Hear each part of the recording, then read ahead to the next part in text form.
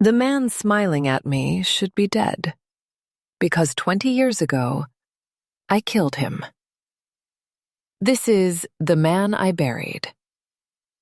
From the outside, my life looks perfect. A beautiful home, a loving husband, children who still shout goodbye when I leave the house. The kind of ordinary happiness I once thought people like me didn't deserve. And every Thursday night, I step out of it. I kiss my husband goodbye, sling my gym bag over my shoulder, and tell the same careful lie I've told for years. He thinks I'm exercising. He thinks I'm safe. What he doesn't know is that Thursday nights are the only thing holding my life together. The only place I can breathe without fear tightening around my throat. My sanctuary. At least, it was. Until tonight. The moment I walk through the door and see him standing there, my entire world stops. Older now. Harder. But unmistakable. He offers me his hand and smiles like we're strangers meeting for the first time, but I know that face. I know exactly who he is.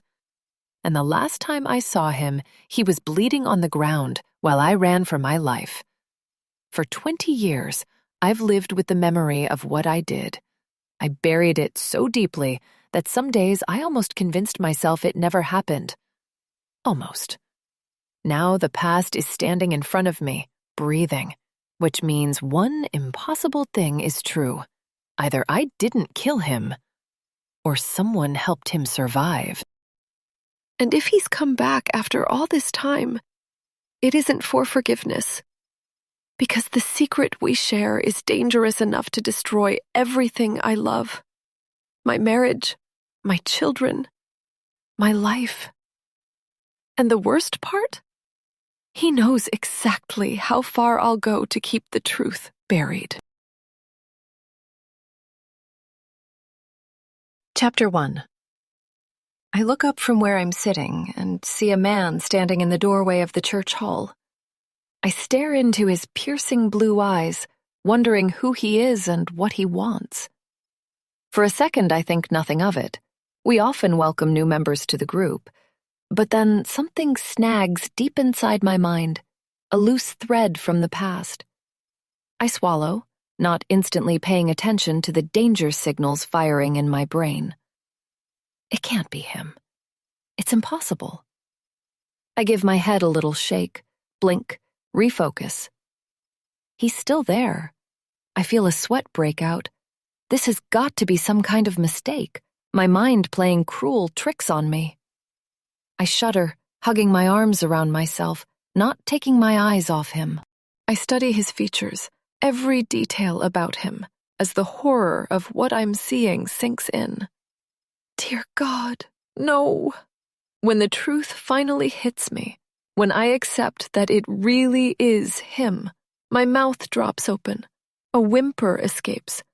The man who knows my darkest secret is standing a few feet away from me, staring right at me, a small smile lifting the corner of his mouth.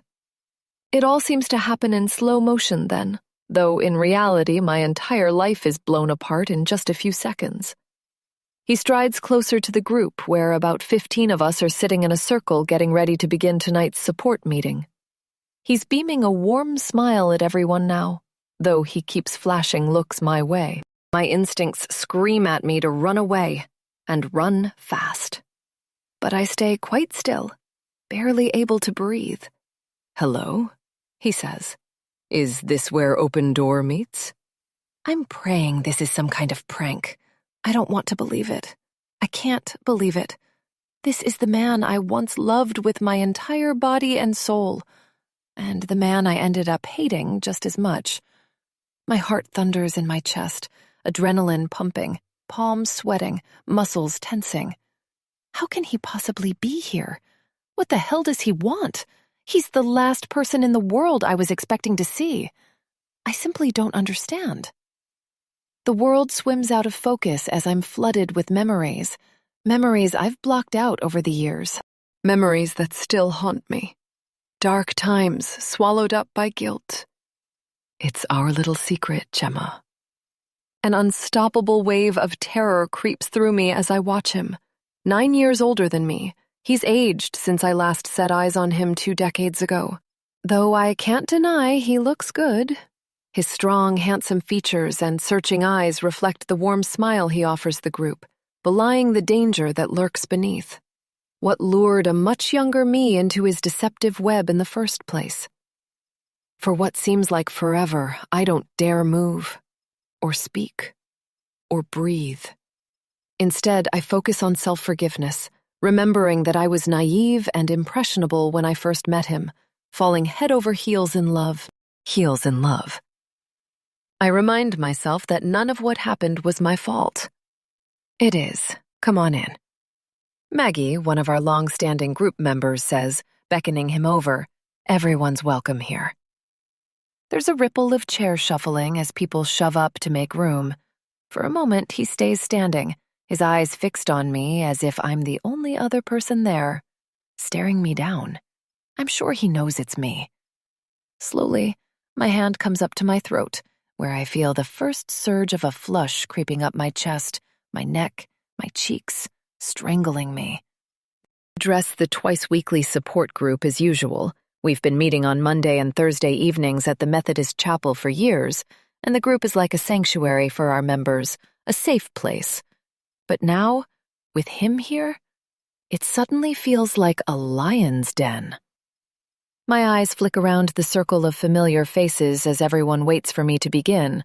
Men, women, young, old, well-off, less well-off, and everyone in between. The group watches on as I falter. Sitting opposite, Maggie smiles at me, encouraging me with her kind eyes. Eyes that were bloodshot and glassy when I first met her 5 years ago. I sat up countless nights talking to her on the phone, distracting her so she didn't go out and buy alcohol. I knew she had it in her to get sober. I say, my voice choked. Hello, everyone. I trail off, reaching for a jug of water on a nearby table, sloshing a few inches into a glass. With a shaking hand, I sip, not taking my eyes off him as he settles down between the others, inserting himself into the group. All I want to do is run, to push past him, flee to my car and speed off home. Anything to escape the fear gripping me. Home to Doug and the twins and my life. My normal, happy, wonderful, safe life that I've so carefully crafted and honed out of trauma and destruction and heartbreak and lies and everything that came before. Because of him. You okay, Gemma? I feel a hand on my arm. Eric. Mid-50s, sober 12 years, my right-hand man running the group. I can count on him for anything, and likewise, he knows he can count on me. Eric's like an older brother to me, and I'd do anything for him. Yeah, thanks, I whisper, finding my voice again. Just a frog. I cough, clearing my throat. Then I dare to glance across the group again, my eyes landing on the imposter, his broad shoulders butting up to the women either side of him. Taking a deep breath, I say, "Looks like we have a new member tonight, everyone." I force a smile, praying I'm wrong. Praying harder than I ever have that this man has, by a huge, awful coincidence, stumbled into the wrong place entirely. That any moment now I'll wake from this nightmare, and it'll turn out that I've just downed a bottle of vodka because, honestly, even with 10 years of sobriety under my belt, that would be preferable to the reality in front of me. Aidan Black, the man who destroyed my life. And the last time I saw him, he was dead. Chapter 2. Thanks for the warm welcome, Aidan says, the deep timbre of his voice filling the huge hall. He sounds the same, maybe better. My heart sinks and I manage a reluctant nod, forcing myself to act normally as everyone knows I'm passionate about helping new members. I pray he doesn't notice me shaking. Pray he has no idea who I am.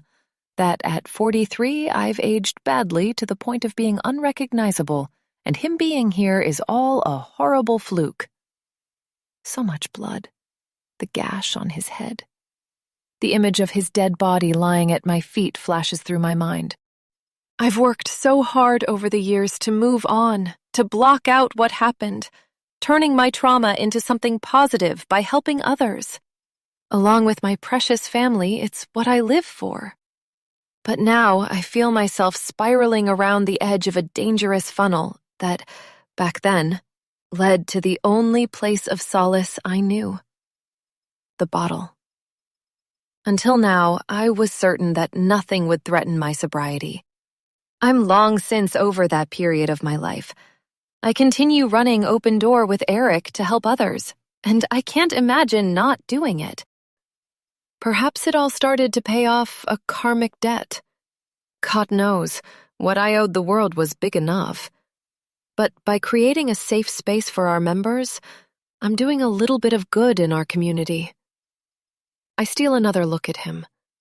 His hair is receding slightly on each side of his angular forehead, giving him an air of wisdom and trustworthiness that only comes with age. Wayward tufts of sandy blonde are flecked with gray glints, an unruly style I once found endearing. Now all I see is danger. 12 inches over 6 foot and still as broad as he ever was, always seeming to take up more than his share of space in the world, Aiden flashes another grin around the group, giving an annoying salute.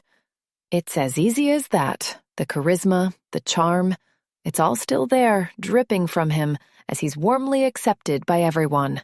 We were just opening the session, I continue, fielding his sharp stare with a faltering one of my own, even though I'm falling apart inside. I must not let on that I'm terrified. After that, I'll have to work out a plan to get rid of him. Again. We usually start with the affirmation. Would you like to say it this week? Anything to prevent me from having to recite the words. I don't trust myself to remember them, even though I've done it 1,000 times. Just a simple motto symbolizing the group's gratitude and togetherness. How we promise to support each other in the face of temptation, adversity, and danger. All of which are sitting opposite me right now in human form. And finally, may strength, honesty, and love guide us all safely as we step through the open door to our futures, heading ever forward on our sober journeys. Thank you, Kelly, I say a few moments later when she's finished.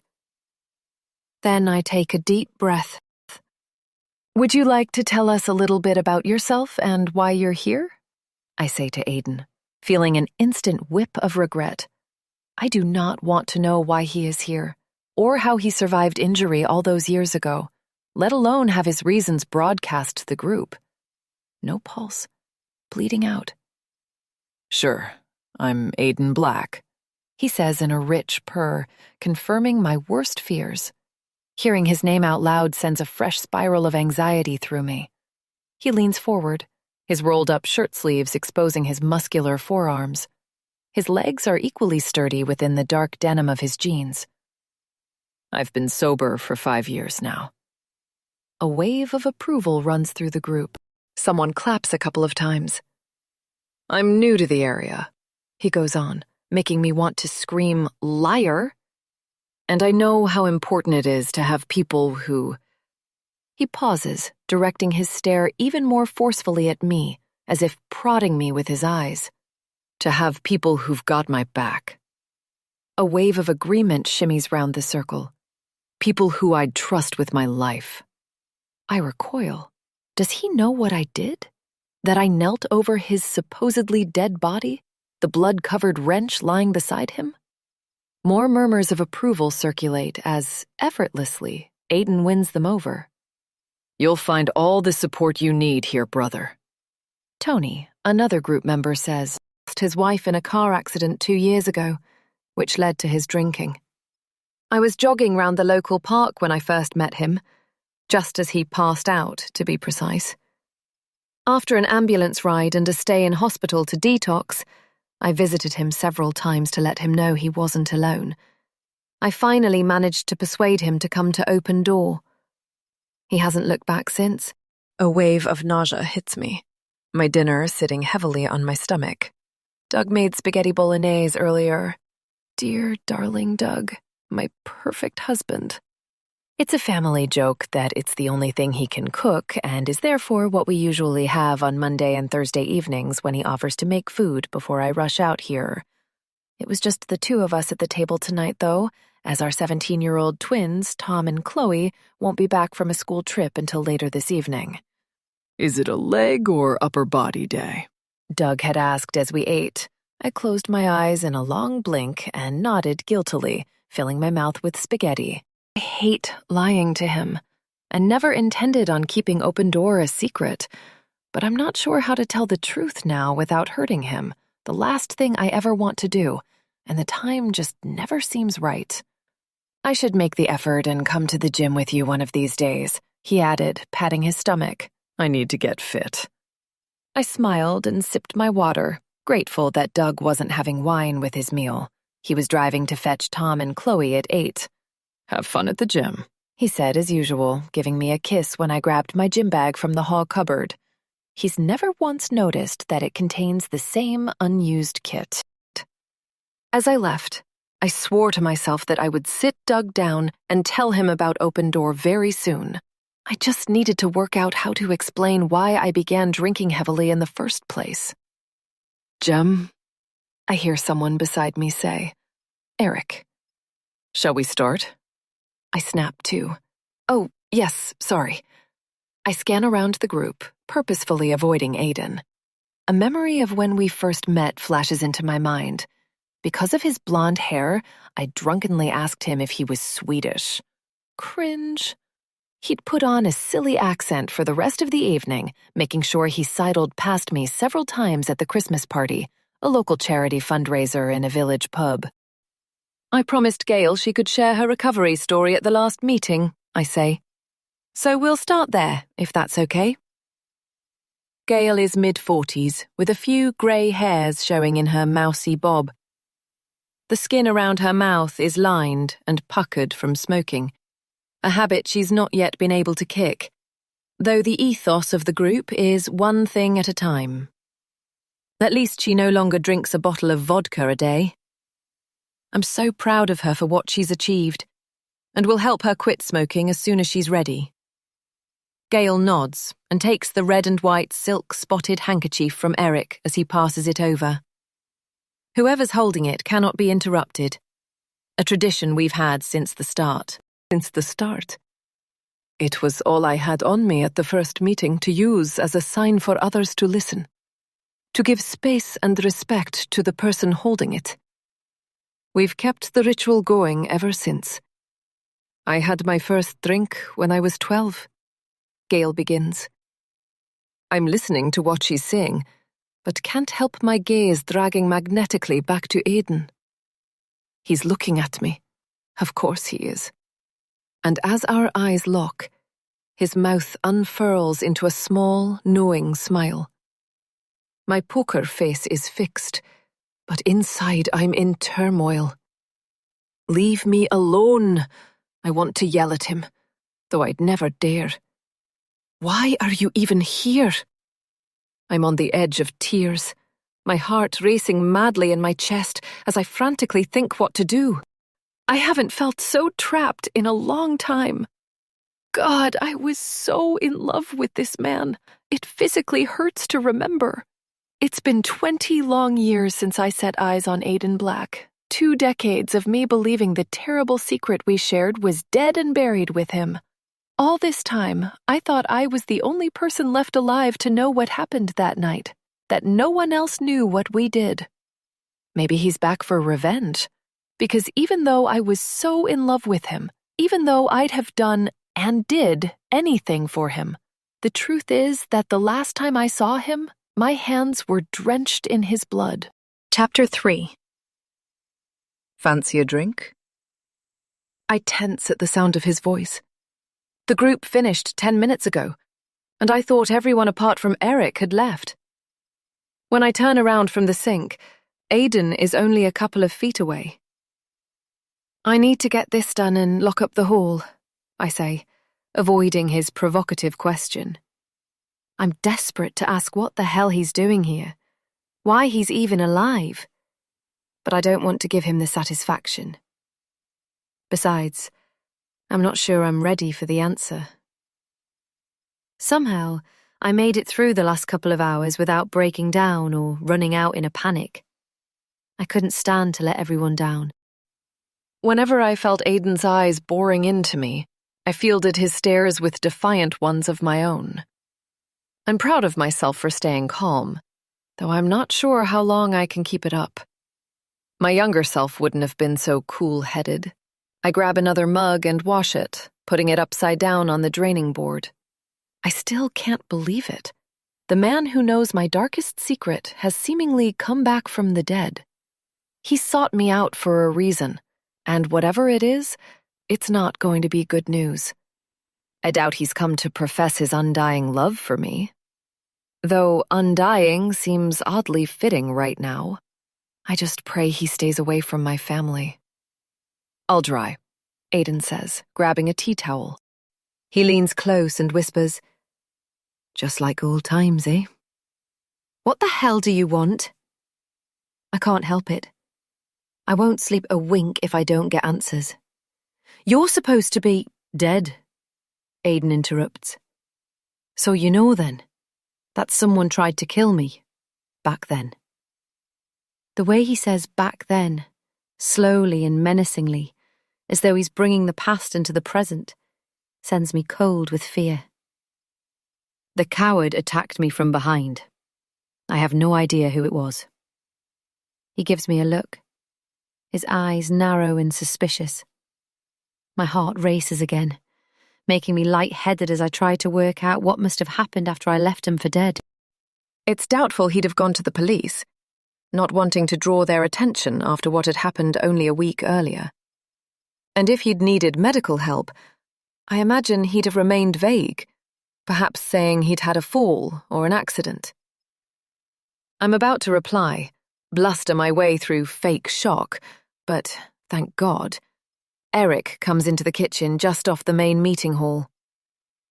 "No need for you to do that," he says, stepping between us and taking the tea towel from Aidan. "You get off, with your help, but Gemma and I have our routine." For a moment, I sense that Aidan is going to make a fuss, that he's not done with me yet. But after a couple of seconds and a tea towel tug-of-war between the two men, he releases the cloth to Eric. "If you're sure," Aidan says. "But next time, I insist." He adds in his rich voice that, years ago, won over a young version of me. "I want to do my bit. Become a valued member of the group." He's letting me know that he'll be back. I lean forward over the sink full of soapy water, bowing my head. I feel like throwing up. "Great to hear," Eric replies. Then footsteps as Aidan heads for the door, but suddenly he stops and swings round. "Oh, and Gemma, thanks for the warm welcome. It's appreciated." I turn in time to catch his slow wink before he heads back through the main hall. Only when I hear the chapel door slam closed do I breathe out. "You okay?" Eric asks, taking another mug from me to dry. I nod, clench my jaw. There's no way I can tell him the truth. "I'm fine. Thanks for asking." I manage a smile. "Got a bit of a funny vibe off him," Eric says, wiping the mug. "I didn't like that he followed you in here after everyone else had gone. That's why I came in." "I think he was just being friendly," I say, staring down into the water again. So much blood. I should have called an ambulance, the police, but I panicked. "Probably," Eric says with a laugh. "Though." He pauses, resting a hand on the draining board. "I swear I heard him asking if you wanted a drink." I laugh. No, heavens no. He said, "What do I think?" As in, about him drying up. That's all. I grab another mug, washing it. "Fair enough," Eric says slowly, though I sense he's still looking at me. "Fair enough." Chapter 4. Sore legs? Doug asks half an hour later when I get home, glancing up from his spot on the sofa. Tell me you didn't carry on watching without me, I say, glancing at the TV and lying by omission for the second time tonight. Avoiding his question goes some way to making it feel less like I'm keeping secrets from my husband, even though I am. I never meant to hide that I once had a problem with alcohol, but admitting to it now would mean telling him why. I love Doug too much to hurt him, but by continuing the lie, I know I'm hurting him anyway. Back when we first met, just over 20 years ago now, I was too ashamed to mention my drinking or the reasons behind it. Upon a childhood I'd rather forget. My father wasn't a good man. Plus the trauma of my relationship with Aiden, still recent, I ended up fabricating a more palatable version of myself for Doug, at least while our relationship was still new. I was intent on protecting my heart, so I kept quiet, blocked it all out, secretly numbed myself with alcohol, but looking back, it wasn't fair on Doug.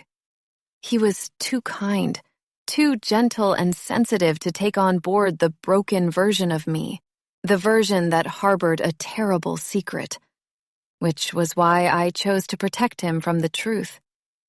Doug fell in love with me blind, and I fell in love with him to help me forget. Then, as the years went by, the right time to reveal the truth never came. It's fine, love, Doug says now. I've only been watching this episode for 20 minutes, so we can go back to the start. He gets up and kisses me on the lips, and I notice he smells ever so faintly of red wine. He probably had a glass after he got back from fetching the twins. Cuppa? I nod and follow him into the kitchen. I've already shoved my gym bag into the hall cupboard, ready to grab on Monday evening. Though after tonight, I have a sick feeling about going back to the group knowing he'll be there. Maybe I won't go for a while. Let Aiden think I'm not a regular. Perhaps he'll get bored, give up, and leave me alone. But deep down, I know that won't happen.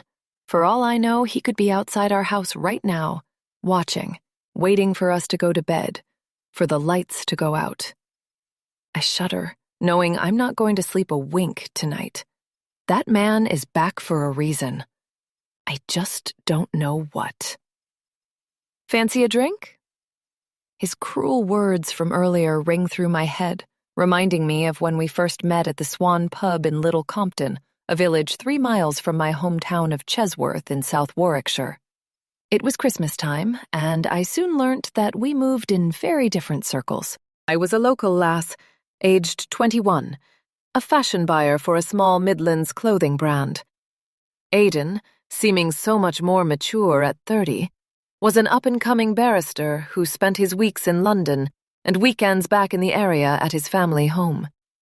He seemed so much more worldly than me, like he was from a different planet as far as younger me was concerned. I was besotted from the start. I was only there that night as a favor to my best male friend, Luke, wanting to support the dementia charity auction that was close to his heart. Luke was the most eternally single and eligible bachelor I knew, and if he hadn't been gay, we'd have been married long ago. I remember feeling festive and happy, carefree and excited by my future that night. If only I'd known all that was about to change. Would you like a drink? Aiden had said, holding out a glass as I came up to the bar. He'd been staring at me for a while. I ordered an extra one. It'll save you queuing. I'm Aiden, by the way. Oh, thanks, I said, eyeing the glass of Prosecco and feeling flattered.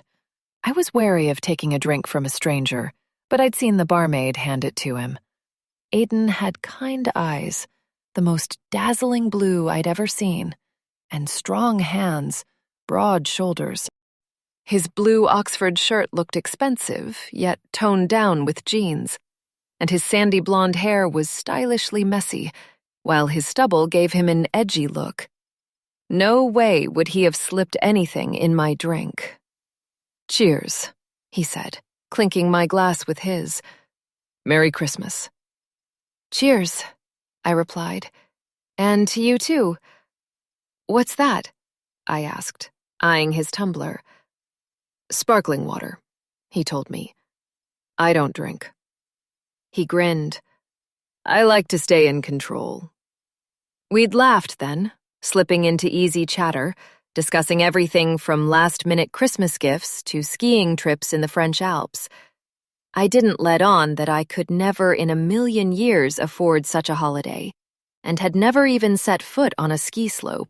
Once or twice I looked around the beamy pub to see if I could spot Luke, but I couldn't see him, so stayed talking with Aiden instead. Then the auction began. I donated a personal styling session, which seemed insignificant compared to the weekend spa breaks and private chefs donated by others. When my lot came up for bidding, I was surprised that 3 people competed against each other for it, with the winning bid placed by Aiden Black himself at £500. I was chuffed I'd raised so much for the charity. A fine +1 you turned out to be, Luke had joked in the taxi back into Chesworth. Was he nice, that guy? He nudged me, winking as the taxi idled outside my building. I lived in a rented flat down by the station, convenient for occasional work trips to London. I felt so grown up, so ready to take on the world. He'd better be a decent sort to steal you away from me. He was very nice, I'd said, placing a hand over my stomach. The butterflies are still butterflying. I hope you got his number. I held up my phone and winked. Then I leaned across and pecked him on both cheeks, waving as the cab drove off. Here you go, love, Doug says now, handing me a mug of chamomile tea. He leads the way back to our cozy living room, a packet of biscuits tucked under his arm as he goes up to the front window. He pauses, looking out into the night, making me wonder if he's seen something. Someone. But then he pulls the curtains closed. "Kids okay?" I ask, feeling silly these days for calling them that. In a year and a half, we'll be dropping them off at university with a carload of stuff, and grateful for a text message once a week. It's hard to believe their childhoods are almost over, that we'll soon be moving into a different era of parenting.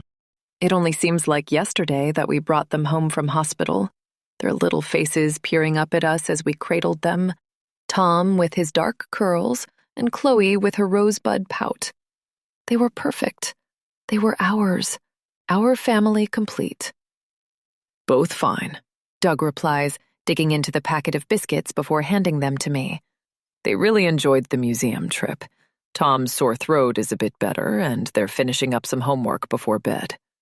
I nod, knowing they'll be down to say goodnight soon, the steady beat of family life pulsing in a familiar rhythm. I smile, taking a digestive from the packet.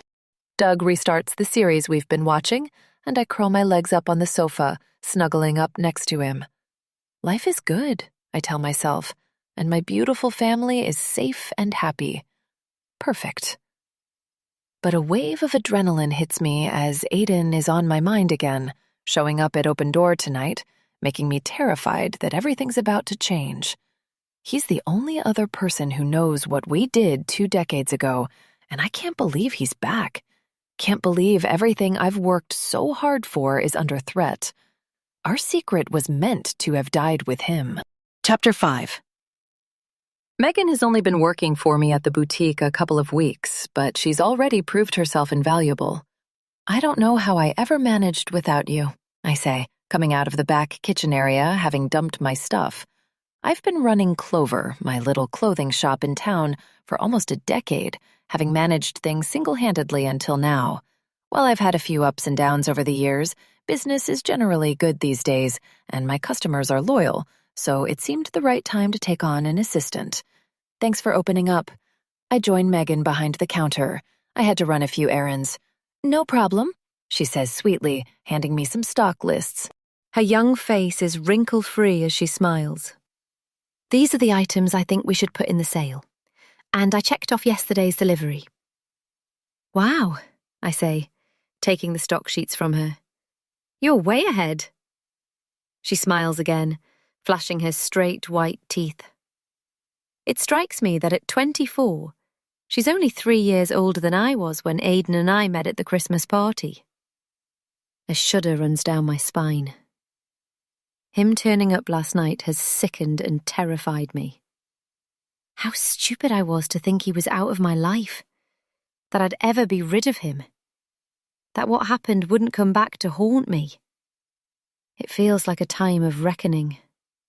Would you like a coffee? Megan asks. I cleaned out the machine so it won't have that weird taste anymore. I manage a laugh. God, I've been meaning to do that for months.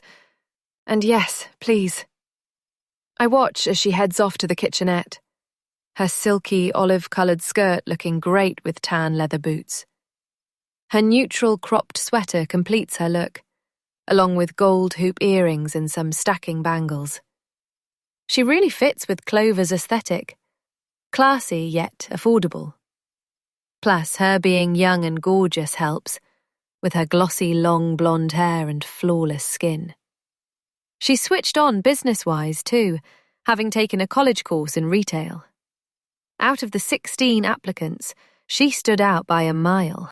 It was easy to see how much she wanted the job. It actually tastes like proper coffee now, I say, sipping from the mug she hands me. Megan laughs, but then her expression falls serious.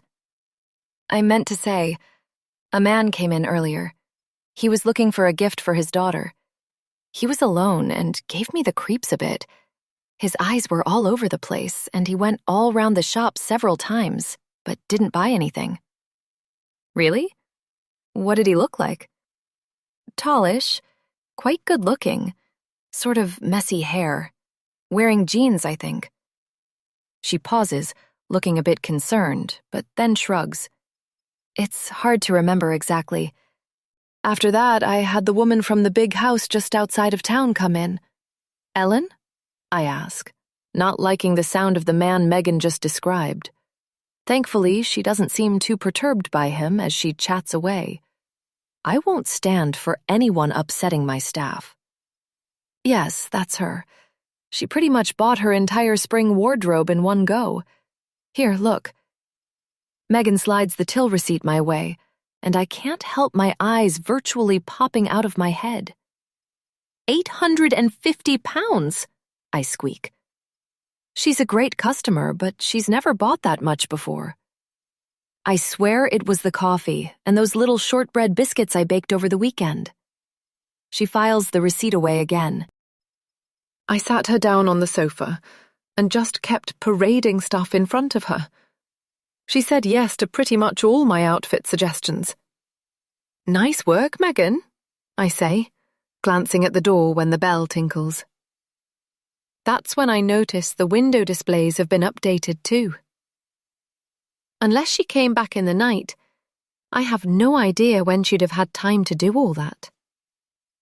Good afternoon, Megan says, going over to the customer.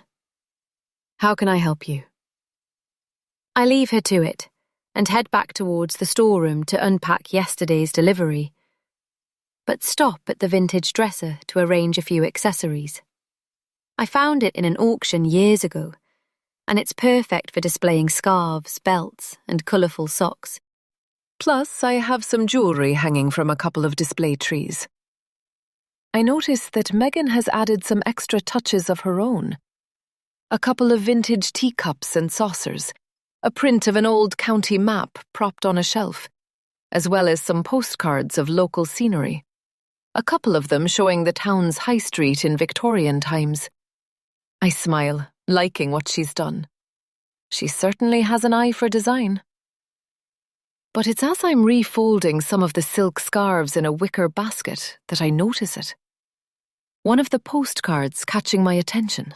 I take it from the shelf, studying it, my eyes slowly widening as I recognize the picture, a beautiful lake surrounded by woodland. Megan and the customers' voices fade away in the background as I stare at it. Over the years, I've done everything in my power to avoid this place. Foxmere Lake, a local beauty spot about 3 miles outside of Chesworth, a place that I've had to force myself to forget. It's fine, I tell myself. Nothing to worry about, just coincidence that it's ended up here in my shop. There must be dozens, if not hundreds, of similar postcards in circulation. It's a popular local spot for walks and picnics, after all. It doesn't mean anything. Nothing at all. Stare at it. The glassy surface of the water with the thick forest surrounding it reveals nothing about what once happened there. With trembling hands, I turn it over. There's no address or stamp on it, but then my heart thumps as I read the handwritten words on the back. Wish you were there. Chapter 6. I reckon Megan's already earned her first month's salary in extra profit, I tell Doug that evening as we're cooking dinner. We always try to eat together on Fridays. I'll have to order in a ton more stock mid-season at this rate. Not a bad problem to have, he says, chopping an onion.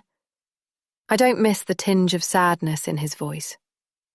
He's a freelance photographer, mainly wildlife, and a damn good one at that. But his profession has changed so much in recent years that selling anything is hard. Luckily, he has a few regular commissions with magazines, and he tops up when he can with portrait photography. He's always adding to his stock photo portfolio online, which ticks over nicely. But without our joint incomes, we wouldn't make ends meet each month. At this rate, we might even be able to take a holiday, I say with a laugh, though the thought of that leads me down a mental path to postcards. A surge of adrenaline churns up my stomach as I try to convince myself that what I found in the shop really was just an unlucky coincidence. Earlier, though, I couldn't resist asking Megan where she'd got the postcard from, holding it out in case it meant something to her. Oh, she said, taking it from me. I don't remember this one.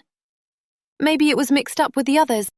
There were some old postcards tucked inside a box of bits and pieces that I bought at a car boot sale. I mainly bought it for the vintage jewelry. She studied the image of the lake again, shrugging. You don't mind that I styled the dresser, do you? I just thought it needed a bit of help. No, not at all, I'd said, relieved that this explained its appearance, though not the strange words written on the back. What with the shock of Aidan turning up at the meeting last night, then seeing the postcard, my mind was in overdrive. It was understandable that I was jumpy, especially when I considered that the postcard had been planted for me to find. Which made me wonder, did someone else know what Aidan and I had done? Half an hour later, Chloe and Tom set the table, while Doug and I carry the food over to the dining area, chicken curry and rice. This is delicious, Mum, my daughter says through a mouthful once we're all seated and eating. Agreed, Tom says, serving seconds before he's finished. I can't help the smile. He's always loved his food. I guess all the football he plays gives him an appetite. How was your test today? I ask Chloe, causing her to pull a face and shake her head. It was super hard, she says, but everyone thought the same. Well, I'm sure you did your best, love, I say, rubbing her back. In return, she rests her head against my shoulder, making me feel so grateful for the wonderful family I have. I'm going to miss the twins once they've finished sixth form and head off to university. I shudder at the thought of Chloe following the same life path as me. Not getting good grades, meeting someone like Aidan, having her life's ambitions destroyed. Then I remind myself that Doug and I have given our kids a happy childhood, a solid start in life, unlike me, who never knew what mood my father would be in. To family, I say, raising my sparkling water, relishing the gratitude. Love you all. The others chink my glass, saying the same in return, and I try not to focus on Doug's Sauvignon Blanc. He thinks that I'm not fussed about alcohol, that I used to enjoy a few social drinks but now don't bother. He'll probably only have 1 or 2 glasses over the evening, knowing nothing about my past struggles. As far as he's concerned, I barely give it a thought. But the truth is, while I don't ever feel tempted these days, I still have to be mindful.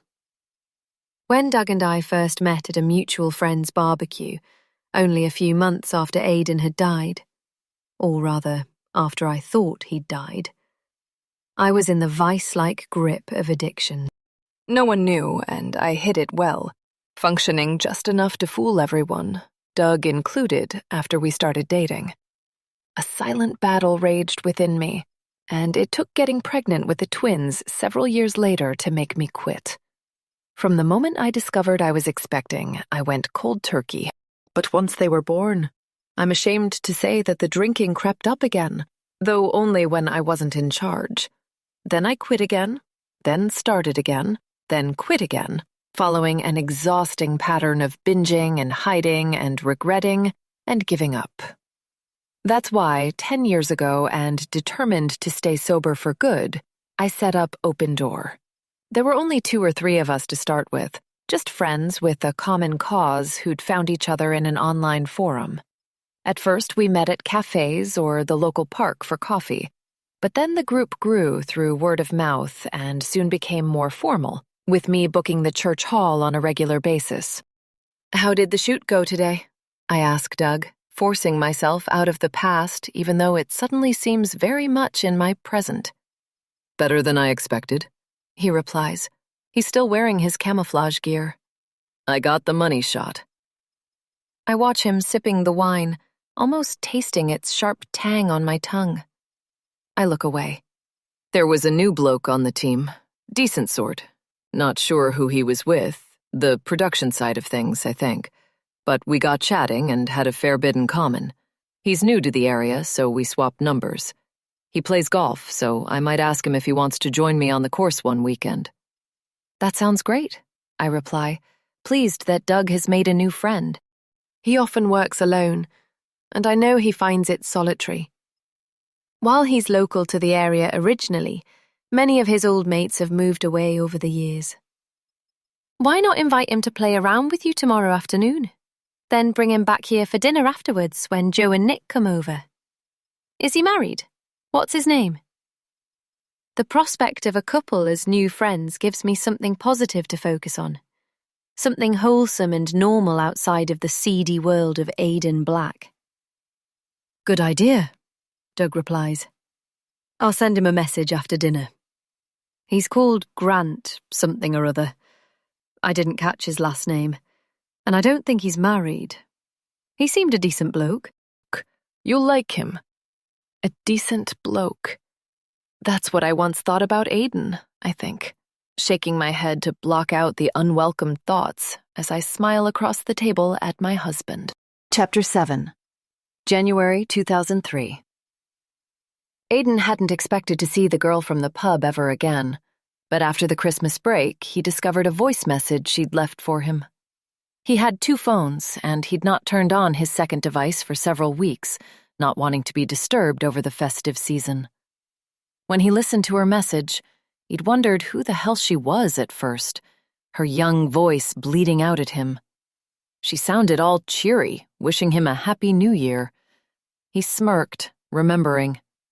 She'd seemed impressed when he'd told her that he was a barrister, that he worked in London during the week, that his chambers were just off Chancery Lane. Drinking sparkling water in the pub, he'd demolished the best part of a bottle of scotch when he got back home, making him wonder what else he'd told her.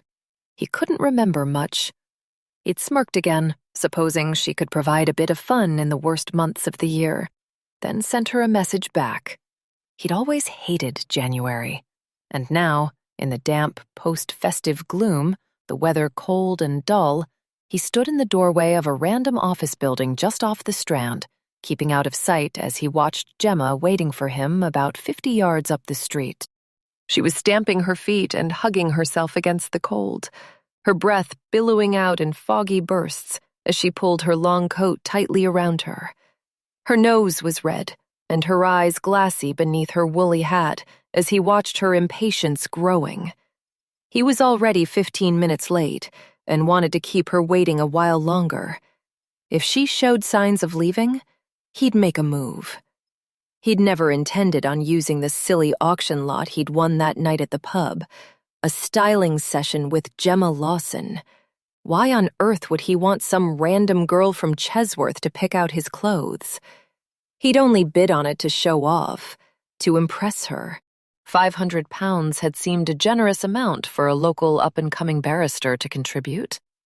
At least he'd had the cash in his wallet, though there was more where that came from if he needed it. A man of his standing had to do his bit for the local community. God, how he'd laughed at that.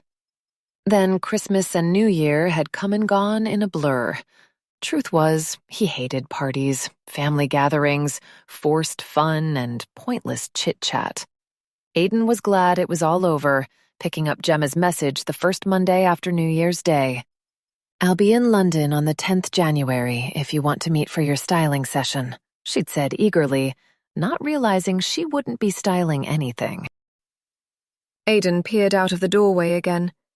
She was still waiting for him, pacing about and glancing at her watch.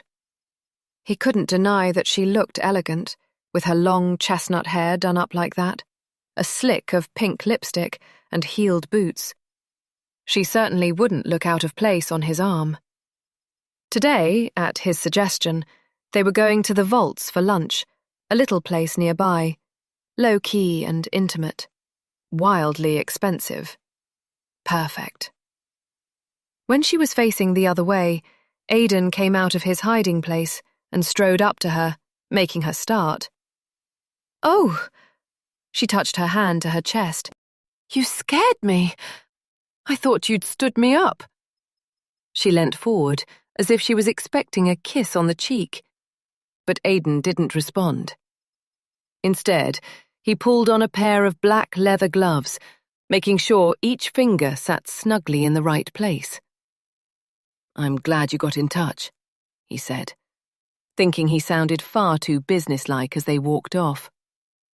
When he was a boy, his father had often chastised him for sounding too formal and cold. He daren't say that he was just mimicking him, his father. He'd have got a beating for that. "Did you have a good festive season?" he added, thinking that sounded friendlier. "It was so great. I was with my mum and some family," Gemma replied, launching into a lengthy description. "I'm close to my cousins, and they came round on Boxing Day, and we—" She droned on as they walked, and Aidan found himself tuning out. He didn't want to know about her mother or wider family. No doubt a boring lot who he had no intention of ever meeting. Their idea of festive fun was probably watching Mr. Bean and playing Monopoly. "And so Uncle Bob won all 3 games, can you believe? My cousin Andy was not impressed. It was a right laugh."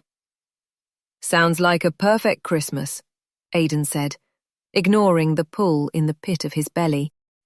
In all his 30 years, he couldn't recall a single Christmas where there had been relatives or games or any kind of fun or laughter.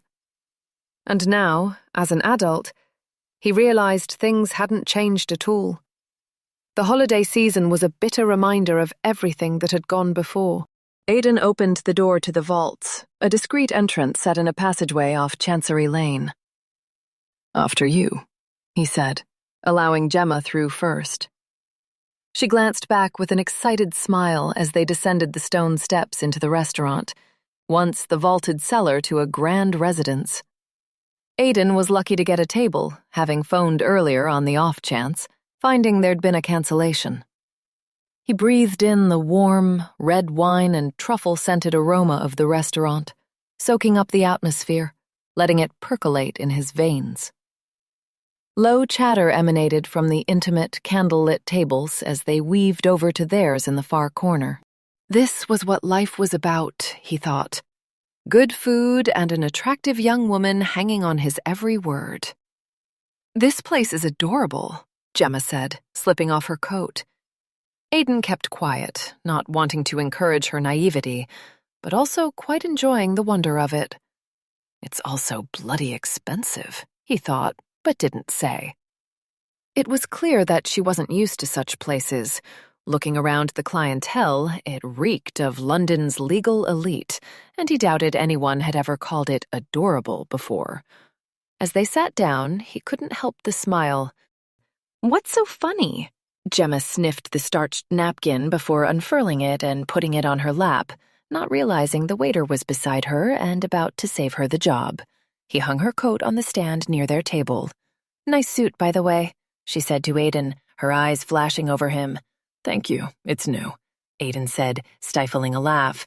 She'd never believe how much he'd forked out for it, or where he'd got it from.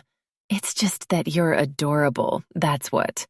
He shocked himself with the display of affection, unable to recall ever calling anyone or anything adorable. Sexy or fuckable was more his vocabulary when it came to describing women.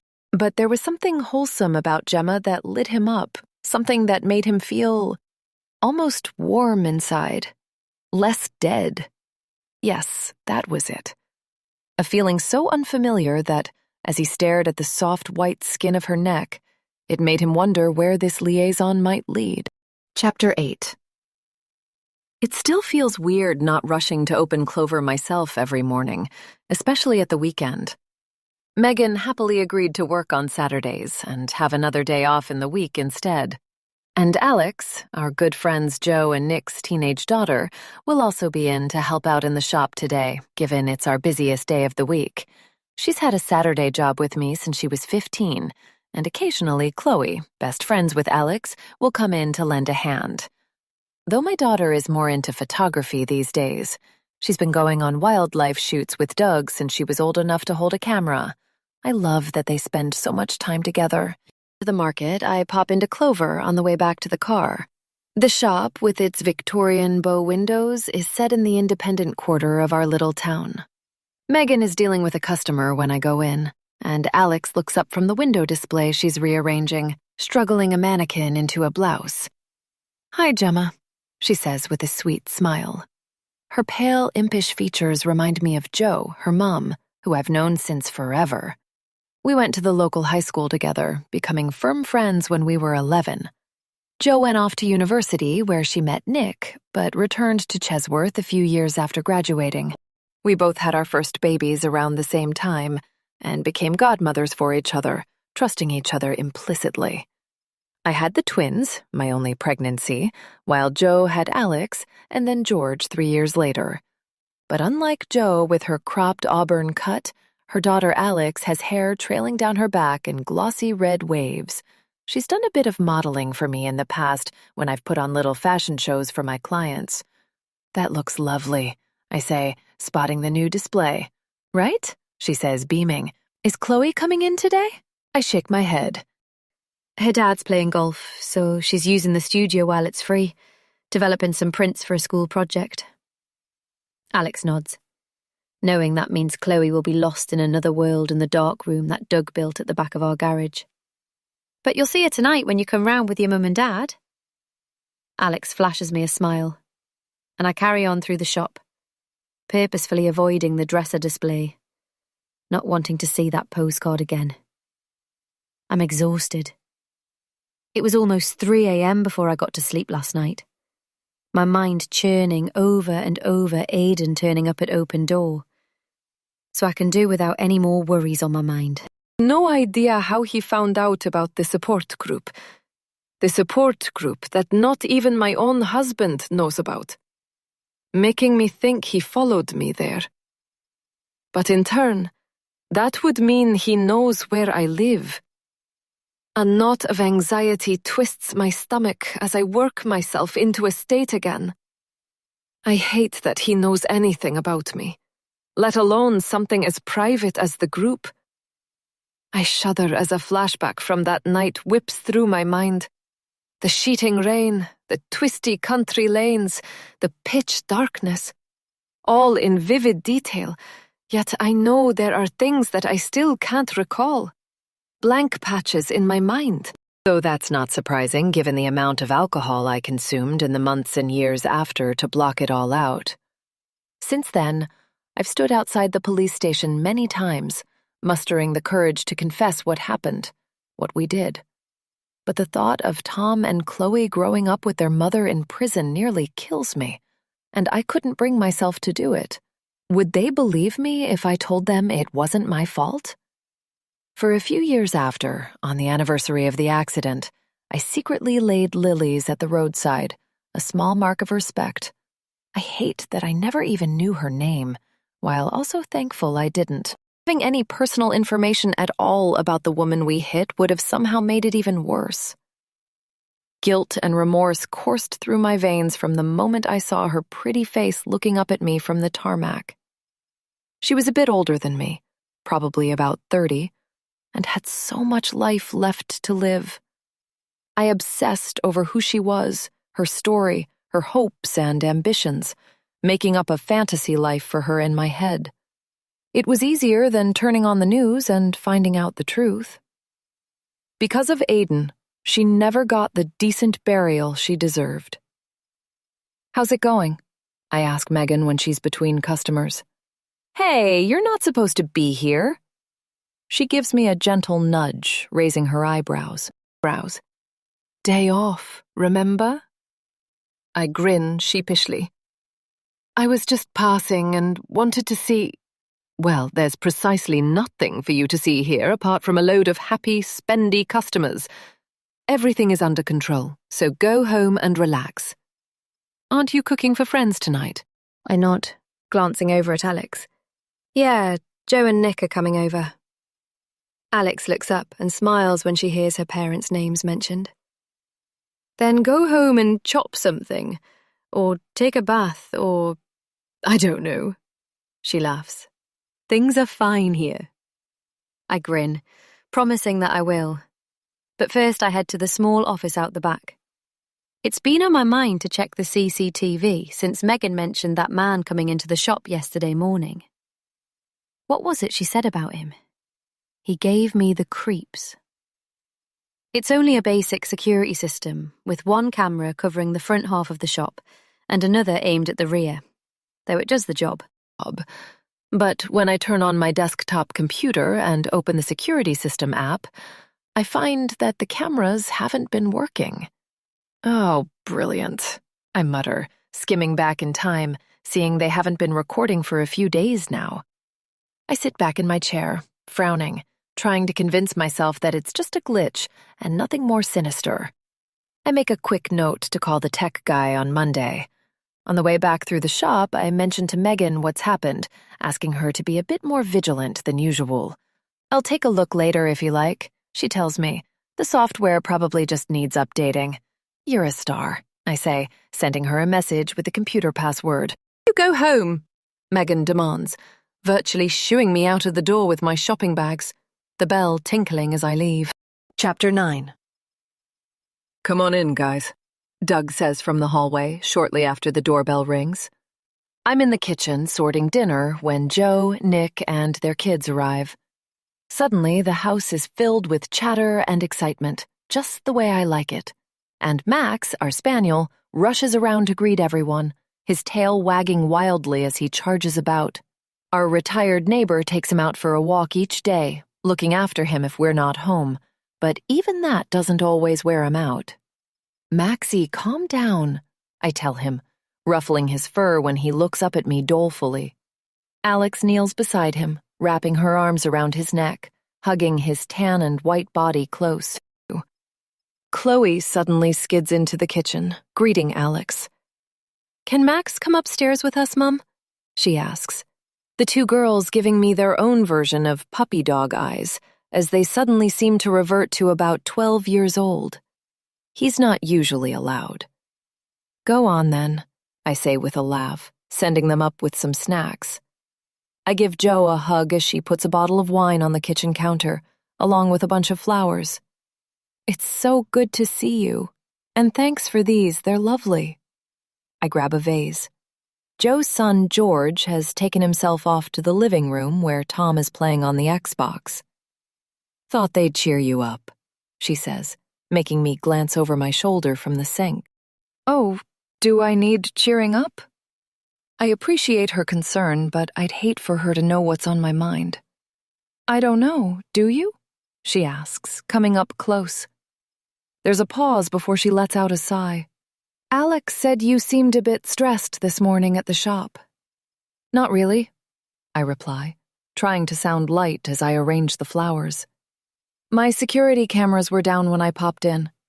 Maybe that's what she noticed," I say, having no intention of telling Jo why I wanted to check them in the first place. Nothing I can't handle. Glad to hear, Joe says, seeming satisfied with my reply. A good thing, given she's able to read me like a book. We tell each other everything, and have done since we were at school. Well, almost everything. While she never met Aiden, she was always suspicious about him, the way he treated me, just from what I told her.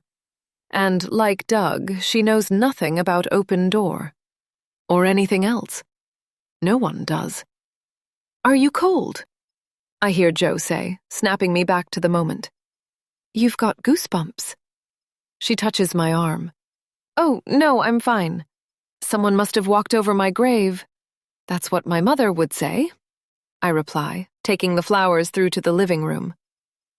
I close my eyes briefly, then head back to the kitchen.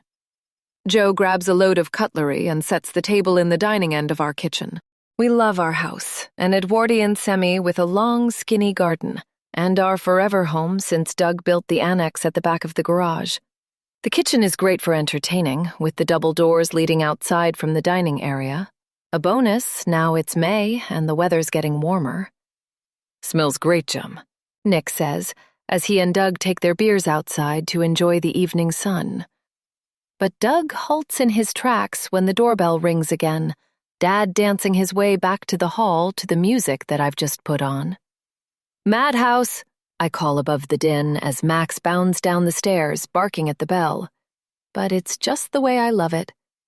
My home filled with family, friends, and happiness. I ask Joe as she makes up a jug of cordial for the kids, the pair of us squeezing around each other by the sink, my hand on her arm as I reach over to grab a wooden spoon. But before she answers, I freeze. From the corner of my eye, I sense a shadow in the doorway. Guys, our guest is here, Doug says, my blood running cold when I turn round. I reach for the worktop to steady myself, vaguely aware of Joe's hand in the small of my back, asking if I'm okay. Then Max backs away from the door, his head low, with a slow growl rumbling in his throat. Come on in, Grant, and let me introduce you to everyone. Doug continues, leading the man into the kitchen. The man he told me he'd met on a work shoot. The man he said he'd hit it off with. The same man he played a round of golf with only this afternoon. But I need no introduction because I already know him. Aiden is standing in my kitchen. He must have given Doug a false name. Nice to meet you, Grant, Joe says, reaching out her hand to shake his. This is Nick, my other half. Our kids are around somewhere, Alex and George. Shall I get you a beer? She adds, spotting that I'm mute and frozen to the spot. Thanks, Joe, but just a glass of that cordial would be great. He points to the jug on the table. Ah, of course, if you're driving, Joe says, grabbing a glass from the cupboard. No, I don't drink. Grant, Aiden, replies, his eyes firmly fixed on mine. This is Gemma, Doug continues, my beautiful and long-suffering wife. I've no idea why Doug calls me long-suffering, just one of those throwaway quips that couples say, I suppose. But with this wretched man here, terrified and shocked wife would be more appropriate. From somewhere deep inside, I muster a smile and, to my horror, offer up my hand. Keep up the act, a voice tells me. A reaction is what he wants. Play the game. Lovely to meet you, Gemma, Aiden says in his smooth, deep voice. Thanks for having me round. About you and your family this afternoon on the golf course. Aiden grins. The same grin that won me over all those years ago. At 21, I was so unworldly and inexperienced, taken in by his charm and ambition, his false promises and dreams of a happy life. How I wish I could turn back the clock and swerve him at that charity event. My life would have been so different. I'm looking forward to getting to know you all.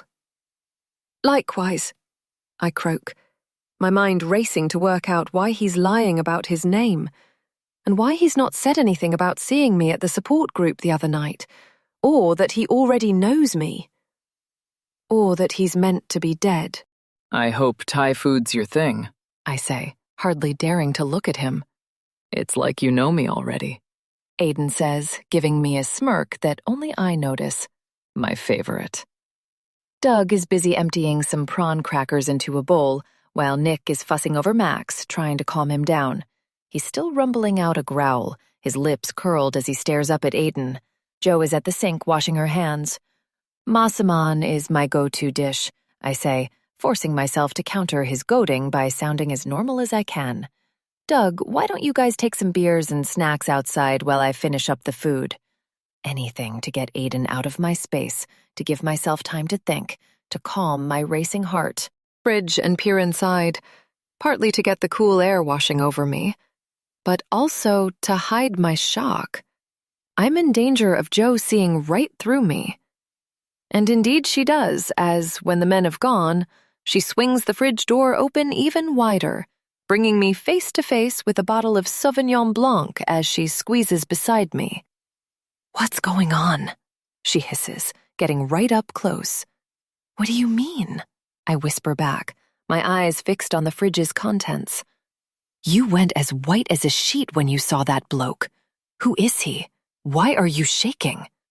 "I'm not," I protest in my most indignant voice, but even I hear the tremor. "I'm just hungry, that's all. I've not eaten all day."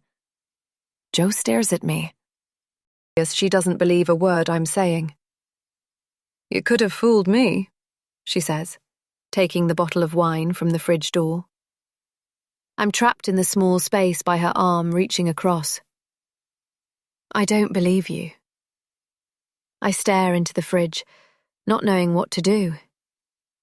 Outside, I can hear the men talking, followed by a peal of raucous laughter. Aiden is inserting himself right into their group. Then I hear Max barking again, having followed them onto the patio. "It's nothing," I say, sighing and grabbing the fridge door, pulling it free from Jo's grip. "Really, I'm absolutely fine. Let's all just have a great night." Chapter 10. February 2003. After their first lunch date in London, was it even a date? Gemma decided she quite liked Aiden. He'd been on her mind since they'd met up a couple of weeks ago, even though it had ended a bit weirdly, and it was proving quite hard to contact him. That aside, she'd enjoyed his company and got a warm feeling inside when she thought of him, his tall, lean body, his angular and earnest face, the soft honey blonde of his wayward hair, his spicy cologne, his generosity. But since their lunch, he hadn't answered any of her calls, and he'd only responded to 2 of her text messages, one of which apologized for ending their lunch date so abruptly. Gemma wanted to believe he might be boyfriend material, perhaps even the man she finally settled down with, though Luke kept warning her to be cautious at this early stage. Take it from me, babe. If he wanted to see you again, he'd be in touch, he said, in that honest but brutal way of his when they were getting a coffee one Saturday morning in town. You're right. Though I really didn't want our lunch to end. It was such a fancy place, and the food was divine. Babe, I know what you had. You've told me 10 times at least. Pigeon breast with damson jam to start, red mullet with samphire for main, and you were too stuffed for dessert, but had a coffee. Sorry, Gemma said, smiling and winding her spoon around in her coffee. It's just that I've never had food like that before. And I do quite like him. I know he's older than me, but that's what age doth not maketh wisdom, Luke said in a silly voice. Ask me how I know. Besides, you're far too young to be thinking about committing to just one man. You've barely dated anyone yet. Go have a good time. Like me. Luke wiggled his fingers under his chin and fluttered his eyelashes, making Gemma laugh. Though she still protested that it was only 4 months until she was 22, that some of her girlfriends had been in relationships since school, and that they'd soon be married with kids. "I'm virtually on the shelf," she grumbled as they ambled round town after they'd finished their coffees. But Gemma needn't have worried too much, because that night, out of the blue, Aiden phoned her. A real-life call that lasted 3 minutes and 12 seconds. She knew because she checked on her phone bill when it came a week later. She wished she'd had a chance to lock him in for another date, perhaps an evening meal this time. But he'd had to rush off without warning, promising to call her back in a few days. True to his word this time, Aidan did indeed call her back, and the next evening they were having sex in Gemma's car. An hour earlier, when she'd picked him up from town in the pouring rain, her wipers squeaking annoyingly across the windscreen, Aidan had got in the passenger seat soaking wet and smelling of, well, something that reminded her of wet dogs or unwashed clothes. She hadn't seen him since their lunch, and while her memory of him had faded, she didn't think she'd forgotten him quite this much. He was wearing an old t-shirt with a torn check shirt on top and grimy cargo pants with oil stains up the front. His lace-up boots were scuffed and muddy. "Sorry about the clothes," were his first words as he climbed into the car, shaking his head. Water sprayed onto Gemma. She giggled nervously.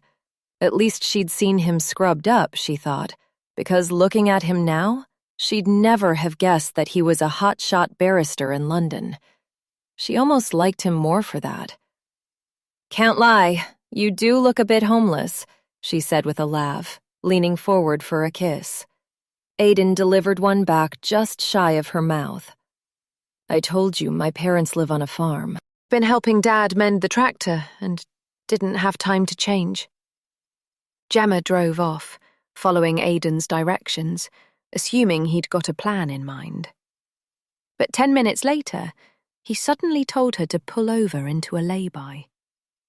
They were down a dark country lane about a mile outside the village, and that's when their second date turned into sex in the passenger seat of her Ford Fiesta. As they were doing it, Gemma told herself it was fun, romantic, spontaneous. Afterwards, Aidan lit a cigarette. He opened the car window and blew out. Raindrops splattered onto the door trim. "Good?" he asked with a drowsy, drunk look in his eye. "Yes, good," she replied, looking down at her lap. She hadn't realized he smoked. "I was hoping we could have—" She hesitated, suspecting Aidan was the sort to get easily offended. Perhaps impromptu sex on the edge of a field was his idea of an exciting date, but she wanted to let him know it wasn't really hers. "Maybe next time we could—" "Go for a drink?" He'd finished, exhaling smoke and chucking his butt out of the window. "Sure, let's go and get one now," he added, buckling up his seatbelt. In the Swan at Little Compton, the pub where they'd first met the night of the charity auction, Aidan bought Gemma a rum and coke. He just had a coke. It was early February, and the place was pretty much deserted. "Did you know that last Monday was officially the most depressing day of the year?" Gemma said, trying to make conversation as they sat at a small table by the open fire. She'd put on a nice skirt and blouse, thinking they'd be going out, but she felt a bit dishevelled now. Aidan's eyes flicked over her face, and Gemma wondered if her mascara had run. The sex had been intense. But then he smiled, and Gemma got the sense he approved of her imperfections, perhaps making her seem more real compared to the put-together and glamorous women he no doubt met in his high-powered legal world. She was coming to suspect there was family money, too. "Well," he replied, leaning forward and clasping her hands in his, "today is officially the happiest day of my year, so it cancels it right out." Chapter 11. "Couldn't eat another thing," Grant, Aidan, says, a hand on his flat stomach. All 9 of us are sitting around the table, finishing up our meal. He's 52 now, almost a decade older than me, though he could easily pass for my age. He's looked after himself over the years, and appears a whole lot better than when I last saw him, though that wouldn't be hard. "In fact, that's one of the best Mossamans I've ever had, Gemma," he continues, staring at me. "You're a lucky man, Doug. It wasn't much, just a I'd kill for a wife who can cook like that, Aiden continues, his eyes still fixed on me. 2 decades on, and I recognize him for what he is now. A master manipulator. His fake charm doesn't wash with me anymore. But until I know what he wants, why he's come back, he has the upper hand. And with him being inside my house, buddying up to my family and friends, I feel even more on the back foot. Yeah, it was great, Mom, thanks, Chloe says, reaching over to clear some plates. And actually, Dad's a pretty good cook too, aren't you, Dad? Bless her. I could hug her. Even though we all know Doug can barely make a bowl of breakfast cereal. Doug laughs, and then Nick chips in about a new restaurant he and Joe went to recently, leaving Chloe and me to clear the plates and load the dishwasher. Bit full of himself, isn't he? My daughter whispers to me with her back to the table, glancing over her shoulder at Aiden. I breathe in deeply and raise my eyebrows, saying nothing, but I know she gets my drift. See who wants dessert, I say to her, my fingers curling around the handle of a sharp chef's knife. I stare at it a moment, catching my breath. Jem? Comes a concerned voice. Here, give me that. Joe prizes the knife from my hand, and in the background, I hear Chloe taking orders for homemade mango sorbet or apple pie and cream. You've gone white again, she says. You're not anemic, are you? She puts the knife carefully on the top rack of the dishwasher. Oh my God, Jem, you're not... Are you pregnant? She hisses, her mouth hovering by my ear. No, I exclaim, making the others look over. No, I am not, I whisper back. It's just been a long week, that's all. The rest of the evening passes in a blur. Thankfully, all the kids are oblivious to who is inside our home, and Joe finally seems satisfied that I'm just weary, rather than pregnant or ill or upset. Doug, however, is worrying me. He seems overly enamored with his new friend, and by the time Joe and Nick are making noises to leave, my husband is keen to arrange another round of golf with Aiden. I've got to find a way to stop it. You can help me with my swing again, Grant, Doug says, heading towards the front door as the kids come bounding down the stairs. I stifle a yawn. It's only 10:30, but I'm glad the evening hasn't dragged on too late. Nick grabs his denim jacket off the banister, and Joe rummages in her handbag for the keys as she's driving. There's a flurry of hugs and kisses as everyone says goodbye, with Max wagging his tail and winding around everyone's ankles and getting in the way as they all leave. Doug flicks the outside light on, then heads out onto the drive in his socks, telling Joe that he'll guide her out as she reverses onto the street. And then there were two. Comes a smooth as silk voice from behind me, the second Chloe and Tom go back upstairs. I spin round, recoiling as I feel the warmth of Aiden's hand on my shoulder. What the fuck? I spit, pressing myself against the wall as he shuts the front door, making me feel trapped. My heart thunders in my chest. What do you want? Why are you even here? I pray that Doug both will and won't come back inside right this moment. I want to hear what Aiden has to say, but I don't want to be alone with him for a second longer than necessary. Aiden comes closer, leaning one hand on the front door. It would take a few shoves for Doug to get in. Don't be like that, Gemma, he says quietly, sounding oddly reasonable. I'm not here to cause trouble. I press myself harder against the wall. I could push past him, I suppose, and risk him grabbing me. Or my other option is to run upstairs and lock myself in the bathroom until Doug comes back inside. But my freeze reaction is overwhelming, so I end up staying put. Then why are you here? I stare up at him, looking deep into his blue eyes, reminded of how I was once drawn into them, how they seemed to change color in an instant. I feel so bad for my younger self as regret washes through me. I had no idea what I was getting into. What do you want? I thought you were... I stop, deciding not to say it. I don't want to bestow the power of resurrection on him. He'd love that. You thought I was dead? A laugh rumbles in his chest.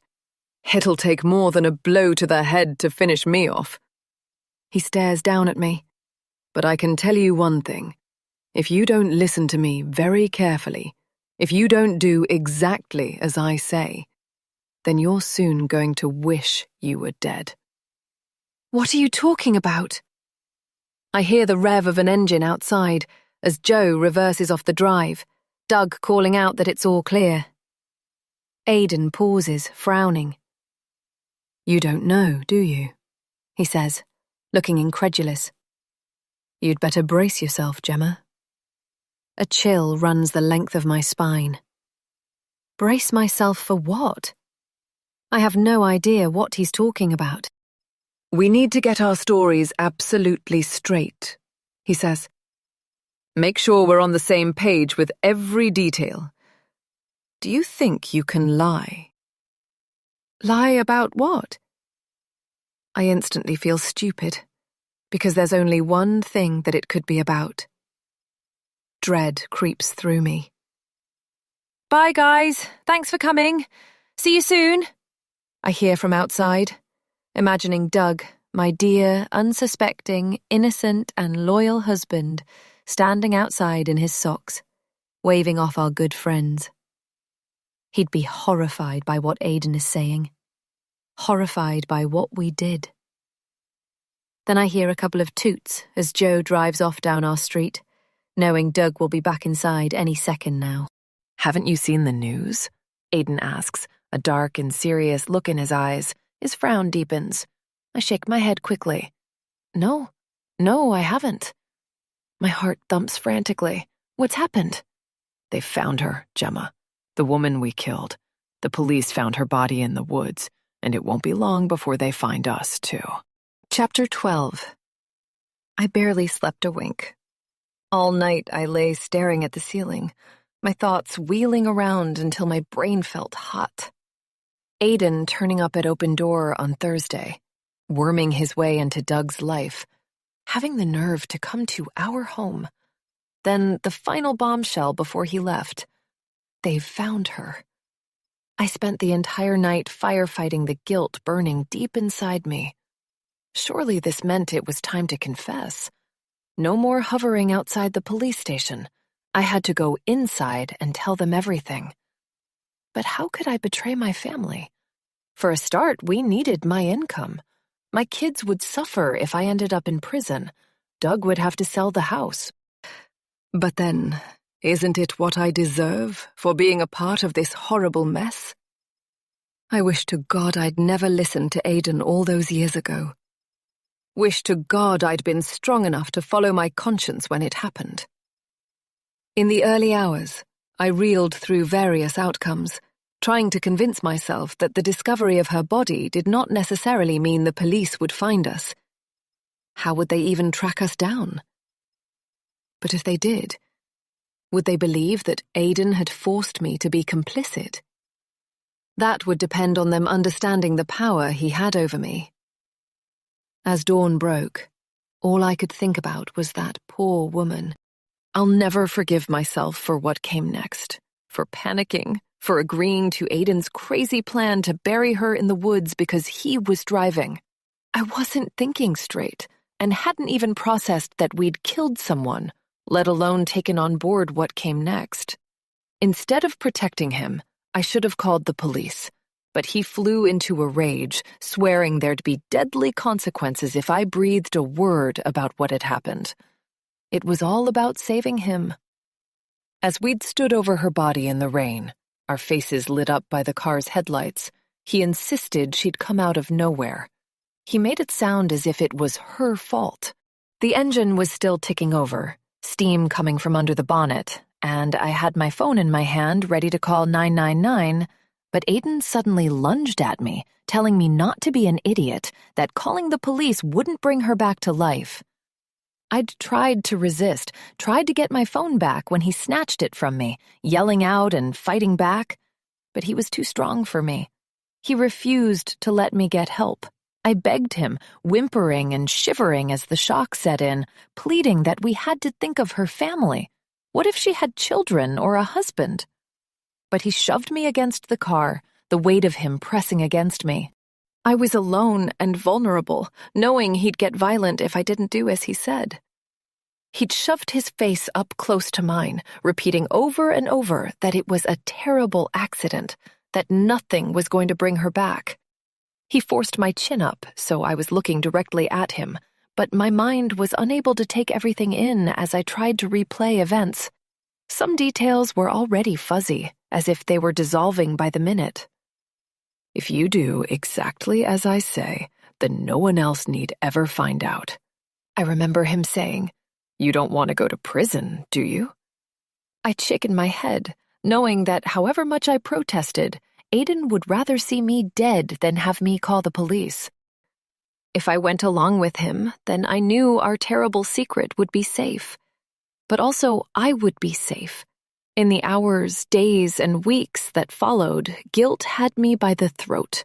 All I could think about was the woman's family. If she had children, a husband, parents, siblings, people out searching for her, people out of their minds with worry, people desperate to hear from her. We had no idea who she was. In the aftermath, I couldn't bring myself to watch the news and face the truth, so I buried my head in the sand and fell into a deep depression, barely leaving the house and certainly not reading the papers or watching TV. For months, I had nightmares that were filled with muddled fragments from that night, none of them giving me the full picture of what had happened. Something important was evading me, but I wasn't sure I could cope with knowing what. As the days turned into weeks and months, as my alcohol consumption ramped up, more memories slipped away and I lost my grip on the truth. My mind ravaged me with guilt, echoes of the woman's piercing scream as we'd hit her, her terrified face glimpsed through the windscreen as she flew onto the bonnet, the dark country roads and lashing rain as Aiden struggled to see out of the windscreen. All these things ripped through my conscience. There was no doubt he was driving too fast. No doubt I was distracting him, yelling, angry, heartbroken. No doubt we'd both been drinking, which, for the next 5 years, is exactly what I did to numb the pain, to try to forget, making any chance of remembering the missing details slip further from my grasp. Jem, you okay? A voice comes now. I feel a hand on my shoulder, making me flinch. It's not him. It's not Aiden, I tell myself, turning my head sideways. You were talking in your sleep, Doug whispers. What time is it? Despite the bad dreams, my churning thoughts, I must have finally dozed off. 7:10. Sun streams in through the slatted blinds. Too early for a Sunday, he jokes, groaning. Especially after a bottle of wine. Did you drink that much? I ask, grateful at least that I don't have to worry about hangovers anymore. But then I know Doug's grogginess isn't a patch on my thunderous days of oblivion. I sit up, reaching for my glass of water, gulping down half of it. And that's when I remember all over again. They found her. What was I saying in my sleep? I say, resting my head back down, feeling sick with anxiety. Hard to tell, Doug replies, his arm levered behind his head. Something about a car, though mainly a lot of moaning and mumbled words. Maybe you were dreaming about me. He grins and twists onto his side, slinging an arm over my waist. Always. I nuzzle a kiss into his neck before throwing back the duvet. Better get up, I say, feeling dizzy from lack of sleep. Busy day today. Mum's birthday party later, remember? It's no good. I can't unhear what Aiden said. I need to see for myself if it's true. As I get dressed in gym leggings and a hoodie, do a quick skincare routine, I can't help thinking ahead, playing it out in my mind. Ironically, something Aiden once taught me to do. Think of life as a many-layered game of chess, he said once, after we'd not seen each other for a few weeks. He told me there'd been a high-profile case at the Old Bailey taking up all his time. Trying to predict someone's next move without looking inward at yourself, then trust me, You'll get it wrong every single time. Look over your shoulder, of course. Know your threats, know your enemy. But know yourself more. I didn't really understand what he meant, or how I should act on his supposed wisdom. And in the years after the accident, I didn't indulge in deep thinking. My brain gradually became numbed by booze, just the way I wanted it. I'm going for a run, I call up to Doug. He's in the shower, so doesn't hear me, but Chloe says she'll tell him. You lot be ready to leave by 1:30, I remind the twins. Nana's birthday. I manage a smile as I close the front door, hearing the mumbled protests. Tom and Chloe love their grandmother, but an afternoon sitting about with relatives drinking tea and eating shop-bought sponge cake isn't their idea of a Sunday afternoon well spent, when they'd rather hang out with their mates. Though Mum always tries to put on a bit of a spread and make everyone feel welcome. She's not had the easiest time of it over the years. It's safe to say that I am not particularly fit. The price paid for not actually going to the gym on Mondays and Thursdays, and I'm definitely not capable of running the 3 miles to Foxmere Country Park, so I decide to drive there instead. If Doug asks why I took the car, I'll say I went to run at the athletics track in town. I don't want Foxmere on his radar. 10 minutes later, I pull into the car park, the tires crunching on the rough surface. I'm just about to reverse into a parking space when I spot it. The blue and white police cordon flapping in the breeze near the path that leads to the play area and the lake. There are 3 marked police cars parked nearby, plus several other official-looking vehicles, as well as 2 uniformed officers standing sentry to the entryway. They're chatting idly to one another, glancing across when they see me arrive. One officer, a woman in her 20s, strides over to my car. Damn, I shouldn't have come. I put down the window, my finger shaking on the button. Sorry, the park and walks are closed for the foreseeable, she says, peering inside, her eyes quickly scanning me. Then she has a glance in the back. Didn't you see the sign at the entrance? Oh, no, sorry, I was going for a trail run. The officer shakes her head. Not today. Incident. It could be closed for at least a week, maybe more. Incident? I say, pushing my luck. It was on the local news, she says, straightening up and peering over the roof of my car, distracted by something. Another car arriving. It pulls up next to us, and the driver winds down the window. Fuck. Aiden. Hi, Gemma. He calls out with a quick flick of his hand. Is there a problem, officer? He says, glancing at the police cordon. We arranged to meet here for a run. What the hell is he doing here? I can't believe the pair of us are chatting to a police officer so close to where we buried the body. I was just telling your friend the park is closed, as there's been an incident, the officer replies. You'll have to run elsewhere today. Not a problem, Aiden continues. I hope it's nothing serious.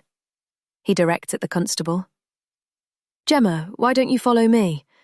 I know a spot. I can barely breathe, but manage to say, Yes, of course. I'll follow you. Which is what he's clearly been doing to me, to know that I'm in running gear and would be here in the first place. Thanks, officer, I add, before we turn our cars around, and I pull out onto the country lane behind Aiden. It's tempting to go the opposite way and drive straight home, back to my husband, my children, my lovely life. But when I get a glimpse of the lake and the surrounding woods in my rear-view mirror, I'm suddenly reminded of the postcard I found in my shop, and the words written on the back. Wish you were there. I grip the wheel, thinking, did Aiden put it there? A twisted calling card? I can't see why he'd do that, though. Surely, like me, he's panicking that the body has been found, and the police investigation has begun. But then, if he didn't leave the postcard in my shop, who did? Megan had no recollection of it, and given the news, it doesn't feel random. That leaves one alternative, and I can't stand to think of what it might mean. That someone else knows our secret. Chapter 13. It's only when we're both parked in the lay-by 10 minutes later and Aiden has got into my car that I realize where we are. An appropriate spot, don't you think? He says with a smirk. God's sake. I mumble under my breath. It's the lay-by where we ended up the second time we met for a date. You were following me? I scowl, unable to look at him. Instead, I stare across the fields beyond the gateway. First you come to my support group, then you buddy up with my husband, worming your way into our home. Now this. There's so much that wants to spill out, but I've got to stay calm. Angering him is not in my interests, and I don't trust him an inch. I wasn't sure how you'd react, he says, to me being alive. He scoffs a laugh. Not after you tried to kill me. What the hell? I stifle a gasp, swinging round. You think I tried to kill you? I found you dead. Or so I thought.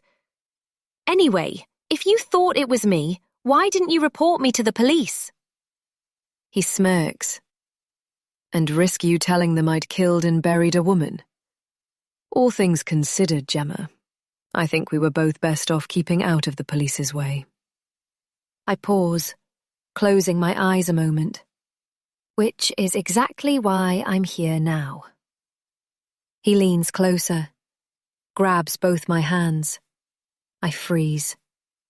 Now they've found her, it's not improbable that the police will be paying us a visit before too long. Forensics have come a long way in the last 20 years.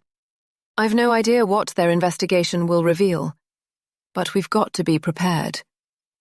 Christ, I say, yanking my hands free, knowing he's right about the police being able to glean a lot from a little, that they'll chip away until they get answers. But can I trust Aiden? Is he really only here to make sure we get our stories straight? Or is he here to throw me under the bus? For 20 years, I thought I was the only person alive who knew what had happened. But now 2 of us know. Or 3, if it wasn't Aiden who sent the postcard. I'm starting to worry that Aiden wants to be the only person alive to know what happened. Suddenly, I feel even more unsafe being alone down a country lane with him. But even if the police do figure out it was a hit and run, they won't know who was actually driving, I say, having no idea what they could determine from the woman's remains or other traces left at the scene. In all the panic, I don't think we were very careful. Surely they can't prove anything.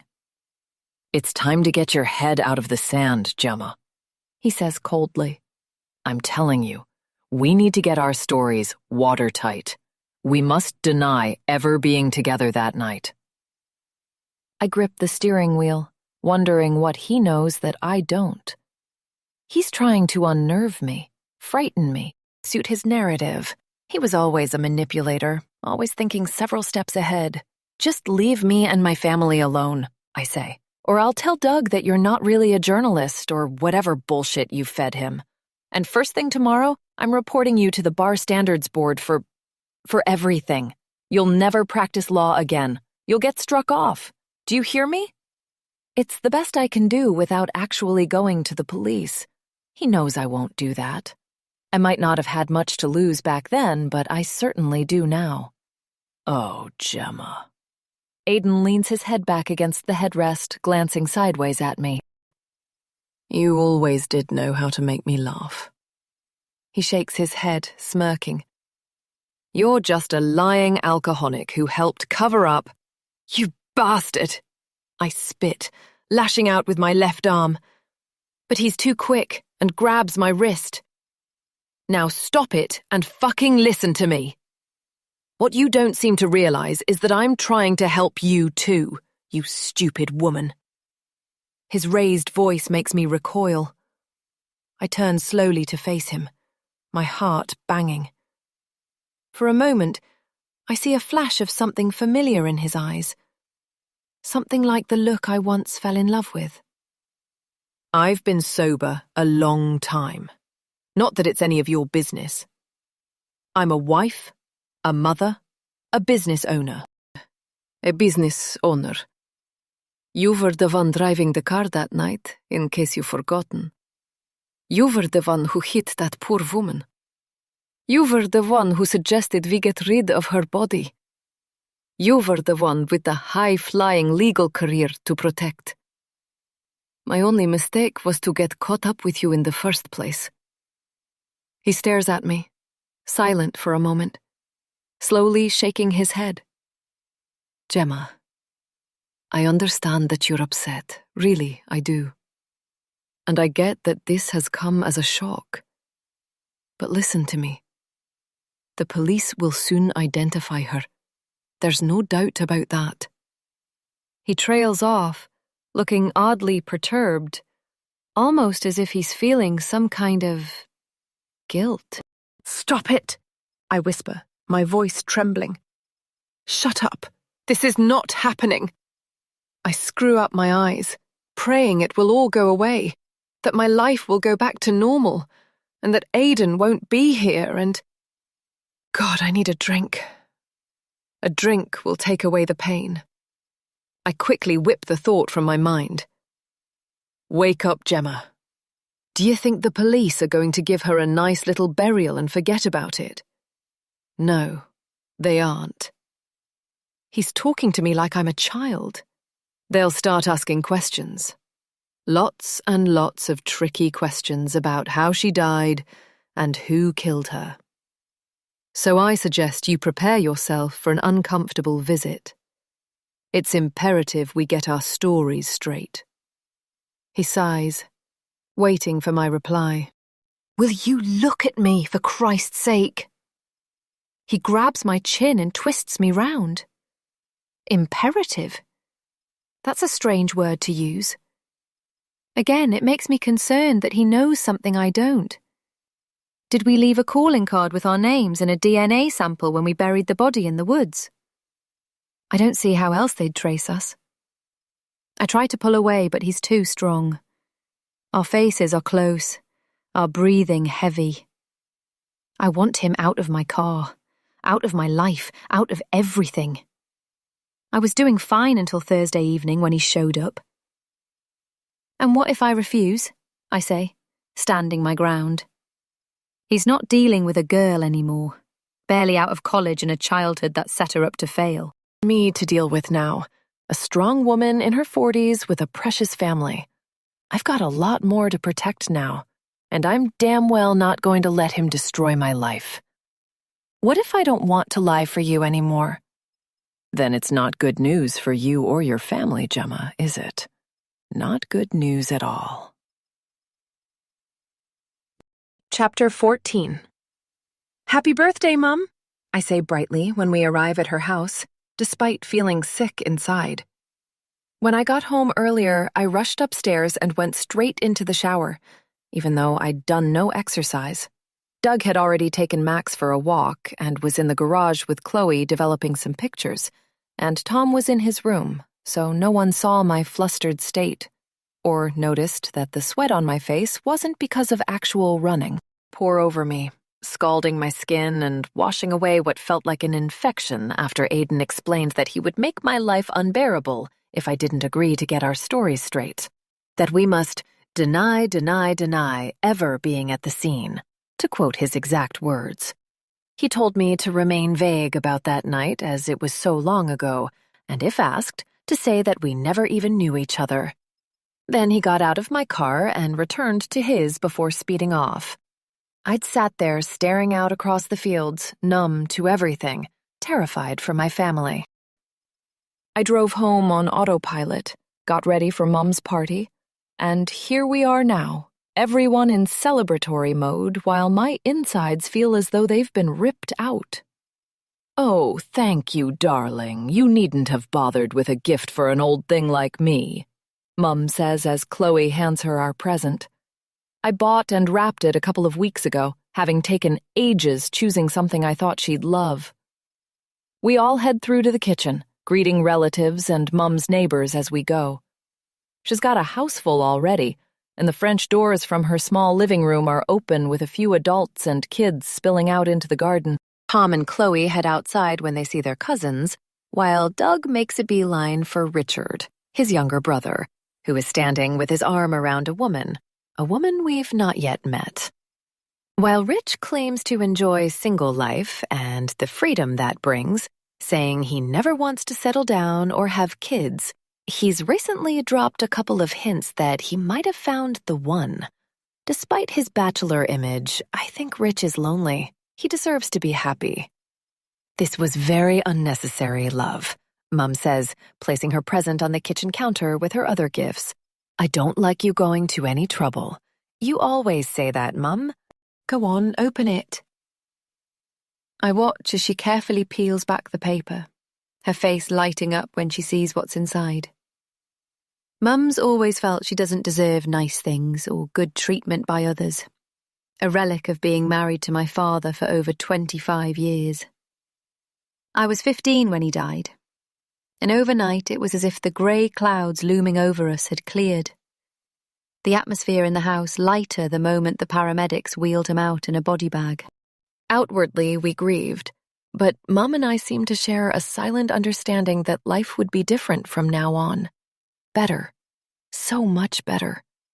Though I don't think she ever quite adjusted to having her freedom back or realized that she didn't have to answer to my father anymore. Me? I relished our new normal the moment he'd gone, though looking back, his chokehold lingered on in subtle ways, helping me make poor decisions, smashing down my confidence, and choosing unsuitable men. Men just like him. Men that I was familiar with. Men I thought I understood. Oh, Gemma, it's beautiful, Mum says, holding up the tan leather handbag. It must have cost you a fortune. Fortune. I can't accept this. Mum, stop it, I say, laughing and drawing her in for a hug. I'm glad you love it. You deserve nice things. I'll have to save it for special occasions and... Nonsense, I say. What's the point of that? I want you to use it every day. Come on, let's put the stuff from your old bag in it right now. I know she'll just put it in the wardrobe otherwise. So together we transfer her purse and reading glasses and keys and lipsticks and a book, plus all manner of other detritus from the battered old bag she's been using for years. But suddenly I freeze. What's this? I ask, my heart racing as a postcard falls from the pages of her paperback. Oh, that, Mum says, shaking her head as she thinks, her lips pursed. Mum, where did you get this? I say, barely able to take my eyes off the picture. A view of Foxmere Lake, exactly the same as the postcard I found in my shop. I look up at my mother. Oh, yes, she says after a moment, long enough to think up an excuse. I think it came through the door a few days ago. Probably one of those promo things, is it, with an advert on the back? I didn't take much notice, dear. It was just handy to use as a bookmark. You can have it if you like it. She smiles and hooks her new bag over her arm, showing it off. There, what do you think? Does it suit me? It does, Mum, say, not taking my eyes off the single word handwritten in biro on the back of the postcard. Liar. Chapter 15. Jam, come and meet Rich's new girlfriend, Doug calls over to me when I go outside, trying to hide my shock. I don't want to ruin Mum's celebration. I did as she said and slipped the postcard into my bag, the sinister word on the back playing on my mind. Surely she doesn't have anything to do with it. I really can't believe that my mother is responsible for leaving the card in my shop, mainly because she has no way of knowing anything about what happened that terrible night. But then, how did the postcard end up in her bag? And the more I think about it, I'm less and less convinced it was Aiden, too. It wouldn't make sense. He's trying to divert attention away from Foxmere, not attract it. Then I remember Megan, and the creepy man she mentioned coming into Clover last week, wondering who he was, if he had anything to do with it. But why would he target my mother, too? And if the postcards are intended as a threat to me, then how was the sender so certain that I'd find the one in Mom's bag? Maybe he was hedging his bets, hoping that I'd come across it, or that Mum would mention it. All I know is that nothing makes sense. But after my unexpected encounter with Aiden at the lake earlier, the timing couldn't have been worse. My nerves are shredded, but I force myself to put on a brave face as I step outside, squinting in the sun, and head over to where Doug is on the lawn with his brother Richard. "Hey, Rich," I say, standing on tiptoe to give my brother-in-law a kiss on the cheek. I get a bear hug in return, his bushy beard tickling my face. He rocks the lumberjack vibe well. "How are you doing? Not seen you in a while." "All the better for seeing you, Jem," he says in a deep, warm voice as his eyes twinkle. "This is Sandy." He proudly slips his arm around the waist of a petite blonde woman beside him, pulling her close. My new... well, I was going to say girlfriend, but actually, she's my fiancée as of a week ago. He adds in a coy way that makes him sound about 15. Like his brother, Rich is an absolute sweetheart, and I've always joked to Doug that if anything should happen to him, I would only ever want to be with Rich. Though going by the loved-up look on his face, that option is now firmly off the cards. "Oh my God, Rich, that's incredible news! I'm so happy for you. And you too, Sandy. It's so nice to meet you," I reply, holding out my hand to her as I beam at them both. "I'm Gemma, your soon-to-be sister-in-law." Then I dive in and give her a hug instead. Doug pats his brother on the back. He says, "Rich has asked me to be his best man." My husband tells me proudly, "This is just the best news all round," I say, raising my glass of lime and soda at them. The men clink beer bottles, and Sandy raises her orange juice. "To us. And lovely to meet you both, too," she chimes confidently, her strong voice belying her delicate looks. "I've heard so much about you already. It feels as if I know you. You have such a beautiful family." She glances over to where the twins are lolling on the lawn with a couple of the neighbors' young children, fussing over Max. "I love your dress, by the way." "I have indeed been blessed with amazing offspring," I reply, unable to help the grin. "And thanks. The loose waistline is good for hiding, any indulgences," I laugh, putting a hand on my stomach. "Not that you need that, of course," I quickly add, seeing how trim she is. Probably what I'd look like if I actually went to the gym twice a week, like Doug believes. "Is it from your boutique?" she asks, a slight blush forming on her cheeks. "Ah, so Rich has told you about Clover," I say. "Yes, it's from the new season's range. You should pop by sometime for a coffee and have a look at what we've got." I finally feel myself relaxing, especially as Sandy seems so approachable. But behind my outward-facing veneer of normality lurks a layer of fear as thoughts of my conversation with Aiden earlier bubble at the back of my mind. "I'd love that," Sandy replies. "I used to be in uniform, which made choosing what to wear each day easy. But these days I get so sick of sensible trousers and shirts for work." "Will you be there on Tuesday? It's my day off. I'm busy in the afternoon, but can come to the shop in the morning.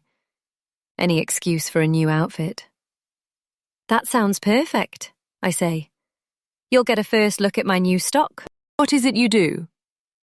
She mentioned a uniform, so I'm imagining a doctor maybe, or a chef, or perhaps a paramedic, or cabin crew. But I couldn't be more wrong. "I'm a police officer," Sandy replies, producing a card from her bag and handing it to me. "Here's my number. I'm a detective in the Major Investigations Unit these days," she adds proudly as I stare down at her official work contact details. "So mostly I just wear black trousers and a shirt, but I love wearing dresses when I'm off. I'm so excited about visiting your shop. Do you think Rich will actually go through with it? I say to Doug on the drive home, me at the wheel as usual when there's been alcohol. As in, get married? Rich seemed genuinely happy, he replies. So yes, I think this could be it. My little bro finally settling down. My stomach knots as I sense Doug is right. They did seem like a couple in love. As much as I warmed to my future sister-in-law, the thought of Sandy being part of the family and having to see her regularly fills me with dread. I still can't believe that she's a police officer. And not only that, but she's a detective. She's bound to know about the Foxmere case. And to make matters worse, Doug and Rich were talking about the four of us going out for a meal next weekend. I've been desperately trying to think of a way to get out of it, but with Rich so loved up, socializing with them seems inevitable. If Aidan gets wind of it, I'm not sure what he'd make of me hanging out with a police detective from the major crime unit. I don't want him thinking I've done it on purpose, or risk antagonizing him. I just thought Rich seemed a little reserved in front of Sandy, I say. Thankful Tom and Chloe both have their noise-cancelling headphones on in the back. You know, as if he wasn't fully relaxed around her. Really? Doug says, his tune changing a bit as he mulls it over. I didn't pick up on it. Maybe I should text Rich later, just check in with him. For what it's worth, Sandy seemed lovely. Oh, I agree. But also, don't police officers have a bit of a reputation for not being the most reliable, especially when dating? I say, having no idea if that's true or not, but it sounds vaguely plausible. Their jobs are so stressful, it must make relationships hard. Doug turns to me, raising one eyebrow as if I'm mad. I just don't want to see Rich hurt. Doug reaches out and pats my thigh. I love that you care, Jem, but don't worry. Rich has his head screwed on, he adds, so I decide to leave it there. Once we reach home, I let the others out of the car, including Max. Need a few bits from the co-op, so I'll head off there now before they shut. I say from the driver's seat when Doug's half out of the car, "Get me a 4-pack of Stella, would you?" he asks, leaning back through the door. "Sure," I say, swallowing down the trigger as he shuts the car door. Truth is, I'm only going to the shop to buy a local newspaper, the first opportunity I've had since Aidan told me the news last night. I want to see if there are any updates about the discovery at the lake. Nothing was featured on the breakfast news this morning, but then I only had the local radio on for 20 minutes or so. There's no way I'm doing a Google search until I know more. As Aidan always drummed into me, I'm trying to think a few steps ahead, predict what might happen if the police do come knocking at my door. They'd probably seize all my devices, deep diving through my internet history, uncovering my sudden interest in Foxmere Country Park. No, until I know more, newsprint is the safest way for me to find out. I park outside the co-op on Hillview Road. As I unclip my seatbelt, I swear I catch sight of someone staring at my car in my rearview mirror, just fleetingly, the shape of a man standing a little way down the pavement. But when I swing round, there's no one there. My head and get out, heading for the magazine and newspaper section of the shop. Being a Sunday, the national papers are mostly sold out now, but I doubt they'd be running a small-town story that broke 5 days ago. Instead, I hunt down a copy of the local weekly paper, the Chesworth and Kempshire Observer. It comes out every Thursday, so I quickly grab one, shoving it in my basket. Then I rush around the store in search of eggs, milk, breakfast cereal, and Doug's beers before turning towards the self-service tills. At the back of the shop, I stop suddenly. Up on the wall is an old-style convex security mirror, and in it, I catch sight of a male figure lurking. The same size and stature to the one I saw in my rearview mirror outside, though it's hard to see clearly as his collar is up and he's wearing a dark beanie hat pulled low. Is it him? Is Aiden following me again? My skin crawls at the thought of him tracking my every move, watching me, making sure I don't go to the police to turn us both in. I swing round, hurrying to the front of the shop, but when I barrel around the corner, I almost bump into an old lady who tut-tuts at me as I bluster out an apology. By the time I get within sight of the exit, all I see is the shadow of someone slipping between the sliding glass doors and disappearing out of sight. Chapter 16. Back in the car, I grab the newspaper from my shopping bag and leaf through it, scanning the front page. Almost instantly, I see it. The headline that confirms my worst fears. Human remains discovered at Foxmere. Work on the new picnic and play area at Foxmere Country Park ground to a halt last Tuesday, 13th May, when contractors uncovered human remains buried in nearby woodland. A worker, Alan Marshall from Kempshire, spotted what appeared to be a skull by chance while downing tools to go on his tea break. I didn't believe what I was seeing, Alan, 38, told our reporter. A deep pipework trench, and at first I thought it was an animal skull, a deer or something, and thought my boy would like it for science class. But when I pulled it from the digger bucket, it was clear it was human, so I alerted the foreman and he stopped works. Police detectives and a specially trained forensic archaeology team have since sealed off the site, and work on the revamping of the northern end of the former quarry has been halted. Detective Inspector Morgan from Warwickshire Police commented that further human bones and other items of interest have since been extracted from the makeshift grave, but declined to release more information at this stage. Identification of the body is ongoing, and relatives are yet to be informed. I stare at the black and white photograph of Foxmere Lake and the surrounding woodland, a view I'm all too familiar with, though not so much with the police crime scene tape and officers guarding the site. These days, there's a path all the way round the lake, and it's a known beauty spot. But 20 years ago, it wasn't much more than a disused quarry, and not all of it was accessible on foot. I shudder, remembering what happened there. What Aiden and I did. I'd do anything to take time back. I wonder how much progress the investigation will have made since this piece was written. The body was discovered 5 days ago now. I don't know much about police work or serious crime scenes, but I expect they'll be scouring missing persons lists and rushing through DNA tests on the remains. I sigh, chucking the newspaper onto the passenger seat and closing my eyes.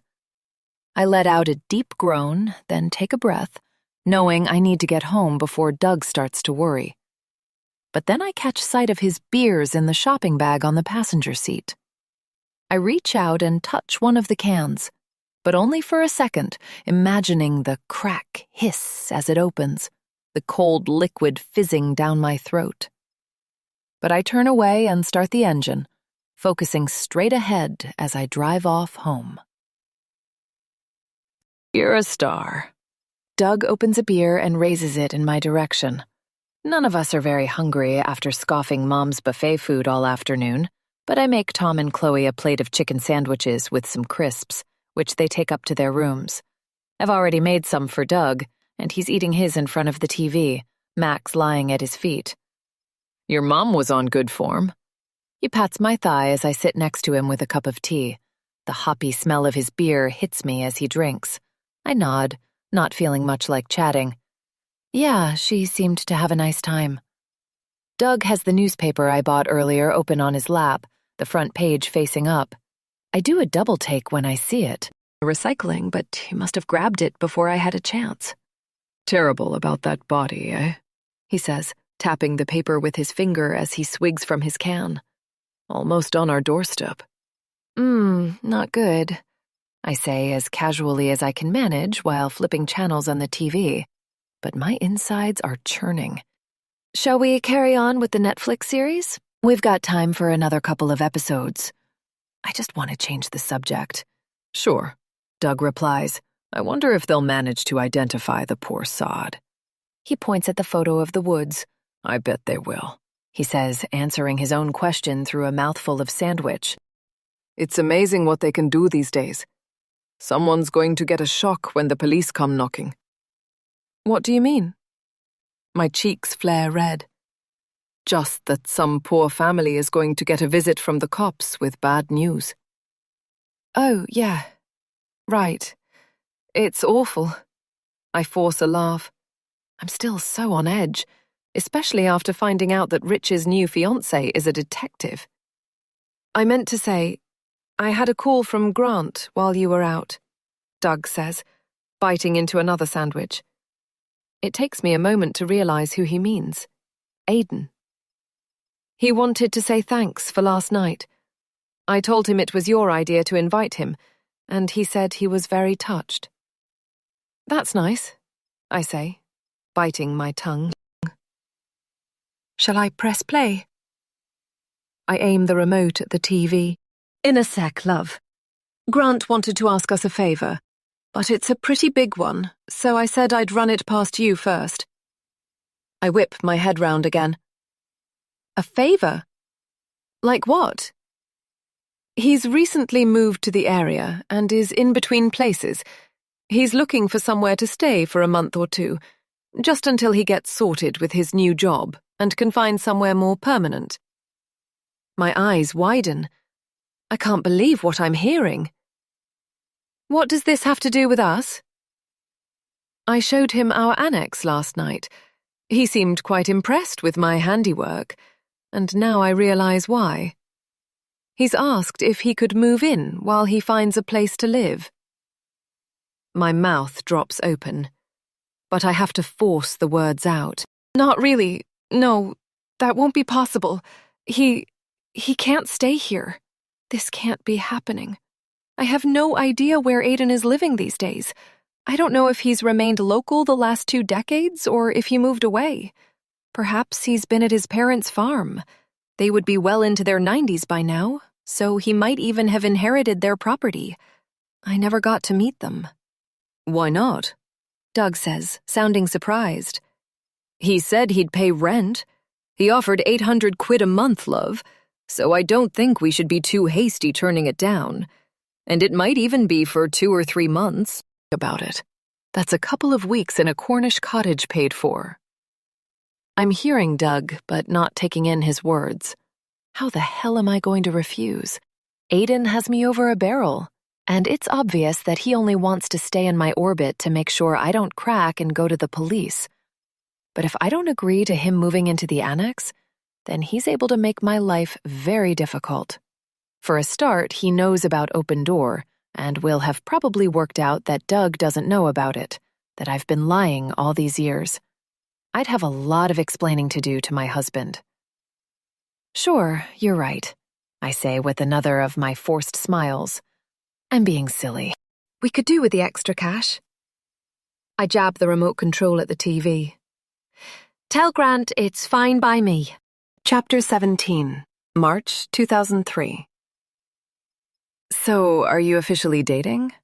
Officially in love? Officially boyfriend and girlfriend? Joe asked Gemma as they wandered down the high street in the drizzle, arms linked and the bottoms of their jeans soaking wet. There's so much to catch up on since Christmas. I can't believe you've met someone, and without my prior approval. Gemma pulled Joe close so they both fitted under her small umbrella. She gave her a hip bump, grinning. Maybe, she sang, eyeing her friend. Jo was in her final year at Leeds University and had come back for the weekend. After browsing the shops, they were going to grab some food before an evening at the cinema. They've been looking forward to seeing each other for weeks. That's infuriatingly vague, Jo replied. Topshop? Gemma nodded as they veered across the pavement to the shop's entrance, where she shook out her umbrella. Her smile dropped away as she turned to Jo. Actually, Aiden's infuriatingly vague. We haven't seen each other very regularly. I don't know if we're official or just dating or what. Sack 'em off then. Life's too short to waste on losers, Gem. That's what Luke says. Gemma followed Joe inside the store, her eyes lighting up at the new season's stock. Wow, look at this. It's so gorgeous. She lifted the fabric of the pink tulle skirt, showing off its many layers. This would look fab with my dogs. Very Sex and the City. Try it on, Joe said, grabbing Gemma's size, plus a top for herself. Gemma hesitated. Though if I'm going to end up as the wife of a barrister, perhaps I should, tone down my style a bit. Be more sensible. She giggled, pulling a face. Nah, Joe said, grabbing Gemma's arm and leading her through the racks. Never lie about who you are, especially not to some guy. You can bet your life he wouldn't lie for you, she added, which stuck in Gemma's craw and had her mulling over the words for the rest of the day. Nice skirt, Aiden said to Gemma later that same evening. He'd phoned her out of the blue, just as Gemma and Joe were about to get food. Joe wouldn't be back in the area again until the summer, but Gemma had made pleading eyes at her friend, her hand covering the phone, mouthing that Aiden wanted to meet up, and would she mind terribly if they took a rain check on dinner and the movie. Gemma felt awful, but Aiden had been so persuasive. Joe did mind, that was obvious. She minded a lot. But she didn't say. I wasn't sure if you'd like it, Gemma said, giving a little twirl. It's a bit out there. I like it. It's quirky, like you, Aiden replied, wrapping his large hand around hers. Come on, dinner's all sorted. Rise. 10 minutes later, they were driving out of town in a battered panel van. Sorry about the limousine, Aiden joked, yanking open the stuck passenger door. The Bentley is being serviced. He laughed, glancing sideways. It's one of the farm vans. And it is true my car is at the garage, though I'm joking about the Bentley. I drive a Mercedes. Nice, Gemma said with a smile. She hadn't been in his actual car yet, as, so far, she'd either picked him up or they'd met on foot. Though the shabby van look kind of suits you. It's mysterious and edgy. Top London barrister drives rusty, untaxed van. Could be a vibe. They both laughed as Aiden drove out of town, eventually turning off down a twisty country lane. At first, Gemma wondered if he'd booked a pub restaurant, and maybe even a cozy room for the night. But then he told her he'd packed a picnic. It's beautiful around here, she said, trying to stay positive, though it was pretty much dark now and getting cold. Not ideal conditions for a picnic, and she was beginning to think that a date eating sandwiches in his van wasn't worth bailing out on Joe. So where are we going to eat then? She trusted him, of course, but was naturally curious. She loved the way his mind worked, unafraid and different. Would have been too easy to end up in a run-of-the-mill chain restaurant in town. Instead, Aiden was being creative. Hold on, it's going to get bumpy, he said, turning into a gateway, beyond which was a farm track. He leapt out of the van to open the rusty old gate, pulling through before closing it again. Then he drove on along the muddy ruts carved in the field. They were heading towards woodland a good mile from the road. Apart from a glimmer of moonlight, it was almost pitch black now, with no houses or lighting around. Gemma swallowed, grabbing the door handle. You're not wrong about it being bumpy, she said, her voice wavering every time the van jolted. Are you sure you know where you're going? She made a nervous, half-laughing sound, looking between him and the track ahead. We're in the middle of nowhere. Aiden said nothing. He kept his eyes fixed ahead, his knuckles white as he gripped the wheel, and he flicked on the wipers when the rain came down, the rubber squeaking across the screen. He put the headlights on main beam, just as a rabbit darted in front of them, dazzled and frozen for a moment in the slanting rain. Wherever we're going, I hope it's warm, Gemma said, wishing he would reply or say something. His silence was unnerving. She made a brrr sound and clamped her arms around herself. Not a great night for a picnic. She was now wishing she'd gone to Wagamama's with Joe, then on to watch the film they'd been looking forward to all week. Still, Aiden remained silent. "I can't be too late back, just so you know," Gemma ventured, hoping that might elicit a response. "I need to be up early, as I promised Mom I'd help her with something first thing." Not the truth, but it sounded plausible. Again, Aiden didn't reply, though Gemma thought he acknowledged her with a small nod, that it could have been because of the bumpy track. "Go on then. Tell me where we're going. Are we picnicking in the rain?"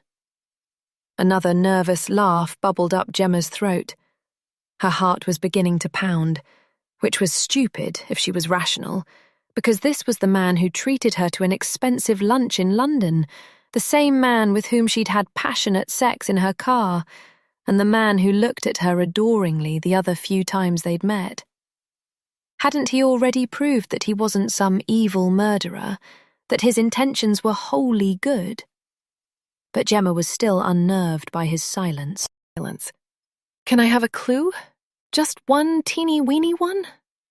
She slid a hand onto his thigh, feeling his quad muscle tense beneath his jeans. Anything to elicit a response. Aiden briefly looked across at her with a blank expression, then veered off down another track towards the edge of the woodland, bumping along as they drove between the first few trees. Gemma noticed the curl of a small smile, the way his eyes narrowed. As they went deeper into the woods, it suddenly got darker, until finally they came to a stop in a small clearing. Aiden turned sideways to face Gemma. "Are you scared yet?" he asked in a growly voice. His eyes were as black as the night. He heard him correctly. Did he just ask if she was scared? Is that how he got his kicks? By terrifying her? Oh my God, what do I do? I'm out here in the woods at night with a man who I don't really know that much about, and no one knows where I am. Oh God.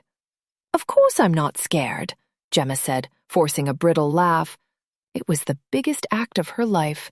"Why would I be?" She peered out of the window, wishing she had better shoes on for when she needed to leg it across the fields.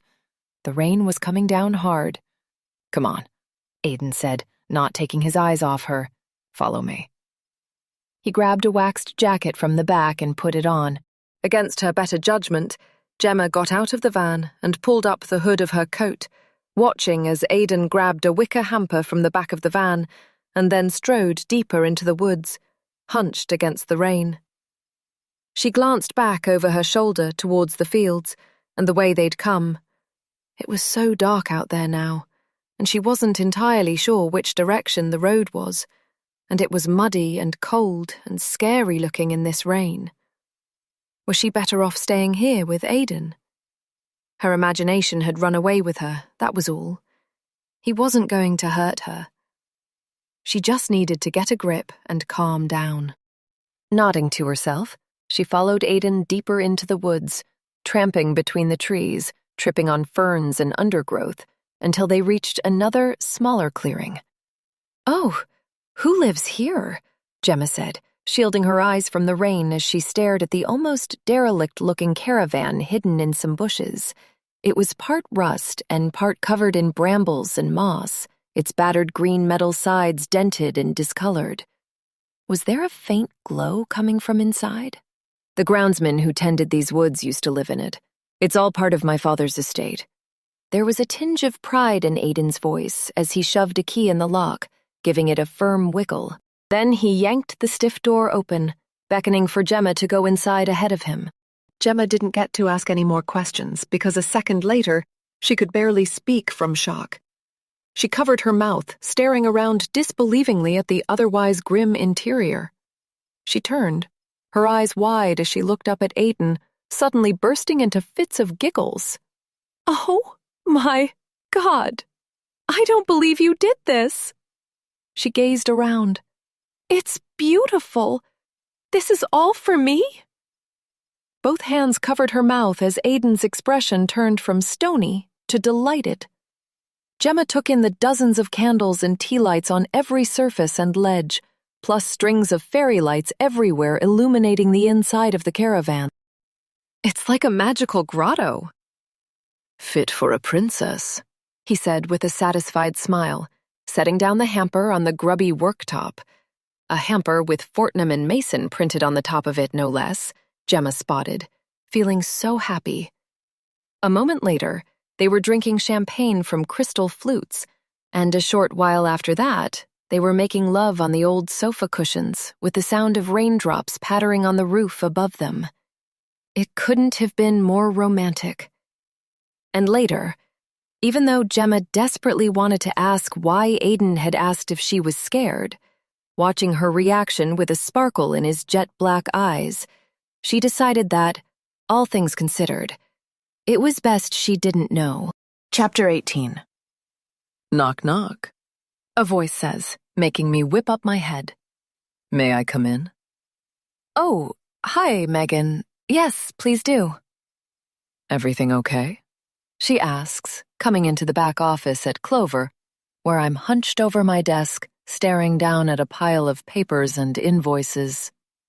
It's Monday morning, and so far I've got nothing done. I keep thinking about the poor woman we hit, not to mention her unsuspecting family who will soon be in for a shock. Yeah, just getting sorted for the week ahead, I say, bluffing. On top of everything, I can't stand the thought that when I get home later, Grant, whatever he's calling himself, will be living in the annex.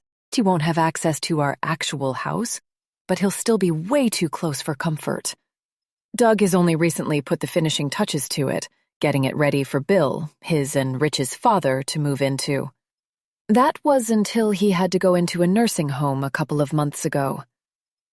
I've just taken a delivery that will cheer you up, Megan chimes, looking fresh-faced. I, on the other hand, have barely slept a wink the last few nights.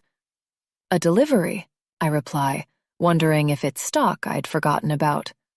Whatever it is, I'm unable to share her excitement. Unless it's Aiden Black's head on a platter, I doubt it will cheer me up. Come and see. I've made coffee. I drag myself up from the desk and follow Megan.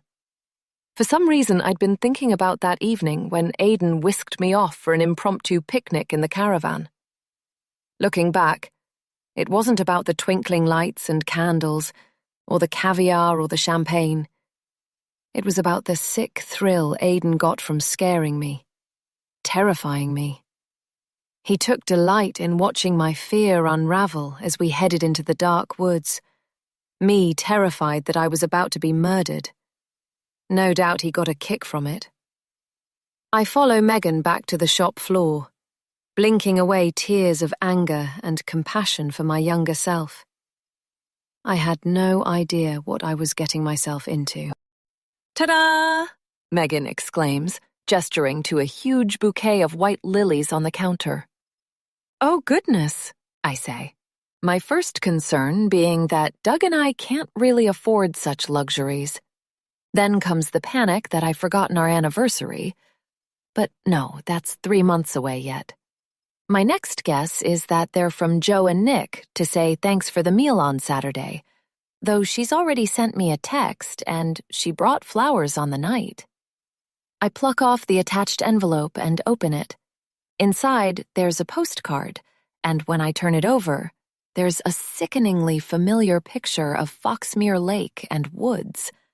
This time, R.I.P. is written on it in black pen. Here, drink this. You look like you've seen a ghost. I take the coffee mug from Megan. Thanks, I appreciate it. Have one of these too. You really are as white as a sheet. She hands me a packet of chocolate digestive biscuits. Did you even eat breakfast? Oh my God. You're not pregnant, are you? No! I wish everyone would stop asking me that. I roll my eyes, trying to sound good-humored, but the flowers have got to me. Lilies. The flower of death. Are they from Doug? Megan asks, You'll have to get him to come into the shop one day so I can finally meet him. From what you've said, he sounds like a darling. I manage a laugh. He is, but he didn't send the flowers. I bite into the biscuit. Gosh, maybe you have a secret admirer. She reaches for the card that's on the sofa beside me. We're sitting in the small lounge area by the changing rooms while the shop is quiet. The husband sofa, we call it. Truthfully, I don't know who sent them, I say, making a grab to get the card back before she reads it. But I'm too late. Ew, that's a bit freaky, Megan says. R.I.P. Surely it's some kind of prank, right? She frowns. Yeah, probably, I say, taking a sip of coffee to hide the concerned look on my face. Or maybe you have a stalker. Megan glances towards the shop windows, squinting out. Creepy guy I mentioned from the other morning. He might even be out there now watching us. I wish I'd taken more notice of what he looked like, but I didn't want to make a thing of staring. She lets out a nervous sound. It's fine. You did the right thing. I can't help staring out of the shop window too, in case anyone's lurking. It was probably just a mistake by the flower shop, and they were meant for someone else. It's fine. I'm not a great liar, and I sense Megan knows it. It's not fine, though, is it? I've only known you a few weeks, Gemma, but I'm good at reading people. It's almost like a sixth sense. My mum says I must have got it from my birth parents. I'm adopted, you see. She gives a tinkly laugh. Sorry, I'm also good at oversharing. You don't need to know my life history. I pause a moment, thinking. I didn't know this about her. Are you in touch with your biological parents? I can't help wondering how it must feel to have inherited traits from people you've never met. Megan shakes her head. No, she says wistfully. But that's okay. I don't remember any different. I love my parents, but... Megan's eyes dart to the shop door as the bell tinkles. Oh, I'll go, she says, heading off to greet the customer, almost seeming thankful for the interruption. I take a deep breath. Hearing a little about Megan's past has put things into perspective a bit. Whatever happens to me, at least my children are safe with a mom and dad who love them to bits. And until I get home, I need to focus on my work, putting Aiden and postcards and the police firmly out of my mind. Chapter 19. At lunchtime, Megan holds the fort while I pop out to grab some sandwiches. As I'm walking past Lovell's, the electrical shop, the TVs in the window display catch my eye, making me stop. About 8 screens of different sizes are all playing the same local BBC news channel. The red and white ticker tape rolls beneath the on-screen story with the day's headlines, but the female presenter is standing with her microphone in a rural spot that I immediately recognize. Foxmere. She's reporting live from the car park, and there are several white-suited members of the forensic team carrying equipment in the background. I can't hear what she's saying, so I dash into the shop, but find all the televisions muted. Any chance I could hear what the sound is like on this Sony? I ask the salesman, who's hovering nearby. Sure, he says, aiming a remote control at the set. I'll get something a bit more interesting on for you to listen to, he adds. No, the news is fine. Leave it on, I say rather too harshly, taking the control from him and turning it up even louder. As the police continue to search the site here at Foxmere, no further information has been released about the body discovered in the woods. All we know is that the remains are confirmed as human and believed to be an adult female, who was discovered by a site worker almost a week ago now, last Tuesday. Work on the Foxmere Country Park Development and Conservation Project has been halted until police are satisfied that all evidence has been recovered. Forensic archaeology and anthropology teams have been called in to help. Earlier, I spoke to the police detective leading the investigation. The scene cuts to a recording of the same reporter interviewing the police officer in a different location, at the lake, earlier in the day. It takes me a moment to realize what I'm looking at. But when I do, I can't help the gasp. Oh, fuck! I cover my mouth. If you want to test another TV, madam, the salesman says, I'd also recommend the Samsung. The sound is really crisp and— Shh, please! I hold my palm up at him. I don't take my eyes off the screen. Off the police detective, talking to the local reporter. Detective Inspector Sandy Morgan, you're heading up this investigation. Can you tell me what you know so far about the human remains found in the woods here at Foxmere Country Park? Sure, and the answer at this point, I'm afraid, is not much, though various tests are ongoing. She's definitely female, we know that, and our best estimate is anywhere between the ages of 20 and 45. We're looking at 5'7" or so. The remains were well preserved in their location, thanks to the quick thinking of the groundworks team. This means that most of the body has been recovered as it was originally buried, along with teeth, hair, fragments of clothing, and some personal items. Do you have any idea when this person died? I know your team has already implied the discovery could result in a cold case being reopened, but do you have an estimation of a year or even decade of death? D.I. Sandy Morgan, the woman who my brother-in-law Rich has proposed to, the woman at my mother's birthday party on Sunday, the woman I invited to come to my shop, gives a nod and a professional smile. Her glossy blonde hair is tied back in a neat ponytail, and she's wearing a gray cotton shirt over dark trousers with a black gilet on top. Her police lanyard hangs around her neck. I cup my hand over my mouth, stifling a retch. The salesman looks at me, recoiling. We're working on a timeline, Sandy replies to the reporter, but what I can reveal is that one piece of key evidence has given us a strong indication, perhaps even exact, of the day of death. Once the labs and our experts confirm, we'll have more to announce on this.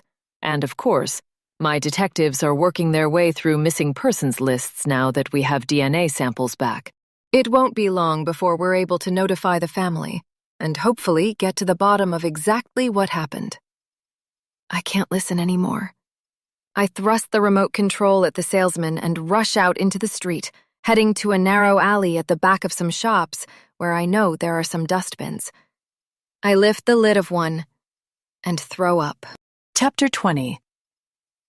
For the rest of the afternoon, the shop is quiet, leaving me to organize a new sale rail, though mainly I'm staring into space. It feels as if my life is crumbling around me, though more than anything, I'm consumed by guilt.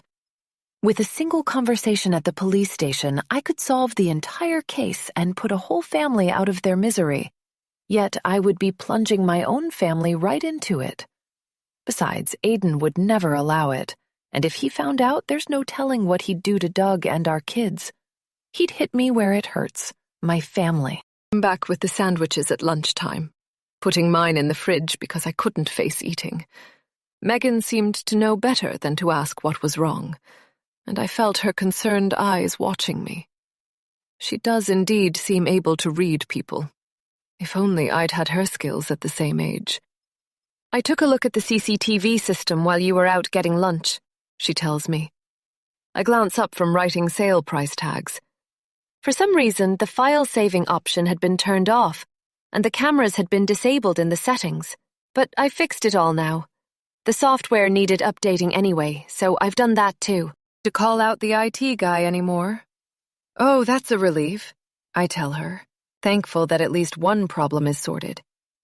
We don't get many shoplifters, but it's good to have evidence for the police if needed. My stomach lurches at the mention of police. I still can't believe that Sandy was on the news. Of all the people my brother-in-law could have picked to fall in love with, it had to be the detective inspector in charge of the Foxmere case. Later, when I get home, I'm wishing I had cameras installed there, too. What the hell? I say as I go inside, almost tripping over the piles of stuff in the hallway, as Max winds around my legs, pleased to see me. Who's done this? Though I'm not sure I need to ask. There are boxes everywhere, stacked up at the bottom of the stairs, as well as black bin bags full of belongings. When I peek inside one, it looks like clothing. Doug, are you home? I call out. Anyone back yet? For a moment, no one replies, but then I hear someone bounding down the stairs, and Tom is suddenly beside me, wrapping his arms around me as he gives me a hug. My son's presence feels like a moment of calm as I give him a massive hug back. Hey, Mom. What's for dinner? I'm starving. Tom is constantly starving. I've joked in the past that it's a wonder he didn't eat his sister in the womb. Can't help the smile, instantly feeling better from his spontaneous affection. I'm not sure yet. It's Dad's night to cook. Guilt surges through me as I realize what that means. It's Monday night. Lying about the open door meets to Doug is bad enough, but not telling my kids the truth really cuts deep. I can't stand the thought of them thinking badly of me, not because I don't deserve it, but rather because they deserve a mother who is honest. If they knew the facts, I'd like to think they'd understand. That'll be spaghetti then. Tom laughs, opening the pantry cupboard and pulling out a large sharing bag of crisps. Before I can protest, he tears it open and shoves in his hand. Do you know where all that stuff in the hallway came from? I ask, just wanting to check. Tom nods, his floppy fringe covering one eye. It belongs to that bloke. What's his name again? The one who came to dinner on Saturday? Aid Grant? I say, hating that's another lie to my son. Yeah, him. He replies. He turned up just after Chloe and I got home from school. He said that you and Dad told him he could leave his stuff in the house until he moves into the annex. Right. Thanks, love. I mutter, leaning on the sink for a moment, taking a breath. Did he say when he'd be back? Tom glances at his watch. Shouldn't be long. He said they'd be gone for about an hour. Mind you, that was almost 2 hours ago now. They? Yeah, as in Grant and Chloe. Chloe's gone out with him. Where? Blood drains from my head. The thought of my daughter alone with Aidan makes me feel ill. Tom shoves a fistful of crisps in his mouth, showering crumbs down his front. Tom, please, tell me. Do you know where your sister has gone? Christ, I'm going to call her. I grab my phone from my bag with a shaking hand. I wouldn't do that, Mum. Not while she's driving. What do you mean, not while she's driving? My twins have only just turned 17. Your provisional licenses haven't even come yet. Doug and I were going to wait until the summer holidays, then surprise them with driving lessons. But I know Doug particularly wanted to take them out for their first lessons himself, saying it was a rite of passage. And driving what, for heaven's sake? I don't know. Grant's car, I guess. He said he'd take her out on the road, let her get some practice. Chloe was well pumped about it. He said it's my turn next. And chill about the licenses, Mom. They were in the mail on the doormat when we got back from school. This evening's support group has been going for almost half an hour now, and there's no sign of him yet. Small mercies, though I still can't relax knowing he might turn up at any moment. Every creak in the old building, or squeak of a chair or scuff of a foot has me jumping and glancing at the door. Chloe got back safely earlier, thank God, but I had to bite my tongue to stop myself having words with her. When Aidan dropped her home, he didn't come in the house, but Chloe, still buzzing from her first time out in a car, told us over dinner that he would be back later to move his stuff into the annex. I'm hoping that's what he's doing right now, meaning he won't turn up at the meeting. But then knowing he's moving into our property doesn't help my jangled nerves either. All through dinner, Doug was talking about how great it will be to have his new golf buddy living in the annex, that he'll have someone to watch the rugby with, and how the extra rental income will pay for a summer holiday.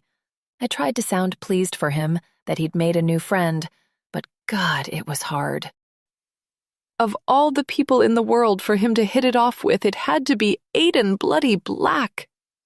I wish I could warn him that he's orchestrated their meet, wormed his way into our lives for one reason only, to make sure I don't tell the police the truth.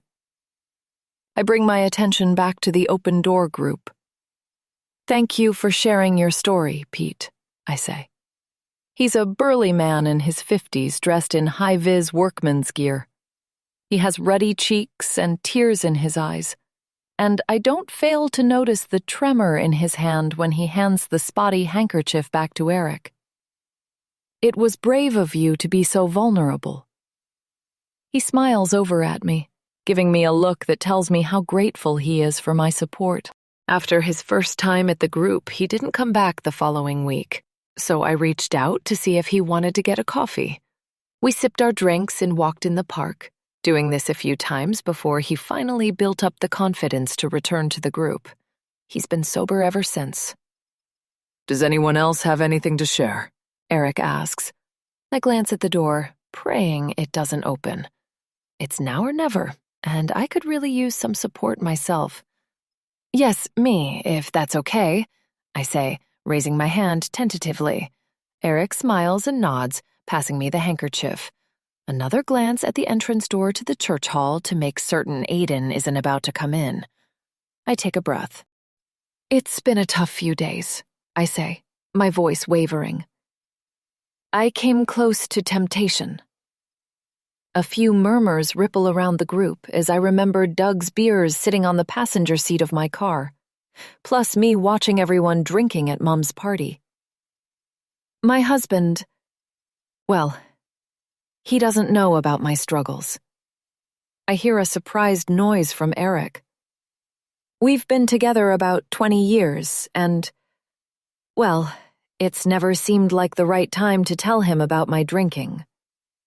I'm not proud of it, but I've been lying to him all this time. I clamp my arms around my body and hang my head. It feels strange hearing it said out loud.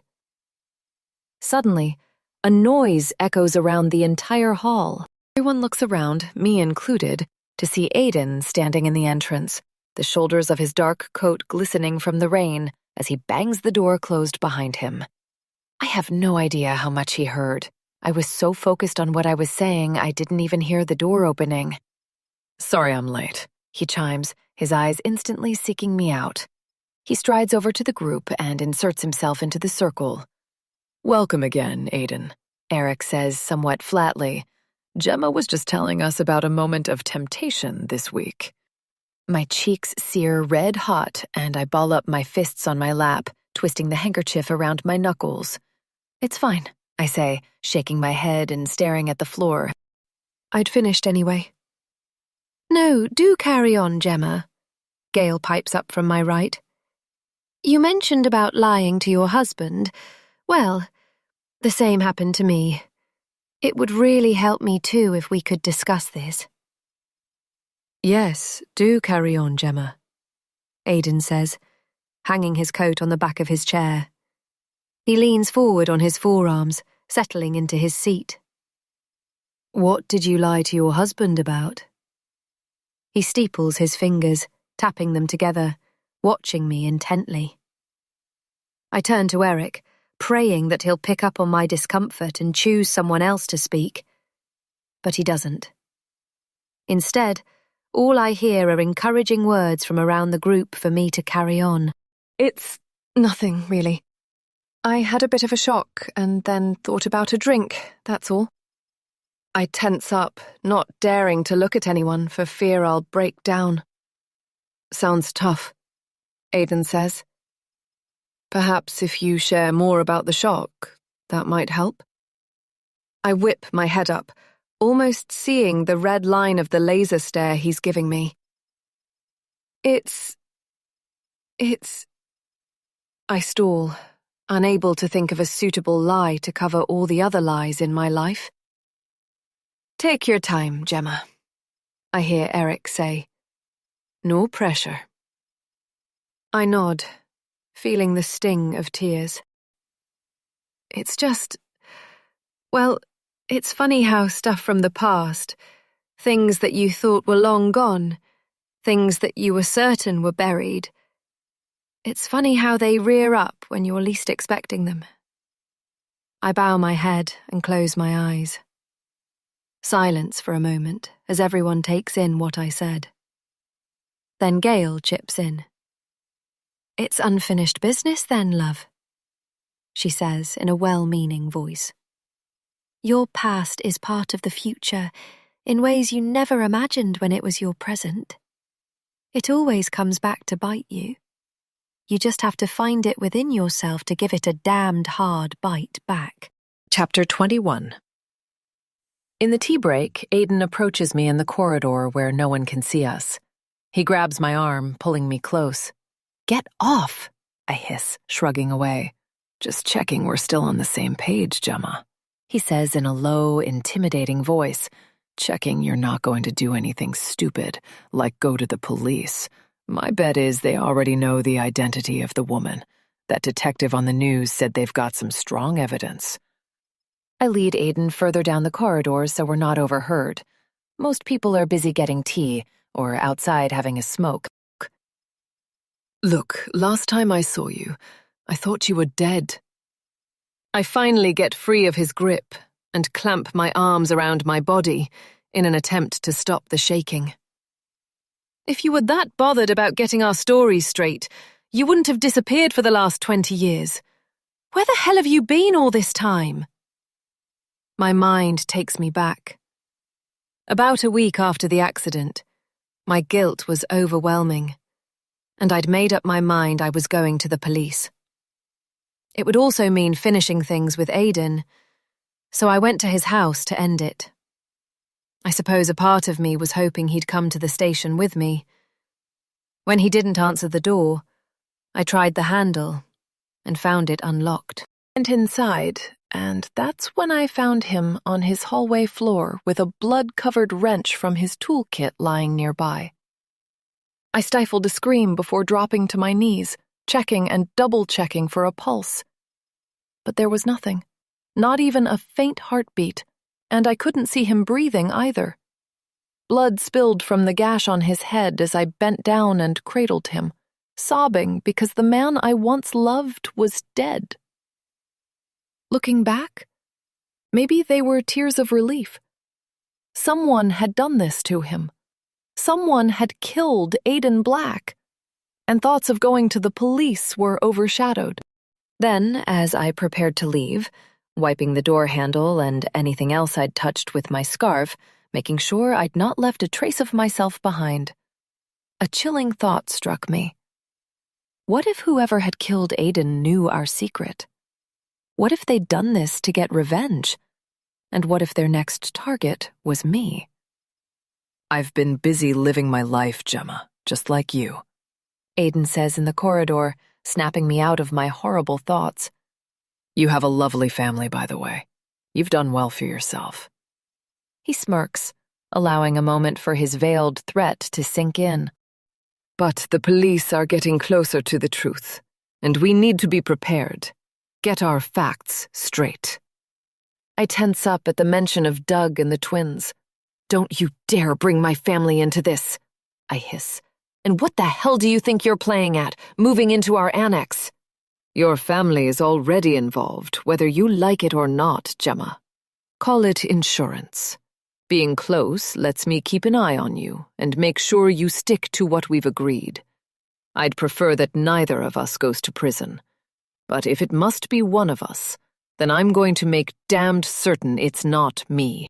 You want your husband and children to find out the truth about you? That you're a lying alcoholic with a criminal past? It's a scenario that I've not had to think about in a long time, anyone ever finding out what I was a part of that night. Back then, I'd have done anything to please him. I just wanted us to be happy. I suppose I always knew something about him wasn't right, that he was intense and not like other guys. Inexplicably, that was the lure of him, almost as if a part of me longed for bad treatment. It's what I was used to growing up, after all. He added electricity to my life, and I quickly became addicted to him. Then I replaced him with alcohol. 1 month, I tell Aiden, knowing I have no choice. That's how long you've got in the annex. You'd better hope everything blows over by then, and Aiden grabs me harder, making my head jerk back. Blow over. Do you realize how fucking serious this is, Gemma? Get off me! I twist out of his grip. God, I wish I'd called the police that night. I spit. You were the one driving, and you were the one who wanted to cover it all up. It was an accident, I know that, but burying her wasn't, and certainly not after we've lied about it all this time. I should never have covered up for you, but I can't bring myself to say it. Can't give him the satisfaction of him knowing how much I once loved him. We'll both go down for murder, or manslaughter, for perverting the course of justice, and God knows what else they'll find to throw at us. Aiden shakes his head, looking down at me blankly. Don't mess with me, Gemma, or you'll regret it.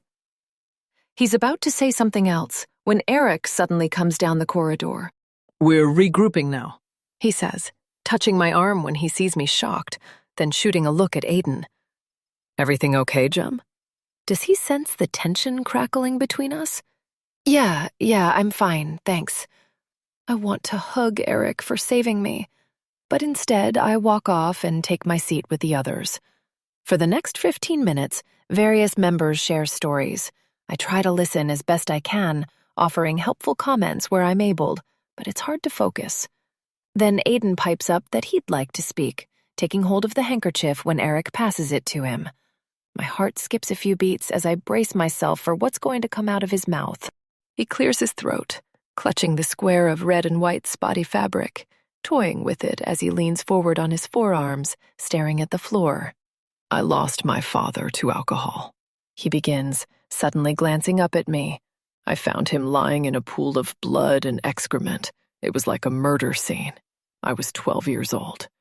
Several gasps ripple around the group, while I silently draw in a sharp breath. 12? But he told me his father was alive, that his parents owned a farm. I don't understand. I think back, remembering him talking about his dad, how he helped him on the land, mending tractors and hay baling when he was up from London. I never met his parents, but he often talked about them. His dad's bad back, his mother's homemade cakes. Was he lying then? Or is he lying now? I worshipped my father. Aiden continues with a wistful smile. I thought he was the best dad a boy could want. He gave me my first drink when I was 8, a sherry at Christmas. He made me gulp it down in one go, saying it would make sure I never drank in the future. Like when parents make their kids smoke an entire packet of cigarettes to put them off for life. There's a ripple of agreement around the group. Problem was, I liked it. A lot. Or rather, I liked what it did to me. I wanted more. It made me feel warm and happy inside, calm and at peace. When I drank, it made me not care about anything. As I got older, I drank more and more, my teenage problems melting away. Whenever I could, I'd steal booze from the secret stash my father didn't think I knew about, or I'd nick money and get one of the older lads at school to buy it for me. Mainly, I loved being drunk because it dulled the agony of watching my father beat the shit out of my mother, and it took the pain away when he did it to me. Everyone is rapt, hanging on his every word. Christ, he's a good liar. That sounds tough, Aiden. You've done well to get sober. You said last time that it's been 5 years now? Eric seems as taken in by his lies as the others. Yes, 5 years, Aiden replies, prompting a few claps. I'm desperate to stand up and tell the group that he had almost a bottle of red wine to himself at my house with Joe, Nick, and Doug on Saturday night. But somehow, I find the strength to keep quiet. I'll never go back to it. Not after. He stops briefly, staring right at me as he continues. Not after what happened one terrible night many years ago. A shiver runs through me.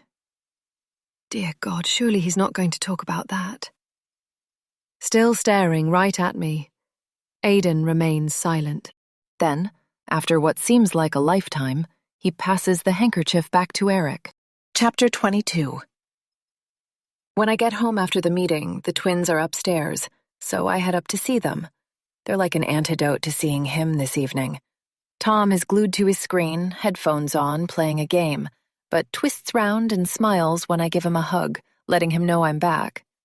Chloe is lying on her bed in her room, scrolling on her phone, and seems pleased to see me.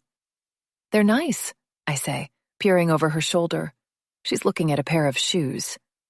"Nice if you can afford them," she says, about to scroll on. "Wait, do they have your size?" She nods. "They do, but I spent all my pocket money." It doesn't take an expert to see how much she loves them, and they're just her style. "I'll transfer you the money," I say, opening my phone and giving her a wink. "Treat yourself." "Oh my God, Mom, really?" Her smile warms my heart. "Really," I say, giving her a hug and heading back downstairs, transferring the same amount to Tom's account so it's fair. In the living room, Doug is watching TV with Max draped over his legs. I sit down beside them, giving Doug an extra tight squeeze before burying myself in the crook of his shoulder. God, I want to stay like this forever. "Hey, you," he says, draping an arm around me. "What's all this for?" If only I could tell him. If only I could confess that it's because I've been lying to him for nearly 20 years. Then maybe the guilt would lift a little. There's no easy way to explain that the man I committed a terrible crime with is now living in our annex. It makes my lying about going to the gym seem trivial. "No reason," I say. "He's moved his stuff then, I see." I gesture to the hallway. "Grant?" "Yeah, he got it all into the annex. He came back not long after you left for the gym, then went out again. Tom was a bit gutted he didn't get a driving lesson like Chloe." I sit up and face Doug. "It's not right that he just took Chloe out like that without asking us. If she hadn't texted me back when they pulled over, I'd have been out of my mind with worry.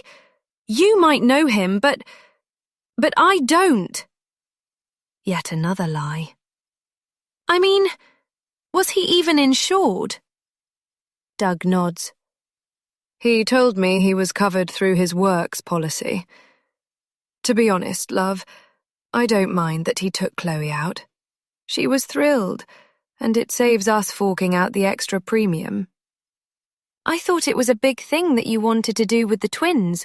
First time out on the road and all that." I hate that Aidan stole that from us. I'd planned on sitting in the back and filming it. "I know, but I'm not about to fall out with him over it. Good thing.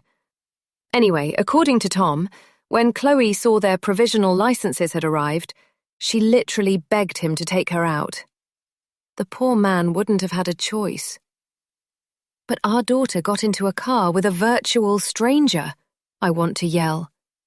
There's so much to warn Doug about, though the more I protest, the more unhinged I'm going to sound. The irony doesn't pass me by either. 20 years ago, I hardly knew Aidan, yet I still got in a car with him. No, I'll have to bide my time and play this carefully. Play Aidan at his own game. I remember him once telling me how he cross-examined in court. "It's easy to lead a witness without actually leading a witness," he'd said one of the times we'd grabbed lunch that first summer. We'd met outside his chambers and headed over Waterloo Bridge to South Bank to get a sandwich. "And I'm the grand master at it. You've heard the expression, keep your friends close and your enemies closer." I'd nodded, eager to learn about Aidan's work. I remember being surprised that he was wearing jeans and a t-shirt to the office, assuming he mustn't have been in court that day. I'd hinted several times that he might one day take me inside his chambers, show off his fancy wig and gowns, but he said I wouldn't be allowed in, that they were strict with security. So you see, I soften the witness up like butter, getting them on side. I allow them to trust me, Gemma. That's what it's all about," he said as we strolled along the river eating our lunch. "Befriend them, flatter them, relax them. Once I have their trust, I own their soul."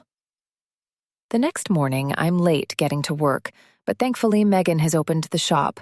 I didn't sleep well again, churning over everything in my mind. There's a psychopath living in my property, and without handing myself into the police, destroying the lives of my children and husband, I can't see a way to get rid of him. I listened to Doug's soft snores as he slept, thinking of all the ways I could kill Aiden. Everything from poisoning him, to stabbing him, to shoving him in front of a high-speed train swept through my exhausted, desperate brain in a fit of sleeplessness and anxiety, with me replaying the consequences over and over, and it was always the same. I would end up in prison. "Did anyone come in looking for me?" I ask Megan when I get back from the bank mid-morning. "A blonde woman?" Sandy, Rich's fiancé, Detective Inspector Sandy, didn't say what time she'd stop by this morning, but I've been both dreading it and keeping an eye open for her. On the one hand, the less she knows about me, the better. But then Aiden's words from way back keep coming to mind. Keep your friends close and your enemies closer. Not that Sandy is an enemy, exactly, but she is the lead detective in the Foxmere investigation, which makes her not exactly on my team either. Fuck. What a mess. "No, sorry," Megan says, handing me the weekend's sales sheet. I give it a quick scan. Pleased the numbers are looking healthy, but any positive thoughts are quickly overshadowed, knowing that Sandy could walk in at any moment. What if she's already onto me? What if she's only pretending to look at dresses, but really she's sussing me out, covertly gathering evidence, listening out for slip-ups and clues to my guilt? I have no idea how anything from the past could possibly lead her to me, but my exhausted mind wheels through ridiculous possibilities. Keep your friends close. I grab the business card Sandy gave me from my bag and dial her number. I need to know if she's coming or not. But it rings out. Then I sent her a text. "Looking forward to seeing you at Clover this morn. Coffee and cakes are waiting." But even after an hour, there's no reply. Perhaps she's changed her mind about coming. I look at my watch. 12:25 p.m. I'm certain she said she'd visit this morning as she was busy in the afternoon. She's either forgotten or something else has come up. Adrenaline pulses through me as I wonder what could have come up on her day off. Perhaps something urgent about the Foxmere case. But keep your enemies closer. Before I change my mind, I fire a text off to Rich.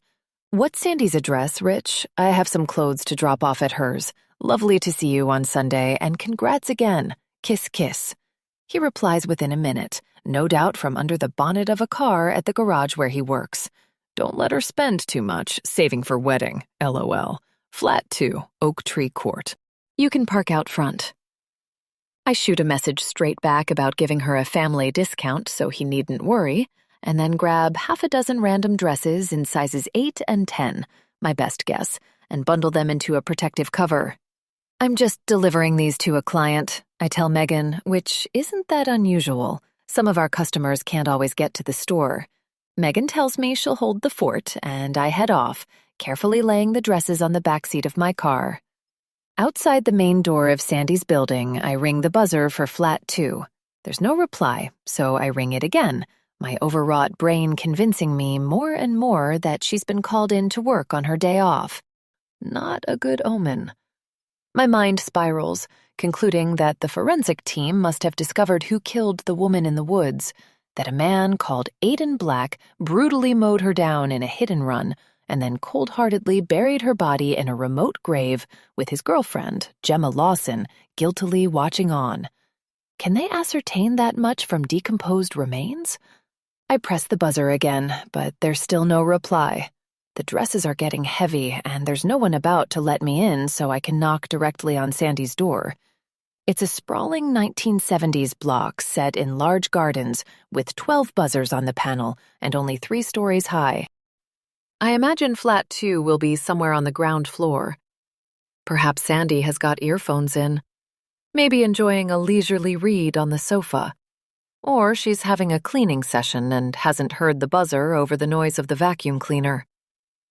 I try to focus on that rather than the called in to work scenario. I follow the path around the outside of the building where there's a garden area with some of the flats having windows and French doors opening out onto it.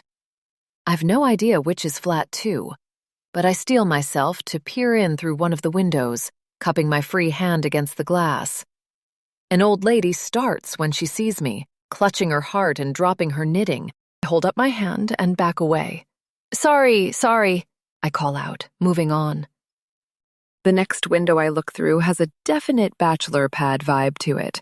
Posters of women and fast cars on the walls, and men's clothing strewn about on the bed, so I doubt it's Sandy's place. But the next window along seems more promising when I peer into the neat living room with its neutral sofas and pink scatter cushions. There's a bookshelf on the far wall. I remember Sandy telling me at Mom's party that she liked to read, and there are some framed photos on a side table that I can just make out. Bingo! There's a cute shot of Rich and Sandy eating ice creams by the sea. Before I can take any of that in, my eyes are drawn to something else. A dark red stain on the fluffy white rug by the sofas. When my eyes finally focus, I realize that it's a pool of blood, congealed and browning against the pale wool. My mouth falls open as I gasp and drop the dresses. I cup both hands against the glass, tracking the bloody trail across the room. And that's when I see the body. Sandy is lying splayed out on the floor, her lips a purplish blue and her eyes dead and unblinking as she stares up at the ceiling. And she has a large, bloody gash right across her throat. Chapter 23, April 2003. The warm, contented feeling Gemma was left with after Aiden turned that dilapidated old caravan into a romantic grotto lasted well into the spring. No one had ever done anything like that for her before, and she told whoever would listen all about it. Candles, a posh picnic, champagne, the works. The evening had been so special. But Joe and Luke, her 2 best friends, were still dubious about their friend's crush. Neither of them had met him yet. That's all he is, Gem, a massive crush, because you've only seen him a handful of times. I think you're a bit lonely, Joe said on the phone one night a month or so later. It was true that since her school friends had gone off to university and then moved away for their careers, Gemma hadn't had as many people to hang out with. Because of her troubled teenage years and her father dying, studying for A-levels when she was so far behind had seemed like an impossible task. As a result, she hadn't got the grades to do a degree. It was all right for Joe. She'd got her bloke, Nick, and by the sounds of it, they were serious and would probably end up getting married. They'd met at Leeds, which is where they both still lived, though Joe eventually planned on moving back down to Chesworth and getting a job at a local accountancy firm once she'd got some experience. Nick was happy to move with her. Joe was right, though. Gemma had been lonely. Not that she'd ever admit it. She'd felt an emptiness in her chest bigger than the entire universe. A physical pain. And she didn't think she'd ever meet anyone who'd fill the hole. That was until she'd crossed paths with Aiden at the charity auction. You couldn't be more wrong about him, Joe. Can't you just be happy for me? Gemma said on the phone. You should have seen what he did to that caravan. It was so romantic. How the hell did you get romantic grotto out of creepy abandoned caravan in the woods? Sounds like something out of a horror movie to me. For heaven's sake, be careful, came Joe's reply, which was the cue for Gemma to change the subject. She had to accept that neither Joe nor Luke would understand the electric bond she and Aiden shared. He was so clever, so intense, and he excited every cell in her body. When are you next seeing him? Luke asked later in the week over coffee. Nothing planned yet, but get this. After our caravan date, Aiden said we were official.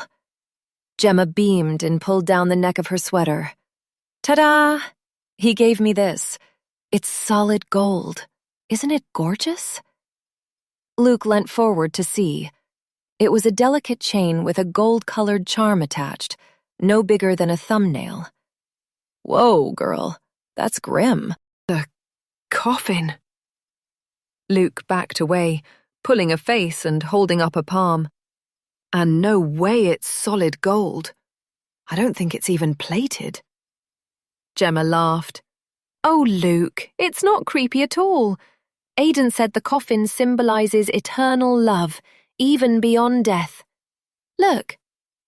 She peered down and picked at a tiny clasp on the side of the charm. It even opens, see? He put some of his hair in there and then snipped a tiny bit of mine to add in. The inside of the coffin lid is engraved, too. Can you read it? It's so tiny. Luke wrinkled his nose and leant close, his eyes locking onto the words. Memento mori, he read, looking up at Gemma with his mouth hanging open. You do know what that means, right? I think it means that it's a keepsake, a memento. Aiden says he has another identical one for himself, too. He took some of my hair to put inside that. Gemma beamed and carefully closed the coffin charm lid, tucking it under her sweater again. Luke stared at her, slowly shaking his head, but Gemma refused to believe the necklace charm was anything but adorable, even when he told her that the engraving meant, "Remember, you must die." It was several weeks since he'd brought Gemma to the caravan. Aiden flicked on the fairy lights, thinking it was a good job they ran on batteries. There wasn't any power out here in the woods. Each string of lights was only a $5 at the local tat shop, not that he'd paid for them, nor the dozens of tea lights. The shop was busy and understaffed. He always made sure of that when he went nicking. Besides, the police wouldn't do anything, even if anyone bothered to phone them. No one saw him slip out with a load of stuff under his coat. It was luck finding the picnic basket in a skip the week before, and ingenious to draw on the Fortnum's logo with a black marker.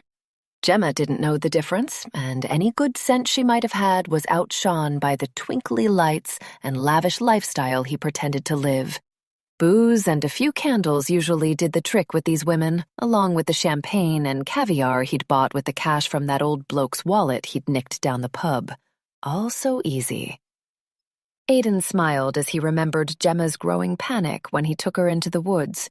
He loved that she was scared, her suddenly thinking that he might be a psycho killer. He liked to think of the caravan as his lair. Through the fear barrier early, lowering her expectations and defenses, setting the bar. It was the only way to take control. And without control, life was way too boring for someone like him. It was how he was wired.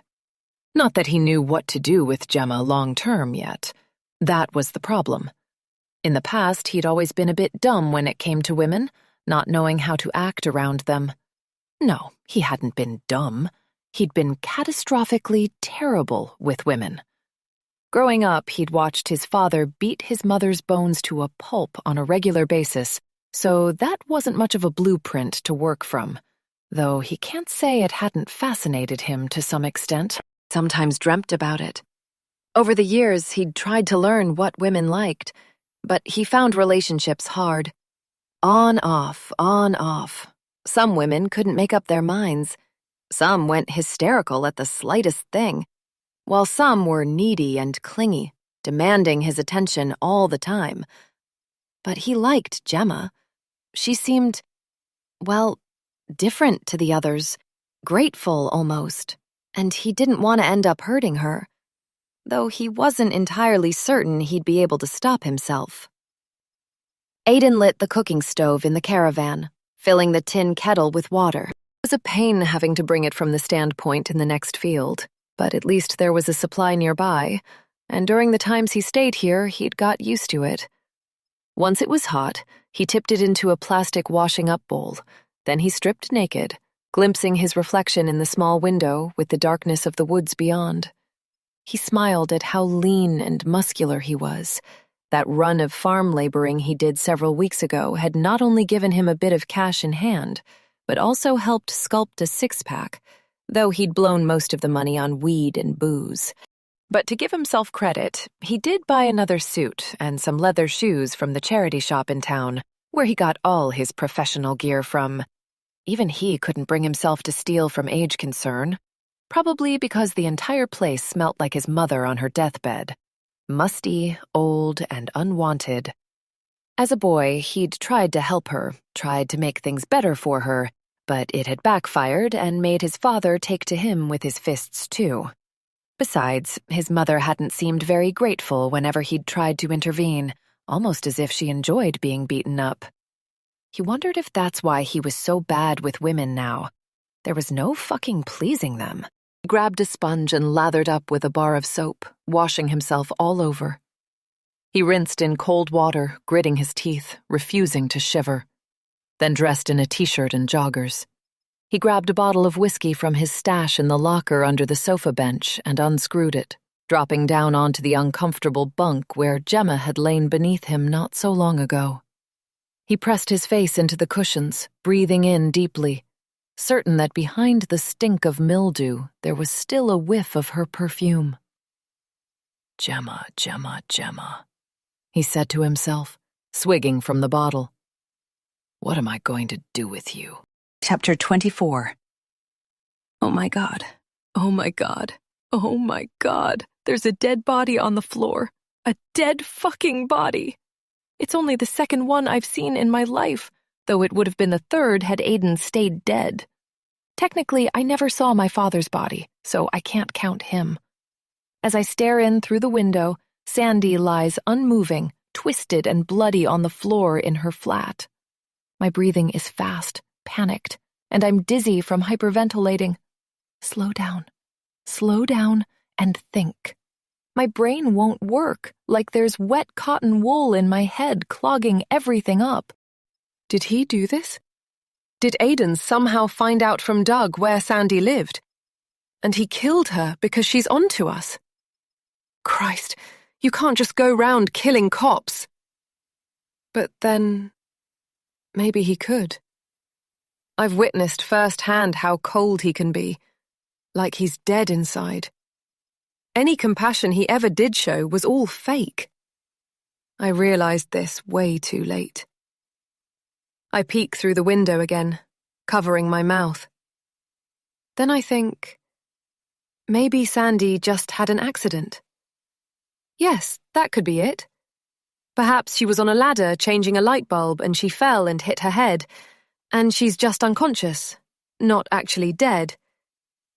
Though that wouldn't explain the gash across her throat. But I see no ladder in her living room, nor anything else that could have led to an accident. Just that giant pool of blood on the carpet, and Sandy as pale as a ghost, looking as though she's been lying there since, well, for a while. I turn away, screwing up my eyes. Then I think of Rich. Oh God, dear Rich. He's going to be destroyed when he finds out. They were so in love, so excited about their future together. He deserved to be happy. I glance behind me, scanning around the neat communal gardens.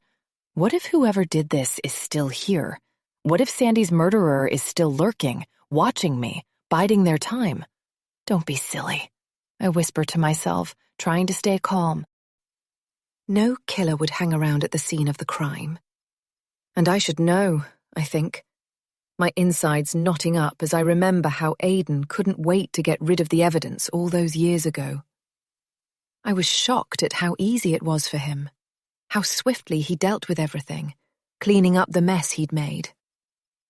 Trembling outside Sandy's window, I bend down to pick up the dresses, spotting a man in the garden about 20 or 30 feet away, sweeping the path. I could tell him. I could tell him what's inside Sandy's flat, tell him there's a body on the floor, ask him for help. I could call the police myself. but I don't. I'm frozen, triggered, my mind filled with the horror of that night 2 decades ago. And if it was Aiden who did this to Sandy, I can't imagine what he'll do if he finds out I've reported a murder he's committed. The groundsman keeps glancing up at me from his work, so I turn back to the window, praying that when I look again, he'll be gone. But he isn't. He's coming over. Everything okay, miss? He asks as he approaches. He looks early 60s and has a friendly-looking face. His skin creases around his eyes as he smiles. "Oh, yes, fine," I reply. "I've, brought some dresses for my friend, but I can't seem to get her attention." Thankfully, the sun has come out and is reflecting on the glass, making the man squint. I position myself between him and the window, praying he doesn't have a view inside. "You mean Sandy in flat 2? I nod and let out a throaty squeak, trying to keep calm. His face lights up even more. "I'm Cyril, the caretaker. You should have come and found me instead of standing out here." He pulls a set of keys from his pocket. "Now, follow me and I'll let you inside the building." And that's how I end up getting inside Oak Court, waving goodbye to Cyril as he goes back to his sweeping, before slumping back against the wall near the lifts once he's out of sight. Fuck.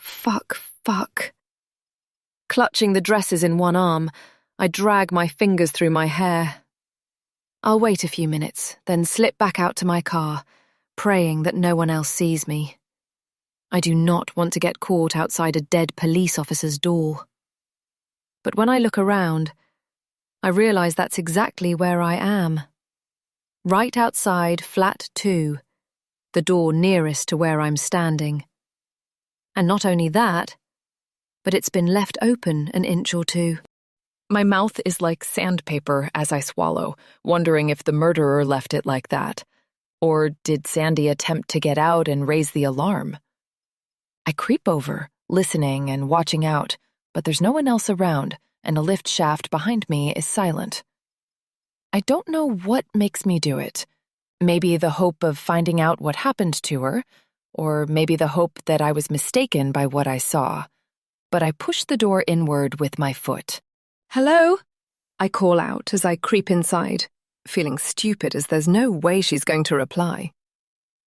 At the end of the long hallway, there's a door leading to the kitchen, and on the left is another door, which I nudge open.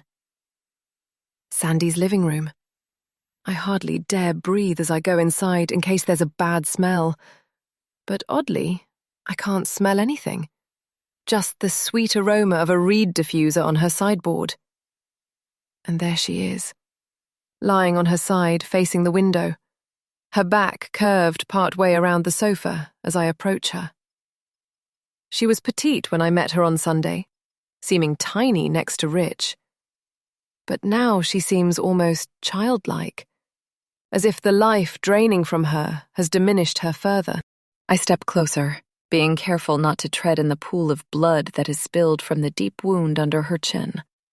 Whoever did this went for her carotid artery or jugular vein, and I'm no expert, but the lack of bad smell and wet blood on the rug suggests that she's been dead less than 24 hours. Suddenly, I hear a noise. I freeze, listening out. Voices. People chattering and laughing. A man and a woman out in the hallway. Then it falls silent again, making me wonder what the hell I'm doing. Sitting in a dead police officer's flat, not sure if I should call 999 because, honestly, what would I tell them? That the detective in charge of the case relating to the crime I committed 21 years ago is lying dead at my feet? I don't think there's any way to explain myself out of that. But I can't just leave her here. I take my phone from my pocket and unlock it, my finger hovering over the 9. Then I look down at Sandy. Something. What if she was on to me and Aiden and the truth was about to come out? Or what if the person who sent the postcards did this to her? But if that's true, then the real question is, who's next? Then I spot it, poking out from under her leg. I blink several times, staring down at it, hoping it's a figment of my imagination. But it's not. It's the red and white spotted handkerchief, identical to the one we use at Open Door, the same one that Aiden was holding last night. I bend down and give the square of fabric a tug, pulling it out from under the weight of Sandy's dead leg. It has blood stains on it, but there's no time to care about that. In the side pocket of my handbag, knowing there's no way I can leave something so specifically linked to me at the scene of a murder. And I only have to think of the twins to convince myself not to call the police. I turn, about to go, when another noise makes me jump. This time it's a phone ringing. Sandy's phone, and it's over on the coffee table. I step over the body to see who's calling, letting out a little sob when I see Rich's name lighting up the screen. Chapter 25. Back at the shop, I can barely function. I swear Megan is going to pick up the scent of death on me, somehow working out that I've just come from inside the flat of a dead woman, a dead police officer. Didn't she like the dresses? Is the first thing Megan says, eyeing the clothes draped over my arm. I stare at her, mouth open. You've brought them back. Didn't she like what you chose? Oh, no, actually, she wasn't home, I managed to say, which is the story I'll stick to if anyone asks. She must have forgotten our arrangement. I can drop them off on my way home if you like, Megan offers. It's no problem. I shake my head. No need. Texted her to let her know I stopped by. A lie, of course. By the way, I put up some reels of the new stock on Clover's Instagram while you were out, Megan says later when we're eating a late lunch. There are loads of positive comments already. Well, she's eating lunch.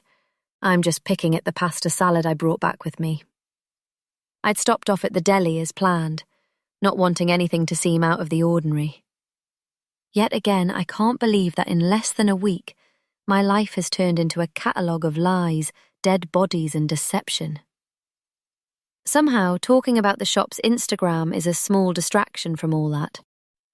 I've been meaning to update the account for a while, I tell her, grabbing my phone to have a look as we sit side by side at the counter. I open Instagram, going to the shop's account. Wow, great work, I say. 103 likes and 28 comments already. I nod approvingly. We've had 3 online orders because of it. I've packaged them up and will drop them at the post office this afternoon. I hear Megan talking, but her words gradually fade away as my eyes lock onto an account you may know, as suggested by Instagram.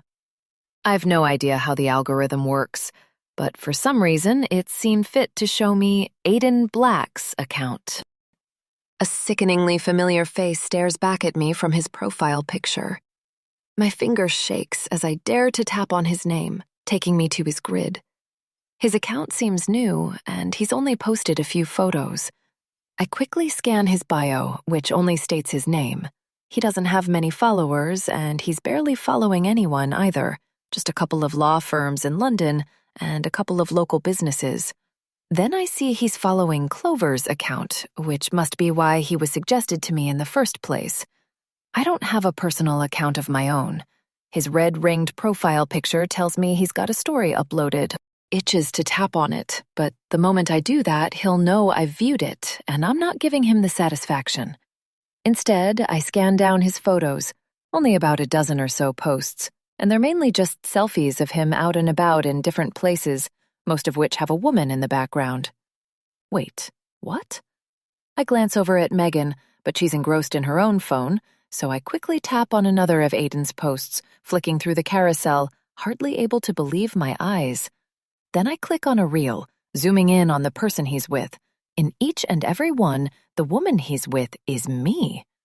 Out and about with my love, one caption reads. Sneaky afternoon meetup, says another. Says one of his earlier posts with me in the background.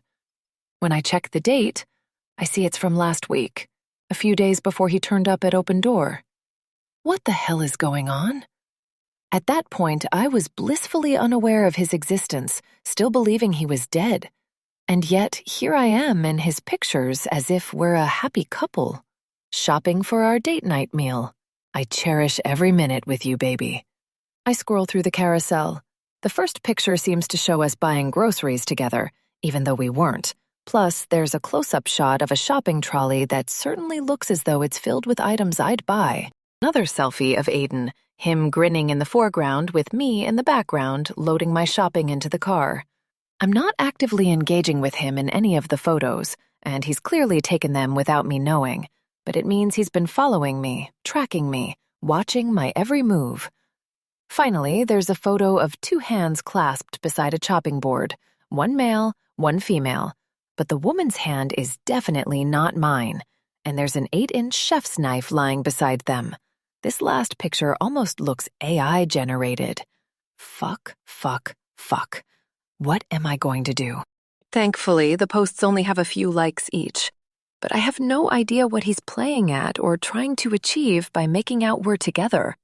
What I do know is that Aiden has been stalking me, following me to the shops, trailing me around town, watching me go to my car, which leaves me feeling ill.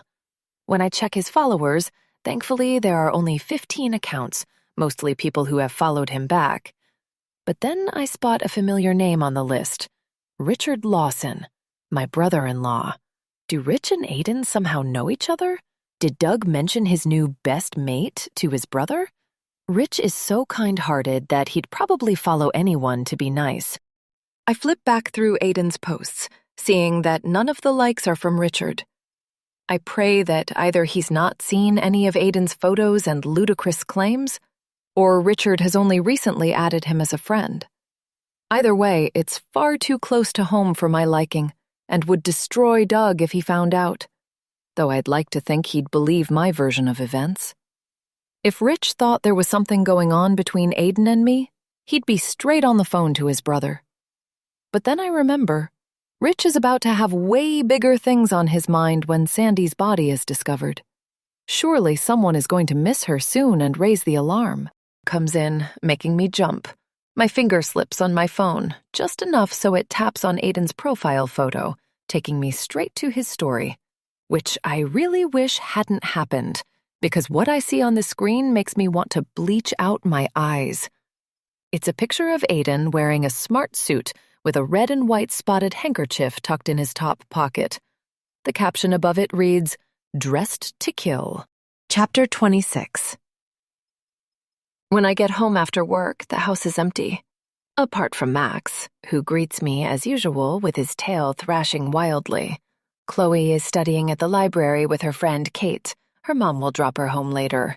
And Tom is round the corner at his friend Ryan's house under the pretense of studying, too, when really I know the boys will be gaming. Thing is, right now, I don't mind. Doug is also out, on a photo shoot about an hour away, doing the pictures for a piece about life on the canal waterways. And this also suits me fine.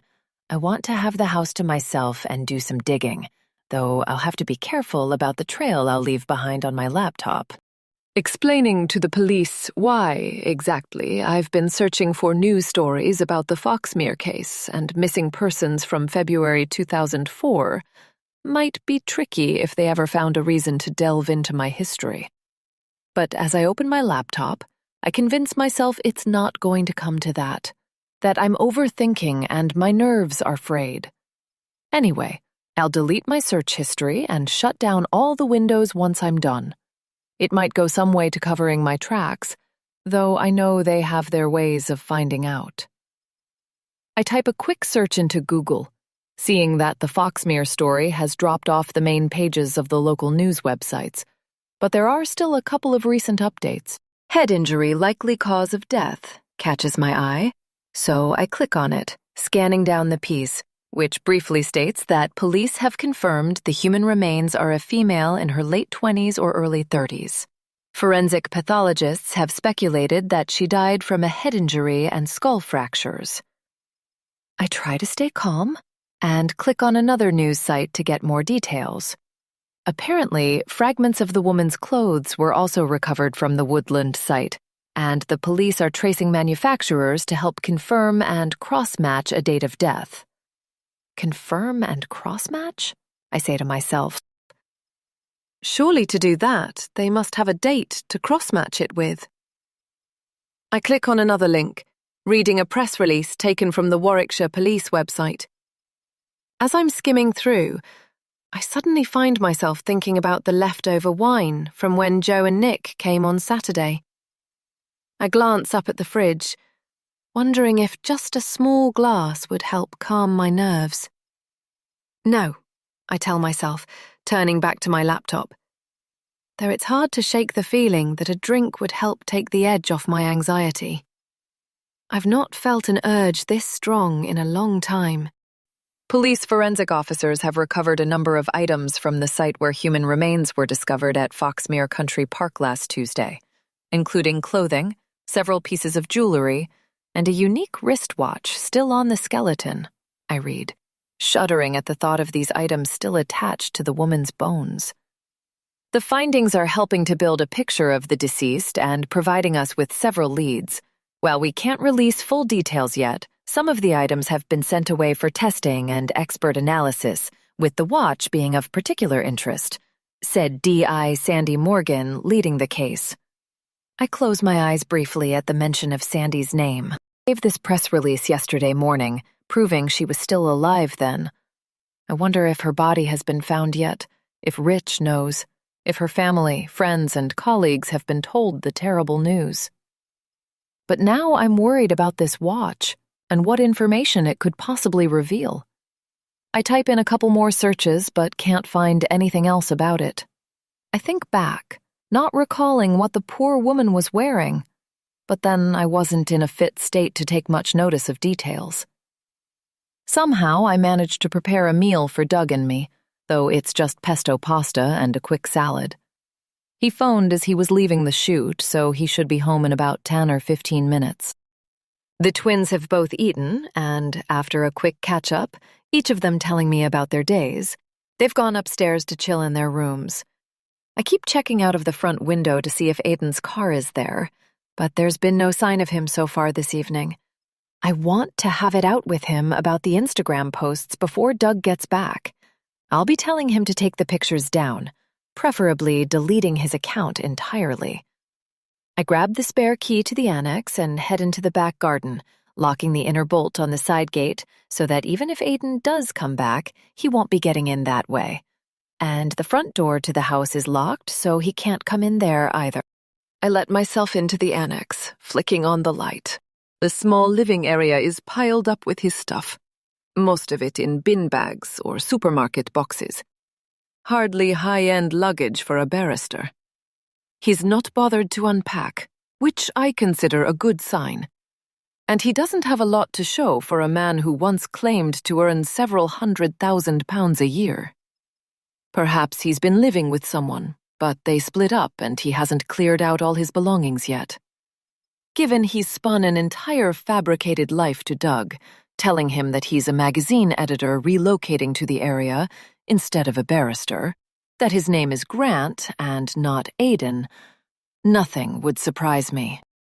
Listening out, I open one of the bin bags and have a quick root through, pulling out a sweater from the heap of clothes inside. A musty charity shop smell wafts up. I stare at the supermarket brand label in the neck, wondering if Aidan lost his job or gave up his career. For a man who claimed to wear Savile Row suits to work, this sweater is something of a come-down. I hunt through a couple of boxes, not finding much of interest. But then I spot something hidden under a couple of books. An old, framed photograph of a man and a woman. The man, late 20s, is sitting in an armchair, and the woman, a similar age, is perched on the arm next to him. Going by the man's mullet hairstyle and the woman's permed hair and layered skirt, I'm guessing it was taken sometime during the late 70s or early 80s. Someone has written Dawn and Val, 1979 on the back of the frame. I turn it over again. The woman's face has an innocent quality about it as she beams a smile, her hand resting lovingly on the man's shoulder. But there's something in the man's eyes that I recognize. Something dark and menacing, as though his thoughts aren't matching the semi-smile on his lips. It's the same look I've seen in Aiden's eyes. And not only that, but there's a definite resemblance between Dawn and Aiden. Both have the same straight, sharp nose and angular cheekbones. I'm almost certain these people are Aiden's parents. But what's most shocking about the photograph is that the man has a line gouged across his throat, as though someone has stuck it with a pencil or a sharp object, tearing over and over at the paper. Gemma, what are you doing in here? I start and spin around. Doug is in the annex doorway, and just behind him, Aiden is standing there, smirking at me. Oh, gosh, sorry. I was, just looking for something. I stare at my husband, praying that he'll cover for me, his hands planted on his hips, scowling. Mum asked me to return a vase that I borrowed. I thought I'd put it out here somewhere. You thought your mother's vase would be among our guests' belongings? Doug's eyes flick down to the photograph I'm still clutching. Why is he being like this? My own husband is taking the side of someone he barely knows. But then Doug doesn't realize how dangerous Aiden is, what he's doing to me. The blackmail? The lies? All he sees is me snooping through Aiden's stuff. He sounds embarrassed more than anything. Oh, no, sorry. I just saw this bag of clothes and thought this might be your laundry, Grant. I say, thinking quickly and pointing at a dustbin sack. I was putting on a wash and it's only half full. I don't like wasting water or energy. I mentally pat myself on the back, especially when I notice a vase on the sideboard that I put out here ready for my father-in-law's arrival. Then I spotted this old photo and couldn't resist a look. Sorry again. Are they your parents, Grant? Thank God I remember to use his fake name. When Aiden doesn't reply, I put the photo back in the box and grab the vase to make my story seem plausible. I head over to the door, waiting for Doug to move out of the way, but he doesn't. Dinner's ready, and there's plenty for you too, Grant, I say, forcing myself to sound cheery as I quickly check to see if there's blood on his clothes, or maybe rips and tears if Sandy fought back, but it's hard to see in this light. Great, thanks, I'm starving, Aiden replies, and Doug visibly relaxes. Is there time for me to have a quick shower first? He asks, showing me his hands. I really need to wash off the day. Then I could murder a good meal. Chapter 27. Somehow I made it through dinner last night despite my hands trembling as I served up, and my heart hammering the whole time. Having Aiden at our table again, smarming up to Doug, his eyes burning into me as he ate, had me so on edge I could barely function. And Max didn't like it either, perhaps sensing my anxiety. He stuck close to me, eyeing Aiden warily, letting out an occasional low growl. Midway through the meal, the house phone rang, causing me to jump out of my skin, but it was just a spam call. Then Doug got a couple of texts, also making me edgy, but he said they were from work about the next day's shoot. To make things even more unbearable, Aiden accepted Doug's offer of a glass of white wine, plus a couple of refills, leaving me breathing in the fumes in the hope it might calm my nerves. It didn't. Things really took a turn, though, when Rich phoned Doug soon after we'd finished eating. I was clearing the plates, trying to listen in, but couldn't glean much. And at least Doug wasn't gasping in shock and offering his deepest condolences to his brother, so it seemed as if Rich was still in the dark about what had happened to Sandy. But I knew it was only a matter of time. "You'll never guess what," Doug said after hanging up. I noticed how Aiden glanced up from his phone at that precise moment, his eyes tracking my husband. Rich was asking about reputable jewelers in town. Doug started helping me load the dishwasher. He wants to take Sandy ring shopping. A ring? For Sandy? I almost dropped a glass. Who else? Doug rolled his eyes. I suggested that jeweler's on Church Street, near your shop. Finch's, isn't it? I nodded, feeling sick. Rich didn't know. Sandy's body still hadn't been found, which meant that no one had been to her flat since I was there. Thank God I made certain not to touch anything, pulling my sleeve over my hand when I closed the door, though several people, including the gardener, would have seen me at the building. But so far it seemed that no one, not even Rich, thought it unusual she wasn't answering texts or taking calls. Perhaps she was notoriously bad at such things. But I was struck by a pang of sadness that poor Sandy seemed forgotten. A detective inspector who'd served her community. A woman who had no doubt regularly put her life on the line for the safety of others. Finch's stuff is quite pricey, I told Doug, trying my hardest to sound normal.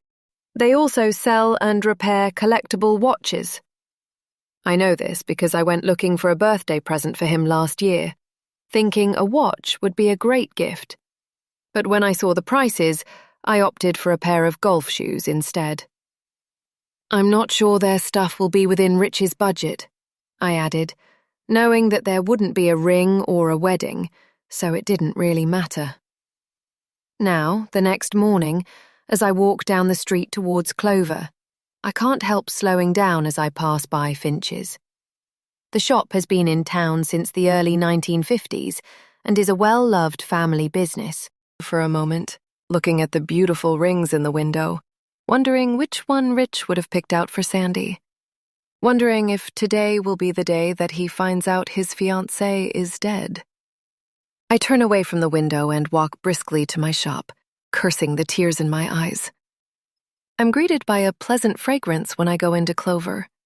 On the counter, there's an aroma diffuser gently puffing out a scented mist.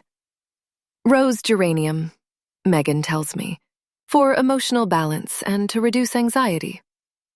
For a second, as she shows me the bottle of essential oil, I wonder what she knows. Why she thinks I need anxiety reduction or emotional balance. But I quickly realize I'm being paranoid. I'll put the customers in a buying mood. Nice touch, I say, smiling, catching sight of the screen in front of her. Her laptop from home, rather than the shop's computer. She quickly closes the lid, looking a bit sheepish. I smile, letting her know that I don't mind her using it. Besides, I've got other things on my mind. Someone is bound to discover Sandy's body today, especially if she's meant to be at work. Though it may have already happened, if Rich got worried he hadn't heard from her last night. I can't stand to think of how he must be feeling. I'm about to head out the back when Megan stops me, a hand on my arm. Just so you know, some bloke was hanging around outside the shop when I arrived this morning. She makes a concerned expression. Can't lie, he was a bit weird, and followed me inside as soon as I opened up. Was it the same guy you mentioned last week? Aiden again, no doubt. I wish to God he'd leave me alone. Megan shakes her head. I don't think so. Though it's hard to remember exactly. I got quite creepy vibes from him. But it was also a bit sad, too. He told me he wanted a dress for his wife. His wife? Maybe I'm wrong about it being Aiden, then. I think it might be for his dead wife, Megan adds in a whisper. For the undertaker to dress her in. I didn't want to pry. She shrugs and pulls a face. Oh, okay. Bit odd, I say. But then my thoughts go straight back to Rich, knowing he'll soon have to choose something for Sandy to wear. Then that sets me wondering. What if it was Rich who came into the shop this morning? Surely not. It's far too soon to be organising things like that. The funeral won't be for several weeks yet, especially as Sandy's death will be treated as suspicious, and being a police officer, there'll be a huge investigation. I'm sorry you were freaked out, I say to Megan, not wanting her to feel scared at work. I'll be here early to open up tomorrow. Megan seems unfazed, so I head into the back room, getting an idea. I turn on the computer, opening the CCTV app while I'm waiting for the coffee machine to heat up. Thankfully, the cameras are still active, confirmed when I see a live view of Megan at the counter checking her laptop again. Then I click on the footage from earlier, skipping backwards in time. And there he is, just as I feared, following Megan into the shop at 8:53 a.m. How dare he show his face here? I know what he's doing, keeping himself in my orbit just enough that I can't forget his presence. Just enough so that I don't forget he's watching me, checking on me, making sure I don't go to the police.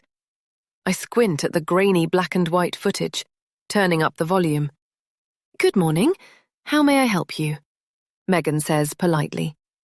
I sit down at the desk, glued to the screen. "I'm after a dress for my wife." Aidan replies, sounding convincing.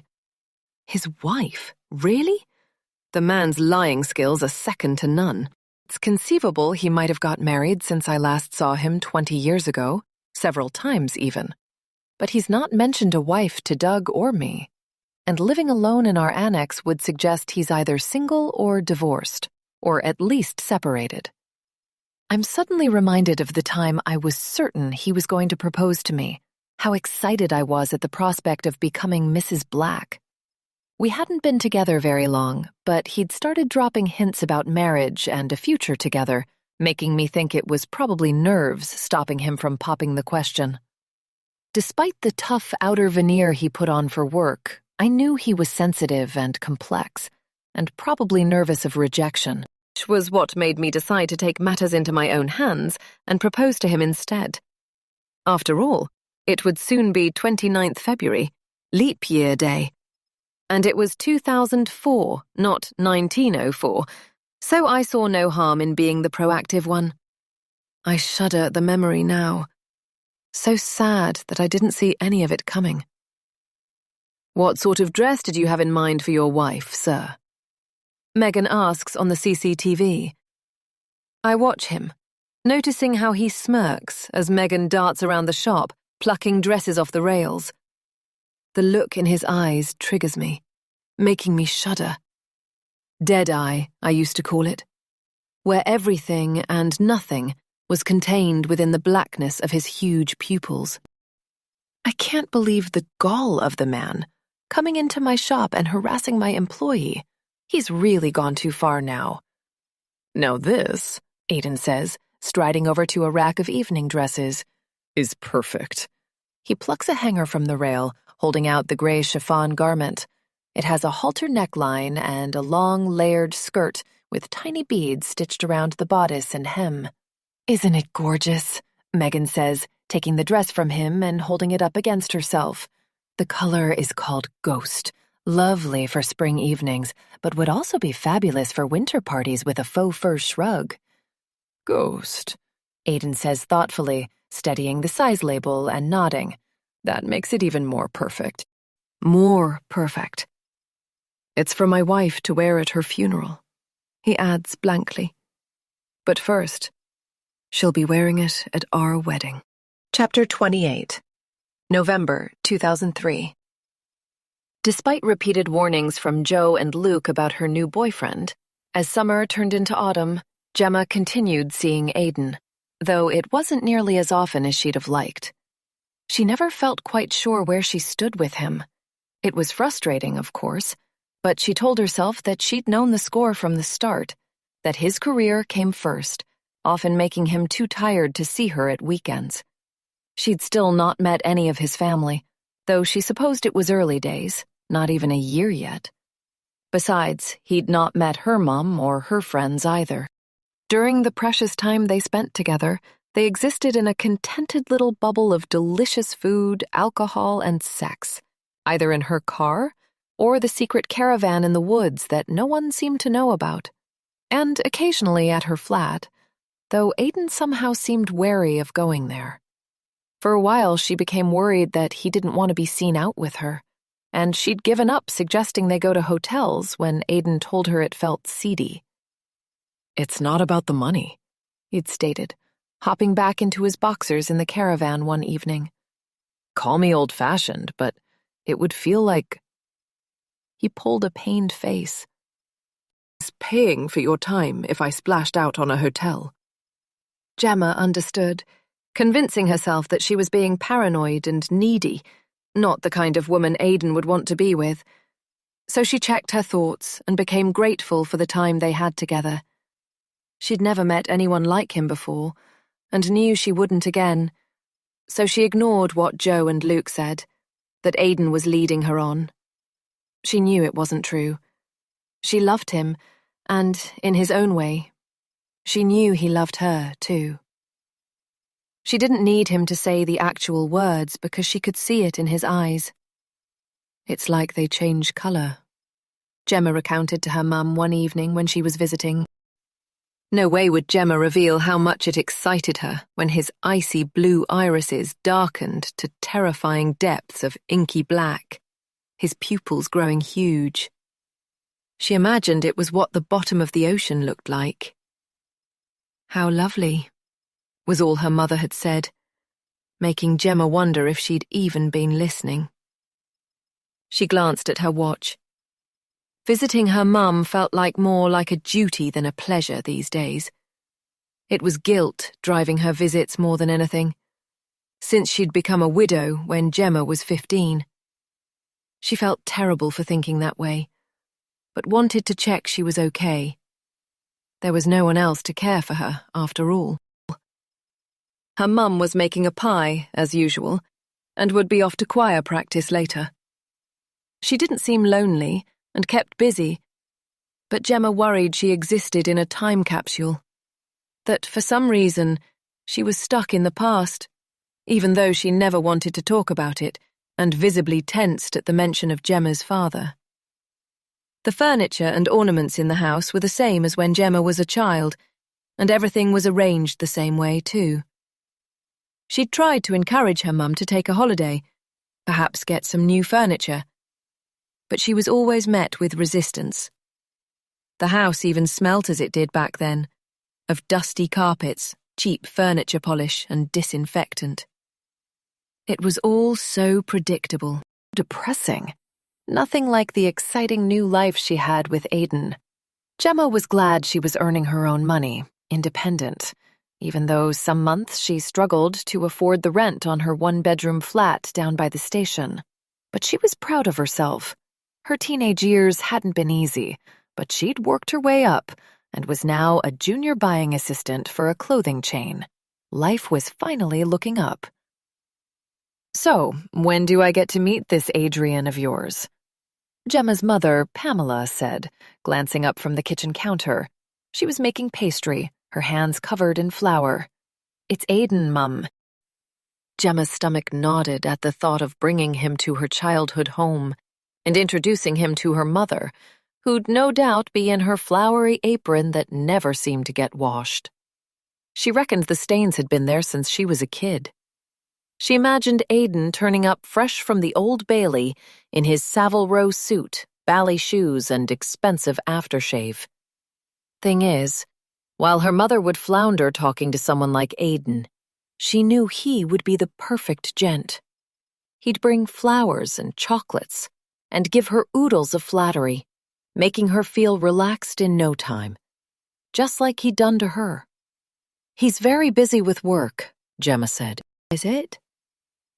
Her mother looked up, scratching the end of her nose and getting flour on it. "What, ever? I thought you said he was going to propose. I'll have to meet him before the wedding." God, Gemma wished she'd never mentioned marriage. She should have known her mother would latch on to it.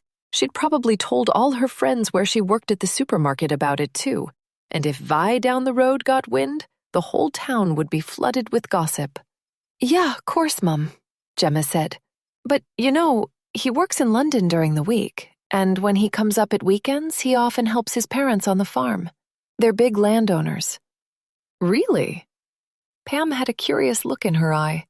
"Doesn't sound like he has much time for you. Why don't you find a nice boy around here, Gem, love? Denise's son Mickey has got a good job in insurance now and is about your age. He used to smile at you after church, don't you remember? He's even got a car and—" "Mum," Gemma warned, "I'm happy with Aidan. I don't mind that we don't see each other every minute of every day. It's not like it was in your day." She reached out and gently wiped the flour off her mum's nose, smiling at her.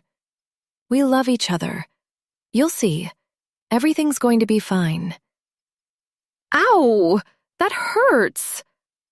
Gemma cried out later that night.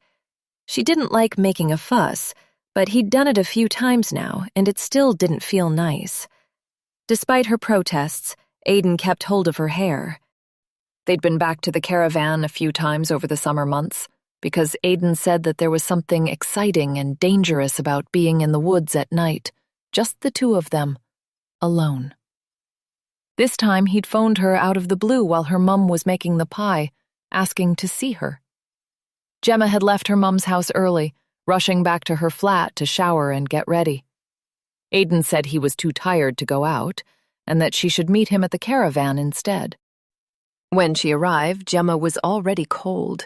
It was a foggy November night, but now, naked under the thin blanket that always felt damp, with Aiden looming over her, the numbness in her fingers and toes from the cold was quickly replaced by the pain in her scalp. She felt like she might lose her entire head of hair if he pulled any harder, yet she knew he liked doing it, and she wanted more than anything to please him. Tell me you love me, Aiden panted, looking down at her. Gemma shivered as she saw the darkness in his eyes deepen.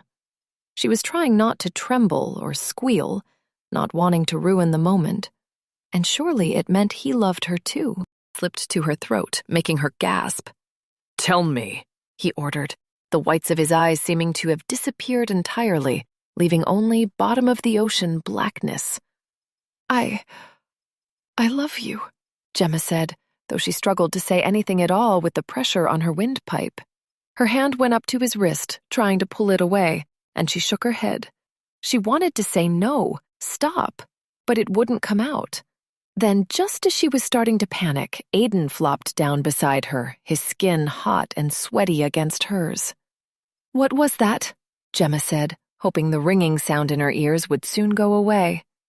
You've never done that before. She coughed, rubbing at her neck. Supposed he must like it. At least she could breathe properly now. You enjoyed it, didn't you? Aiden turned on his side.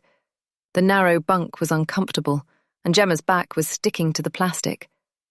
She'd often wondered if someone lived here, as occasionally she noticed remnants of food on the side or a bowl of cold soapy water left in the sink. But the caravan was so squalid, with no running water or electricity, she doubted anyone did. Aiden liked the solitude here, a contrast to his high-pressure job, an escape, a release valve for him, a little secret, just between them.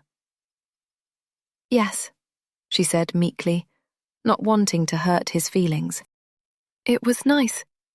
She was beginning to wish she'd stayed at her mum's and eaten the pie. But I like the gentle Aiden more. He stared across at her, the blackness simmering in his pupils. Do you like gentle Aiden enough to marry him?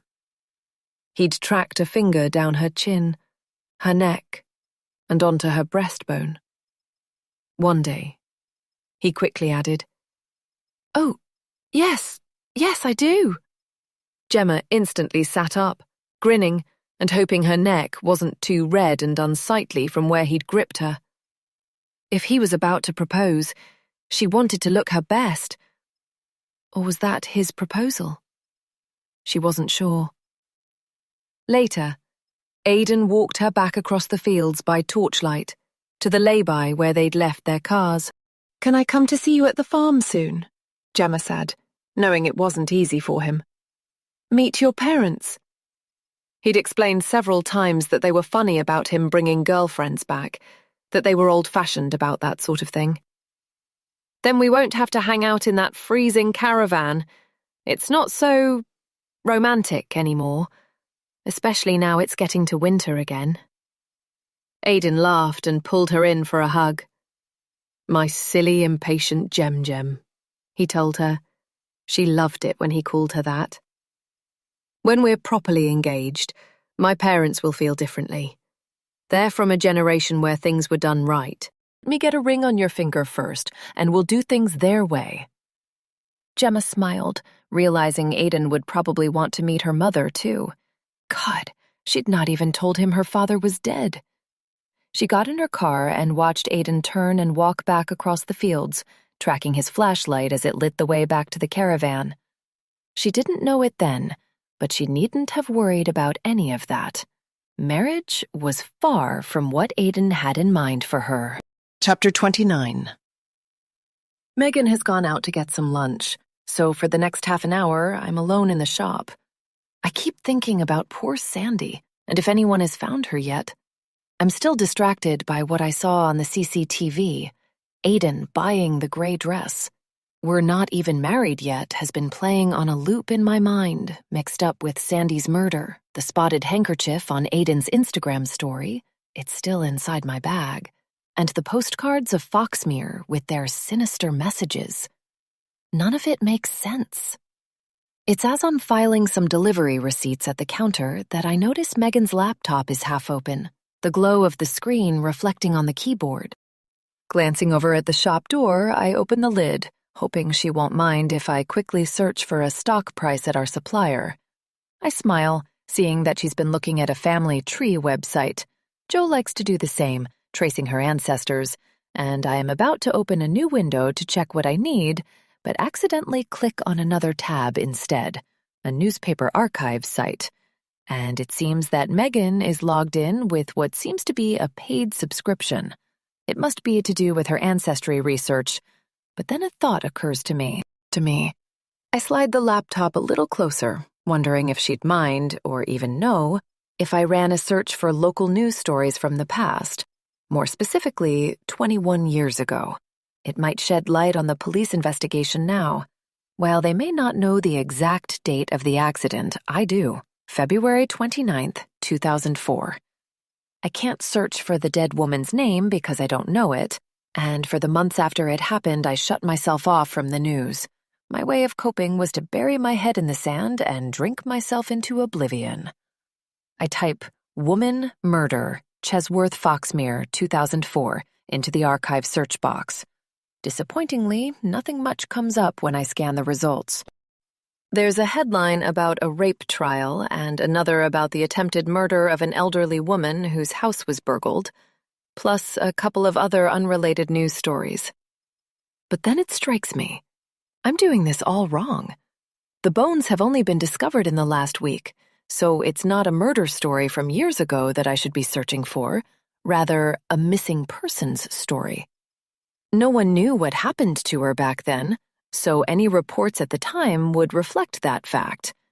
People disappear all the time for various reasons: mental illness, escaping domestic violence, kidnapping, or even wanting a fresh start.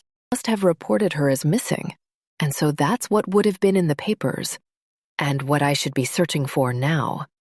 I type in some keywords: woman missing Foxmere, Chesworth, 2004.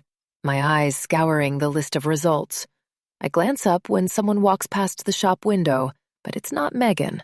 I think she'll be gone a while yet. Elderly dementia patient gives staff a runaround. I mumble to myself, reading about a local woman who went missing for 2 days in the spring of 2004. Then I skim another story about a woman who disappeared from her home, only to be found 6 months later living in New Zealand. More reports from the area catch my eye, but none seem to fit, date-wise or age-wise. I'm just about to give up when a smaller piece under another story about missing cattle from a nearby farm catches my eye. I bring up the newspaper record, which thankfully loads fully, given that Megan is a paid subscriber. Search for local woman continues. The search for a local woman continues after her husband reported her missing on Sunday, February 29th. Laura Ellis, 30, from Chesworth, failed to return home from a dog walk. Police are appealing to anyone who may have seen Laura, blonde, 5'7", and wearing jeans, a dark North Face zip-up fleece, and green Wellington boots on the evening of the 29th, for information, however insignificant, and especially if they remember seeing a woman walking alone. Her family states it's not like Laura to go off without notifying them, and they appeal to her or anyone who knows her whereabouts to get in touch with the police. I check the newspaper date. Saturday, April 10th, 2004. about 6 weeks after her actual death. I shudder, hating that I'm one of only 2 people in the world who know exactly what happened that night. One half of a terrible secret, thought creeps up on me. What if Aiden hasn't just come back into my life to make sure I stay silent? What if he's come back to make sure I can't say anything at all? Ever? By moving into our home, he's biding his time, waiting for the right moment to strike. He's proved he's not afraid of murdering to protect himself. I'm almost convinced that's why he got rid of Sandy, because she knew too much. Is it just a matter of time until he does the same to me? Am I going to be next? I sit behind the counter, staring at the rain that's coming down outside, watching droplets snaking down the shop windows as I absorb what all this means. Then I snap out of my thoughts, knowing Megan will be back any moment. I quickly type Laura Ellis into the newspaper archive search box, hoping to find a piece written in the immediate aftermath of her being reported missing. And sure enough, the Chesworth Evening Telegraph ran several stories immediately following her disappearance. For a second, I hesitate, not sure if I want to know more about the woman who lay dead at my feet. But then I click on the link, opening the piece. Missing local woman named. A woman reported missing from her home on Adkins Road, Chesworth, late on Sunday 29th February has been named. Laura Ellis, hairdresser, wife and mother, was last seen when she went out for her usual dog walk around 7 p.m., but failed to return home. After driving around searching for her, her husband reported her missing to police around 11 p.m. Laura is aged 30, 5'7", with blonde, shoulder-length hair. She was wearing a dark North Face fleece jacket, jeans, and green Wellington boots. She may have been wearing glasses and a cream woolen hat. Relating to Laura's whereabouts should call Warwickshire Police, quoting reference B292318. I read it several times, feeling sick. I don't deserve to know anything about her precious life. After all these years, she's been a blank in my mind. Someone who didn't have a life or family or friends or a home or a job. Just some woman who was in the wrong place at the wrong time, dumped in the wet earth in the woods. Now, 2 decades later, I know that she cut people's hair, that she had children, was married with a dog, and lived on Adkins Road, just round the corner from my mother's house. There's a photograph. A black and white head and shoulders shot of a pretty woman wearing clothes similar to those described. Her wavy hair pokes out from beneath a pale beanie hat, and she's beaming a broad, white smile. Before Megan comes back, I take a quick photograph of the piece, then delete the pages visited from the browser's history, finally going back to the Family Tree website and lowering the lid again. I don't want her to think I've been snooping. And I'm just in time, because the shop door opens and Megan strides in, bright and breezy, holding up a paper bag. "I bring lunch," she says cheerfully. "God, it's horrid out there," she adds, taking off her coat and putting the bags on the counter. "I got you a chicken and salad wrap. Is that okay?" But I don't get a chance to reply because my attention is drawn back to the shop window, where I see a marked police car pulling up on the street right outside, stopping on double yellow lines. 2 police officers get out and stride from the car into the shop, their neon yellow high-vis jackets glistening wet. They both remove their hats as they come inside, stamping their boots on the doormat. The crackle of their radios gets louder as they approach the counter. Like me, Megan stares at them, her mouth hanging open. "We're PCs Jenkins and Duke from Chesworth Police Station," the female officer says seriously. "And we're looking for a Gemma Lawson." Chapter 30. "Yes, that's me," I say, horrified, wondering if this is my last moment of freedom. Chloe, Tom, and Doug flash through my mind. How broken they'll be if the truth comes out. Dear God, I can't let that happen to them. Megan watches on, a little gasp coming from her as she realizes that this isn't a routine town safety patrol. These officers are here for a reason. We'd like you to come with us to the station to answer some questions. PC Jenkins, a young officer with fiery red hair, states. It's about an ongoing investigation, and we believe you might be a potential witness. Oh, I see, I say, feeling as if my legs might buckle. I'm working right now. Right. I'm stalling for time, madly trying to think of what Aiden would tell me to do, how I should act. I can only think it's about the body in the woods, though I've no idea how they've linked the case to me. I'm not about to ask for details in front of Megan. Then it strikes me. What if they're here about Sandy's murder? That'd be 2 bodies linked to me. Investigating the death of one of their own, the police will stop at nothing to find Sandy's killer.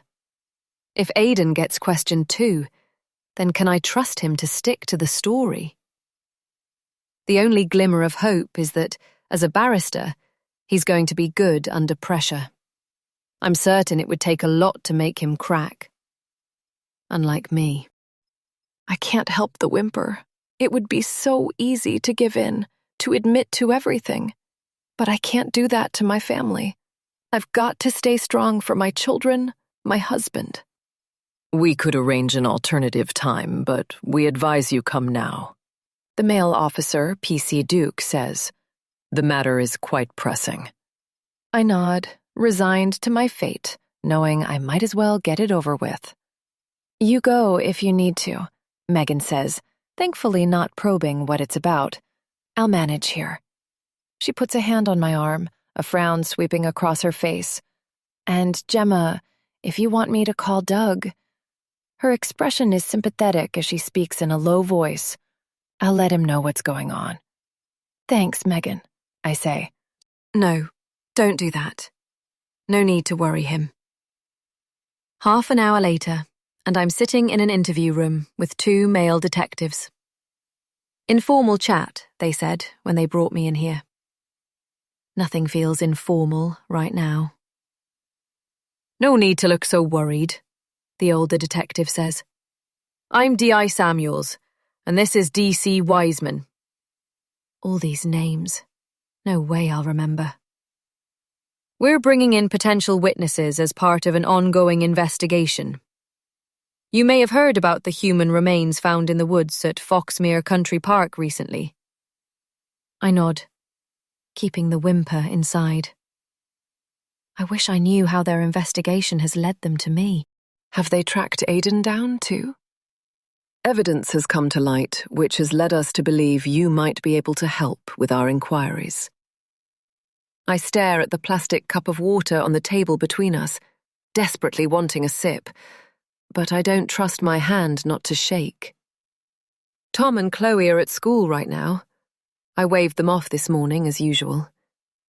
What if the next time I see them is when they visit me in prison? I can't imagine either of my twins doing something as stupid as I did when they're 21. Or ever.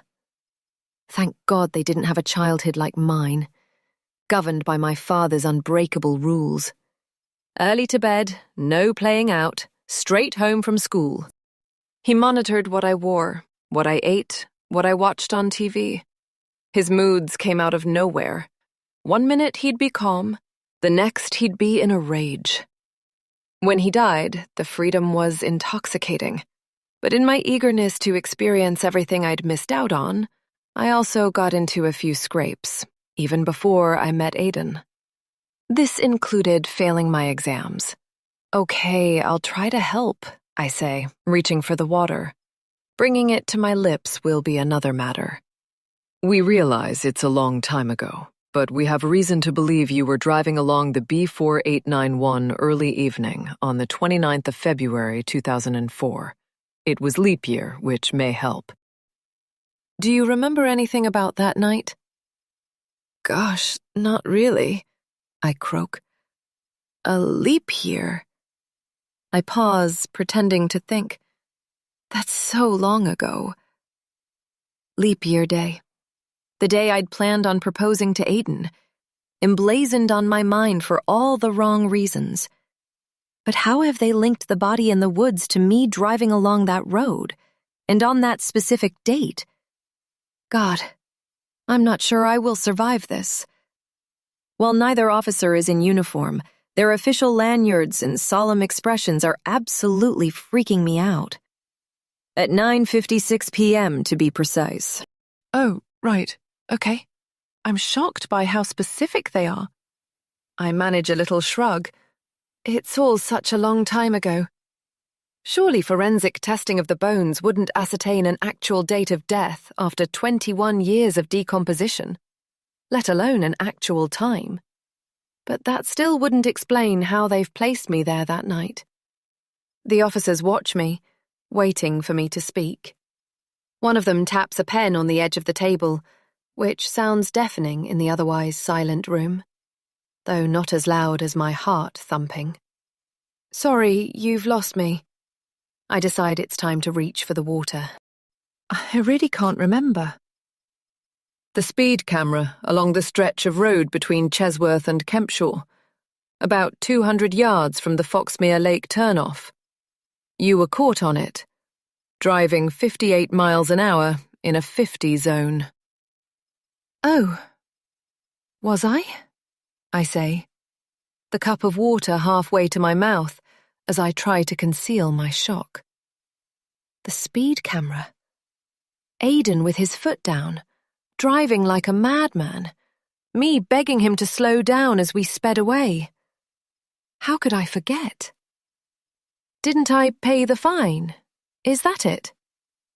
I kick myself as soon as the words leave my mouth, realizing how flippant I sound. Neither of the detectives cracks a smile. We have a record of you admitting to being the driver and paying the fine, contacting everyone who was caught on the camera that night.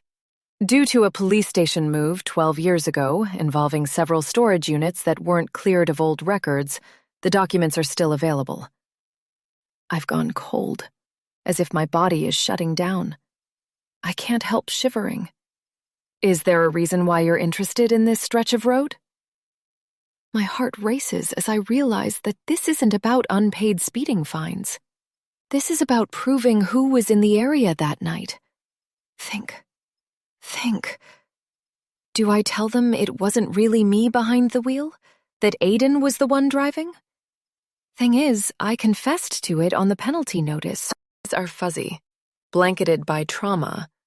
But I was horrified when the police letter arrived a few days later, making it impossible to deny we were there. I told Aidan immediately, and he convinced me not to worry, that there was no link between the fine and the poor woman we buried. Then he asked if I would admit to being the driver instead of him, as the photo evidence on the letter wasn't clear. In fact, he pleaded with me to take the fine for him, saying that he'd lose his license otherwise as he'd already got points. Stupidly, feeling sorry for him, I agreed. This all happened a couple of days before I found him, supposedly dead, at his house. So I never thought anything more about the speeding ticket after that. God, what an idiot I was. My mind races as I try to work out why the police have homed in on 29th of February. Is it because they finally identified the remains as Laura Ellis, knowing that's when she was first reported missing by her husband? We realize it's a long time ago, Mrs. Lawson, but do you recall seeing anything unusual in the area that night? The speed camera is in an accident black spot, and we're using it to gather information about potential witnesses. D.I. Samuels says. An attractive man with a smattering of dark stubble on his square jaw. He's wearing a wedding ring and has a pair of glasses forked on his head. No, sorry. I shake my head, concerned they'll see right through me. The forensic pathologist has indicated that the deceased suffered injuries in line with impact from a road traffic incident. He stares at me, but I remain silent. As for that date, you may have heard on the news that the deceased was wearing a watch that turned out to be quite rare, a collector's piece. We've had the expert horologist's report back stating... Di Samuels reaches for the file and pulls out some papers clipped together. He flips through them. It's a Patek Philippe perpetual calendar watch. Our expert from Finch's in town informed us it's a valuable piece. He glances up and raises his eyebrows. It automatically shows the exact day, date, and year without ever having to be altered, including for leap years. As it happens, Finch's regularly serviced the watch and confirmed it was an heirloom from the deceased's grandfather, whom they also knew. Quite a local character by the sound of it. Apparently he left a note for his granddaughter to wear the damn thing and enjoy it. The detective glances up, looking briefly amused. Anyway, the expert from Finch's confirmed the watch to be in full working order on last inspection, as they'd recently made strap adjustments. The detective skims down the page with his finger. Ah, here we go. The watch appears to have been badly damaged from some kind of impact, causing extensive damage to the crystal, which resulted in the mechanism ceasing forward motion on Sunday, 29th of February 2004 at 7:23 p.m. The timepiece underwent extensive expert cleaning and examination due to several decades of being buried in soil. D.I. First Samuel sits back in his chair. This is invaluable for our investigation, and given the location of the burial site, it's entirely possible the deceased was in the same area as you the night she went missing. That's why we're talking to potential witnesses.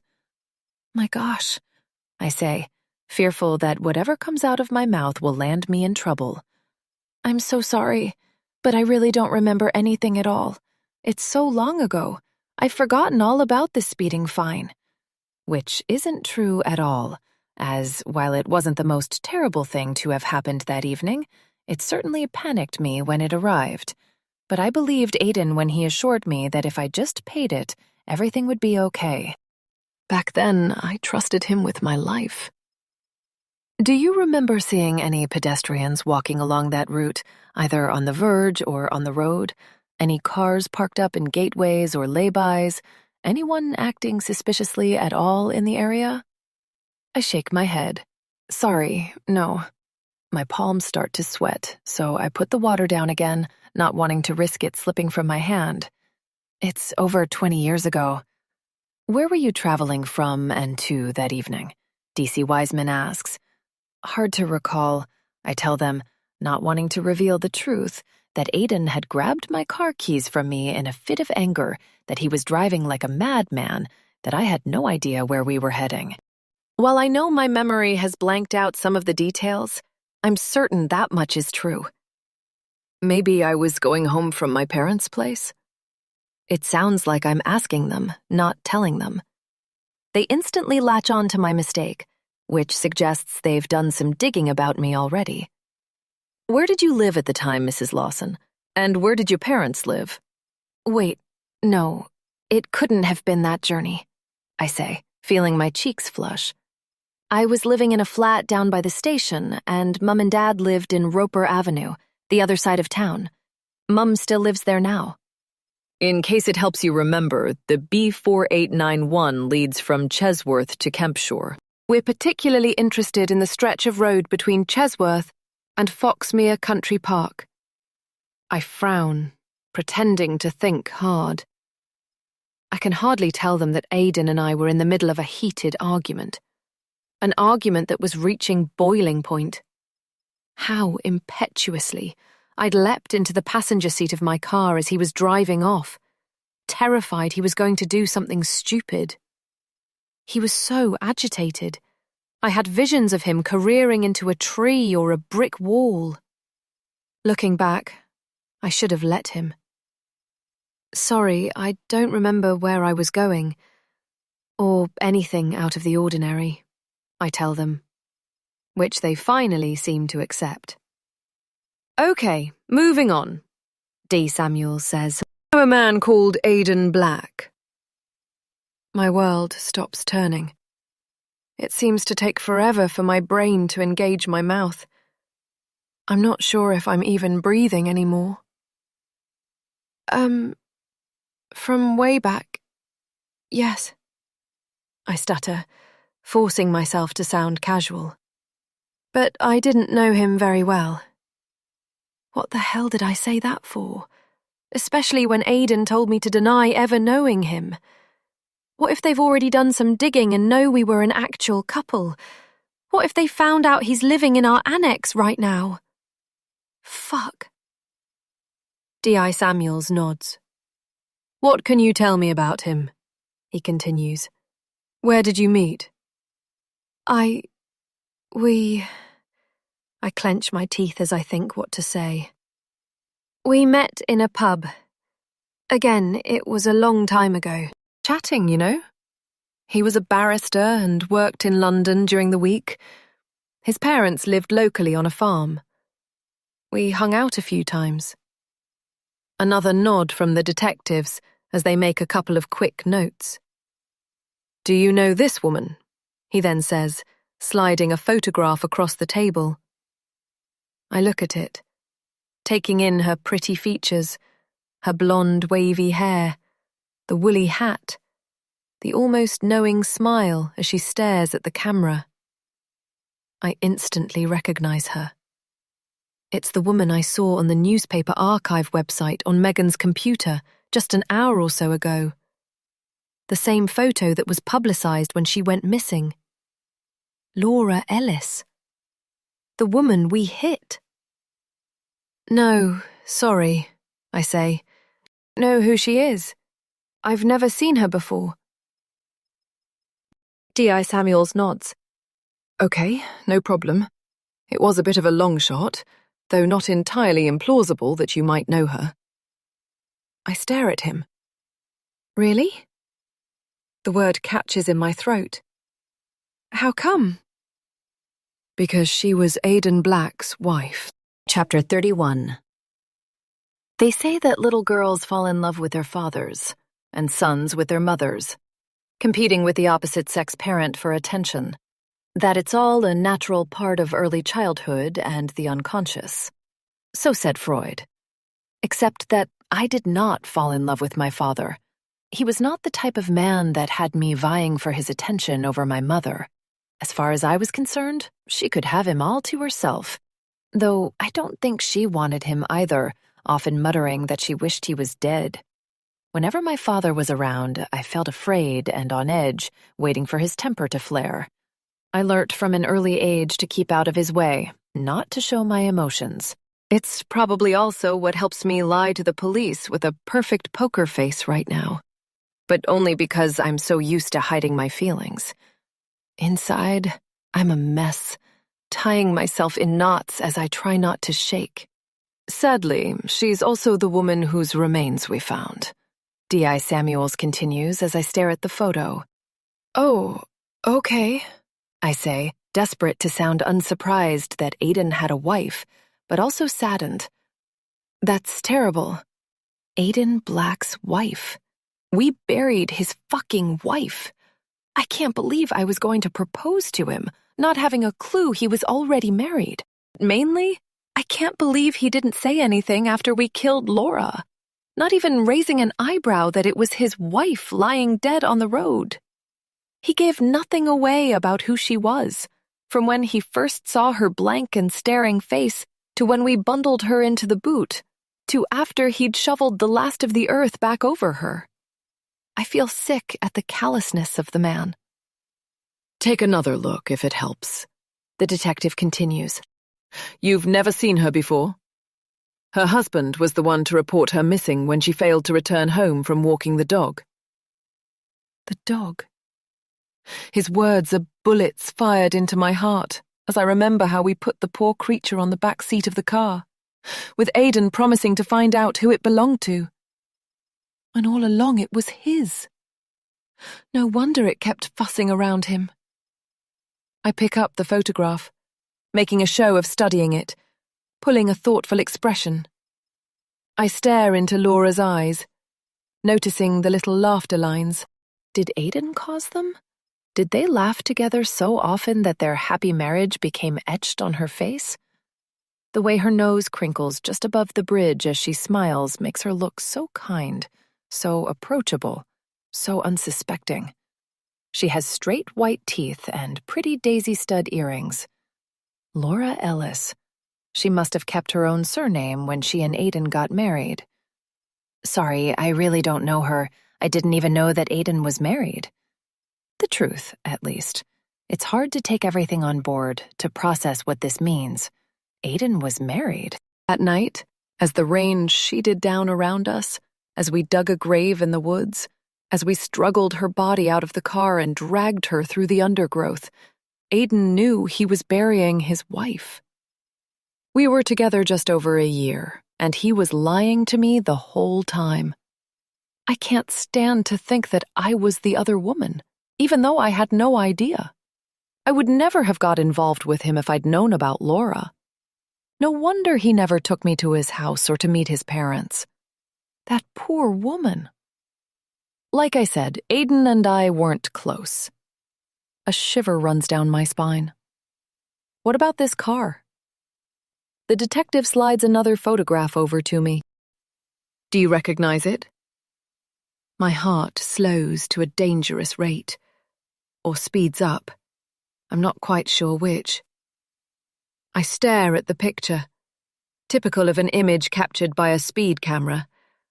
I recognize my old Ford Fiesta instantly from the number plate, the last 3 letters of which spelt out FOG.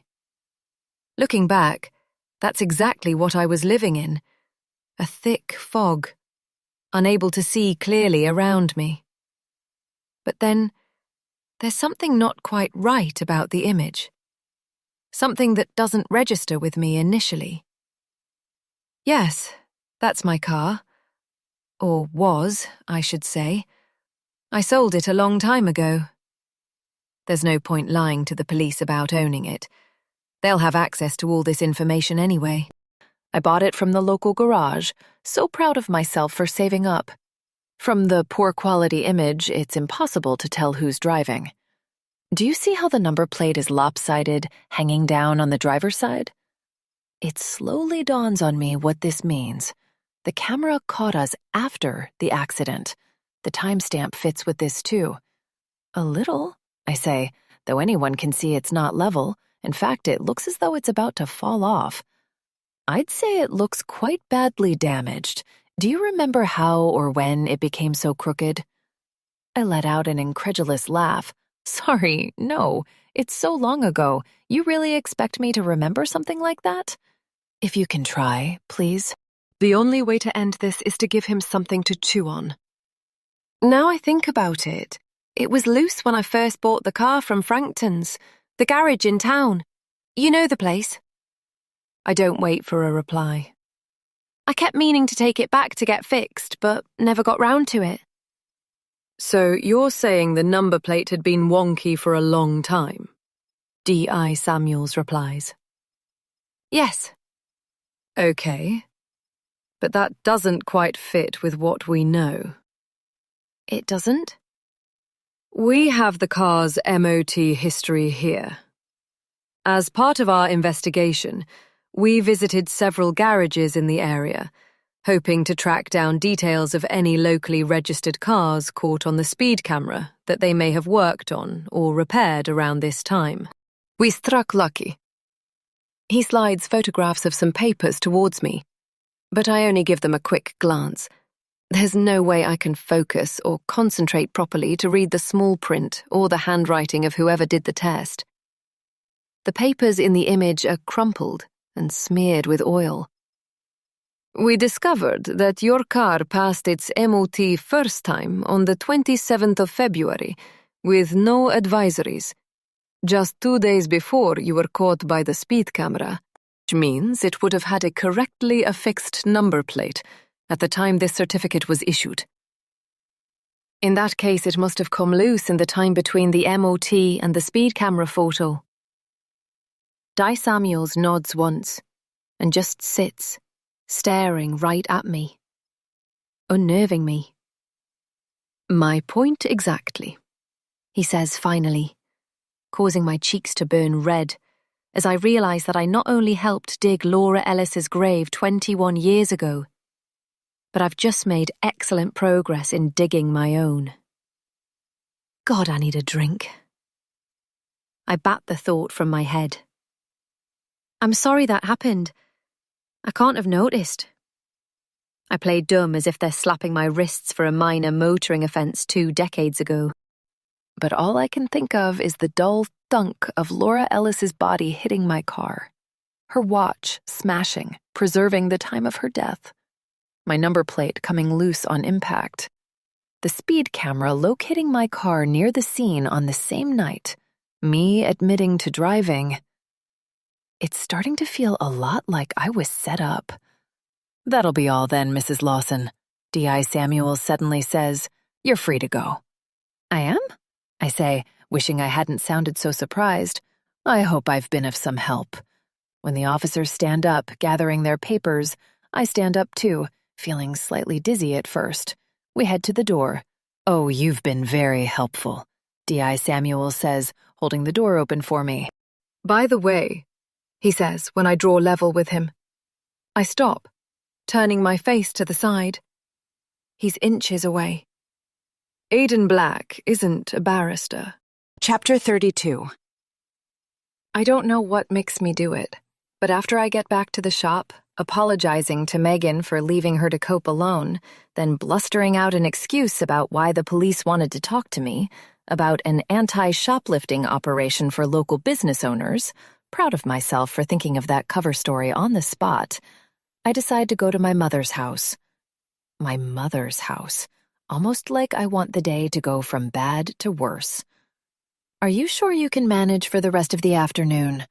If Megan is hesitant, I'll just close the shop as I don't want to burden her, but thankfully she's more than understanding. "Yes, of course. Your poor mum," she says in response to my second white lie. "I hope her fall wasn't too bad. You've had a right day of it, haven't you, Gemma?" Then she laughs. "I prescribe a glass of wine or two for you tonight." Her cheery laugh follows me all the way out of the shop as I head back to my car, her words ringing in my ears. If only she knew that when I used to drink, it wasn't with my feet up in front of the telly, sipping on a civilized glass or two of Prosecco. No. With me, it was full-on, messy, lose an entire week kind of drinking. With Megan's words ringing in my ears, something makes me take a different route back to the car. Right past Mountjoy's, the wine shop. I slow down as I walk past the window. In fact, I stop, looking at the wooden wine crates in the window, stacked up and filled with straw, bottles of red and white and rosé set out in them. The walls inside are lined with shelving, every space crammed with alcohol, the bottles seeming to rattle and tinkle together as my eyes flash over them. Further back in the shop, there's a small table with tasting samples for customers to try. "Help yourself," the sign says. For a moment, I imagine tipping them all down my throat. But despite the burning feeling inside me, the almost unstoppable wave of desire for a drink, I somehow make it back to the car without destroying my sobriety. If I should call Eric for support, but I'm too rattled to sound coherent. Eric would only start asking questions, putting me on the spot. Instead, I drive across to the other side of town to my mother's house. "Gemma," Mum says, once the shock of me turning up unannounced has subsided. She's standing at the ancient gas stove, her hand resting on the old-fashioned kettle as it boils. She's always done that, as if by touching it she's speeding it up. There's something oddly comforting about it, about the sameness of her. The reason I wanted to come. "What's wrong? You never visit without good reason." "Nothing, Mum," I reply, miffed that she thinks I need a reason to visit. Though she's probably right. When Doug and I pop round, it's usually so he can fix something or do DIY for her. Plus, she likes to see the twins on their birthday. But it's always at her house, familiar, safe territory. She rarely comes to us. That's not to say she doesn't have an active social life. She does. She sees friends for coffee, plays bridge twice a week, and sings in a choir. Normal mum things. Except she's not a normal mum, because she didn't protect me. She allowed my monster of a father to terrorize me. I've never once called her out on it, and I doubt I ever will. I know she suffered too. Come on, Gemma, I know you, Mum says, pulling her chin back. The kettle whistles and she sloshes boiling water into the teapot to warm it, then tips it out. What's happened? Is it Doug? Mum spoons loose tea leaves into the pot from a metal caddy that I remember from when I was a kid. Like most things in this house, nothing much has changed over the years. And apart from the gray hair, a few more wrinkles, that includes her. No, it's not Doug, Mum. Though maybe she's right. He's unwittingly invited Aiden to live in our annex. If he'd not been so quick to offer help to a virtual stranger, then maybe Aiden would have got bored and disappeared again. But then that's Doug all over. He's always seeing the best in people. Are the twins okay? School going well? Let's not make this a guessing game. She pours water into the teapot, puts the lid and cozy on, and brings it over to the small kitchen table along with 2 cups and saucers. Then she sits down, hands clasped in her lap, as she waits the obligatory 3 minutes for it to brew. Our knees are lightly touching under the table. I don't know whether to pull away or think of it as an honor, a rare connection with the woman who has always seemed unreachable. I just wanted to see my mum, you know? I let out a laugh at how pathetic I sound. It's unfamiliar territory. I've never admitted this before, that I need her, that I'm unsettled enough to want my mother to soothe me. The very idea is foreign. Growing up, it was always the other way round. I watched out for her, slipping an arm around her shoulders when I found her sitting on the stairs crying, taking over the chores if she was too upset from Dad being vile to her. Mum splashes a drop of milk into each teacup and pours out the tea through a strainer. She slides the cup and saucer in my direction. "Did you start again?" she asks. "Start what?" I feel the burn of her stare. Unusual for Mum. She rarely gives me eye contact. Now it seems she wants it. Yet it's me who can't look at her. I pick at my nails. Drinking. My head whips up. We're face to face. Mother and daughter. Woman to woman. Which is strange, given that I've never considered her an actual woman before. She's always seemed like an empty vessel. Kind of sexless. Just something that was in the house, like the sofa or the TV. Perhaps that made it easier for her to turn a blind eye to what my father was like, how he treated us. Being inanimate was her way of coping.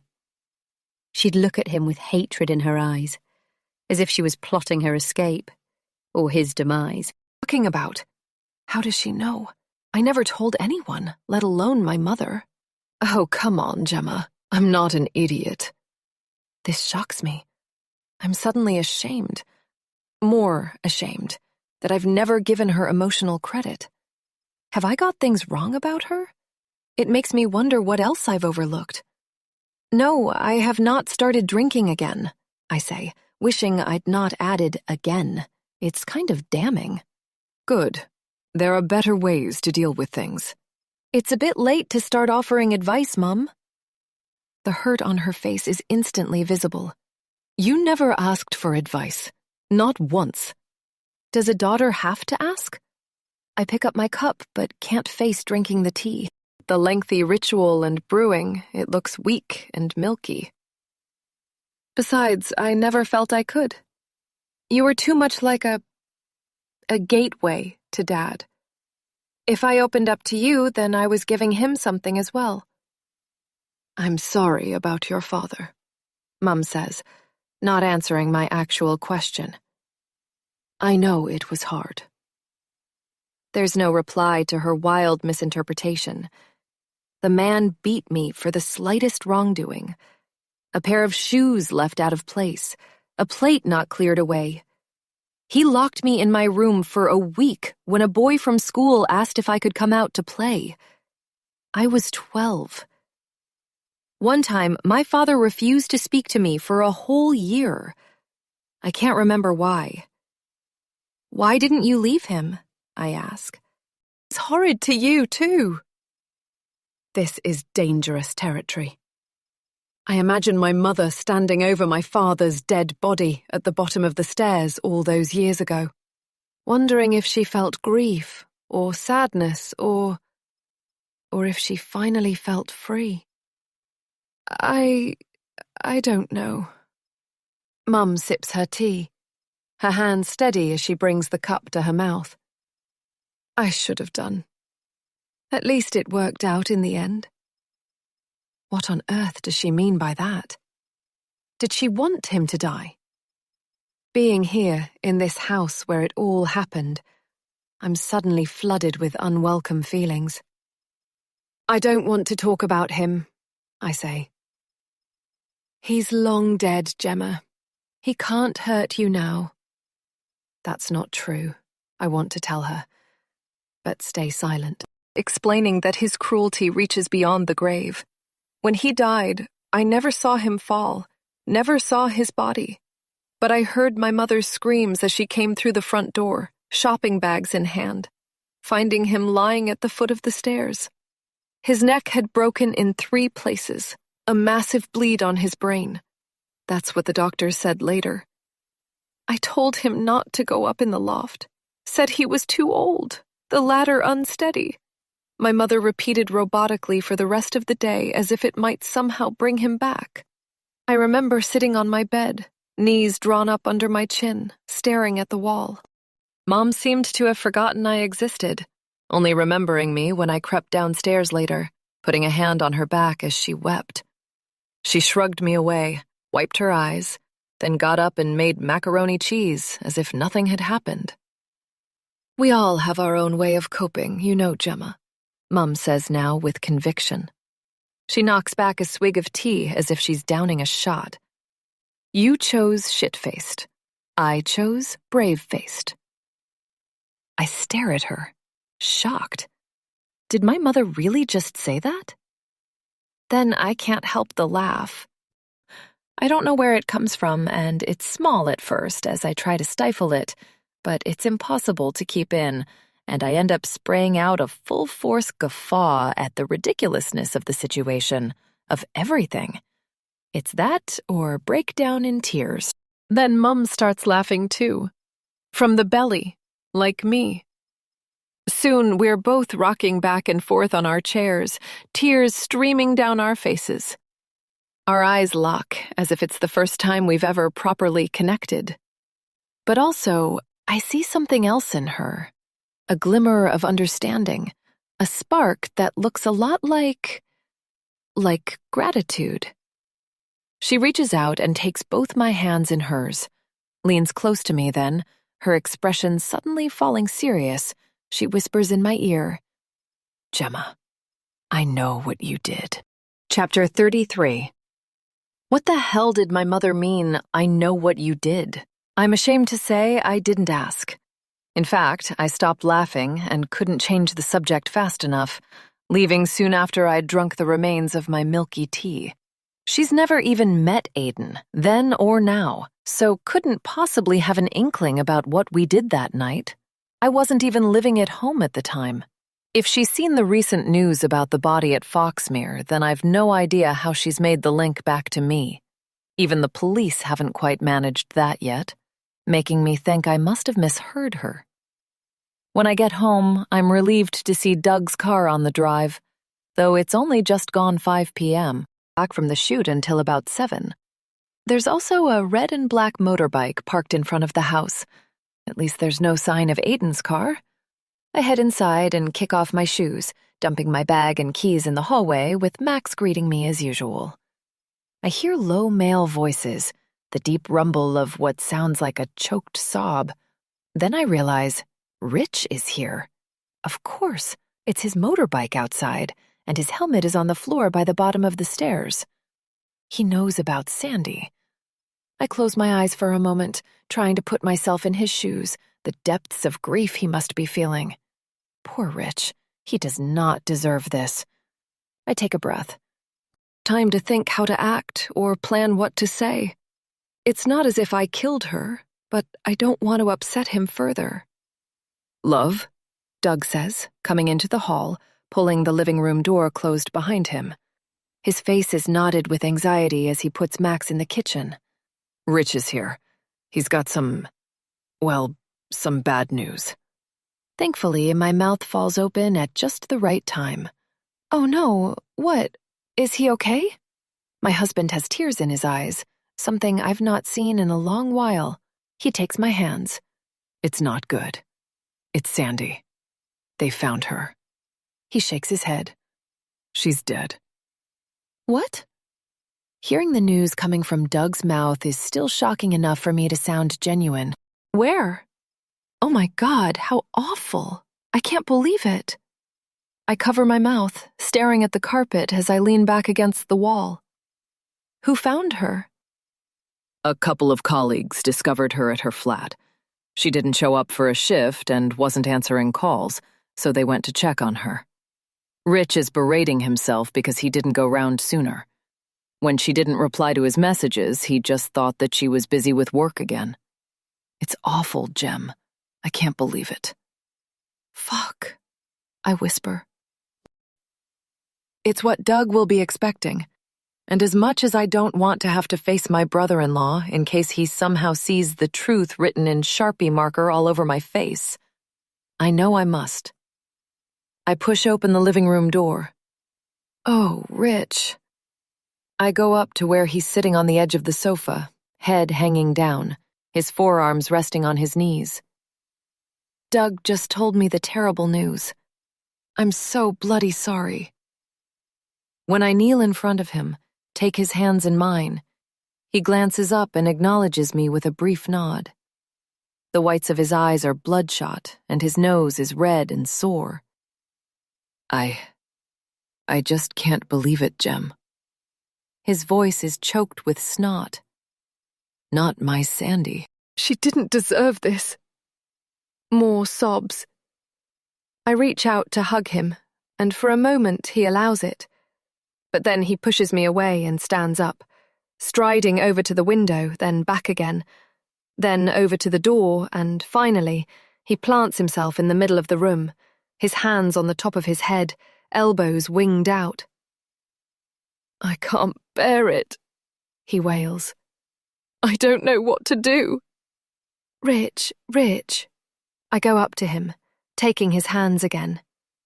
They'll get the bastard who did this to her. I know they will. I pull him in for a hug again, catching Doug's eye just as I realize my mistake. By the way he's looking at me, he noticed it too. No one has said it was murder. How am I going to live without them, Jem? Rich wails as I hold him, his head pressed down against my shoulder. His beard tickles my neck. Them. Sandy was 12 weeks pregnant. 10 minutes later, when Doug has taken Rich upstairs to the spare bedroom for a lie-down, the front doorbell rings. I answer it and find Aiden standing there with an unreadable expression on his face. Not content with taking over the annex, he now seemingly wants to invade our home as he steps over the threshold uninvited. I can't help thinking he's come to gloat, but I also know that we need to speak. I'm into the living room, praying that Doug stays upstairs with his poor brother for a while longer until I can get rid of Aiden. You had a wife. You were married. You lied to me. I want to scream, but drawing upon my last dregs of strength, I manage to keep quiet about that for now. If he knows I know, or feels wrong-footed in any way, then I'll be in even greater danger. Aiden won't hold back. I know what you did, I hiss, sounding an awful lot like my mother. It was you, wasn't it? What? He says, pushing up the sleeves of his sweater. Don't pretend you don't know. My brother-in-law's fiancée, Sandy, has been murdered. I hiss in a fierce whisper. She was a police detective. The police detective working on the Foxmere case. Fuck's sake, Aiden. I clutch my head, pacing about. Didn't you? No, of course I didn't kill her. He replies at normal volume. Why the hell would I do that? Shh. My brother-in-law is upstairs. I jab a finger at the ceiling. You killed her because she was on to us. Or onto you, I should say. I had 2 detectives grilling me at the police station earlier. I huff out a stressed sigh, hugging my arms around myself. And keep your voice down. Rich's entire life has just fallen apart because of you. Aiden laughs in that cold, emotionless way that I once interpreted as confidence and charm. Now it's just sickening and infuriating. I didn't kill anyone, he repeats, almost sounding believable. He's not going to confess, so I creep into the hallway, listening up the stairs. Low voices are still coming from the spare room. I grab my handbag and go back into the living room, closing the door again. I unzip the side pocket. This, I say, was at the murder scene. I pull out the red and white spotted handkerchief, waving it in front of him and making sure he sees the blood-soaked part. Nice trick, he says, laughing as he sits down on the sofa. Maybe try pulling a rabbit from a top hat next time. This isn't a joke, you idiot. Reluctantly, I sit down beside him, but only so he can hear my whisper. This is the handkerchief we use at Open Door. I know, remember? Another smirk. I'll be at tomorrow's meeting, by the way.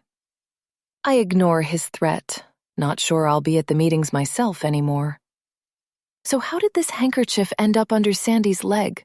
There was blood everywhere. I cover my mouth, partly because I spoke too loudly, and partly because I feel ill thinking about her. The poor woman lying there, butchered in her own home, her throat slashed open. Made even more devastating now I know she was pregnant. Wait, so you're saying I stole the handkerchief and left it at the scene of a murder? Yes. I think you were careless and dropped it in Sandy's flat when you killed her. Then it dawns on me. You wanted to set me up, didn't you? Just like you did with the speeding ticket. I shake my head, hardly able to believe that even now I'm still so blind when it comes to Aiden. A small smile forms on his mouth, but we both freeze, hearing footsteps upstairs.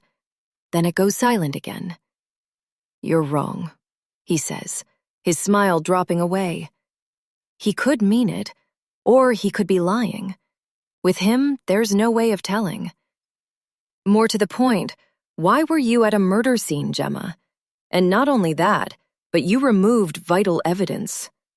He shakes his head, tutting. I take it you called the police immediately. Refusing to rise to his bait, I grab my phone and open Instagram. Then how do you explain this? I tap on my screen, searching for his username, but nothing comes up. I look in my search history and try to find it that way, wanting to show him the story he posted, the one where he's wearing a suit with this handkerchief tucked in his pocket, flaunting it in plain sight, proof he had it. But his entire account is gone. Deleted. Nothing. No pictures of him in a suit, and no caption saying, "Dressed to kill," either. Account. That picture of you. Where has it gone? You were wearing a suit with this handkerchief. I shove my phone under his nose. Find it. Gemma, you're getting worked up. Calm down. It's not helping.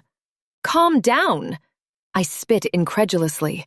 2 police officers came to my shop earlier and took me to the station. Then a pair of detectives grilled me about where I was that evening 20 years ago. Aiden visibly tenses at this news.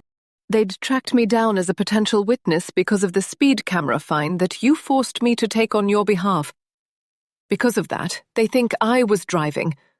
I was an idiot to go along with you. I take a breath. It's given them undeniable proof that I was in the area. You set me up, didn't you?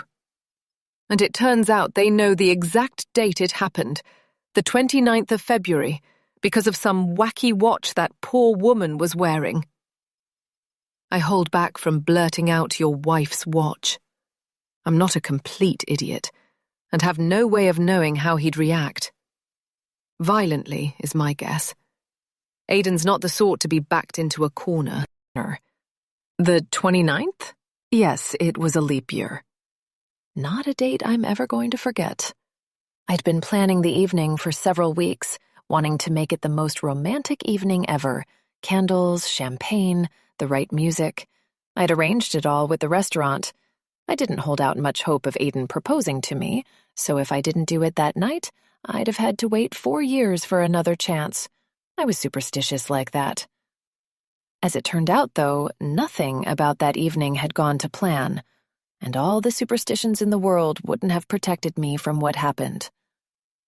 The cops asked if I knew you, I whisper. Aiden visibly pales, his face turning ashen. You said no, I hope. Denied knowing me like we planned? I think this is the first time I've ever seen him look properly rattled. A muscle under one eye twitches and his jaw clenches. Like you planned, I remind him. I just said that I knew you, but not very well, that it was all a long time ago. Don't worry, I was vague and... Jesus Christ, Gemma, if you can't lie for me, then how the hell am I going to lie for you? I can't lie to the police, for God's sake, says the woman who helped bury a body, the woman who stole evidence from a murder scene, the woman who didn't report the death of a police officer. Okay, sure. You don't know that I didn't call the police, I say indignantly. And you're a fine one to talk. Well, did you? I look away. Sigh. If it's any consolation, the detectives said they were interviewing other motorists in the area that night too. How they expect anyone to remember anything from over 20 years ago beats me. They don't expect that anyone would remember, don't you see? They'll have more evidence than that up their sleeve. Christ, Gemma, you've always been so bloody gullible.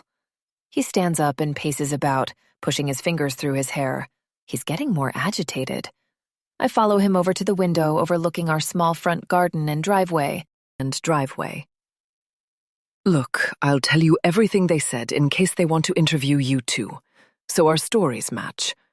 All they really had was a picture of my car from the speed camera. I whisper. They asked about the wonky number plate, and they had me in for questioning at the same time as you dumb bitch. He spits, his face reddening.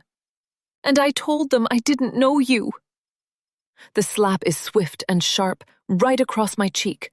I recoil, clutching my face as Aiden's eyes turn jet black, something dangerous bubbling up from within him. Then something stirs deep inside me. All the hatred I've harbored for him over the years, the hefty price I've paid for ever getting involved with him, the damage I did to my loved ones, to my body, by numbing the pain with alcohol. In a fit of anger, I lash out at him, something primal bursting from me. But Aiden is quick, grabbing both my wrists before I can thump him, pulling me close. I spit at him, but my hair is all over my face and gets in the way, so I kick him hard in the shin. He stifles a yell, hopping sideways from the pain, and dragging me by my wrists as we teeter on the brink, falling over together. Now he manages to regain his balance by grabbing my shoulders and pulling me closer still, clutching at my body. My arms reach up around his neck to shove him away, but our faces end up close, our mouths millimeters apart as we both pant and sweat from adrenaline. And that's when my husband comes into the living room, stopping dead in the doorway when he sees us in a clinch. Chapter 34, February 2004. If only Aiden hadn't mentioned marriage that night in the caravan towards the end of last year, then Gemma might not have had the confidence to propose. Do you like gentle Aiden enough to marry him? It had really done something to her. She understood Joe completely now, acting all loved up and soppy when she was around Nick. And Luke was dating a new guy, the pair seeming obsessed with each other. She was so happy to be experiencing love herself. Finally.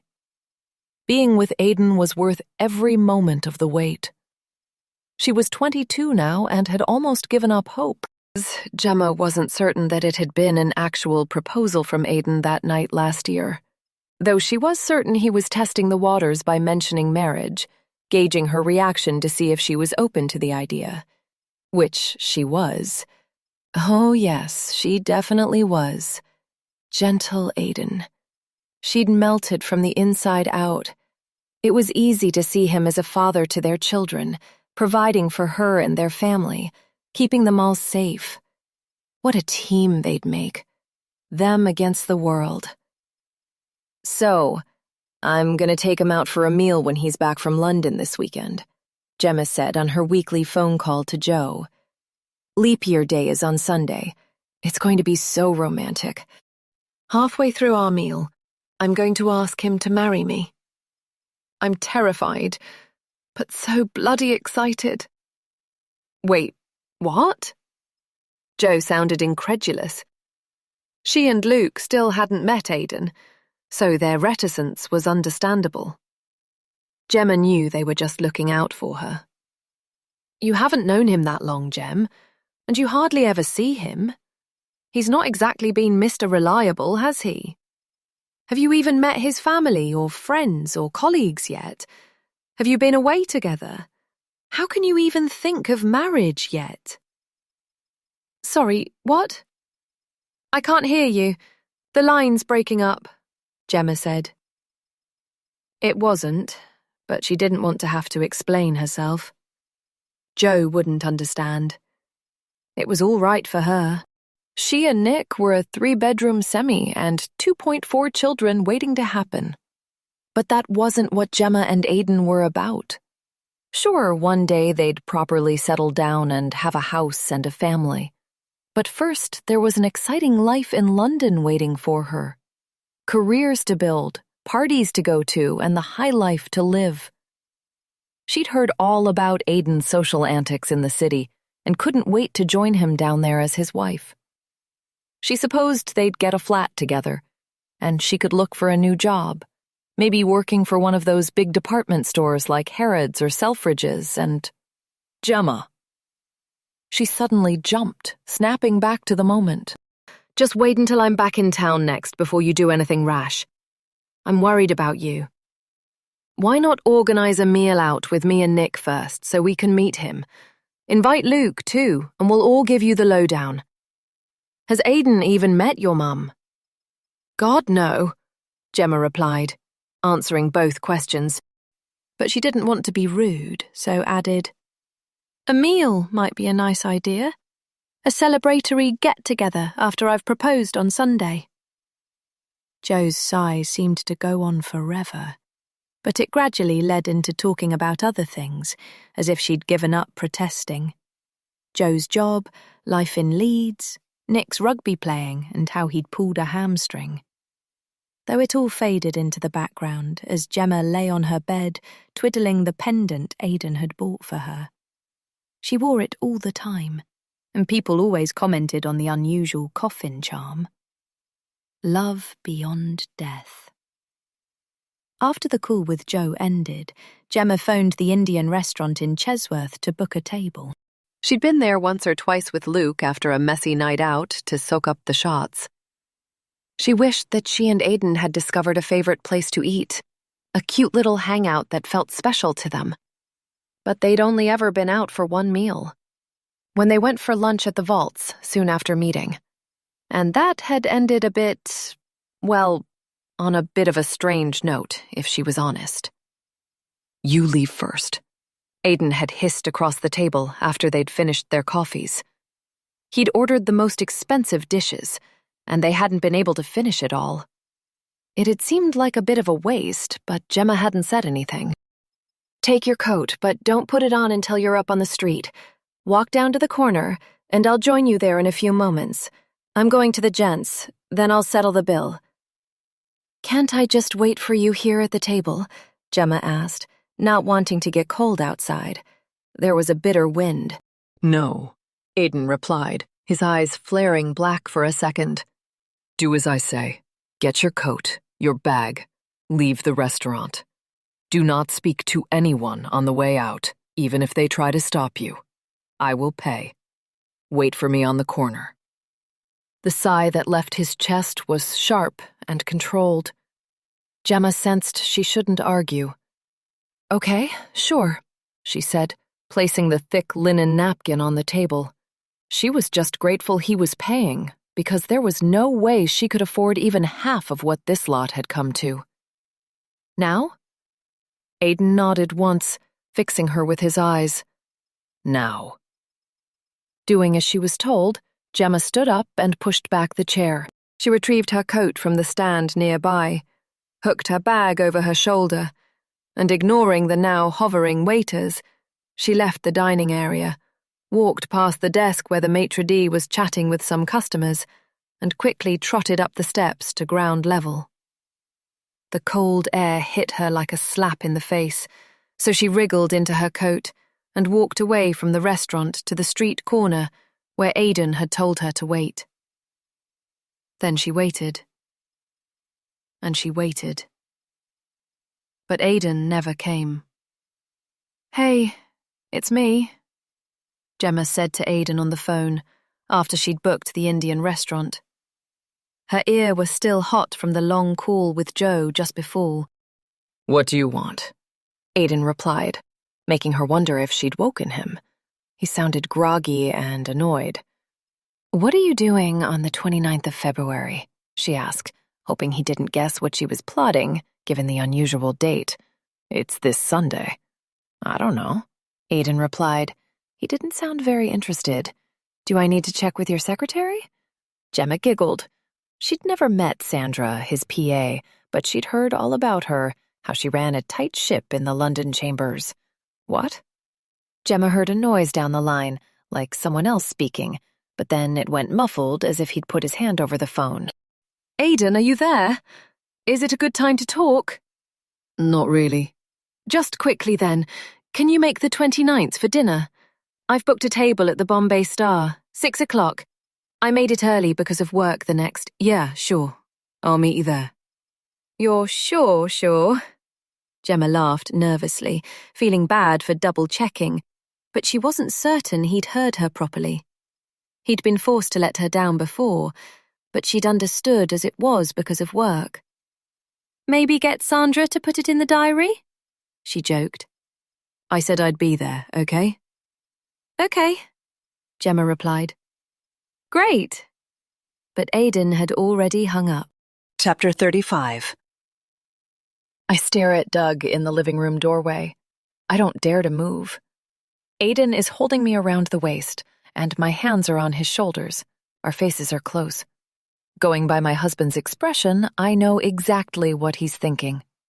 No, God, Doug, this isn't what it seems, I say, stumbling over my words.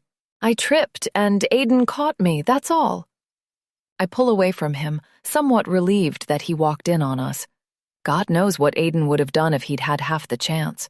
He could have snuffed me out in less than a minute if he'd wanted, slipping out of the house unnoticed. Then Doug would be dealing with 2 deaths in the family. Pauses, then nods, acknowledging Aiden's presence, which is almost more worrying than if he'd actually got mad at the sight of us seemingly embracing. But then, poor Doug, his newly widowed brother is upstairs, so it's understandable that his mind is elsewhere. Aiden and I are the least of his worries right now. "How's Rich doing?" I ask, following him into the kitchen, making a fuss of Max. "How do you think?" he says, but then turns and pulls me in for a hug. "God, sorry, love. I didn't mean to be short. He's in pieces, naturally. I had no idea that Sandy was pregnant. It's so awful." I know. It makes it even more unthinkable.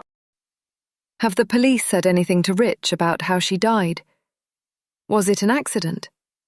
I'm trying to undo my earlier mistake, not wanting Doug to think I already know it was murder. No, they don't have much at this stage. They're sending round a family liaison officer later. I said Rich could stay here for as long as he needs, if that's okay with you. Of course. Yes, of course, I say, not needing to think twice. though the thought of a police officer coming to the house later isn't appealing. But I put it from my mind, as Rich needs to be with family right now. "How long is he staying in the annex?" I whisper, gesturing towards the living room. Under the circumstances, do you think it might be a good idea to ask him to move on? I see Doug tense. It's probably best coming from you. Right on cue, Aiden sticks his head around the kitchen door. Doug, I'm so sorry to hear the terrible news about your brother. Gemma told me while you were upstairs. What can I do to help? I'm heading out to the shop so I can fetch groceries if you need anything.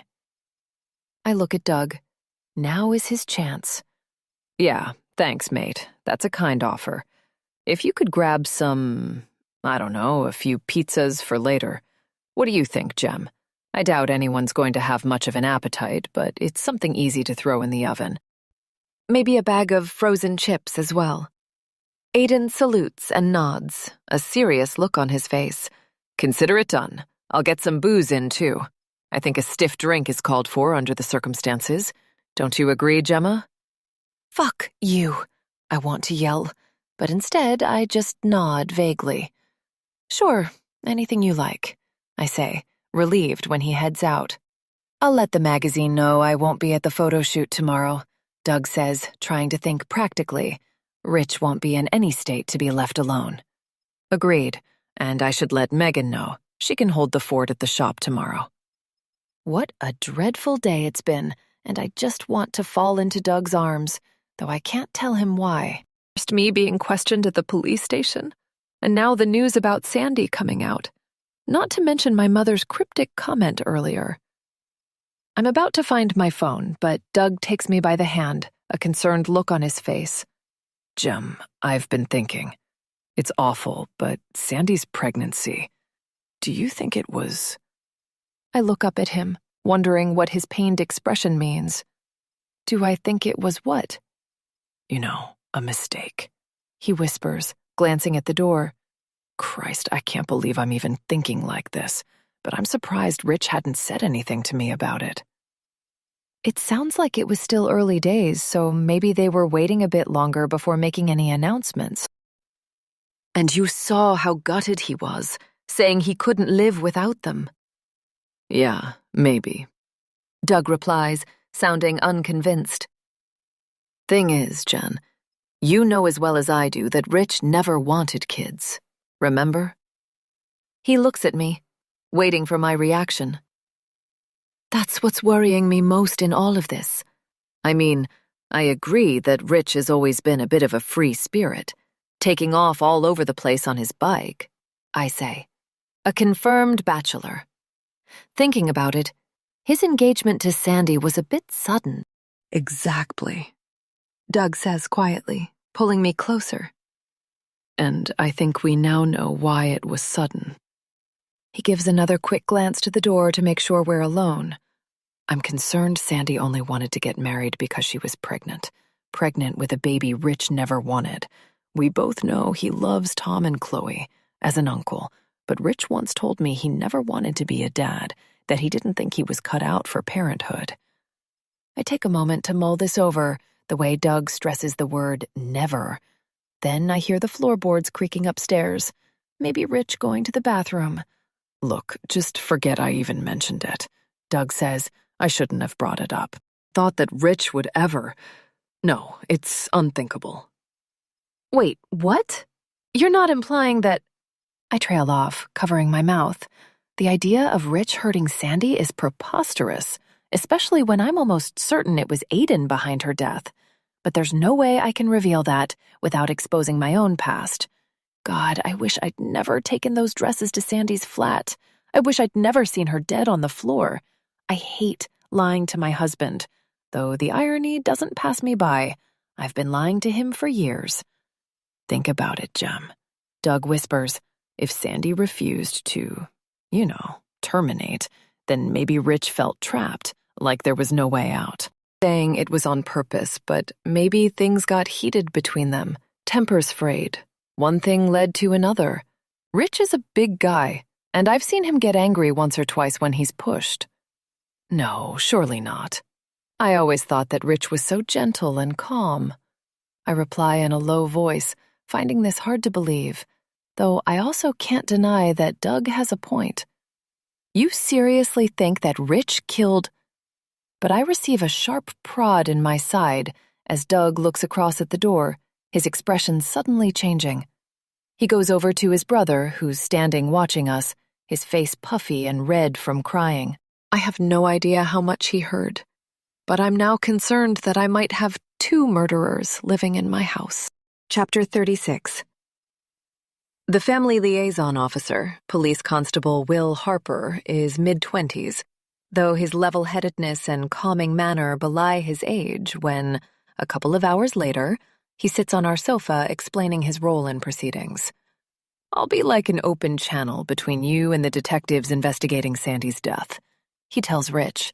His dark brown eyes, kind features, and confident voice reassure us as we listen. Tom and Chloe, devastated for their uncle by the news, have become indispensable, walking and feeding Max, making cups of tea for everyone, and cooking the pizzas that Aiden brought home from the shop. Thankfully, since he came home with the groceries, Aiden has made himself scarce in the annex, probably to keep out of the way of the police liaison officer. So, like I said, PC Harper continues, I'm your point of contact, and if you have any questions at all, then please direct them at me. We're all as shocked and upset as you at the tragic loss of your fiancé, Richard. Sandy was a truly special colleague and loved by all. She'll be greatly missed at the station.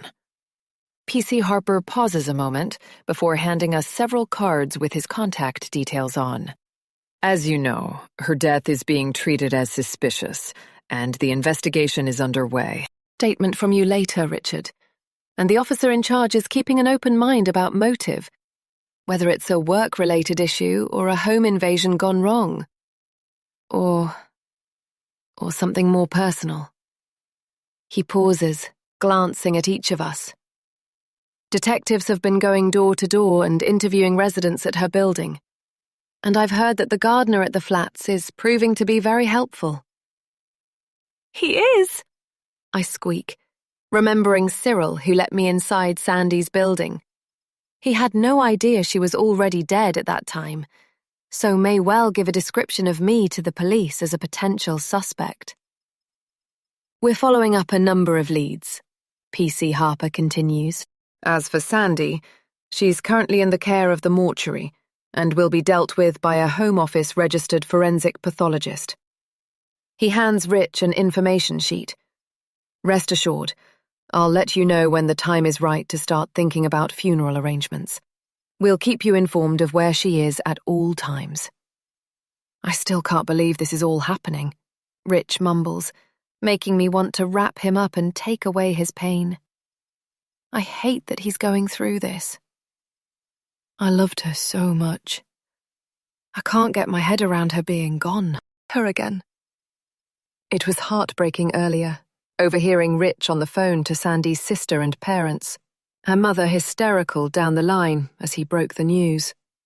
They live near the south coast, so are travelling up in a couple of days to see Rich, who told them there was no urgency, that there wasn't much they could do yet on a practical level here, which I thought slightly odd.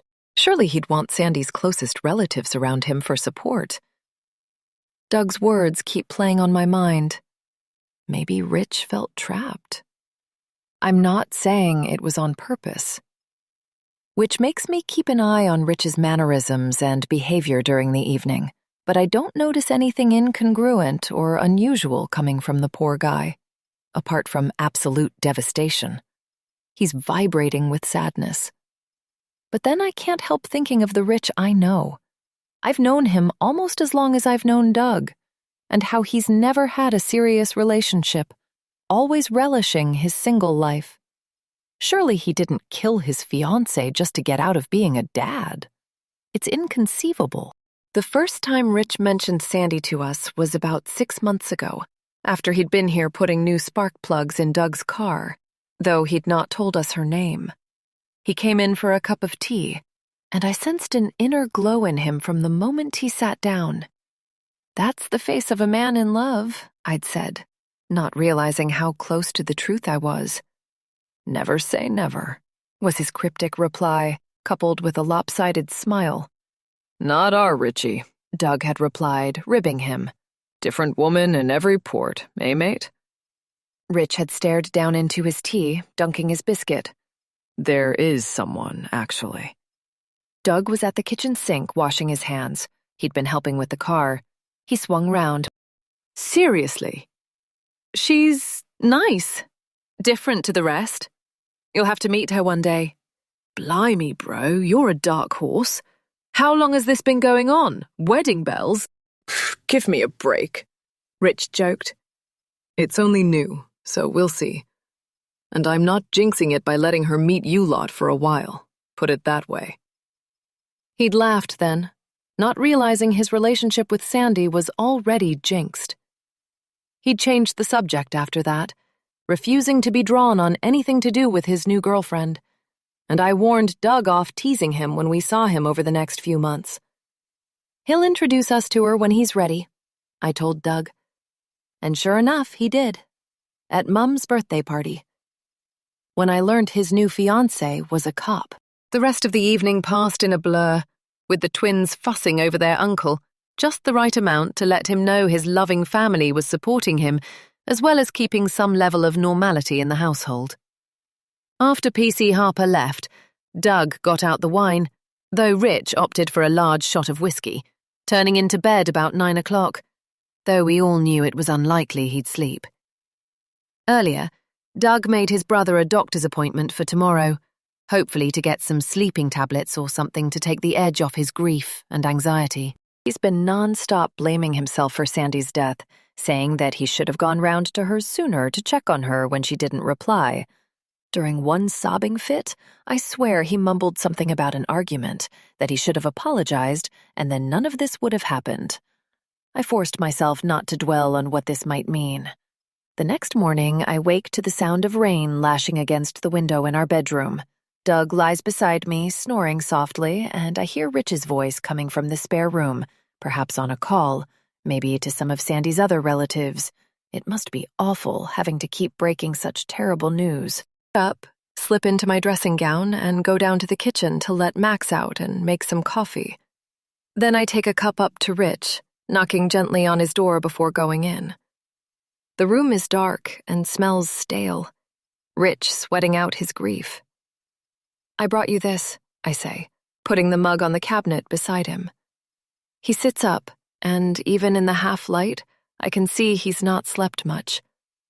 I perch on the side of the bed, taking his big hands in mine. "Oh, Rich," I say, praying he can't see inside my mind. If he knew what I saw on the floor of Sandy's apartment on Tuesday, it would finish him off. I don't know what to say to make any of this even slightly more bearable for you. He shakes his head. "Nothing you can say, Jem," he replies in that deep voice of his, the same voice that used to soothe the twins to sleep when they were babies, and Doug and I were at our wits' end and wrung out from exhaustion. I know he'd have made a great dad, despite his reticence. "Nothing will bring her back. No amount of sobbing is going to change the fact she's gone. I'll have to get used to it." I squeeze his hand, a bit shocked by his sudden resignation, but I suppose it's part of the grieving process. "Just make sure you and Doug love each other hard, eh?" Rich says. "You two are the strongest couple I know, made for each other." He gives a snort and reaches for his coffee. It's true what they say, you know. You really don't know what you've got till it's gone. Chapter 37. A couple of hours later, I head into Clover, telling Doug there's a big delivery to deal with, but that I won't be long. Truth is, I need to get out of the house for a while, give myself time to think, to work out how to protect my family if everything comes out. "Oh, hi, Gemma," Megan says, smiling sweetly as she comes out from behind the counter. Her long blonde hair is clipped up in a messy but styled knot. She's wearing a pair of floaty wide pants in a soft taupe fabric and a light cream sweater on top. She represents the shop perfectly, and I'm so grateful for her right now. I thought you were taking some time off for your brother-in-law. I'm so sorry for what you and your family are going through. It's dreadful, what happened to that poor police officer. It was on the news earlier and... Thanks, Megan. It is awful, yes, I say, not wanting to hear the details again. I had the TV on in the kitchen this morning, but had to quickly flick it off when Rich came downstairs. There was an image of Sandy's smiling face up on the screen, following an update from the police, appealing for witnesses to come forward. What I saw nearly broke me. So heaven only knows what it would have done to Rich if he'd seen it. Detectives particularly want to speak with a woman who was seen in the vicinity of Oak Tree Court around Tuesday lunchtime this week, the day before the body was discovered by officers on Wednesday morning. The newsreader stated, as I stood, transfixed. The woman is believed to be early 40s and about 5'5" or 6", with medium brown shoulder-length hair, possibly wearing either jeans or blue trousers with a gray sweatshirt and white trainers. I'd grabbed the remote and flicked off the TV, partly because Rich was coming down the stairs, but also because they were describing me. The gardener must have given them my description. While I was fumbling with the buttons, the reporter went on to say something about the police needing to eliminate the woman from their inquiries, that she might be able to provide useful information, but I was too shaken up to listen properly. Another visit from the police feels inevitable, as they're bound to scour CCTV from the area and locate my car. It's a matter of when, not if. Everything okay here? I ask Megan, trying to sound normal. All fine, she replies, showing me the previous day's sales sheet. No need for you to worry about anything. You should go home and be with your brother-in-law. He needs you more than the shop. You're right, I say. Quick look at the delivery first. Megan nods, and I head out to the back office, not really feeling like opening a load of boxes. It's a job I usually enjoy, but today everything is shrouded in doom. I reach for the kettle and fill it up. While I'm waiting for it to boil, I spot Megan's personal laptop on the desk, beside the shop's computer. Like last time, the lid isn't fully closed, and there's a soft glow reflecting on the keys, as if she's recently been using it. I glance back into the shop area, seeing Megan is busy with a customer. The laptop lid, hoping she's still logged into the newspaper archive site to see if I can find out more about the Laura Ellis story. Now that I know she was Aiden's wife, a wife I knew nothing about, my guilt is off the charts. In the newspaper photo, she looked so alive and happy and normal. Nothing like the one and only time I saw her lying dead on the road in the rain. The laptop is open on Megan's Facebook account, so I quickly click off that, scanning through the other open pages, including a gym's opening times and a grocery shop order. Last tab is the newspaper archive website, so I click on it, unable to help the gasp when I see an image of Laura Ellis already staring back at me. Why would Megan search for a story about her? I swear I cleared the history when I looked before, not wanting Megan to know I'd used her account. But I can't have, as here it is, a missing persons piece about Laura Ellis, albeit different to the one I saw before. It's dated May 2004, several months after she went missing. Search for local woman continues. Police are again appealing to witnesses who may have any information regarding Laura Ellis, who went missing on 29th of February 2004. Was last seen leaving her home in Adkins Road around 7 p.m. when she took the family dog for a walk. Mrs. Ellis routinely walked various local routes, though usually during daylight hours. It was dark when she left the house on the 29th. Laura was very conscious of her safety. Aiden Black, her distraught husband, told police.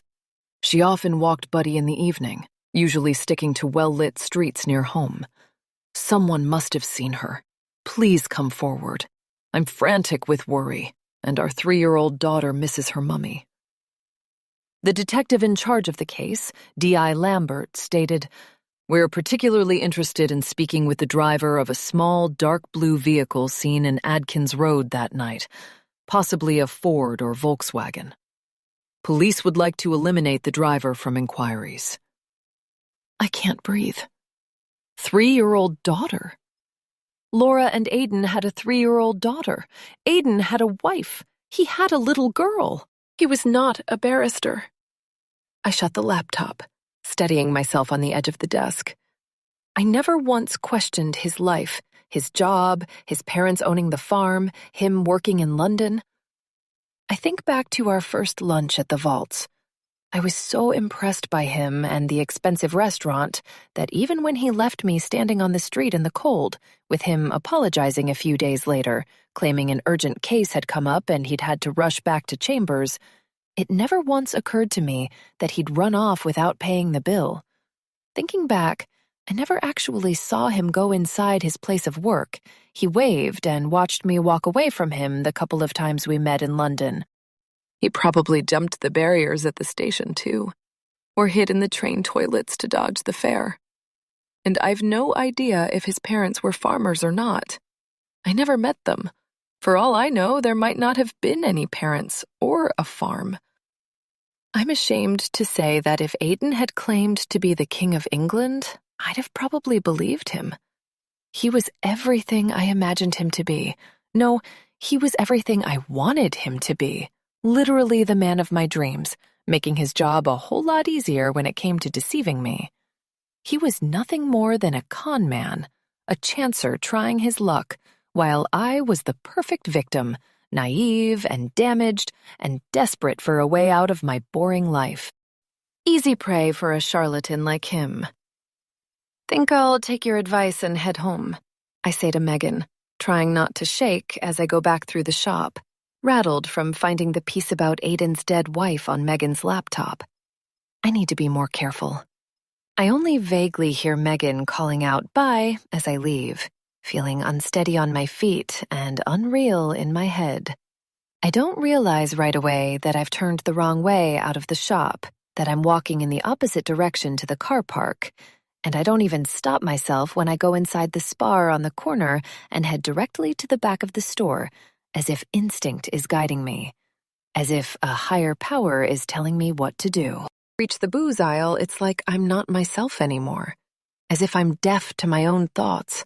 I see my hand reach out to a shelf, witness my fingers curling around the neck of a liter bottle of vodka, watch as my arm draws it down from where it's been waiting for me, calling to me.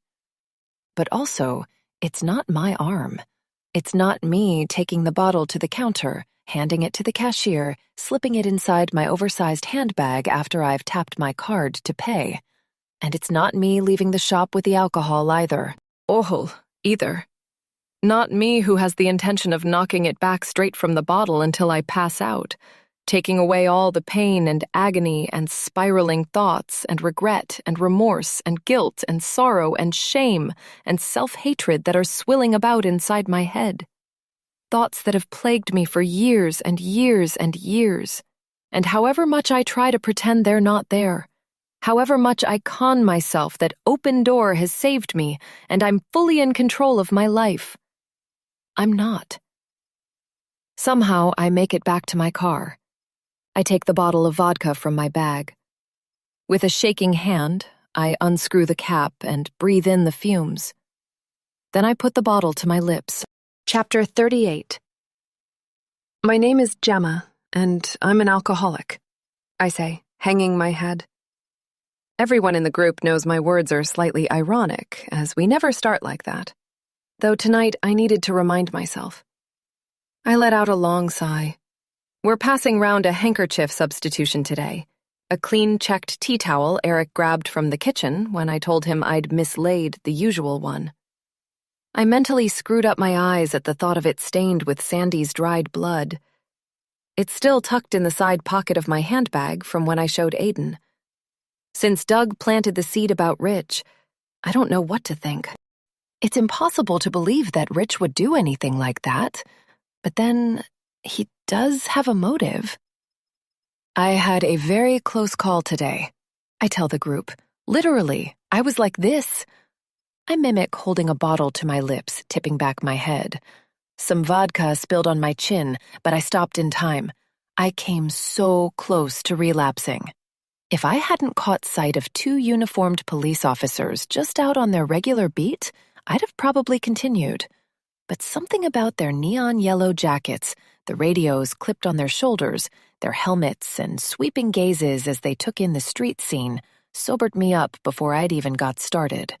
I hadn't given a thought to how I'd get home, suddenly realizing the devastation I could cause if I drank and drove. It was an idiotic moment that could easily have led to history repeating itself. In the car, I lowered the bottle and stared at it. "Fuck," I said, my hand shaking as I put the cap back on. "Fuck, fuck, fuck."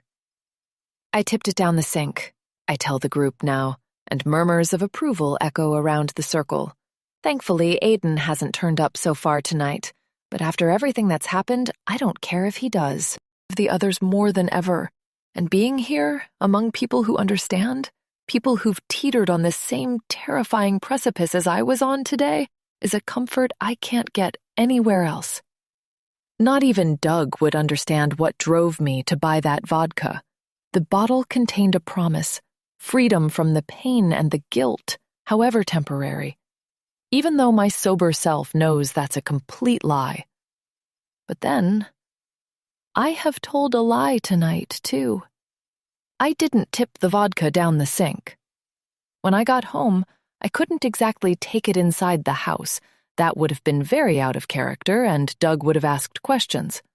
So instead, I shoved it in the glove box of my car. Still there now.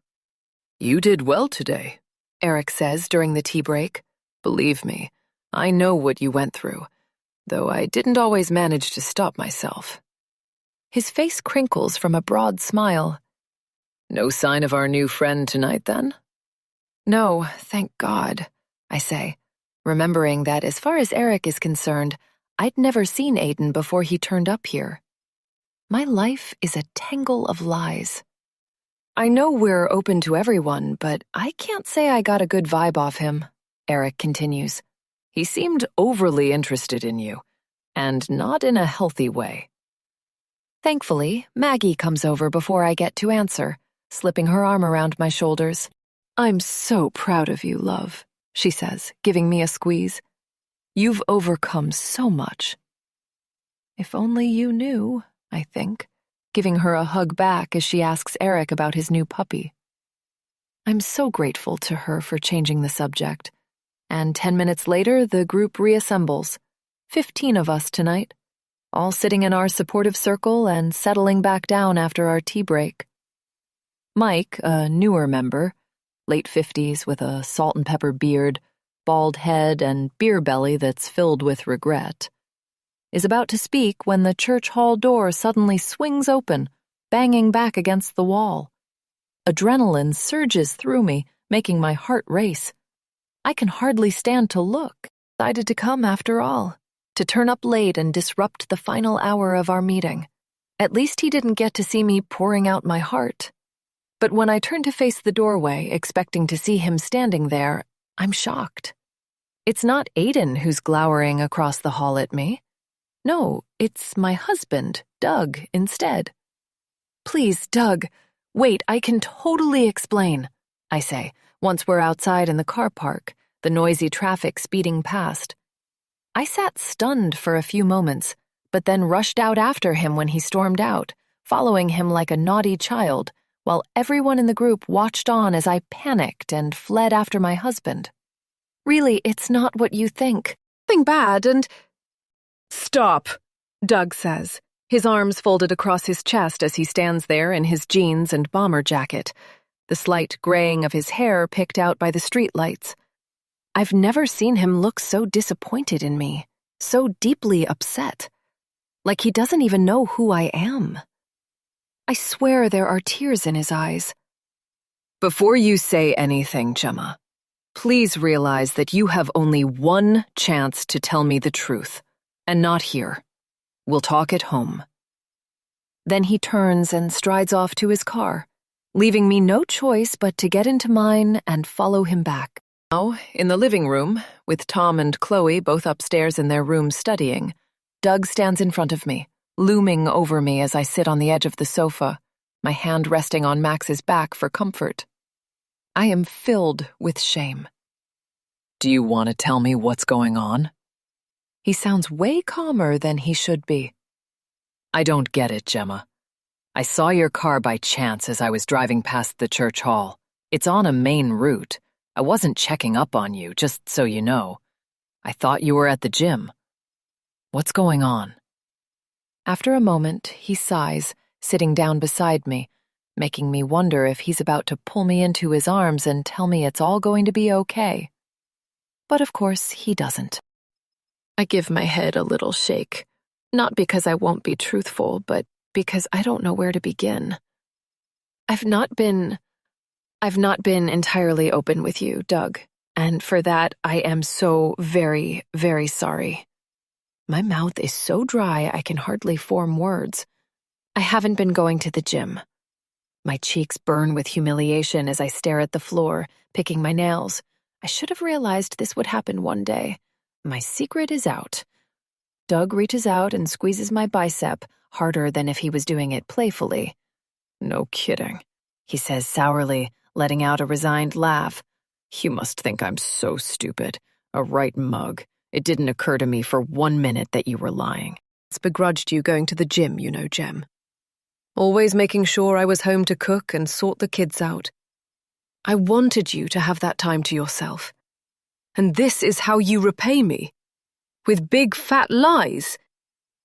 Doug, I'm so sorry. I hear how pathetic I sound.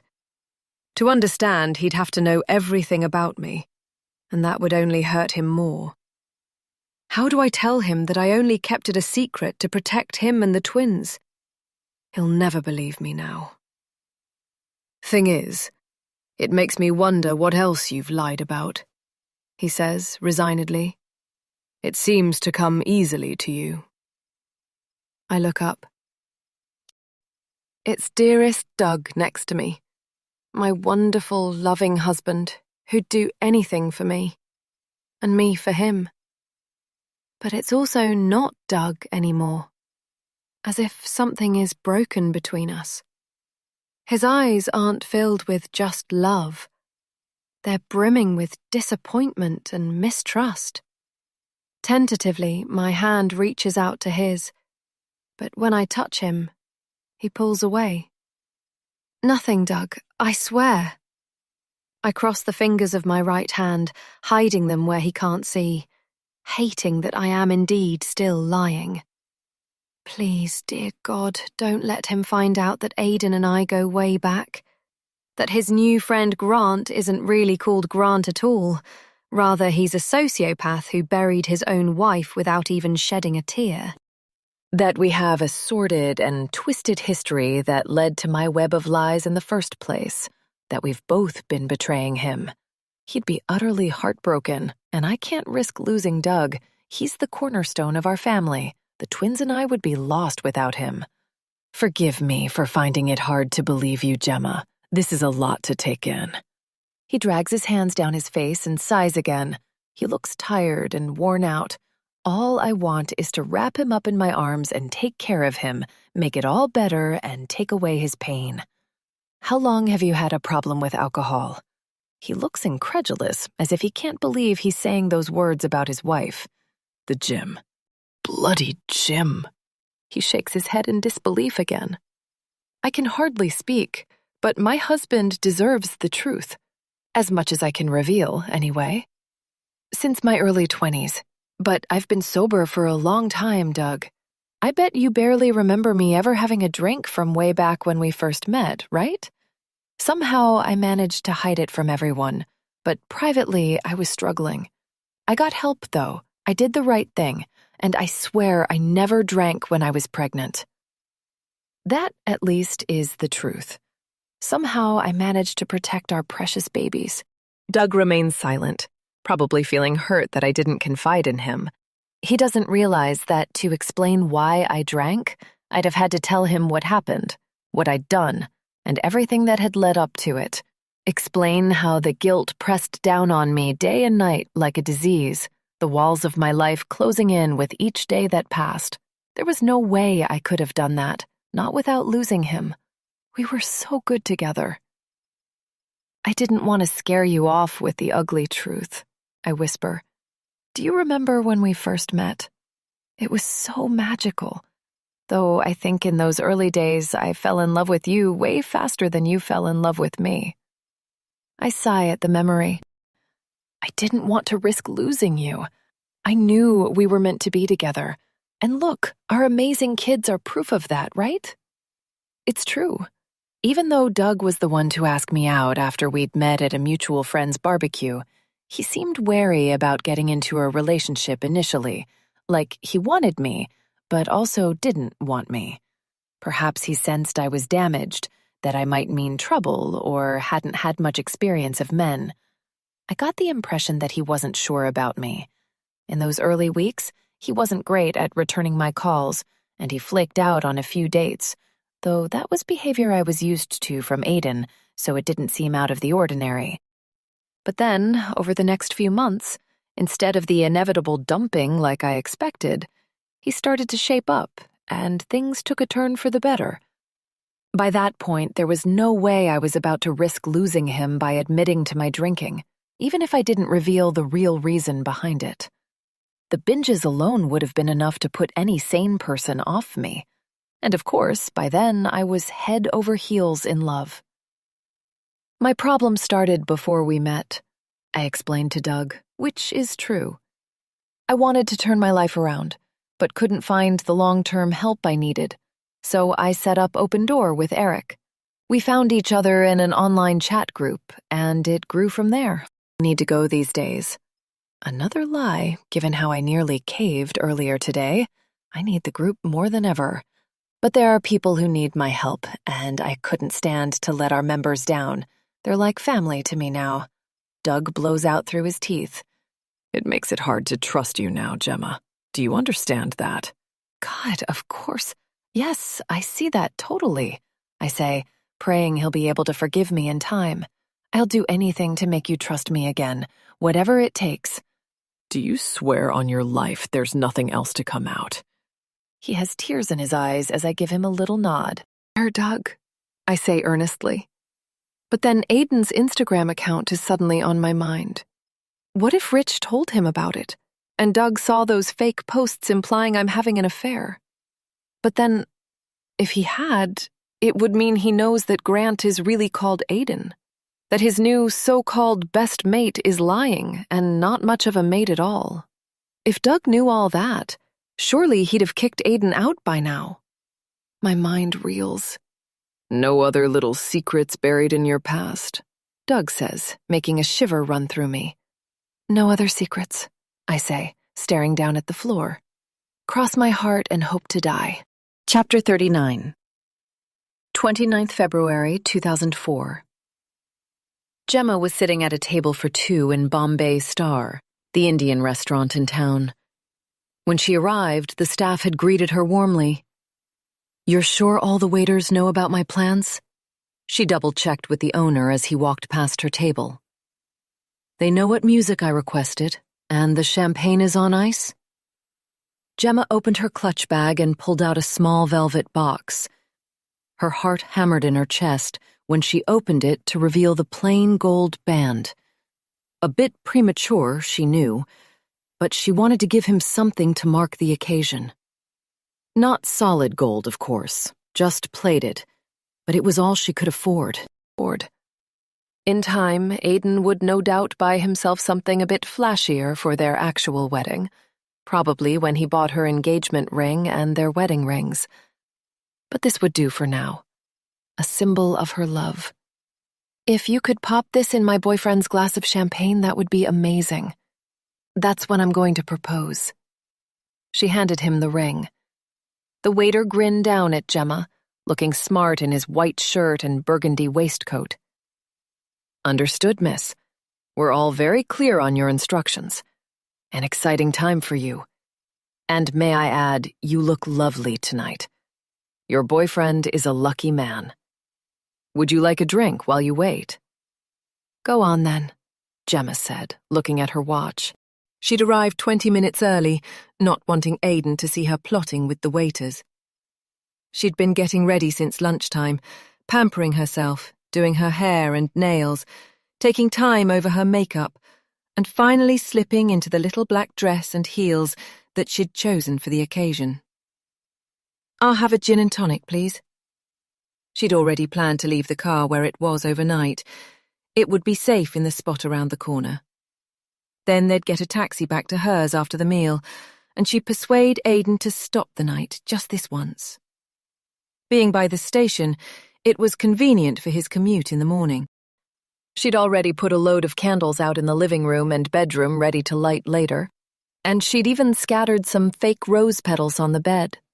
She couldn't wait. It would be the first whole night he'd spent at her place. Gemma sipped her drink, watching as other couples came in.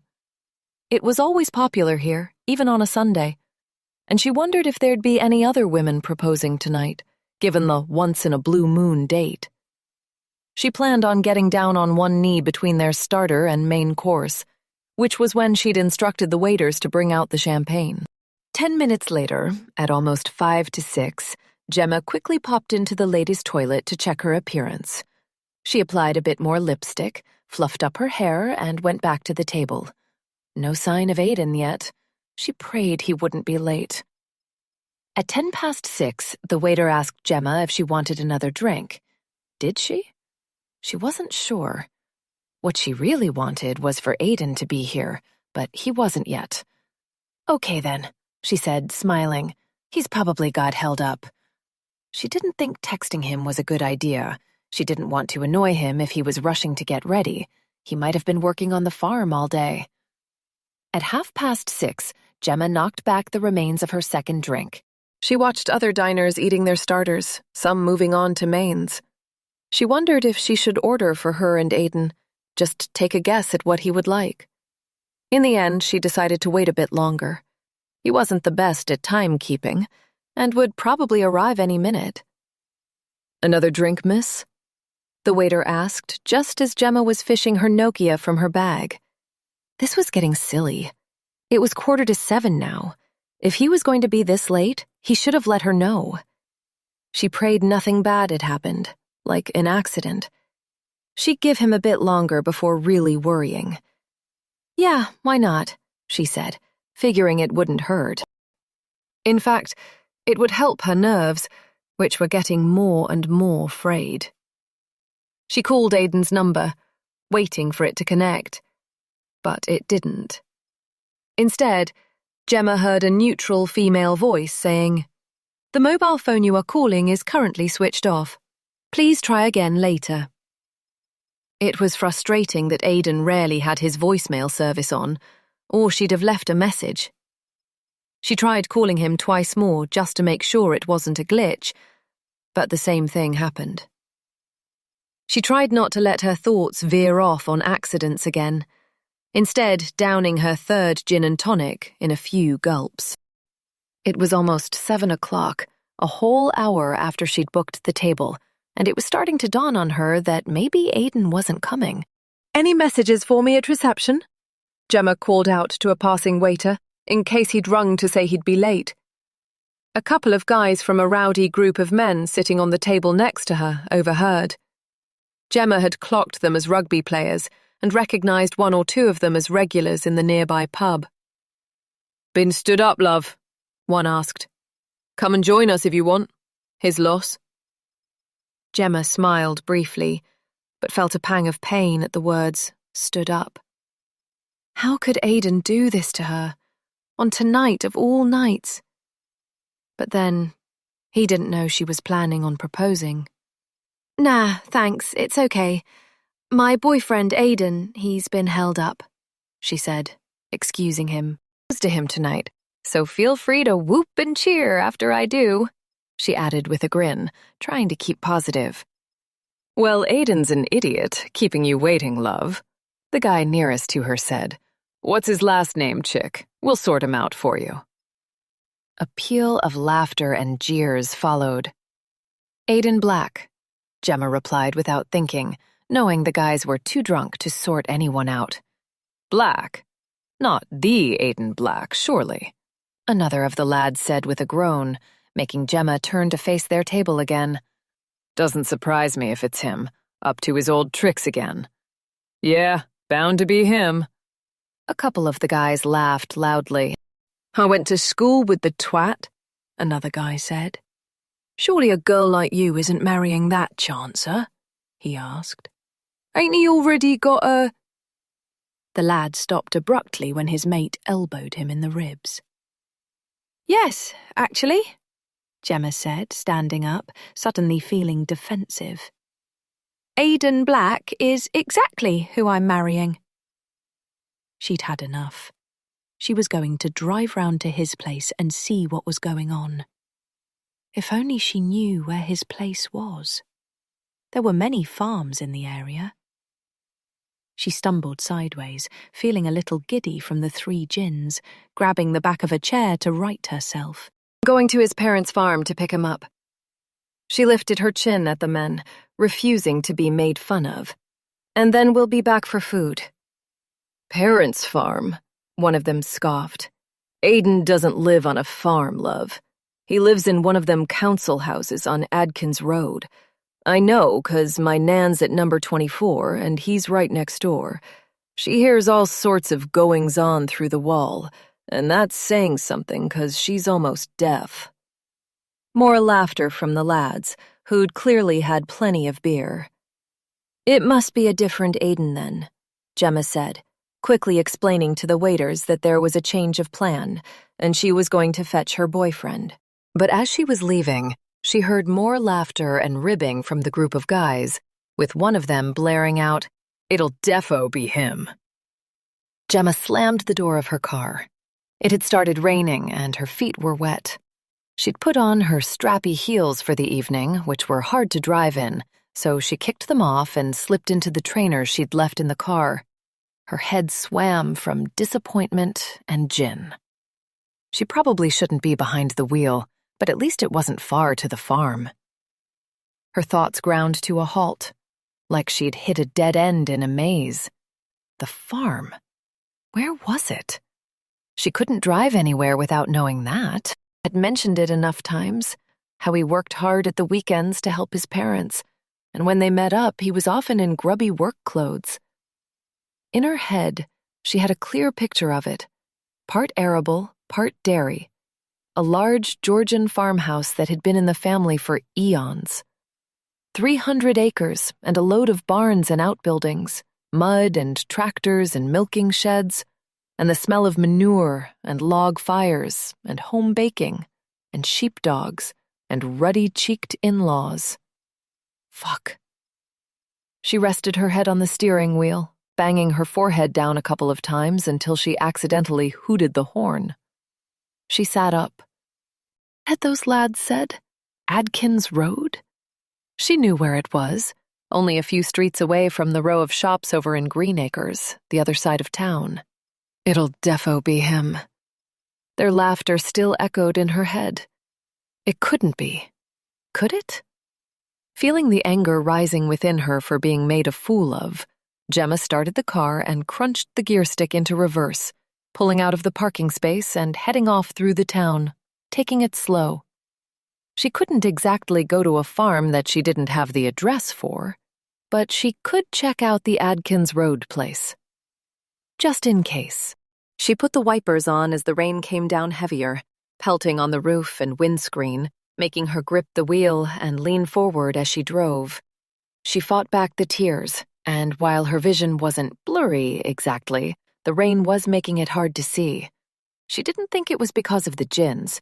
She reckoned they were probably only weak and hadn't affected her that much. She refused to accept the night was over before it had even begun. She prayed there'd be some rational explanation and hoped Aiden was okay. 10 minutes later, Gemma turned into the Greenacres estate and then indicated down another road. At the end, she turned left, bumping the curb accidentally, before coming to a stop at the top of the street. Adkins Road, the sign read. What had that bloke said? That his nan lived at number 24? And he reckoned Aiden Black lived next door? She cruised along, checking the house numbers. Evens were on the left. She slowed down when she spotted number 22, then parked up and got out of the car, pulling her faux fur jacket over her head as she got out into the rain. Gemma stumbled as she walked towards number 26, the house attached to 24, and went up the path. The front garden wasn't much to look at, though the place next door looked a bit nicer, with a few flowers and a clipped hedge. Several of the houses down the street had sofas and rubbish out the front. There was no way Aiden lived in this house, she knew that. But it was all she had to go on, and she was here now. So she knocked on the door anyway. There might be a link. Through the frosted glass in the top half of the door, she saw there was a light on out the back. Nothing. She used the metal knocker again, much louder this time, and she also thumped on the glass. Seconds later, a light in the hallway flicked on, and a shadow approached the front door, unlocking it before pulling it open. A man wearing grubby sweatpants, tartan slippers, and a stained t-shirt stood there, staring at her as if she'd just landed from Mars. "Aiden?" Gemma squeaked, not knowing what else to say.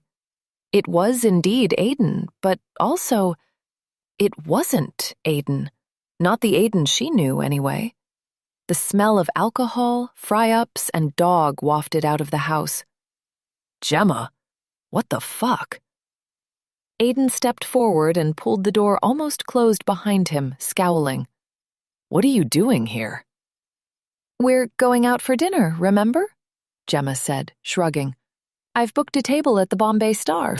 You promised you'd meet me there. 6 o'clock. Aiden took a sharp breath and sighed it out. He clamped his teeth together. His cheeks went a funny color. "Shit, I forgot." "What are you doing here anyway?" Gemma asked, peering up at the grey stuccoed house. "Why aren't you at the farm?" Without missing a beat, Aiden said, "This is my sister's house. I'm staying with her tonight. She needed some jobs doing." "I didn't even know you had a sister," Gemma replied, wondering if she'd get to meet her. She tried to peer inside but couldn't see anyone. "Go and get changed quickly, and then we'll head off." She jangled the car keys in her fingers and grinned, refusing to believe the night was ruined. Once they were in the restaurant, everything would be fine. Aiden was just tired from work and helping his sister. "Go away," Aiden hissed, leaning towards her. "Just go home." "What? No, Aiden.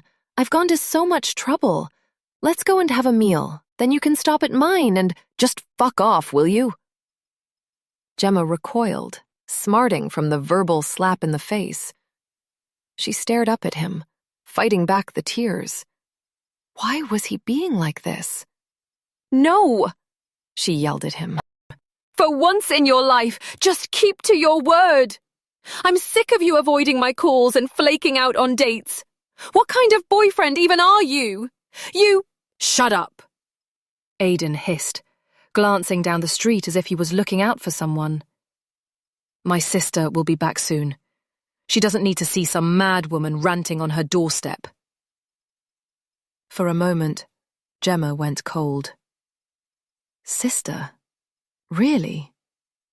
But then it all happened so fast, she didn't have time to question him. Aiden grabbed the car keys from her hand and stormed outside, slamming the front door properly closed behind him. His breathing was shallow, his cheeks red as he seethed, probably angry at himself because he'd forgotten their dinner. He strode down the garden path and out onto the street, with Gemma staring after him. "Fine," Aiden yelled, spinning round. "Let's get this godforsaken meal out of the way." As she watched him go up to her car, she thought she heard a noise from inside the house. A child crying, perhaps? Though it could have been from next door. Several dogs had started barking from the commotion. "Wait, aren't you going to change?" she called out. "You can't go to a restaurant like that. You've got your slippers on and—" But Aiden wasn't listening. Instead, he got into her car, the driver's side of her car, and started the engine. For a second, Gemma stood there frozen, watching the scene unfold in slow motion. Aiden putting her car into reverse, swinging round to look over his shoulder, backing up a few feet, then putting it into first gear. Her car started to edge forward. He was going to drive off without her. "Wait for me!" Gemma yelled, running out onto the street and making a grab for the door handle. She flung herself into the passenger seat just as the car pulled away, the door flapping about as Aiden revved through the gears. Gemma reached for it, almost falling out, but finally got it closed before flopping back in her seat. With shaking hands, she buckled up her seatbelt. "Jesus Christ, Aiden! Would you mind telling me what the fuck is going on?" she screamed. "Why are you so bloody angry about a meal out? I thought it would be nice. And wait, you missed the turning. The town center and restaurant are back that way." Sweating and anxious, she pointed behind them.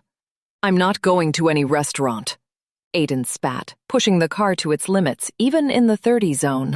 "How dare you cause a scene at my sister's house?" "But you caused the scene," Gemma shouted, though quickly realized she wouldn't get anywhere arguing with him. She took a breath. "Look, just tell me where we're going," she asked, toning down her voice now that she realized the full extent of his anger. She had no idea why he was in such a rage. Worryingly, they seemed to be heading out of town, with Aiden falling silent as he stared at the road ahead. She was suddenly reminded of when he'd taken her to the caravan for the first time last year, when he'd driven her into the woods. "Are you scared yet?" She still had bad dreams about that. "Look, just turn round and go back into town," she pleaded, hating that they were heading down a dark country road. "We can talk about this over dinner, and please, for God's sake, slow down or you're going to kill someone." But Aiden didn't say a word. He just gripped the wheel and kept on driving. Chapter 40. Doug slept in Tom's room last night. The way he took his pillows off our bed, wearing his pajamas as he silently left our room, made me so sad. He was quite clear that he didn't want to sleep anywhere near me. So with Rich currently in the spare room, it was either our son's room or the sofa. "Sorry you've got a bad back, Mom," Tom said in the kitchen earlier this morning as I was feeding Max. "Dad said you needed the bed to yourself when he crept into my room last night." I nodded and gave him a smile, hoping he wouldn't ask any questions. It was more likely that Doug would have the bad back now, after a night on the thin camp bed mattress. "Don't know how you sleep next to him normally, though," Tom added with a laugh. "He snores like a steam train." "Oh, yeah," I laughed in reply. "Years of practice. I didn't sleep well with the silence, to be honest. Though that wasn't the real reason I lay awake most of the night. I was thinking about the best way to regain Doug's trust. Later, when Doug has taken Rich to the doctor, then on to grab a few clothes from his house, a text comes in from Chloe at school. Thankfully, Aiden headed off in his car first thing, so at least I don't have to worry about seeing him right now. I read my daughter's message. "See, Mum, left my photography portfolio at home. Gregson will go nuts this afternoon if I don't have it. In Dad's studio somewhere, brown folder with my name on. Can you bring it in? Please?" And then she's added a row of praying hand emojis plus lots of hearts. I sigh. The twins are the only good thing left in my life, and I don't want to let my daughter down. I know how much it means for her to do well in her A-level, and she's been working on this assignment for weeks. Her project is called Lost, and she's been scouring charity shops for old cameras with forgotten films still left inside that people have donated. The rolls has been a bit hit and miss, but she's come across some real gems. Personal portraits, family holidays, and landscapes. Each time she's publicized her findings on a local Facebook group in case the owner recognizes their photos and can be reunited with them. I'd hate for her to lose marks for not having the final images she was developing over the weekend. Sure thing, I text back. Shall I leave folder with school office? Kiss, kiss. Almost immediately, I get a thumbs up emoji back, so I grab my house keys and head out the front to open the garage. I could get into the studio round the back, through the locked door from inside the annex, but Doug has the key for that route. I don't want to get caught in there again or be accused of snooping through Aiden's stuff. Brown folder, I say, once I'm in the studio, a space about 10 feet by 12 that Doug converted at the back of the garage. I flick on the light, smiling at the strings of prints pegged up above the cluttered workbench along one side. He's old school and often likes to use his 35mm Nikon, preferring it to his digital camera. I've lost count of the number of Saturday evenings Chloe and Doug have spent out here, poring over negatives and contact sheets, turning them into beautiful prints. Like her dad, Chloe wants to make photography her career. Then I spot it. Lying at one end of the work area, poking out from beneath a stack of other photos and folders that seem to be countryside and wildlife shots. I smile, knowing Doug likes to take photos that are a little less ordinary. A photo of a tree won't just be a tree. Rather, it'll be a black and white study of the bark's texture, the lens pointing up into the branches with a moody sky behind. And similarly, his portraits are natural and spontaneous, capturing unexpected moments in time rather than stiff and posed face-on shots. I pull the brown folder from under the stack, seeing Chloe's name written on it, but accidentally knock a couple of other folders onto the floor. Damn, I mutter, as a load of pictures spill out and skid across the floor. I get down on my knees to pick them up. Most are only small, about the size of a postcard. Oh, wait. Oh, my God. Some are postcards, 3 in total, and they all have the same image on the front. Foxmere Lake. The exact same image as the postcards I found in the shop, in Mum's bag, and attached to the white lilies. A chill cuts through me. I turn each one over, reading the words on the back. Watching you is written on one, printed in the same plain handwriting as the others. You'll pay is written on the next. I know what you did is printed on the third. Oh, Christ, no, I whisper, glancing at the door to make sure no one's coming. Poor Doug. He's been receiving the postcards too, and he hasn't breathed a word. Then it strikes me. Were they meant for me, and he intercepted them to stop me getting upset? Or were they intended for him? I rack my brains. Who the hell is doing this to us? There's no date on the cards, so I've no idea when or even how they arrived. It can't have been in the regular mail, as there's no stamp or postmark. I take a deep breath, unsure what to do, deciding that putting them back exactly where I found them is best for now. Doug has enough on his plate with Rich and our troubles, without me mentioning this. Then it dawns on me. I turn over the last postcard again, reading the words. Didn't Mum say the same thing before I left her house the other day? I know what you did? And the postcard in her bag. Maybe it wasn't sent to her. Rather, she'd written it ready to send to me. I turn the cards over again, looking at the handwriting, supposing she could have disguised it. Another chill sweeps through me. But why would Mum do such a cruel thing? I hear a car pull onto the drive. Doug is back. He won't mind me being in the studio fetching Chloe's photos, but he will mind me snooping through his other stuff. Catching me being nosy twice wouldn't go down well, and I really need to stay in my husband's good books if there's to be a chance of him forgiving me.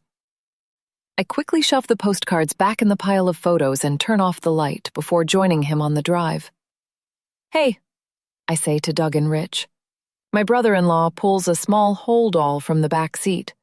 Just went to get some stuff, he says. Thanks for letting me stay, Jem. I go and give him a quick hug, keeping my eye on Doug as I do. But Doug doesn't look at me. Instead, he goes to close the garage door. "Find what you need in there?" he asks, locking up with his own key, while giving me a look that breaks my heart in two. I've never seen him so sad or betrayed or worn out. How can one glance say so much? I raise the folder and nod. Chloe left her photography project at home. I'm going to drop it off at school. I won't be long. And after ducking back into the house, shoving the folder in my bag, I sling on a jacket, grab my keys, and go outside again. But Doug catches my arm as I'm about to get in my car. "I'll see you in a moment, Rich," he calls out to his brother as he heads inside, before looking back at me. The expression on his face is nothing like I've ever seen before. His eyes are cold and empty, filled with disappointment and confusion. It's the words that come out of his mouth that turn me to stone. "Gemma, I can't do this anymore. I think we should separate for a while." Chapter 41. Wait, Doug, no! I close the car door again, leaning back against it. This can't be happening. I know lying about open door was a terrible thing to do. God, believe me, if I could take time back, I would. I clutch my forehead in desperation. But I wanted to stay well for you, protect you from my problems. I swear on my life that I always meant to tell you, but I was too ashamed and— "Gemma, stop," Doug says calmly, which is almost more chilling than if he'd lost his temper. "You don't get to decide what happens now. You betrayed my trust. You betrayed our children's trust." He looks so hurt. Doug, please. His fingers press into my arm. This is so unlike him, and I can't help wondering if Aiden has fueled this sudden turn. I shake my head, at a loss for words. Though I need to say something, prove I'll do anything to fix this. Look, why don't you just go away for a day or two instead? Give yourself time to think. And what do you reckon I'd be thinking about? I think hard, desperate to come up with an answer that will make him feel even a tiny bit better. But my mind is blank. Instead, he answers for me. I'd be wondering what you were getting up to while I was away. That's what, Gemma. He lets go of me, shoving me away. I glance over to the house, spotting Rich stepping back from the window. Believe Doug just put his hands on me, though I probably deserved it. I'm left questioning every single thing you've ever told me, and also wondering about the things you haven't told me. I'm sorry, but I need longer than a couple of days to process this, Gemma. He folds his arms, standing with his legs apart, his shoulders broad. I nod vigorously. God, yes, I totally understand that. Really, I do. But surely we don't have to separate. My stomach churns as I look up at him, hating that I've hurt him so much. It nearly kills me when I realize he's serious, that he really does want us to split up. I've never wanted a drink more than I do right now. Whatever it takes to make this right, Doug. I promise. "Then you won't mind me asking about your relationship with Grant, will you?" The world swims in and out of focus as Doug's words ricochet around my head. I grab onto the car. Somehow I open the door and drop down onto the driver's seat before my knees buckle. When I don't immediately reply, Doug glares down at me, disgust written all over his face, before striding off inside. No words needed to express what he thinks of me. He slams the front door behind him, a pitiful groan, resting my forehead on the steering wheel, wondering how the hell I'm going to put things right, though I'm scared the damage already done is permanent, a scar that can't be healed. Reluctantly, I take a deep breath and start the car. If nothing else, I can make sure my daughter gets her photographs for her lesson this afternoon. I glance at my bag on the passenger seat with the folder sticking out, trying not to think about the vodka in the glove box. I put the car into reverse and edge back towards the gate. Perhaps the journey will clear my head. Perhaps I'll hit a tree at 80 miles an hour and be put out of my misery. Perhaps... Oh! I jam on the brakes, my head thwacking back against the headrest as I narrowly miss a car pulling in through our gateway.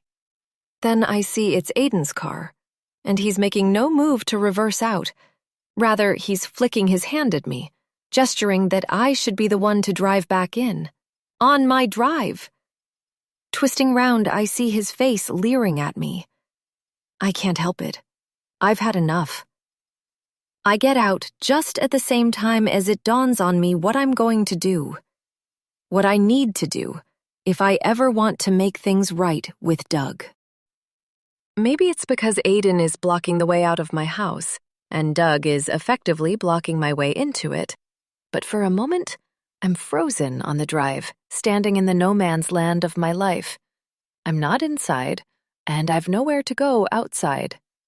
It's extreme, but if I'm to be here for my kids in some capacity at least, to support them into adulthood like they deserve, then I must take back control. And there's only one way to do that. There's no place in my life for secrets and lies anymore. I stride over to where Aiden has stopped in the gateway, praying that Doug isn't watching from the house. The world seems to fall silent, the calm before the storm. My mind is made up. The only way I'm ever going to get my husband's trust back. It's time to come clean. Time to tell my truth. I'm not doing this anymore, I say quite calmly through Aiden's open window. When he says nothing, I continue. I refuse to live under a cloud of lies, pretending what we did never happened. As long as we keep our little secret, I'll never be able to move on. Shut up, you stupid. I know the woman we buried was your wife, I blurt out, instantly regretting it. I glance back towards the house. I don't think Doug can see Aiden's car from this angle. I'm going to the police to confess. For a split second, Aiden looks stunned, but then his expression turns thunderous, veins bulging at his temples. He goes to open the car door, but I immediately shove it closed again, pressing my full weight against it. No more secrets, Aiden. He sits there, frozen, biting his lower lip, staring down at the ground beyond me, no doubt working out a way to dissuade me. I'm not giving him that luxury. I know she was called Laura, and I know that you had a child together. You had a family, a home, a bloody dog, the whole works, for God's sake.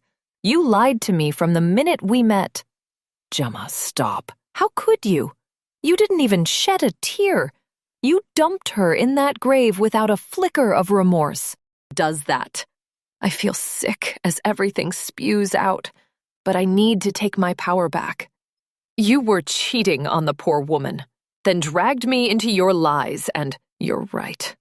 He interrupts, sounding scarily calm as he looks up at me, his expression blank. It was Laura we hit that night. Another pause as he thinks. And yes, she was my wife. I panicked and He shakes his head, almost sounding resigned. He closes his eyes for a moment, and then I see it, finally. A wave of sadness, remorse, guilt. Emotions I've never witnessed in him before, written all over his face. But then, how do I know if he's being genuine? I can't trust anything the man says or does. I don't know why I did it, he continues. When I saw who we'd hit, I was frozen from shock, literally paralyzed and hardly able to breathe. I was younger then, stupid and irresponsible. And of course, you were right. We should have called the police and an ambulance, done the right thing. But I was scared, Gemma. Scared witless about what would happen to us. Another sigh and pause. As for the lies, truth was, I wanted both of you. But because of my actions, I lost both of you.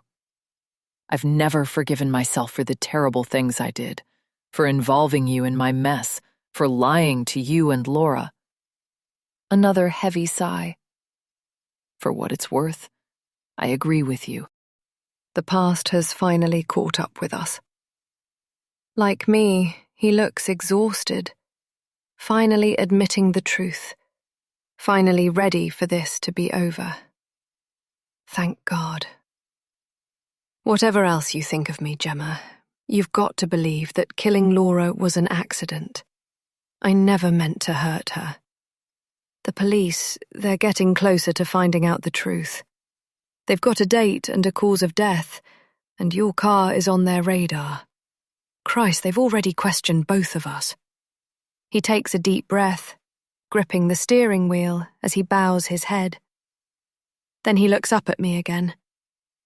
I don't think it'll be long before we're arrested and charged. I'm so sorry. To make this right, for us to get our stories straight, but I've made things worse. I've let you down again. I stare at him, getting a glimmer of the Aidan I once felt so attracted to. Compassionate, thoughtful, considering everything deeply. A mirage of who he really was. Right now, he looks and sounds as broken as me. It's really over, isn't it? He says in a resigned voice. I nod. Yes, it is. I can almost see his mind whirring, realizing that he's backed into a corner, that he can't stop me from doing what I should have done all along. I'm suddenly hit with the realization that he didn't have any power over me then, just as he doesn't now. Control was all in my mind, born out of my own fears and insecurities. I'm going to the police, Aidan. I'm going to tell them everything. There's a chance the judge might take a full confession into consideration. The thought of a trial, barristers, a jury, the newspaper reports and publicity, all of it sends me cold with fear. Though it doesn't feel as bad as having my husband think of me as a liar forevermore. If I'm going to lose my family anyway, then I don't want it to be for the wrong reasons. It might as well be because of the truth. I peer round the hedge at the house again, praying Doug doesn't come out. Then, to my surprise, Aidan nods. Okay, he says resignedly, thoughtfully. Okay. But look, I think we should do this together. It'll carry more gravity that way. And don't worry, I'll be totally honest. I'll tell them I was behind the wheel, that it was me who convinced you not to report the accident. I'll take full responsibility. If you want, I'll even drive us to the station now. Best to get it over with. This catches me off guard.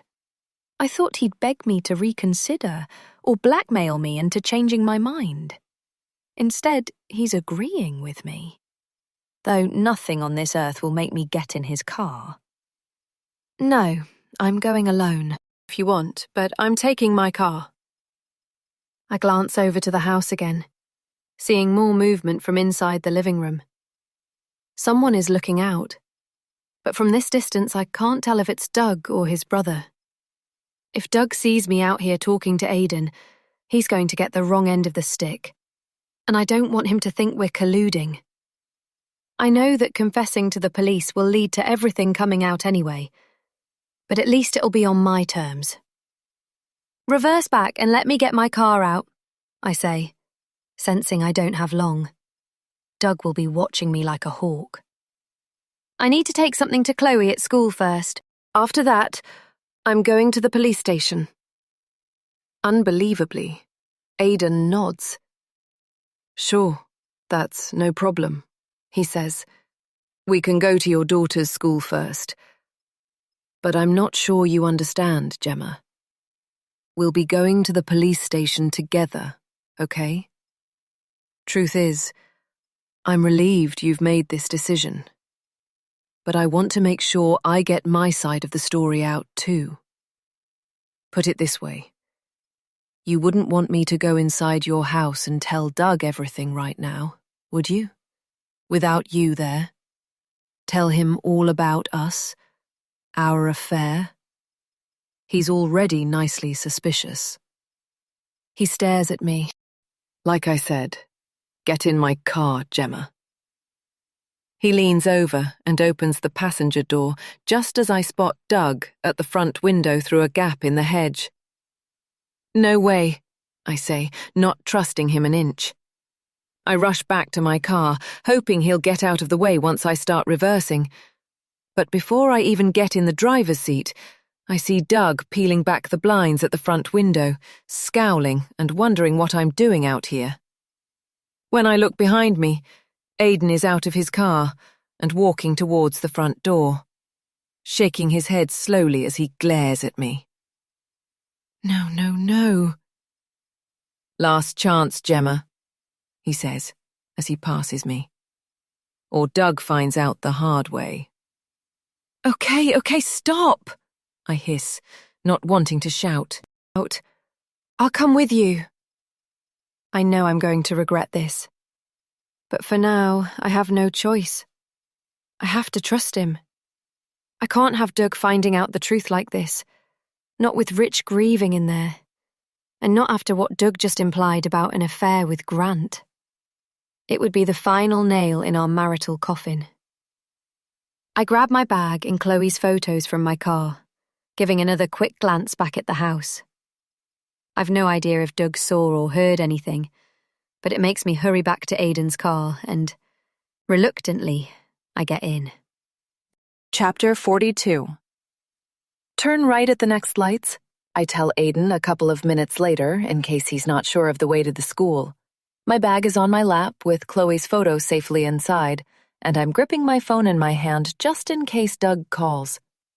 I'm praying he'll beg me to come home, tell me that he didn't mean all those things, say that we can work this out, get therapy, take a holiday, talk everything over, do whatever it takes. But my phone doesn't ring. As long as Aidan keeps his word, then I'll soon be walking into the police station, and my freedom will be gone, my life changed forever. Either way, with me as his passenger, beholden to him, my life has changed. I'm at his mercy. Part of me wants to rush into the school, grab Tom and Chloe out of their lessons and run away with them, somewhere we can all be safe.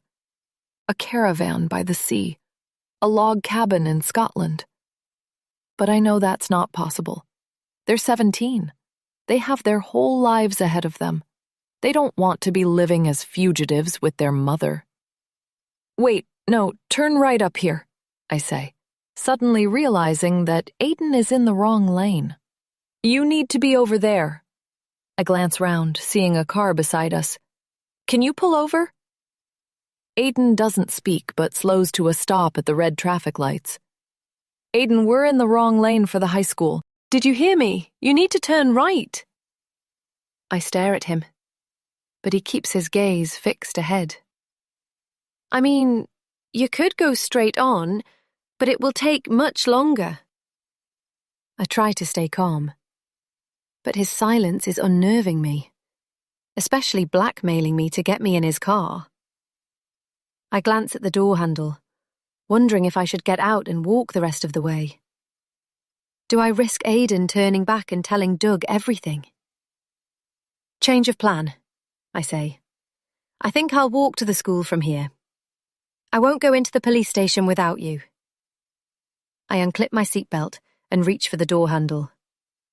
But before I can open it, the lights change to green, and Aidan drives off, accelerating hard.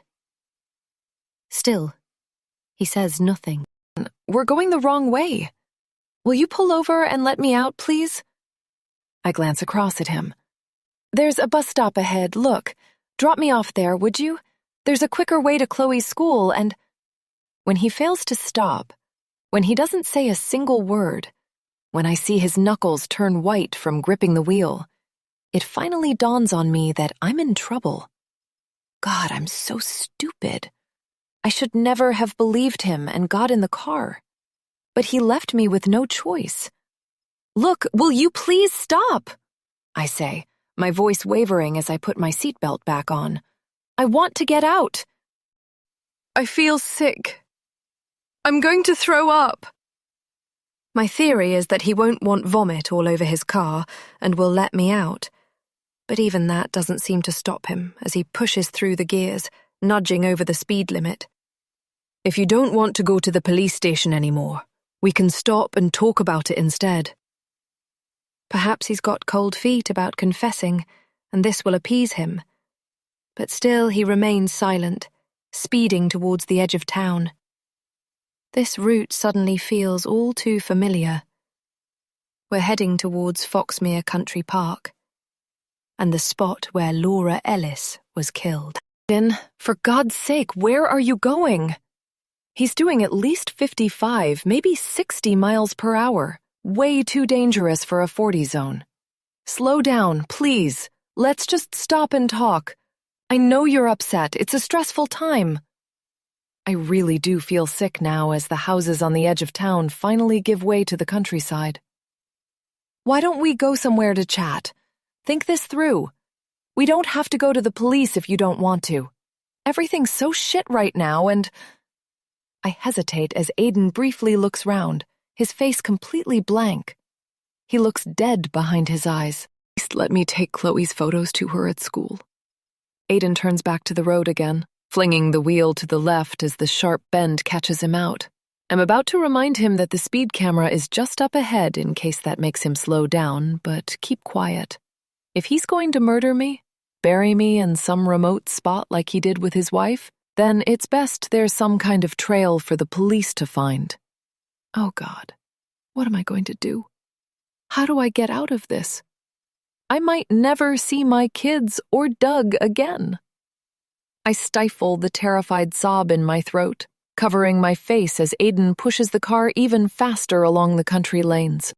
It's the same route we took that night. The night when I left the restaurant and went to his house on Adkins Road. A house I knew nothing about. A house that he lived in with his wife. A family home with a child and a dog. All the alcohol in the world won't take away the guilt that's eating me up. Suddenly, the bright yellow speed camera whizzes past in a blur. I've no idea if it's working these days. And a few moments later, we're at the turning for Foxmere Country Park. My mind is filled with images of us stuffing Laura Ellis's body into the boot of my car. The rain sheeting down. Him in his tartan slippers. Me in my white trainers and little black dress. Mud all over me by the time we finished. Where are we going? I dare to ask, when, unexpectedly, he drives past the Foxmere turning. Still, he says nothing. It's only when he's turned off down a country lane, speeding along the single track for another mile or two, jamming on the brakes just before pulling into a gateway, that he finally speaks. The muscles stand proud on his forearms as he grips the wheel, the engine growling in the background. His face is ruddy and angry as he stares at me, seething. "Are you scared yet?" he asks, sneering. He produces something from the side pocket of the door, a knife. He flicks it open and jabs it at me. "Stay here. If you move, you find out what this feels like." Then he gets out of the car and drags open the 5-bar gate leading to a track and fields beyond. Oh my God, the caravan, I whisper, suddenly realizing where we are. My hand comes up to my mouth. I can't let him see how afraid I am. Coming here only ever meant one thing to Aiden. Dear God, please no. Good girl, he says, smirking as he gets back in the car. Might be a bit bumpy, he adds, if you remember. My thoughts are spinning, the memories so real. I'm struggling to work out what was then and what is now. Panic builds inside me, just like it did all those years ago. Instead of a perfect proposal as I'd planned, I'd ended up helping Aiden bury his wife. But there's something else from that night that I've never been able to remember fully. It could have been the shock of what happened, the trauma, the alcohol. The truth was lost, and a more bearable version formed instead. A reality that was easier to deal with. Why are we here? I try to sound calm, even though I'm far from that. I need to drop the photos off at... Shut up about the fucking photos, Aiden says. We're not going to the school. Your daughter shouldn't have been so forgetful, unlike her mother. He looks at me and laughs. What? Aiden, please don't. Look, just let me out. I'll walk back. Stop the car, for God's sake, and let me go. But the woods are approaching, and I know he has no intention of letting me out. He's taking me to the caravan, and I have no choice in the matter. He's way stronger than me. A moment later, we're driving between the trees, the car bumping and lurching as it goes over ruts and holes. Suddenly, everything gets darker as we go deeper into the woods. Another minute or two, and we're in the first clearing, and through the trees, I see it. The old caravan in the clearing beyond, still covered in brambles and moss and lichen and even more rust. It's mostly hidden by the undergrowth now, and its windows have been boarded up from the outside with metal grills. My little home away from home, Aiden announces, giving me a wink. You're disgusting. I had no idea you were cheating on your poor wife when we came here. He gets out of the car and comes round to my side, opening the door. Get out, he orders. Then he holds out his hand to me. Phone. What? Give me your phone. No way! Why do you... I freeze as he raises the knife again. Phone. Now. Reluctantly, I hand it over. Seeing the blackness in his eyes, I'm certain he'd use it if pushed. Let's go inside, shall we? No candles or picnic this time, I'm afraid. Aiden grabs me by the arm and drags me through the undergrowth towards the caravan, me stumbling along beside him. The ground is uneven and choked with brambles and weeds. He fishes a key from his pocket and shoves it in the old lock, the lock that looks as though it's not long been oiled. He's been here recently. Was he planning this all along? Whatever this is? Ladies first, he says with a smirk, shoving me up the step and into the darkness of the interior. The smell hits me first, the stink of mold mixed with something else vile that makes me want to gag. It's like there are 20 dead rats rotting in here. I jump as Aiden slams the door closed, sealing us in. Now, isn't this nice and cozy? He says, shoving me further inside. He puts the torch on his phone and shines it around, the glare making it seem like a macabre murder scene from a crime documentary. And right now, I'm terrified that the dead body is about to be mine. Chapter 43. You really thought I was going to the police to confess? Aiden presses down on my shoulder, forcing me to sit. Throw my entire life away to save your pathetic, guilty conscience? I don't know, I stutter, obeying him by dropping down onto the narrow bench seat. The foam cushion feels damp, and a moldy smell wafts up. If you don't want to, it's fine. The police don't have much to go on anyway. I'm trying not to shake. And about Sandy? Don't worry. You can trust me to keep quiet. No one even knows I was in her flat. You can thank me for getting rid of evidence that would have incriminated you. Incriminated me? Aiden replies, one corner of his mouth lifting. Right. Look, just tell me why you've brought me here. If he was going to kill me, then surely he'd just get on with it. Aiden was never one for wasting time. Doug was expecting me home. He'll have raised the alarm by now. I doubt it. Aiden laughs, shaking his head. Surprisingly, he sits down next to me. I brought you here to have a little think. Think about what? The only thing I want to think about right now is... Truth is, I have no idea what to think. Maybe confessing to the police was a stupid idea. I was probably kidding myself that a judge would be more lenient if we turned ourselves in. The only thing I actually want to do right now is to take time back. 2 weeks would be a good start. No, scratch that. 21 years would solve all my problems. I'd make sure I never set foot inside the Swan pub with its charity auction. Then Luke flashes through my mind, making me so sad that we lost touch. His wasn't the only friendship that suffered thanks to everything that happened. I wish we'd gone somewhere else for a drink that night. Then I'd have never even met Aiden Bloody Black. You're a loose cannon right now, Gemma, and I can't risk you ruining everything. Think of this as me doing you a favor. Your future self will thank me. I doubt that very much, I reply. Well, I am my future self from way back, and I can assure you, I'm not thanking you for anything. Don't be like that. He reaches out and strokes my cheek with his finger. You always were hot-headed and tetchy. He laughs, shaking his head. It's what I liked about you. You were different to all the others.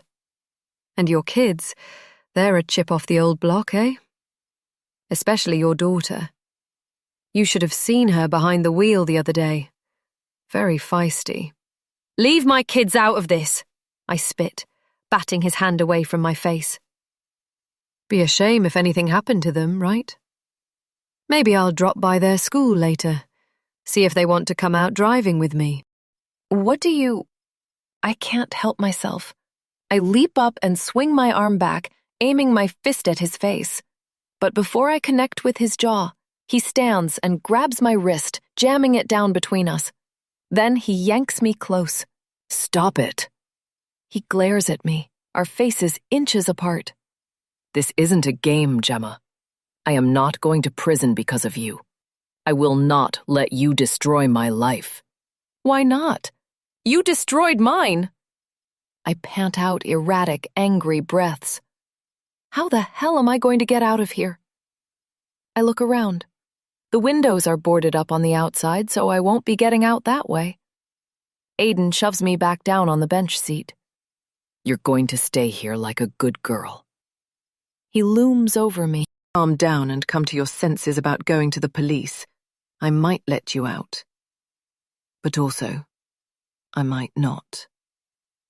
He pulls the knife from his back pocket. In which case, you won't be leaving the woods. Ever. Aiden turns to go, taking the caravan key from his other pocket. Knowing I won't get another chance, I stand up again, edging towards him, my eyes flashing to the door. I brace my hands in front of me in case he lashes out. You're a coward. How could you do something like that to your wife? You treated her like roadkill. And I know you're not a barrister either. I can't help myself. He's going to murder me anyway. I know too much about him. Police are getting closer to us every day. And just like Laura was to Aiden, I'm another bit of annoying evidence to be got rid of. You disgust me. You took advantage of me when I was young and naive. I had no idea about people like you, how manipulative you were, the games you played. You led me on. You lied to me about everything. You didn't live on a farm, and your parents certainly weren't landowners. You leave my parents out of this, he booms, making me realize I've hit a raw nerve. His eyes flare to black, and I'm certain he's about to go for me. But he holds his ground, clenching his fists by his side, his face red and seething. I bet you shoveled pig shit just to earn a few quid, deluding yourself that you were the fucking landed gentry. You're a charlatan, and I hate you. I hurl myself at him, flying across the 3 feet between us, flinging him against the sink unit. His head whips back against a wall cupboard, making a cracking sound. He yells out in pain, but my attack is short-lived, as lightning fast, he regains his balance and grabs me by the arms, shoving me away. I stumble backwards, tripping on something, before falling back down onto the bench seat a few paces behind me. Short, sharp breaths burn my chest as I pant frantically, staring up at him with my hair stuck all over my face and mouth. Get out of the way, staring up at him. Was anything you ever said true? I hiss, shaking and hardly able to contain myself. Aiden pauses, the depths of his black eyes drawing me in, before he gives a single shake of his head. "Not really," he says, pushing open the door to outside. My eyes flick to the woods beyond, and I get a waft of fresh air. I'm so tempted to make a dash for it, but there's no way I'd make it past him. He's filling the space entirely.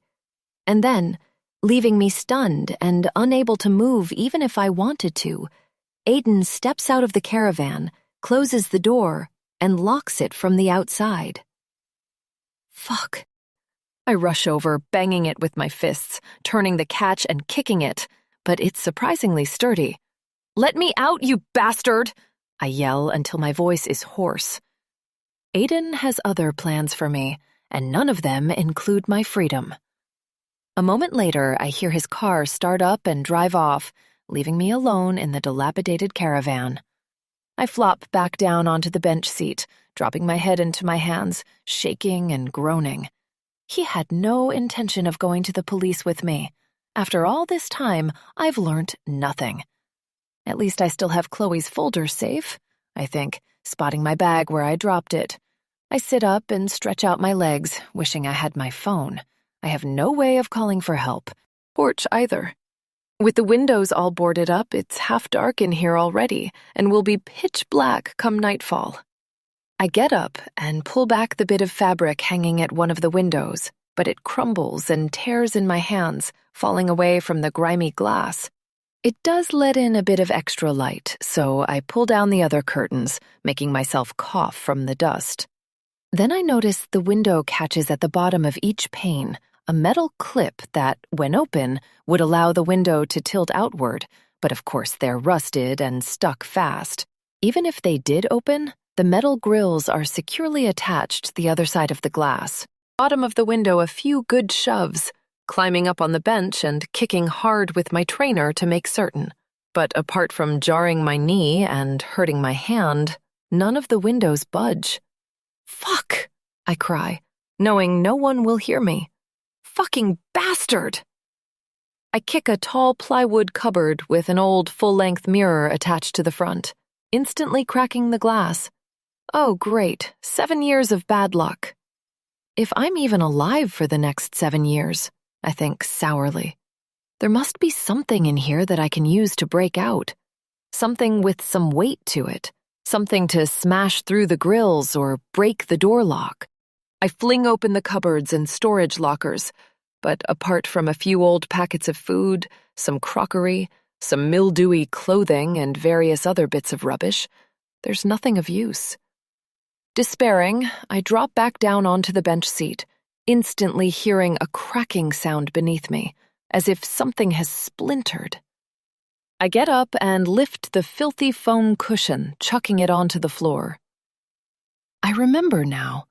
There's storage under here, I say, trying to lift the wooden lid of the bench. It's where Aiden kept our sleeping bags and blankets. It's stiff at first, the wood swollen and warped from the damp, but eventually I get one of the seat compartments open. Apart from a couple of moldy blankets and a lot of rat or mouse droppings, there's nothing much to see. It's the same in the other 2 lockers, but in the third, I spot something else, something that makes me catch my breath. 3 unopened bottles of Scotch whiskey are hidden under the bench, the remains of Aiden's secret stash from long ago.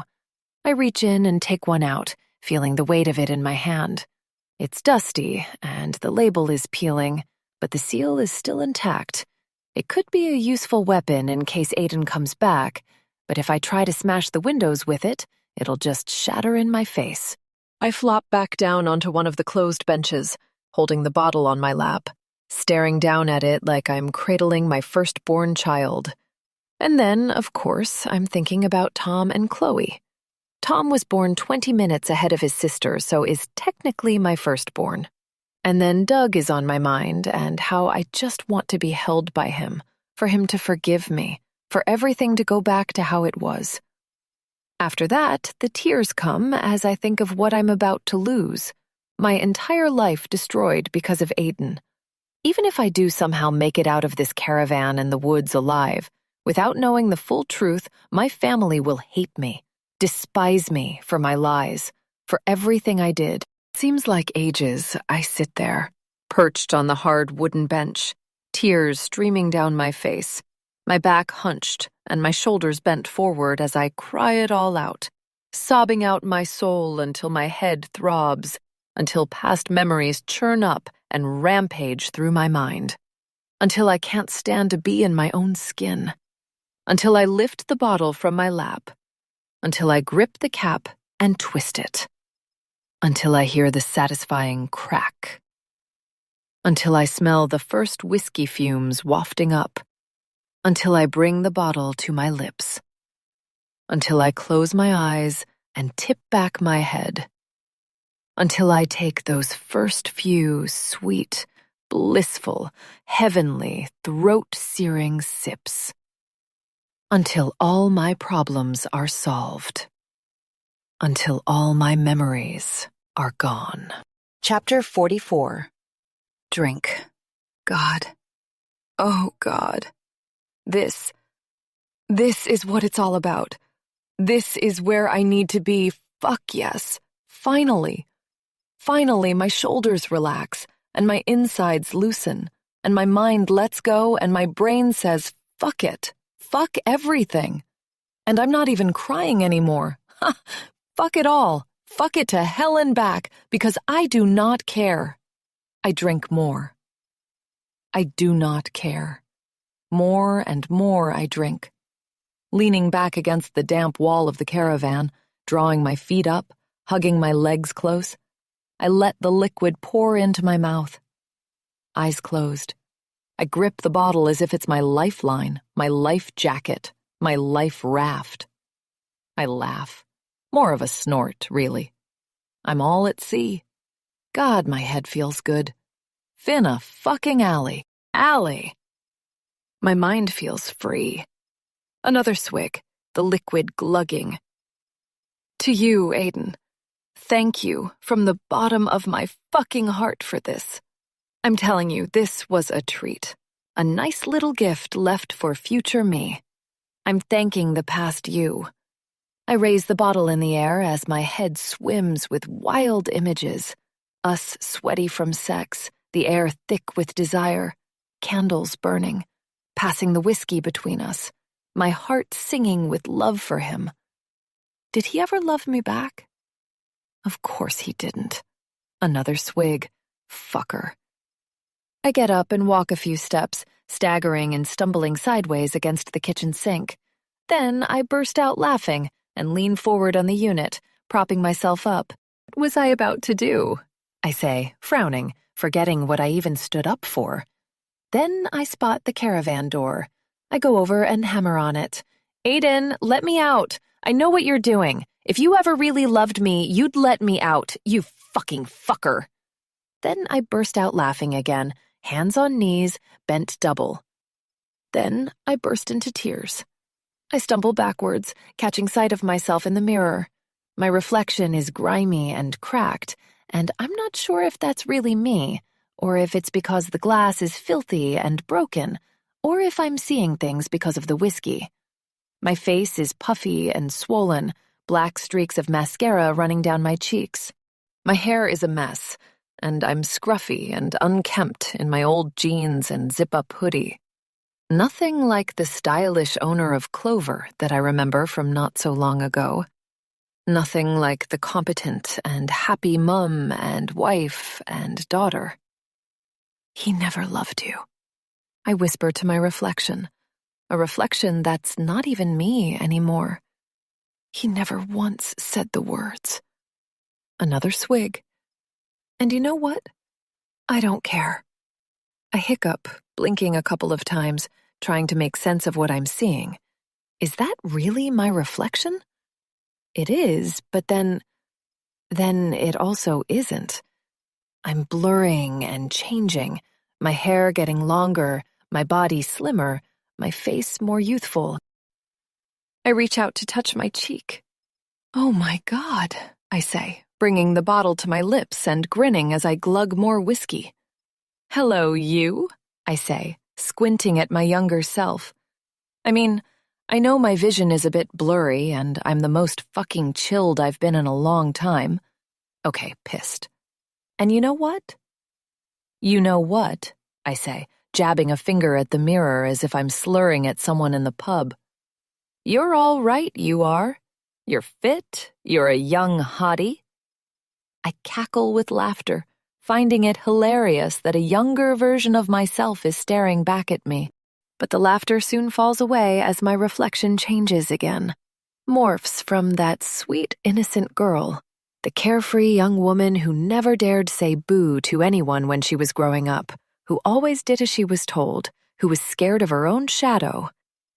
Well, look now. She's changing. She's changed. Changed in one night. And there she is, in her little black dress and her white trainers and her grubby, muddy knees, a terrified expression on her face, blood on her hands. Oh, you poor thing, I say, squinting and frowning at myself. It's getting dark outside now, and the light is going. The mirror is smeary, and her reflection isn't clear. An unsteady step closer, holding out my free hand to her, taking another glug of whiskey. Fuck it, might as well die happy. Are you okay? I ask, but I can see she's not. Far from it. She's soaking wet, standing... Oh my God, she's standing on the roadside, sobbing, looking down at something. And she's with someone. A man. I can hear them arguing, but their voices sound weird, as though they're talking in another language. I can't make out their words. I frown, leaning forward as I stare into the mirror, my palm against the glass, supporting myself as I sway. But I'm transfixed, watching them as they're suddenly in a car, him driving, her crying and shouting and getting upset, screaming at him to stop. I gasp, jolting as if I'm in a bad dream I can't wake up from. I'm aware of the bottle between my lips, the whiskey searing straight into my heart. But it's like I'm in the car with them. Then suddenly they're in the woods. Everything's jumbled up and out of order, the dark woods with the rain coming down, pattering through the leaves. There's mud and sweat and digging and sobbing, and the man's barking something at her and she's crying. God, now she's on her hands and knees in the mud, sobbing her heart out, begging him. We need to call the police. Please, Aiden, let me. Wait, look, I whisper, transfixed. I stagger sideways, grabbing onto the caravan wall for support, watching the reel play out. I don't know if it's in the mirror, or in my mind, or if I'm going mad. Or maybe Aiden has killed me already, and this is what hell feels like. I watch as they walk back through the woods, her stumbling, trying to grab onto him as he strides off ahead. But then they both stop dead, terrified expressions on their faces. They look around, huddling together as if someone else is there. Did you hear that? The girl says. The man nods. Wait, get down. They listen out, crouching as they creep through the undergrowth, getting a better view of the car park. I know that place, I whisper, staring into the mirror. It's the car park at Foxmere. The same spot where I found the police cordon and officers on guard the other day. What have they seen? I say, riveted by what I'm witnessing. The pair are hiding at the edge of the car park, covered in mud and blood. They're breathing fast and shallow, their limbs trembling as they spot the shadow of someone getting into a car. I lean forward, watching the scene unfold as if I'm crouching right behind them, peering over their shoulders. Wait until it's clear. The man says in a low voice, cursing under his breath. Do you think they saw us? The girl asks, pure fear in her voice. No, I don't think so. It was just a night fisherman. You get them all the time round here. I saw some kit. The girl nods, reaching out to grab him as the taillights of the car come on, their faces glowing red, then the white reversing light as it pulls out of its space, and finally, the car drives away. The couple exhales and creeps forward, stepping out into the open. I gasp, suddenly jolting awake. What happened? I clutch my head. Where am I? I'm on the floor. Something wet on my chest. When I look down at my front, there's an empty bottle lying on top of me, the remains of its contents spilled out. I try to haul myself up, but it's hard. I'm wedged in somewhere. There's a broken mirror on the cupboard above me. God, I'm going to puke. I turn my head sideways and throw up. Several belly-crunching retches followed by a gallon of greeny-brown vomit that stinks of booze. I wipe my mouth on my sleeve, gasping, feeling dreadful as I hoist myself up. "Serves you right," a voice inside me says. But I don't care about that right now, or how grim I feel. I'm more interested in the woman opposite me, the woman staring back at me from the dirty mirror. I kneel up, remembering where I am, remembering who she is. It's me, the broken woman in the broken mirror. Something about a young girl, the woods. But this woman is older again. She's mean now. And she's whispering something. Something the younger me said as she crept out of her hiding place and out into the car park. Work, brain, work. Shoot first, ask later. The woman in the mirror tells me softly, her lips barely moving. Yes, that's it. Shoot first, ask later. I repeat, nodding, echoing her as I reach out to touch her lips with my fingers. Then, as I connect with her, something unlocks in my brain. A memory filtering back, flooding my mind with color. A memory that changes everything. Chapter 45. 29th February 2004. "Please, for God's sake, slow down. You're going to kill someone," Gemma begged, grabbing the door handle. "Aiden, just tell me where we're going." But Aiden didn't say a word. He gripped the wheel and kept on driving. I booked a table at the Indian restaurant. I was waiting for you. There's champagne and music and candles and... Gemma trailed off, not sure she even had an appetite anymore. This suddenly seemed way more serious than saving the evening. This was about saving her life. The way he was driving, they'd end up in a ditch any moment. "Look, let me out of the car, please. I feel sick." That was true, at least. While waiting for him, weren't far off coming back up with all these bends. Aiden remained silent, drove faster. The headlights lit up the road ahead, the rain sheeting sideways, the hedges whipping past in a blur. Another sharp bend and Gemma lurched to the left, grabbing the door. She felt so helpless, so terrified. She didn't understand why he was doing this. All she'd wanted was for them to have a lovely evening, for her to surprise him with a proposal. Something flicked inside her. A switch that released. Maybe a chemical flooding her brain, or a newfound strength in her body.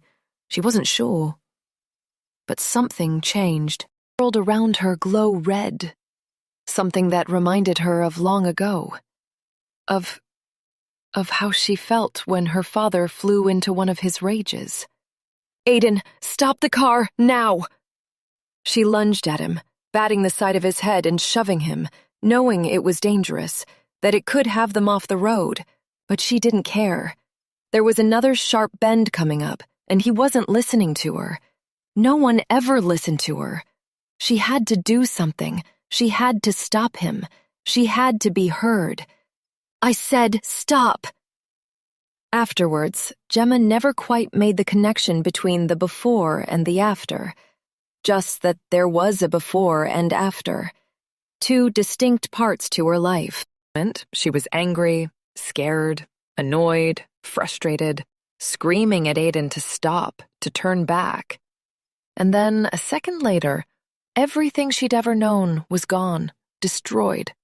A new reality dawning. Oh my God.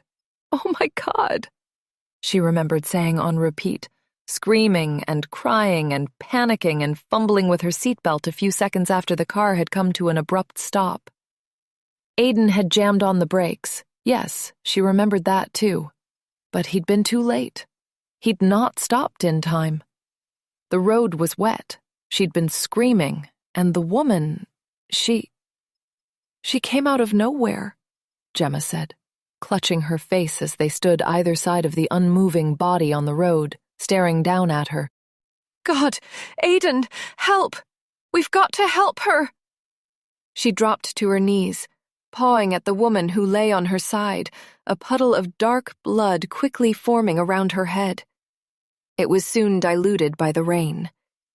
Help me turn her over! But Aiden just stood there, hands on hips, looking down. Even when Gemma managed to roll the woman onto her back, when her face stared blankly up at them, her woolly hat coming off her head, her eyes open and staring, he didn't say anything. Didn't even blink. What are we going to do? We have to call the police. An ambulance. Where's my phone? Gemma leapt to her feet, tripped, stumbled, ran to the car. As she leant in and grabbed her Nokia from her bag, she felt Aiden's grip on her upper arm, hauling her out again. No, he said solemnly. No police. What? But... She's gone, Gemma. She's dead. Gemma was silent, staring over Aiden's shoulder towards the front of the car. The wipers were still on, beating out the rhythm of what her life looked like now. Endless days in prison. The rain sparkling in the headlights. The river of blood. Suddenly there was a bark, a dog yapping nearby. Before either of them could say anything, a brown cockapoo had bounded up to the woman on the road, running around her and sniffing, whining and barking a couple more times. Then it ran over to the car door, barking up at Aiden, winding around his legs and yapping. Shoo! Go away! Aiden yelled, waving his arms, but the dog hung around. It's her dog, Aiden. Oh God, she must have been out on a walk. And in this terrible weather. We can't just leave her or the dog. We need to call for help. With shaking hands, Gemma fumbled with her phone, trying to dial the 3 9s, but Aiden grabbed it from her. I said no. She's gone. It's not going to bring her back. The dog will be fine. Someone will pick it up and find its home. He bent down and checked its collar. There's no tag or name or address, he said, stroking the poor creature when it wouldn't stop yapping. Think, Gemma. Use your brain. You've been drinking. I've been drinking. We've killed a woman. Wait, no, you killed a woman. You were driving. Oh, Gemma, you think the police will believe that? Your word over mine? I can smell the booze on you. What would the waiter who served you at the restaurant have to say in court, I wonder? It's your car, after all. But... Gemma's thoughts were fuzzy, and she didn't know if it was from the gins she'd had or the shock of what had just happened. She could barely even recall the drive here. The last few minutes were empty space in her mind. All she knew for certain was that there was a dead body on the road, and it was lying there because of them. What should we do then? She asked. Maybe Aiden was right. Maybe the police didn't need to be involved. No, that was a terrible thought. No way would she agree to that. We can't just leave her here. We have to call for help. Her dog. No, you're right. Of course we can't just leave her, Aiden said. We need to move her. Put her somewhere safe where she can rest. Sleep peacefully. What do you think? He took Gemma's hand. She was shaking so much he could hardly keep a grip of it. And he led her round to the front of the car. No, you're mad. We can't do that. It's so wrong, she stuttered, shaking. We've got to call the police. They'll understand. They'll know it was an accident and... Gemma, stop. You're not thinking rationally. Do you want to ruin our entire lives? Look, If it makes you feel better, we'll put the dog in the car, and I'll take it to the shelter, or the RSPCA. They'll find out where he lives. You'll be fine, won't you, boy? Aiden said, giving it another pat on the head when it followed him. But let's put the woman in the boot and take her somewhere quiet first. I know a nice spot. The rain will soon wash away the blood on the road. It's better than leaving her here. What do you say? Gemma stood shaking, her little black dress soaked through. Her makeup was streaming down her face from the rain and tears, and her hair was wet and matted. Herself, trembling uncontrollably as she stared down at the dead woman, wondering who she was, if she had a family who would miss her, if she'd had a happy life, what the dog's name was, and why she was out here alone, walking in the dark. Okay, she said through the snot and tears, knowing it was so wrong, yet also knowing she couldn't go against Aiden. Okay. That's my girl, he said, which comforted Gemma no end. His girl. She was still his girl. They were in this together. They would move the woman and go home, make sure the dog was okay, get cleaned up, go back to the restaurant, propose. Afterwards, Gemma was freezing, soaking, and covered in mud and blood. Trainers were caked in it, her legs, arms, face, hair, all filthy. Aiden was the same, but the woman was gone, buried in the woods, taken care of, a good job done. It seemed to have taken an age to get her out of the car, drag her lifeless body across the car park, while the dog watched on from the back window, whining. There were a couple of other vehicles parked nearby, but luckily no one in them.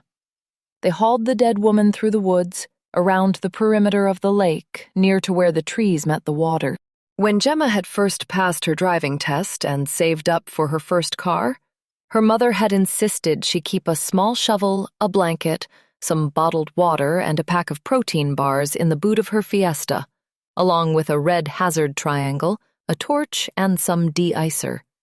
You just never know when you'll need these things, her mum had said, presenting her with the driver's winter safety kit as a gift one Christmas. Thanks, Mom, Gemma had replied flatly, wishing she'd got the coat she'd hinted about instead.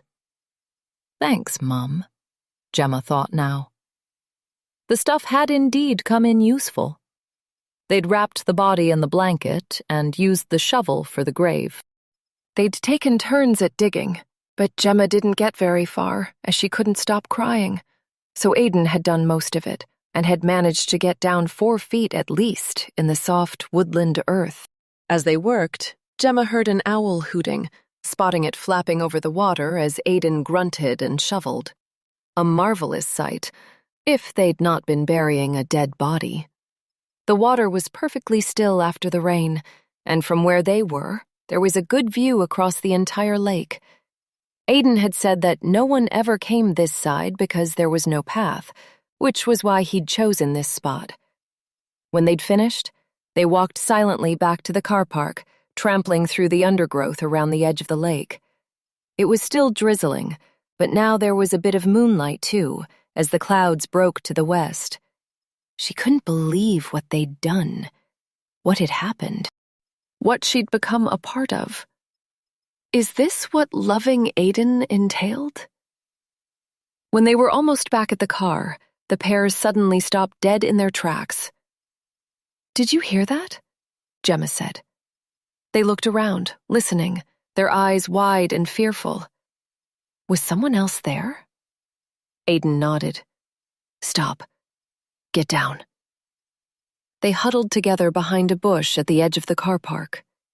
Wait until it's clear, he whispered, cursing under his breath. Someone's going to their car. Do you think they saw us? Gemma asked, her voice trembling. No, I don't think so. It's just a night fisherman. You get them all the time round here. Some kit. Gemma nodded, huddling up to Aiden as the tail lights of a car came on, their faces glowing red as they watched. Then they saw the white reversing light as the car pulled out of its space and drove off.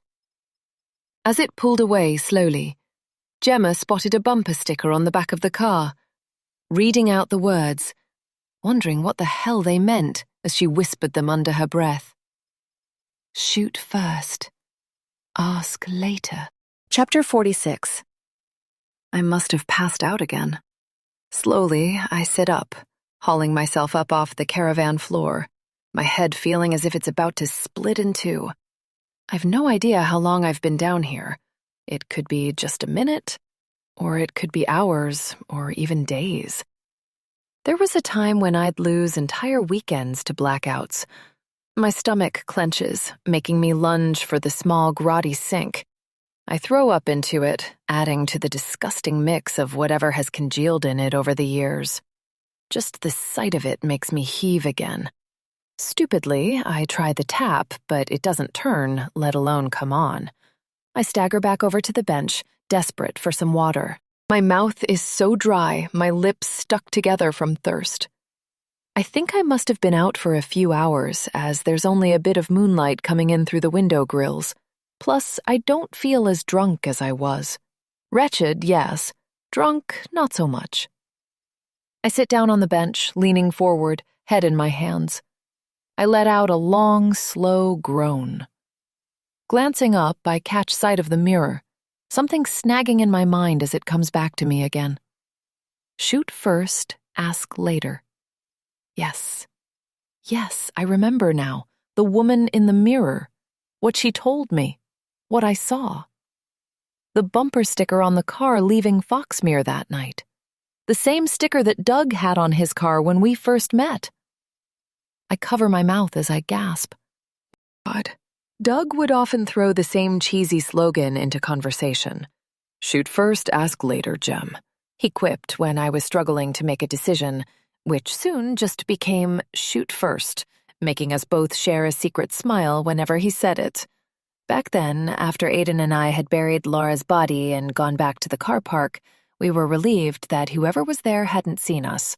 We'd have certainly drawn attention to ourselves, the pair of us out in the rain on a Sunday night, covered in mud, me in an evening dress, Aiden wearing his slippers. But he was certain we hadn't been spotted. Oh my God, it wasn't a fisherman as Aiden thought. I whisper, reeling from the memory.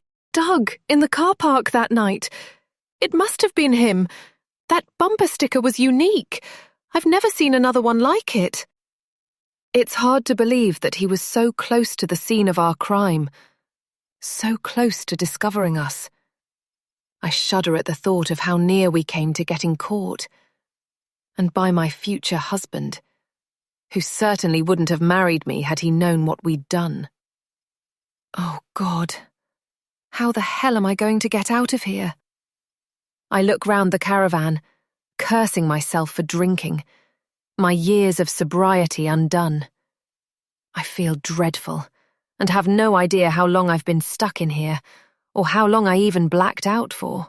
What's Doug be thinking? And my kids? Will he have covered for me? Perhaps telling them I had to go and look after my mom? I wonder if he's concerned, if he's called the police because I haven't come home.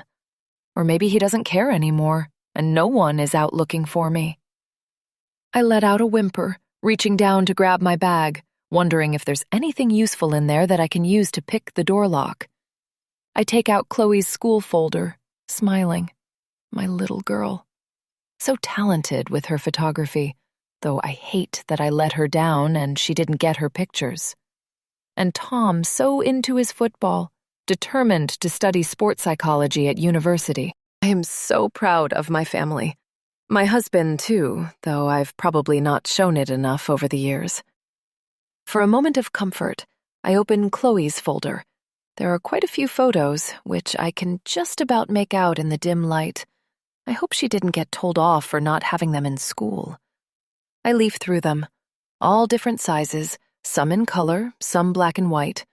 There are some random ones of a child's birthday party, from the 1980s going by the fashion.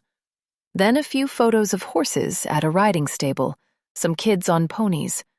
I smile, thinking what a good idea it was to develop lost rolls of film. Then I come across an old A5-sized envelope sealed with tape and "Private" written on both sides in red pen. It feels as if there are more photos inside. On the front is a sticky note with Dad's old pics from storage box. "Ask him before opening," written in Chloe's handwriting. He's got thousands stashed away from over the years, boxes of them up in the loft. One day, it would be fun to look back on them with the kids, the early days of our relationship, us off on road trips together, camping in wild areas so he could get the perfect butterfly or bird shot, hoping he'd catch a rare species at sunrise or sunset. That's if I ever get out of here and he doesn't divorce me. Knowing I've got nothing to lose, I open the envelope, peeling back the old tape and breaking the gummed seal. Sure enough, there are more old photos, so I pull them out and leaf through them. Maybe reminiscing will take my mind off my predicament.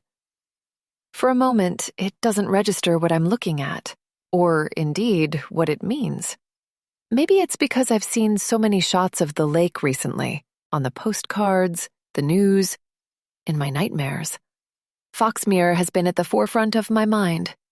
But here it is again in these old photos, Foxmere Lake, in a sealed envelope in Chloe's school folder. I can't deny there are some beautiful moonlit shots, as well as some taken at dusk. There's one with an owl flapping through the night sky, its reflection captured perfectly in the still water below, moonlight shining behind the white bird. In some pictures, it's raining, and Doug has captured the raindrops on the surface of the lake.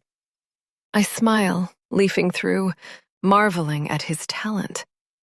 Each photo seems to zoom in a little closer to the bank opposite to where he's taking the pictures. An owl flapping, raindrops on the lake, the moonlight, the ripples, the silvery trees, the mud, the blood, the shovel, the tears, the two people in the distance, bending down. Is one of them digging? No, wait. There are 3 people on the opposite bank. One standing, one crouching, one lying. My hand comes up to my mouth, my eyes wide and staring. At first glance, these pictures don't show much, especially not to someone who doesn't realize what they're looking at. But I do. I know exactly what I'm seeing. Us. What Aiden and I did. Evidence.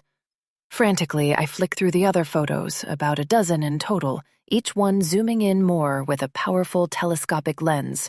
I turn one of them over, and another, knowing how obsessive Doug is about dating his work. On the back of one of the pictures, written in pencil, is the 29th of February, 2004. Fuck. No. I stare at each of them in turn again, and then there it is, the money shot. A photo of Aiden and me, sharply in focus as we happen to look up at that exact moment, our features caught in the moonlight, a look of panic on our faces. The picture is crystal clear, despite the distance. It was taken as we were rolling the body into the grave. I remember Aiden cursing because the blanket kept coming off her, exposing her face. He got upset, saying he didn't want to have to look at her. And now I know why. She was his wife.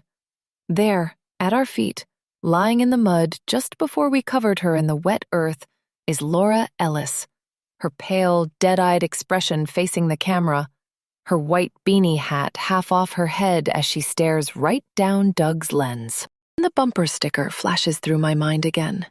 Shoot first, ask later. Doug had no idea that we were hiding at the edge of the car park, watching him, waiting for him to leave before we went back to my car. But I'd seen the sticker on his bumper, a random snapshot by my brain in the midst of trauma, though I'd forgotten all about it in the aftermath, obliterating the memory along with many others. I never once linked Doug's sticker and silly catchphrase to that night. It was alcohol that took the memory away, and alcohol that brought it back just now. The revelation rocks me to my core. Doug was at Foxmere that night. It wasn't a random fisherman. It was my future husband, there with his photography kit. He often used to camp out for the night, setting up his cameras to catch the night sky. Did we disturb him? Is that why he left? But what I don't understand is why he didn't go straight to the police. These pictures are all the evidence he'd need. Our faces are sharp and clear in at least one of the photos. If he'd reported us, it would have been game over for us. My hand comes up to my mouth, stifling my gasp, as I finally realize what this means. My husband knows what we did. He shot first, but seemingly didn't ask questions later. And I want to know why. Chapter 47. I need to pee. I look around, disgusted that I'll have to use a plastic bowl from the filthy sink. It's that or go on the floor. While I'm squatting, a thought strikes me.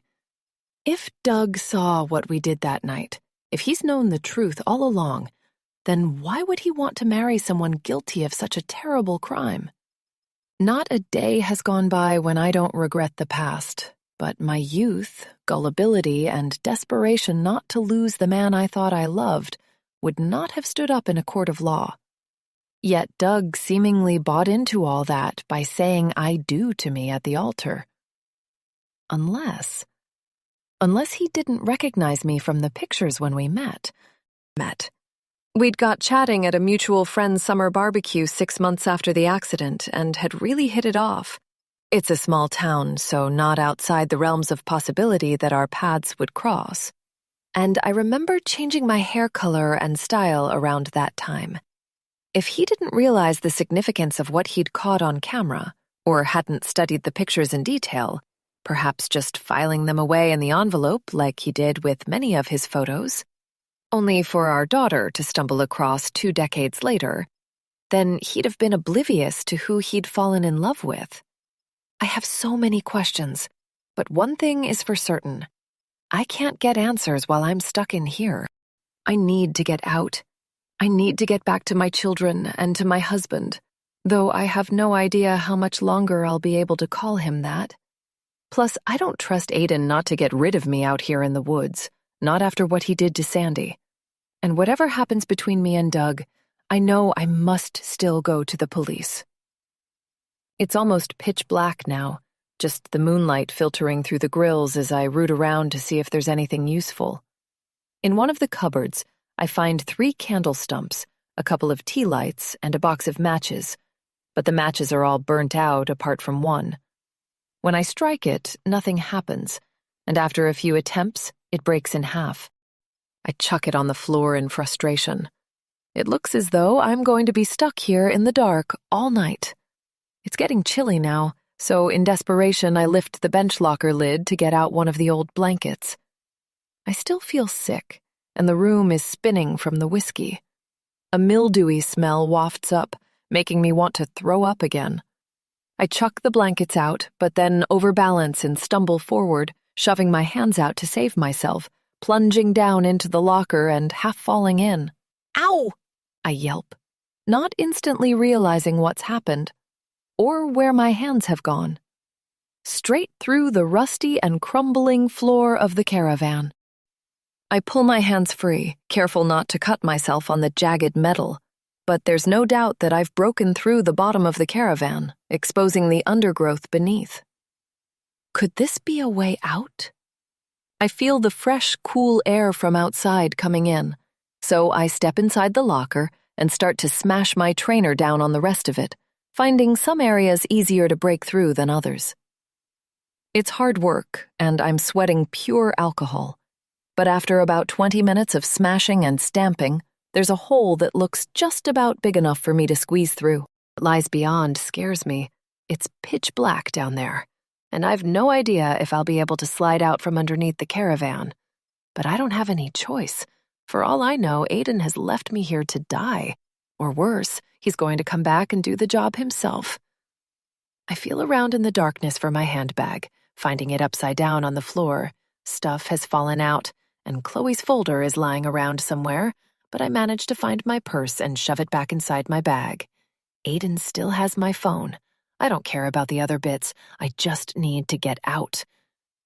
I climb inside the locker and put my bag beside the hole, which is no wider than my shoulders.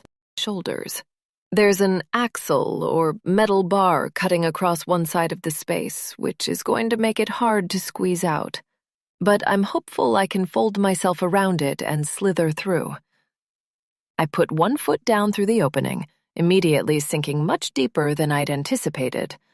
Eventually, I feel the ground beneath me and get my other leg down. Ouch! I cry, attacked by a few thorns and weeds. I grab my bag, hooking the strap over my body.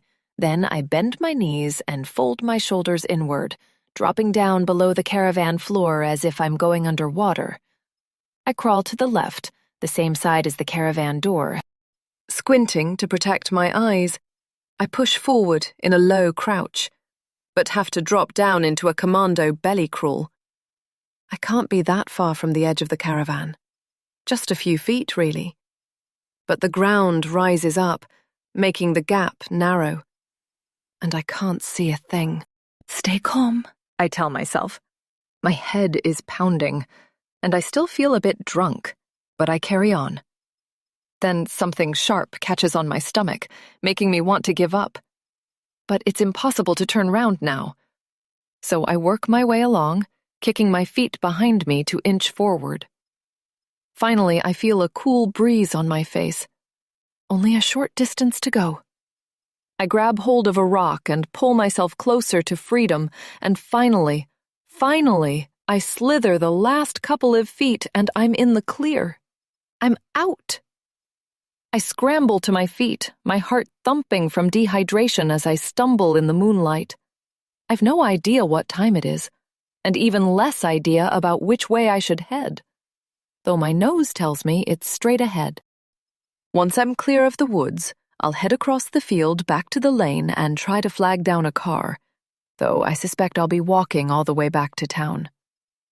5 minutes later, and I'm in the field, with the muddy track that leads back to the road just visible. The nightmare is almost over.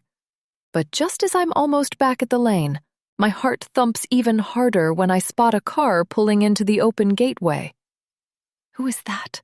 I whisper, feeling like a rabbit caught in the headlights as beams of light sweep across the field, suddenly catching me in their path. Aiden coming back? No one else knows I'm here, so it must be him. But the lights are too bright to tell what kind of car it is. The engine noise gets louder as the car drives into the field, speeding up, the lights bouncing up and down as it heads towards me. The urge to run is overwhelming, but I'm frozen with fear. Then, after hesitating a moment too long, I turn and leg it back towards the woods, suddenly darting sideways towards the hedge for cover. Oh, no! The ground connects with my face as I trip and go down, knocking out my senses for a few seconds. When I get my bearings back, I scramble to my feet. Over my shoulder, I see the car has stopped and the driver has got out. "Leave me alone!" I scream, darting back towards the woods. I imagine being locked up in the caravan all over again, of being boarded in properly this time so there's no escape. But then all thoughts stop as I'm grabbed by the arm and swung around, coming face to face with... "Doug! Oh, thank God! Doug!" I sob, my knees literally buckling with relief. I thought it was... Hey now," my husband says, cradling me and supporting me. At first, I'm terrified what his reaction to me will be, as well as fearful of how much he knows. But I needn't have worried. As always, Doug's strong arms are there for me, holding me up as he comforts me. "Jem, it's all okay.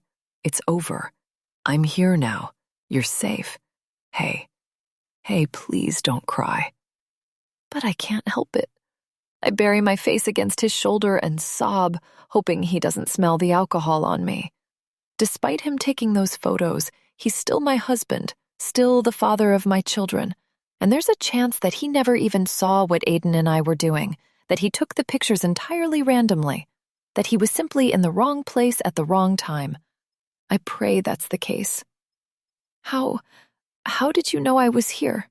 I ask, trying to stop crying. "I'm so glad you found me." Die and... "Don't worry, love. I'll explain everything later. But right now we need to hurry and get you out of here." He grabs my hand and leads me back towards his car, with the headlights showing the way. I run round and get in the passenger side, slamming the door and quickly doing up my seatbelt. Doug gets in beside me and puts the car into gear, turning it round and bumping the car along the track back towards the gate. I'm about to ask if the kids are okay, if Chloe got into much trouble without her photography folder, when I'm suddenly dazzled by another set of car headlights. Great. Doug mumbles under his breath as the other vehicle stops in the gateway, blocking our way out. My husband stops and pulls on the handbrake. What's going on, Doug? He reaches over and squeezes my hand. Let me deal with this, he says, unclipping his seatbelt and getting out, striding over to the gate. The other driver, a man by the looks of it, has got out too. It's raining now, and as I squint through the windscreen out into the night, I see the two figures standing in the headlights as if they're players lit up on a stage. Doug edges forward, trying to make the other man back away, but he stands his ground, raises his fists, causing him to retaliate. The other man's face is caught in the lights as they square up to each other, their fists clenched, ready to fight it out. And that's when I see it's Aiden. Chapter 48. I unclip my seatbelt and get out of the car. What's going on? I call out. Doug? They're both seething and tense, staring each other out, their fists ready to fight as they circle each other. Please, both of you, stop! I stride over, stumbling in the dark, still feeling unsteady from the whiskey. All this time, and I thought you were dead, Doug snarls at Aiden. The men don't take their eyes off each other. But no, like a fucking cockroach, you survived and came crawling back. I should have made sure to finish you off all those years ago. I've never seen my husband so bitter and angry. What the hell does he mean? He thought he was dead? They only met recently. Believe what I'm hearing. Stop it right now, both of you, I yell, feeling the tension crackling between them as I get closer. Any moment, one of them is going to lash out, and I don't want my husband to get hurt. Doug, come on, let's just go. Whatever this is about, just leave it, yeah? Gemma, get back, it's not safe, Aiden says, giving me a look that I remember from the past, almost as if he's transmitting a secret signal. But it's been too long, and I don't know what he means, and I certainly don't trust him. Not after everything. Ignore him, Gem, Doug calls out, his fists up in front of him defensively. Aiden is nothing more than a con man.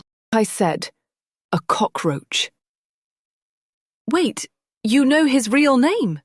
I say, shocked, though also incriminating myself by revealing I too must know Aiden has been lying.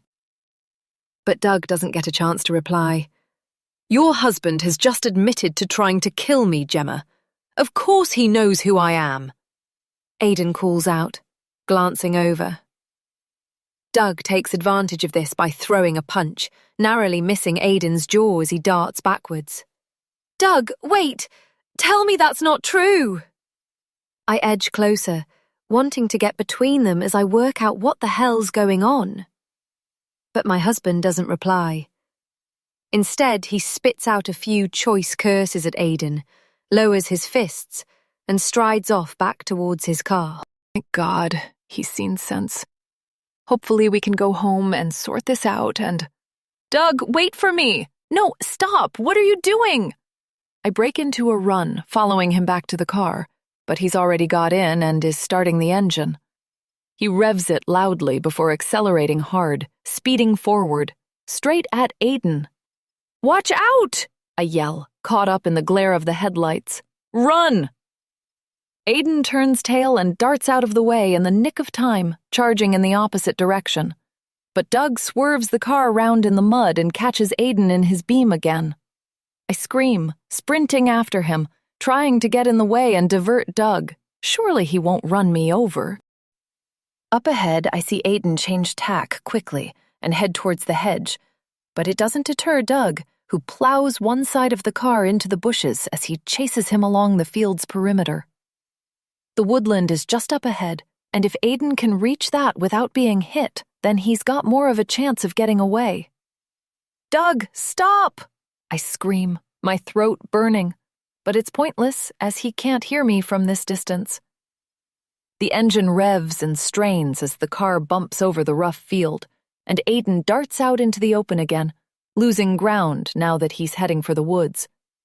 I've almost caught up, and once Aiden is finally level with the trees, he hurtles into the undergrowth. "Wait!" I call out, panting and barely able to speak as I draw up to him. "Will you just tell me what all this is about?" We have a few seconds as Doug drives further down the edge of the woods to get between the trees. It's the only way in unless he follows on foot. Aiden is bent double, his hands on his thighs as he rasps and pants. Fuck. I'm too old for this, he wheezes, glancing up at me. "How the hell does Doug know your real name?" I ask, my mind scrambling to make sense of everything.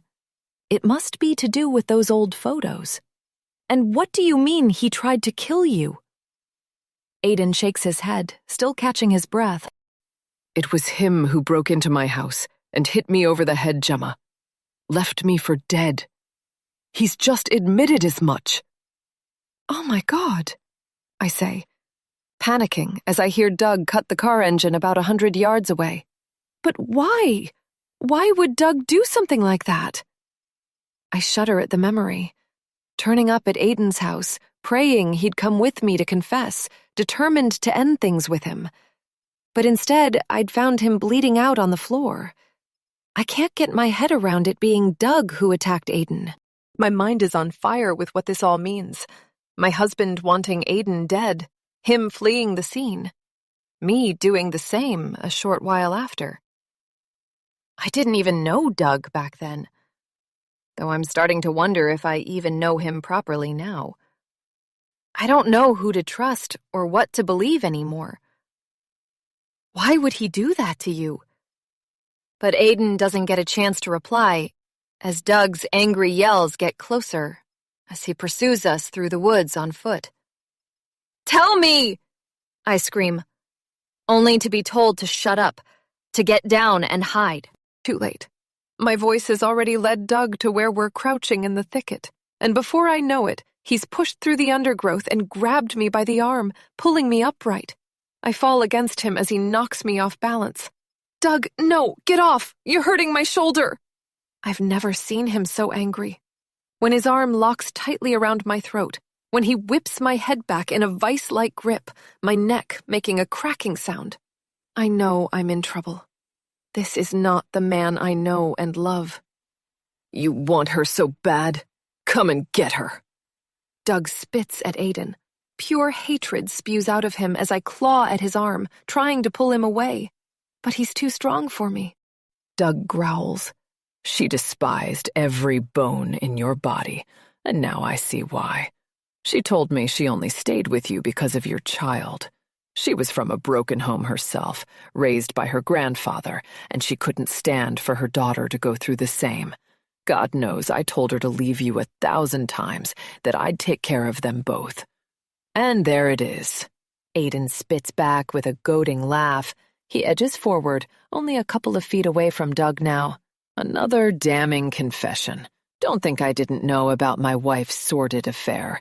I suspected she'd got someone on the side for years." Wait, what? I twist around, shocked by this news. I grab Doug's arm, tugging hard on it, but he swipes my hand away. He's fixed on Aiden, who's standing with his legs apart, his fists clenched in fight mode. "You and Laura. I don't understand.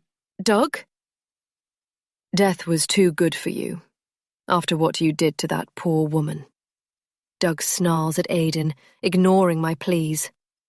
"I know you killed Laura." Doug knees me in the back, glaring at Aiden. "The pair of you, in the woods that night.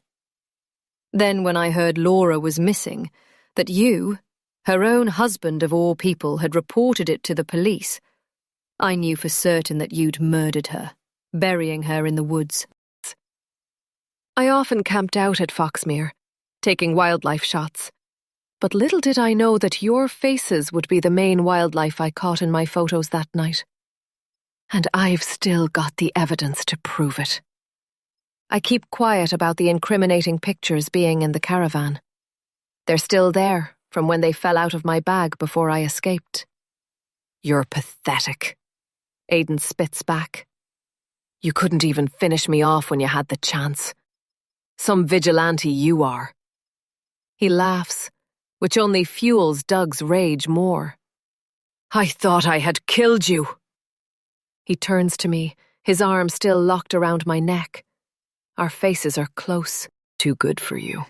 But it was that or risk you getting a measly 10-year manslaughter sentence and being let out after 5 if I turned you into the police. Or worse, not getting a conviction at all. I swore I'd avenge Laura's death. Doug continues, and I meant it. I still mean it. I hope you've had a miserable life, hiding from the police. Except them finding Laura after all this time was a spanner in the works for you, eh? I feel Doug's entire body shaking from anger as he grips onto me. I decided not to tell anyone where she was buried, because I wanted her left in peace, not splashed all over the news. Nothing was going to bring her back, and it's what she'd have wanted. Oh, and Laura knew all about your dirty affairs, by the way. Why do you think she sought solace with me? I can't believe what's just come out of my husband's mouth, collapsing my entire life. It makes my lies about open doors seem like a child's fib. Whatever Doug has in store for me now, I know it isn't going to be good. Doug, listen, what happened to Laura that night, it was an accident, I swear. A terrible, terrible accident. You've got to believe me. Aidan and I had been seeing each other, yes, but I had no idea he had a wife. That night in the car, it was raining. We were arguing. Came out of nowhere.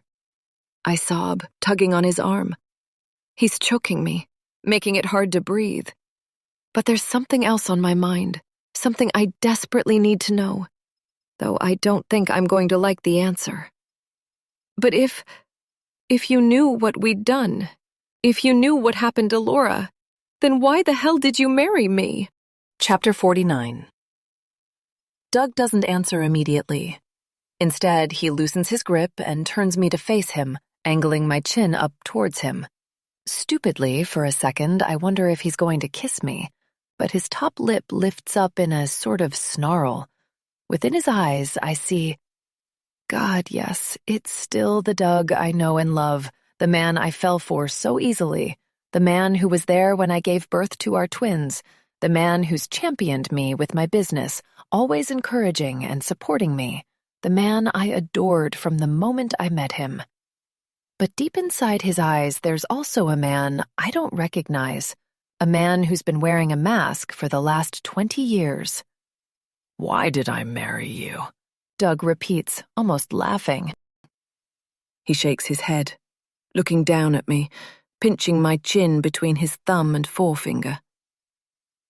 Because I wanted to hurt you, Gemma. I wanted to destroy you from the inside out for what you did to Laura. What you both did to her. He glares across at Aidan. Weird thing is, after I'd left him for dead, I quickly regretted it. Or rather, I regretted thinking I'd killed him. Death was too good for someone like him.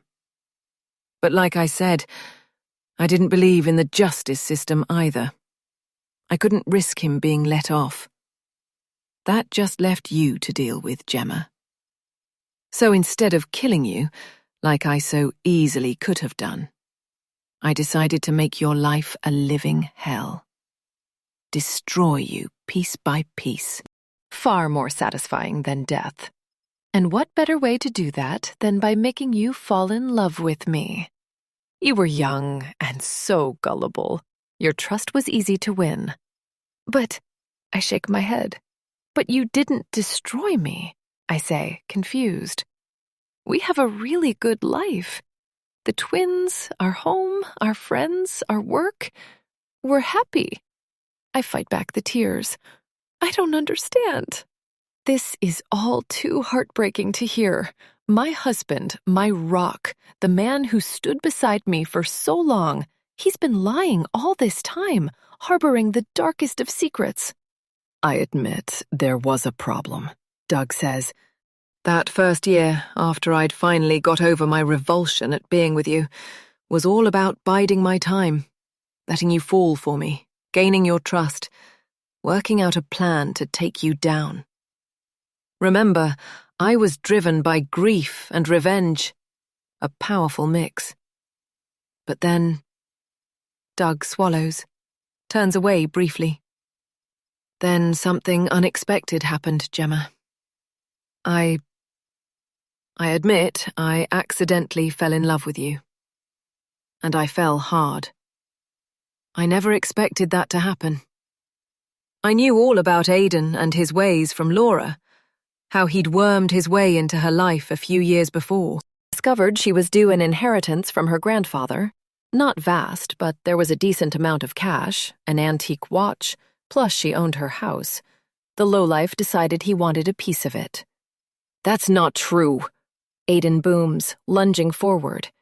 But he soon stops when Doug whips back my head again, tightening his grip around my throat. I loved Laura. I loved our family. What happened was a tragic accident, but you didn't mind the occasional affair when the mood took you, right? You couldn't even take care of your own daughter after she lost her mother, Doug retorts. Cowardly scum. That's what you are. I pull on Doug's arm, making a choking sound, and thankfully he loosens it. Gemma, look. When we met, I soon realized how vulnerable you were, that things weren't exactly how I'd thought. Doug continues, almost sounding like my husband again. You'd been manipulated by him, just like Laura. I started seeing parts of her in you. Your kindness, compassion, and loyalty. You were a good person, and it triggered an overwhelming urge to take care of you, to prevent you getting caught up with men like him ever again. Compared to other girls your age, you seemed so innocent and trusting, and I liked that. You and Laura, you were both so sweet, and had this rosy view of the world and everyone in it, always believing the best of people, even people like him. Doug jabs his free hand towards Aidan. I never expected to feel like that, but you brought out a side of me that I'd only ever felt with Laura. By saving you, it somehow felt like I was avenging her more, bringing me close to her again. He sighs, shaking his head. Laura and I met at Foxmere early one morning, purely by chance. She was walking her dog with tears streaming down her face. I'd camped out all night to photograph the sunrise. We got talking, and she opened up about her terrible relationship, how she felt trapped. A coffee from my stove. We kept in touch. Over the months, one thing led to another, and I knew I had to save her. Which is how I ended up feeling about you, Gem. You've got to believe me. I love you. Doug, I do believe you, but I shake my head, my neck still clamped in the crook of his elbow. Tears start to roll down my cheeks. But you still got with me to destroy me, to kill me. I don't know. How can things ever be the same again between us? They can't. They really can't. Knowing all this, you let me have children with you. We have a house, a mortgage, shared friends, a whole lifetime of memories. We've been married for years and years. I clutch my throbbing head, partly from my hangover and partly because Doug is cutting off the blood supply. I can't even begin to process what this all means. It's fine, Gemma. It's all going to be fine, Doug tells me, his voice sounding strange and robotic. We'll work it out. We'll make everything okay again. I'll get rid of him once and for all, and then your secret is safe. You've got to trust me. The truth is, I don't trust either of them anymore. Doug glares at Aidan, then walks off, dragging me sideways so that I'm stumbling through the undergrowth beside him, his arm still around my neck. Wait, let her go! Aidan booms, hurling himself at us as we reach the open field. Instantly, I'm flung to the ground as Aidan takes a swing at my husband, throwing his full weight at him. The car is close by, the headlights left on, illuminating the fist fight that suddenly breaks out above me. I scramble up, narrowly missing being punched. Stop! I yell, flinging myself between them. I don't care if I get hurt. This has got to end now, before someone else gets killed. But my screams don't make any difference, especially when Doug shoves me out of the way. I stumble, but quickly regain my balance. Panicking, not knowing what else to do, I run over to Doug's car, twisting my ankle on the way. I hop and limp, cursing, finally making it to the driver's side and, thanking God that he left the key in the ignition, I start the engine and put the car into first gear, driving slowly towards the two men. I just want to break up their fight, not hurt anyone. Though in the car headlights, I see it's already too late for that. Both men have bloody faces and raw knuckles, and Aidan has blood streaming from his nose. My arms are shaking as I grip the steering wheel. The two men are going at it, lit up in the high beam as Doug takes another swing at Aidan's jaw, knocking him sideways. I can't believe Doug and I both thought Aidan was dead. It's mad to think that my husband knew who he was all this time, playing along with calling him Grant, knowing I was bluffing too. Christ, Doug even invited him to dinner with Joe and Nick, let him stay in our house with our kids, drawing him deeper into our lives despite knowing who he was and what he'd done. And Aidan had no idea he was accepting the hospitality of the man who tried to kill him all those years ago, which he only did to keep tabs on me. As I drive towards the pair of them, blaring the car horn to break them up, I don't know who I'm angrier with, Aidan or Doug.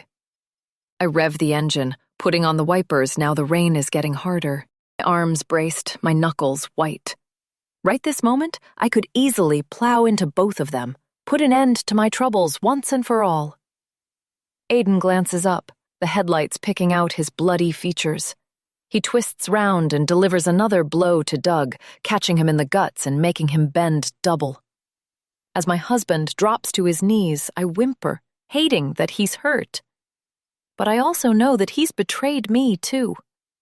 I press the accelerator again, revving the engine in neutral, wondering what the hell I'm going to do. All three of us have done unforgivable things, but it was Laura who paid the ultimate price, while her daughter grew up without her parents. I can't imagine what that poor child went through. The passenger door suddenly opens, and I whip round, snapped out of my thoughts. "Drive!" Aidan barks at me, leaping in. "What? Where to? Your car is blocking the gateway." "Just drive, woman. He's going to kill me." No, Doug wouldn't actually do that. But seeing my husband charging at the car, a demented look in his eyes, his nose pouring with blood, I'm not so sure. I've never known him like this. I can't stand the thought of anyone else dying, even if it is Aidan. So I put my foot down and drive away, heading across the field at speed, bumping back towards the woods. "Where the hell are you going?" Aidan yells, twisting round in his seat, scanning for Doug. I feel out of control, not thinking straight. But my main aim is to get the two men apart, let them both calm down before deciding what's next. I'm praying Doug doesn't follow us, that he stays where he is and cools off. "Slow down, for God's sake," Aidan yells, grappling with his seatbelt. "You're going to kill us both." I can't. Something has taken over inside me, that switch flicking again as I head towards the woods at speed. I'm sick of all the lies, I'm sick of living in fear, and I'm sick of not knowing the truth. I need to take back control. But suddenly, I'm out of control. Doug appears from nowhere at the entrance to the woods, standing in the gap between two trees just up ahead, the gap we're hurtling towards. He's caught in the headlights, his grim expression turning to pure fear as he sees me careering straight at him. "Oh, no!" I scream as Aidan grabs the wheel at the last moment, yanking it hard to the left so we don't hit Doug. But it's the exact moment Doug lunges sideways, trying to avoid us. He flings himself in front of a tree for safety. The same tree that, a second later, we hit with full force. It happens so fast, but plays out in slow motion. My husband's grimace as he realizes his fate a second before it happens. The way he shields his face, closes his eyes. A last fearful cry. The deafening noise as the front of the car crumples against the tree trunk. Crumples against Doug. Suddenly there's an airbag in my face. The hiss of steam coming from the bonnet. A moan from somewhere. Then silence. Chapter 50. Somehow I prise myself out of the vehicle, my entire body shaking and in shock. What have I done? Oh my God, Doug. No, no, no. I stumble round to the front of the car, whimpering under my breath at what I'm about to find. It's hard to make out tree from bonnet, but one headlight is still working, shining directly at my husband. His head is twisted to the side, his face covered in blood, and the front bumper is pinning his chest against the tree. Both legs are crushed and bleeding beneath the wheel. "Doug!" I yell, dropping to my knees to see if there's a way to get him out. Gemma, stop. Don't move him yet. Aiden comes round and crouches down beside me, taking Doug's wrist. He feels for a pulse. After a moment, he tries under his neck, but then he shakes his head. I think he's gone. I'm so sorry. No, no, Doug, stay with me. I gently slap his cheek, trying to make him wake up. Come on, Doug. Please, stay with me. I'll get help. Gemma, stop, Aiden says, trying to pull me away. I fight him off, but then Doug's eyes suddenly flash open, making me recoil. My husband stares right at me. No, he stares right through me. His lips part, and bloody spit bubbles out, dribbling down his chin.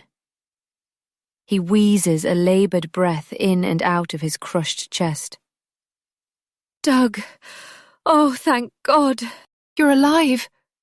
Relief sweeps through me, though I can see he's in a bad way, barely hanging on. Don't worry, we'll get help. I turn to Aiden. You took my phone. You'll have to call the help. Hurry! I shout. I turn back to Doug as he tries to say something, mumbling barely intelligible words. Sandy, Doug rasps. What, Doug? Did you say Sandy? What about her? She knew too much, he gasps, barely able to form words. His eyes are empty and staring. What do you mean? I turn cold, glancing up at Aiden. When Doug's eyes droop shut, I give him a gentle shake. Doug, wake up! Slowly, he opens them again, pens them again. She told Rich that she'd just worked it out. Foxmere case. Doug wheezes, more blood spilling from his mouth. Rich said she knew that she was going to tell the rest of her team, then make arrests. I hardly dare breathe. This totally fits with my theory, that Aiden killed Sandy, though she never got a chance to alert her colleagues. Who was she going to arrest, Doug? Please, tell me. Hang in there, we're getting help. Doug focuses on me, a small smile spreading across his mouth. I did it to protect you, Gem. I didn't want... He vomits blood, coughing and spitting it up. Didn't want you to go to prison. I love you too much, see? He manages a smile. I killed her to protect you. I catch my breath, giving Aiden another wide-eyed look. You killed Sandy? Doug gives the smallest of nods. Oh my God, I whisper, piecing everything together. But the handkerchief. My thoughts spin as I try to work it out. Did Rich tell you about Aiden's Instagram posts? I ask, already knowing the answer. Doug barely nods this time. I know all about your affair. He manages a slow look up at each of us, breaking my heart in two. It's why I followed you earlier. I saw you get in his car. You came here. It's why I came back, Gemma, though I nearly didn't. But I couldn't leave it. I had to find out what was going on. His voice is so weak now. No, Doug, that's not true. Aiden and I aren't having an affair. Despite everything, I don't want my husband to die believing that. Were you trying to set Aiden up? Did you take the handkerchief from my bag? Though, of course, Doug hadn't banked on me getting to Sandy's body before the police. All these questions, and I don't know if he'll have the strength to answer. But Doug manages another nod, confirming my suspicions. Yes, I took it. He coughs again, and more blood bubbles from his mouth. The postcards, Jem, he whispers, barely audible now. I had them printed years ago. I even sold a few. He manages a smile at the memory. But Aiden turning up, it brought everything back. The horror of losing Laura. Angry. I was so angry about what he did to her. Doug wheezes again, choking on blood. I wanted to scare you. Make you both scared. I wanted you to know that someone else knew what you'd done. But I didn't want to lose you either, Gemma. I promise you that. I do love you. I love our family. I shake my head as the truth hits me. Oh my God. You didn't receive the postcards, did you? You sent them. A small smile forms on his lips, but he's fading, his eyes closing, his breathing barely there, losing his hold on life. I grab a hand as his head drops further sideways. Doug, hang in there, I beg. We're going to get you out of here. You're going to be fine. I feel a small squeeze as Doug grips my fingers weakly. Shoot first, ask later. He mumbles with a lopsided grimace before wheezing out his final breath. A moment later, and his head drops down completely. I don't know how long I sit on the ground beside my dead husband. It could be 1 minute or 1 day. The rain is still coming down, pattering on the leaves above us in the tree canopy, fat drops splattering onto me. I stroke Doug's head, smearing blood across his forehead, trying to smooth his matted hair. That he doesn't know I'm doing it. Not anymore. Maybe he's looking down on me as I sit in the mud and undergrowth, tears silently rolling down my cheeks as I say goodbye to the man I've loved for 2 decades, the man who fathered my children, the man I lied to, the man who lied to me, the man who murdered his brother's fiancée. Aiden clears his throat, reminding me that he's there, standing beside me. I turn, looking up at him, shaking my head. Slowly at first, but then more urgently. I feel a burning sensation in my chest, pure anger as it bubbles up. I scramble to my feet, shaking with rage, my fists clenched by my sides. It's happened again, I yell at him.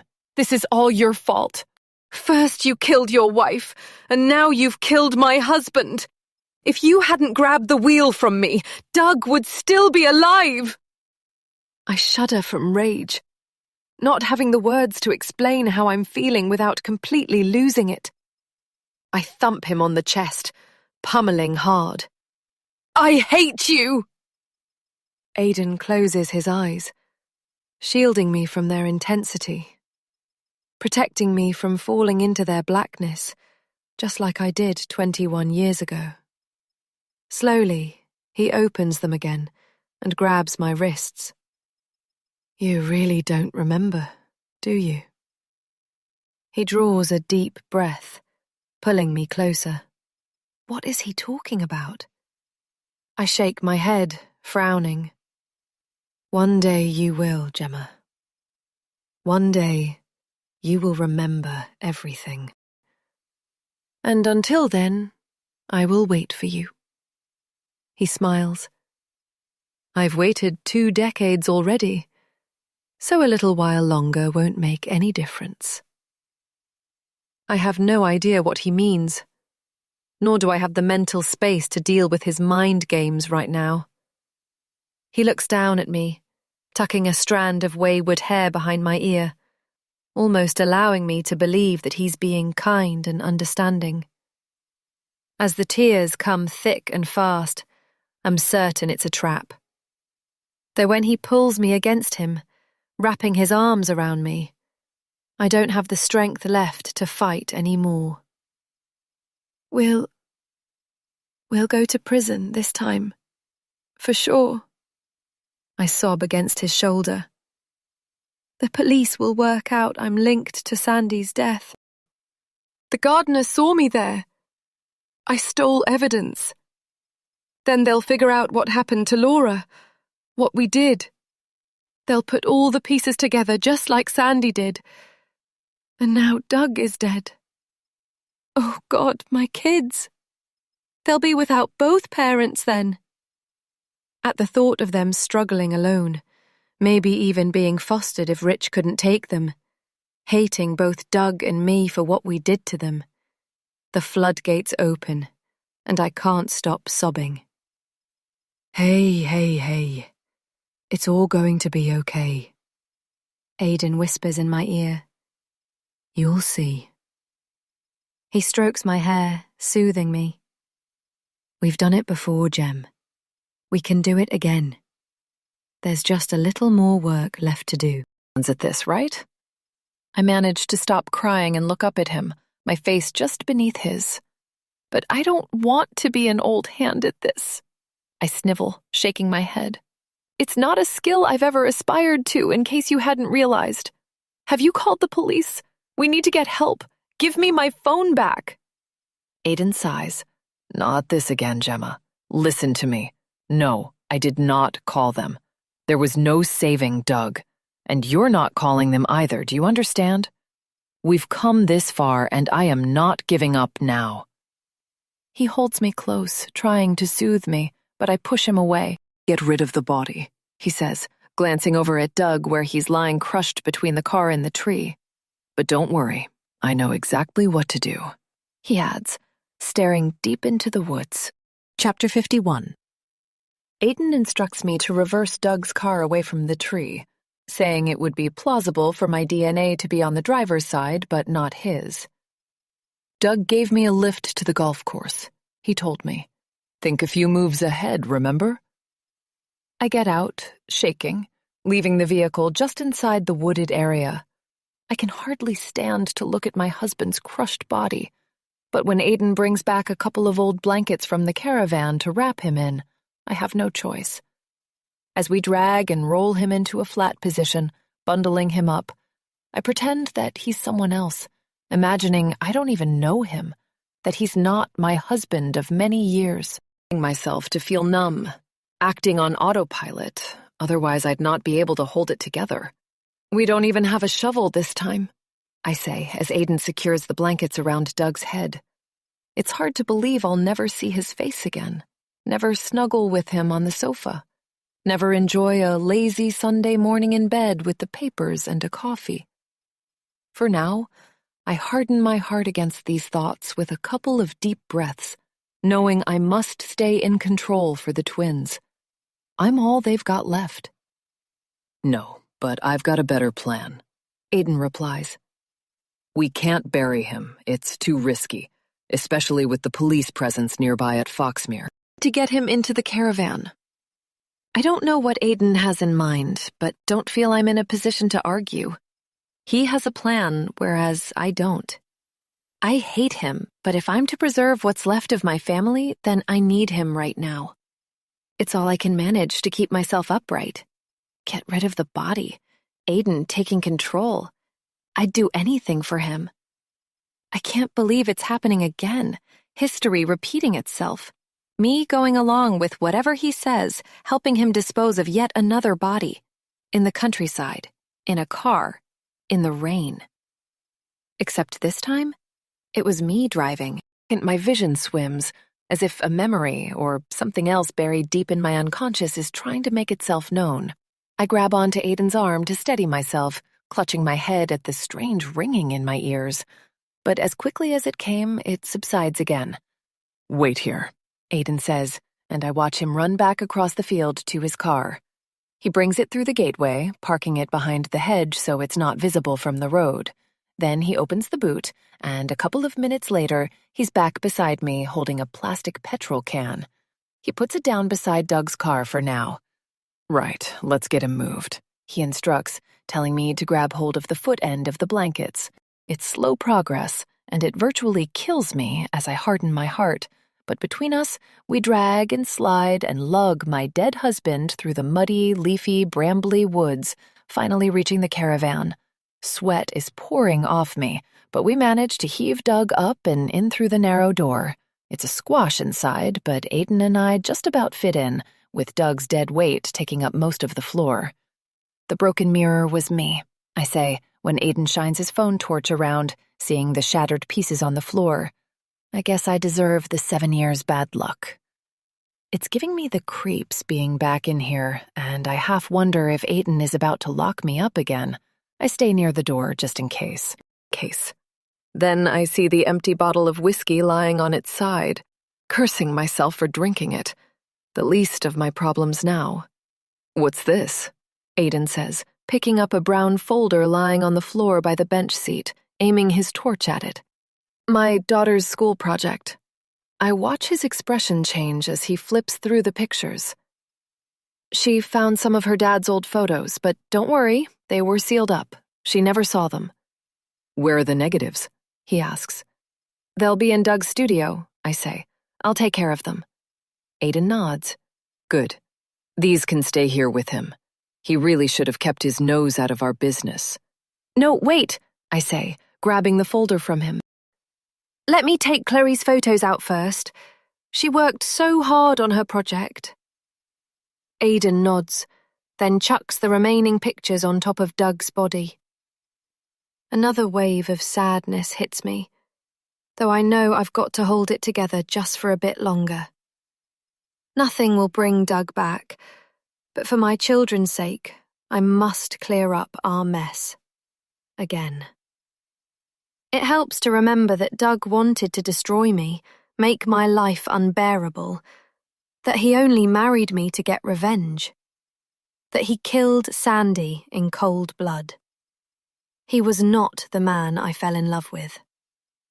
I wait outside, shivering, while Aiden goes to fetch the petrol can. Then he goes back into the caravan and sloshes the petrol around. Hang on, I call out, unzipping my bag. I rummage inside, pulling out the handkerchief that I took from beside Sandy's body. There's something I need to do first, I call out, running back towards Doug's car. When I'm at the edge of the woodland, I hold the handkerchief out in the rain for a minute or two, letting it get damp. Then I open the driver's door and wipe the bloody handkerchief all over the steering wheel, the gear stick, the window, making sure smears of Sandy's blood are left behind. I do the same in several other places. The door handles, a few buttons and levers on the console, as well as the seat and headrest. Then I run back to Aiden. And put this inside the caravan too, I tell him. It's too much of a link back to me. Everyone knows it was mine at the group. Aiden stands in the doorway, staring at it, a self-satisfied look on his face. Nice of your husband to set me up. Doug was protecting me, I say, grateful that despite knowing what I'd been a part of, he still loved me enough to do that. It's not surprising he thought we were having an affair after seeing all your Instagram posts. What the hell were you thinking? Aiden snorts. Guilty, He says, holding up his palms. It was easy enough to follow you and get pictures. A few strategically aimed selfies, and it looked like we were together. I made a couple of posts with AI. Call it insurance. I had to have something to lever you with.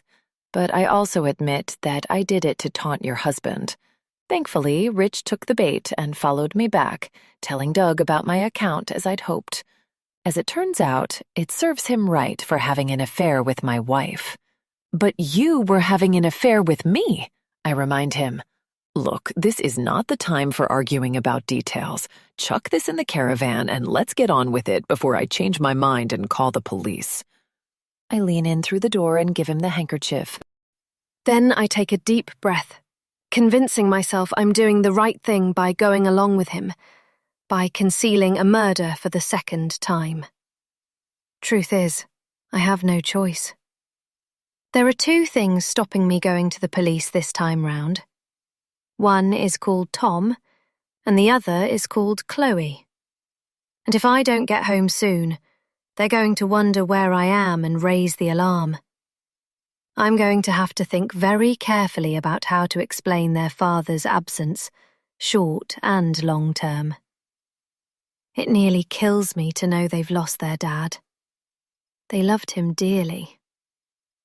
Aiden appears in the doorway again. Back. He takes the caravan keys from his pocket and chucks them inside too. Locking Doug in from the outside would be a bit of a giveaway. I say a silent prayer for my husband, blocking out how much I loved him, all the good times we had together, focusing on the lies that our marriage was built on instead.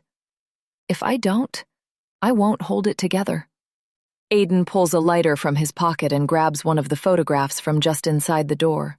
Then he sets light to it, dropping it inside the caravan before slamming the door shut, turning on his heels and running back towards me. Here, he calls, just as a loud whooshing sound flares behind us and the woodland lights up orange in the night. When we've run a safe distance away, we stop and turn, panting with fear in our eyes. As we look back, the caravan is engulfed in flames, the entire section of woods glowing hot yellow and white as my husband's body is consumed in the inferno. Chapter 52. I'm home. When we got back, my car was still on the drive where I left it when I was heading out to take Chloe's folder to school yesterday. Aiden dashed into the annex, grabbing my phone from when he'd taken it from me earlier. I unlocked it and showed him the screen. The two texts that I'd sent from Doug's phone, which we'd left behind in his car, had come in 20 minutes before.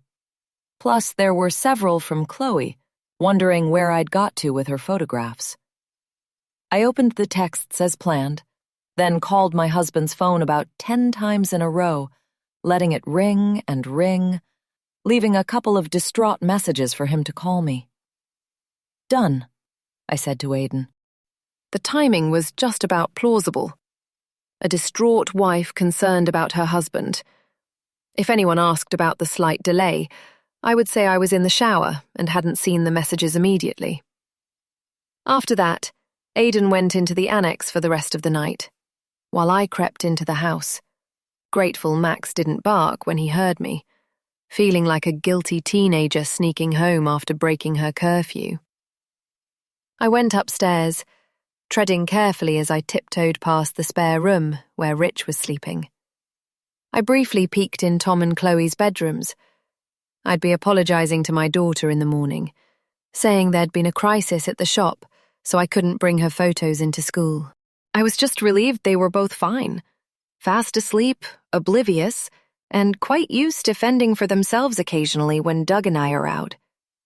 Thing is, Doug will be out for the rest of their lives now. I went into my bedroom and closed the door behind me, leaning back on the wall and letting the tears silently flow. I couldn't hold it in any longer.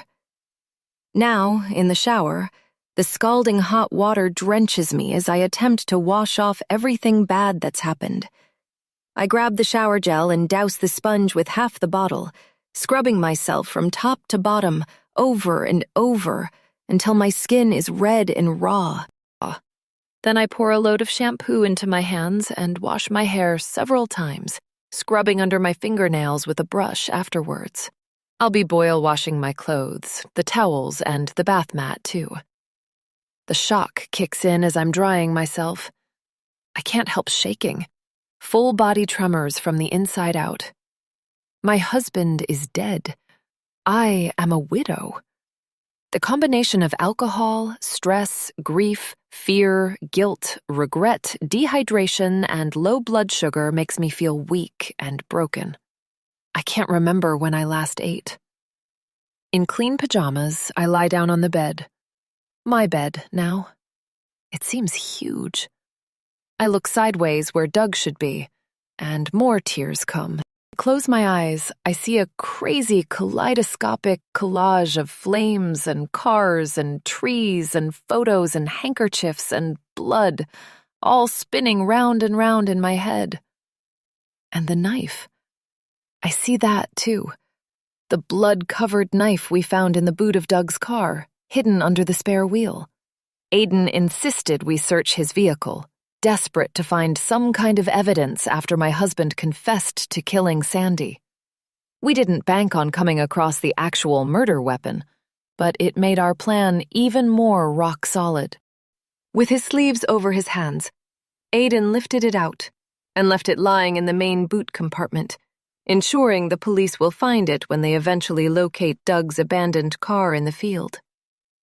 We played out the events in our minds, thinking a few moves ahead, knowing they'll also come across the burnt-out caravan and identify Doug's remains. What they won't ever find are the incriminating photographs he took of us, burying Laura Ellis's body 21 years ago, or the bloody handkerchief from Open Door. They will be nothing more than ash. Sitting up on the bed, I know it's time. I just need to hold it together a little while longer. On the short drive home, Aiden gave me clear instructions what to do. So after ringing Doug's phone another half a dozen times, leaving yet another concerned voice message, I call the police and report my husband missing. Sounding distraught, which isn't difficult, I explain how Doug went off earlier in a terrible state, that he's been very low and depressed this last week or so, and I'm worried he's going to harm himself. I tell the officer about the couple of disturbing texts I received from him this evening, reading them out slowly as he makes a note. We'll send someone out to take a full statement in the morning, Mrs. Lawson. And we'll open a missing persons case if he isn't back by then. Meantime, we have enough details for me to circulate to our officers on duty, so an initial search and inquiries can begin. What I didn't tell the police is that before Aiden and I left the woods, I unlocked Doug's phone with his passcode and sent myself those desperate texts as if they were from my husband, claiming he couldn't go on, that he couldn't live with the guilt of what he'd done, that he hadn't meant to hurt Sandy or have things end like this. I'd ended with, "I did it for Rich. He never wanted that baby." Then I wiped the phone on my sweatshirt and chucked it on the seat of Doug's car just inside the woods. We knew it wouldn't take the police long to track it, to find the car and the knife and the blood smears, and soon after that, they'd find the burnt-out caravan with Doug's remains inside. Left for me to do now is get used to living without my husband. I'm not sure I ever will. The next morning, I'm up before Rich and the twins, even though I only dozed for about an hour around sunrise. I'm not looking forward to what I have to do today, especially while having to function on virtually no sleep and the remains of a hangover. While I'm putting the coffee machine on, there's a knock at the back door and Aiden comes in. Thought I'd see how everyone's doing, he says, sounding far too cheerful. I give him a scowl, while Max lets out a low rumble, verging on a bark. Chloe comes down soon after, and then Tom and Rich. Asks me later exactly how I told the twins their father didn't come home last night, that I was so concerned about him I called the police and reported him missing, but that they mustn't worry as I'm sure he'll be absolutely fine and will turn up soon, I'll say I had no clue how I did it. But somehow I did. Somehow I turned myself to stone. Chloe shed some anxious tears right away, with Tom comforting her and looking equally distraught by the news. Rich was puzzled, yet not too worried at this point, obviously still more preoccupied by Sandy's death than his brother's whereabouts, or to consider that he might be dead too. All that will come in time.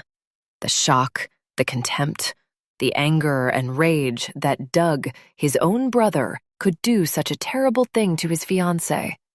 Only then, many months later, will the first glimmer of healing begin for Rich, though I know the pain of losing two of the dearest people in his life will never fully go away. It's the same for me. Losing Doug will always be an open wound that I must learn to live with.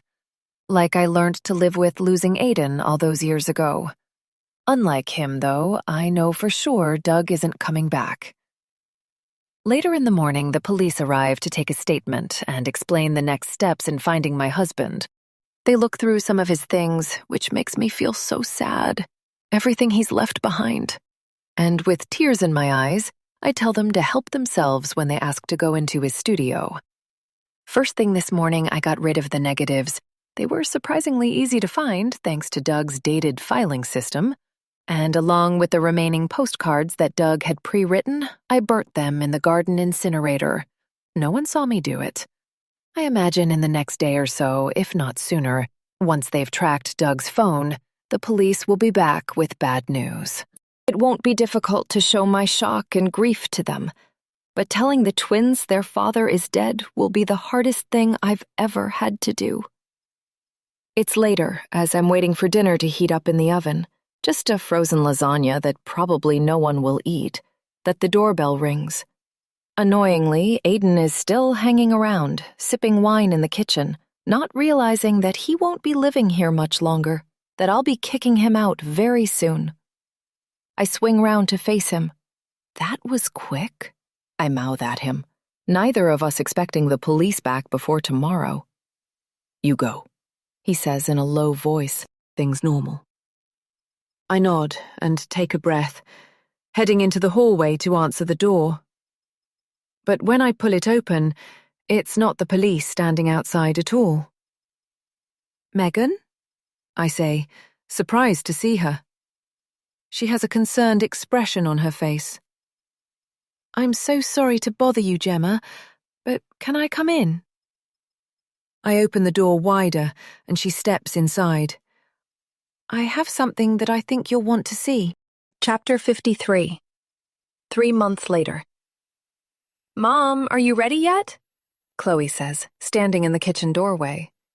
Whenever you are, I reply, shutting my laptop lid where I'm sitting at the table, Max lying at my feet. He stayed close to me these last few weeks, being even more loyal and protective. I stretch out. I've been catching up with the shop's accounts, which, even under the dire circumstances of the last few months, are looking healthy. It's all thanks to you and your hard work, I tell Megan as she also comes into the kitchen, showing her the latest figures. She's been upstairs in her room studying for her new management course. I don't know how she does it. College as a mature student, as well as still working for me at the shop. She has 2 days off a week to attend the course. She's been living here with us for a couple of months now, moving into the spare room when Rich went home. He stayed for 3 weeks after Sandy's death, during which time the police found Doug's remains. Despite his own grief and utter disbelief at what his brother had done, Rich was a rock to me and the twins, helping us navigate those early days of disbelief. I'm not sure I'd have got through it all without him. Then, when the dust had settled a bit, he decided it was time to move back to his place, try to rebuild his life. That was when I insisted Megan should move in here, given she wasn't happy with her house share. Offering her a warm, safe home was the least I could do after the news she dropped on me that morning she turned up on my doorstep. And thank God that Aiden left within a day of Megan's arrival, realizing I was serious when I told him if he didn't get out, I wouldn't be able to stop myself going to the police. calling his bluff, making him believe that I'd risk my own freedom if he didn't get out of my house, finally did the trick, so he packed up and left. Though I think a part of him wanted to go, knowing there was nothing left for him here now. No idea where he went. And a part of me is scared that he hasn't truly gone, that he's still watching me, biding his time, making sure I keep our secret.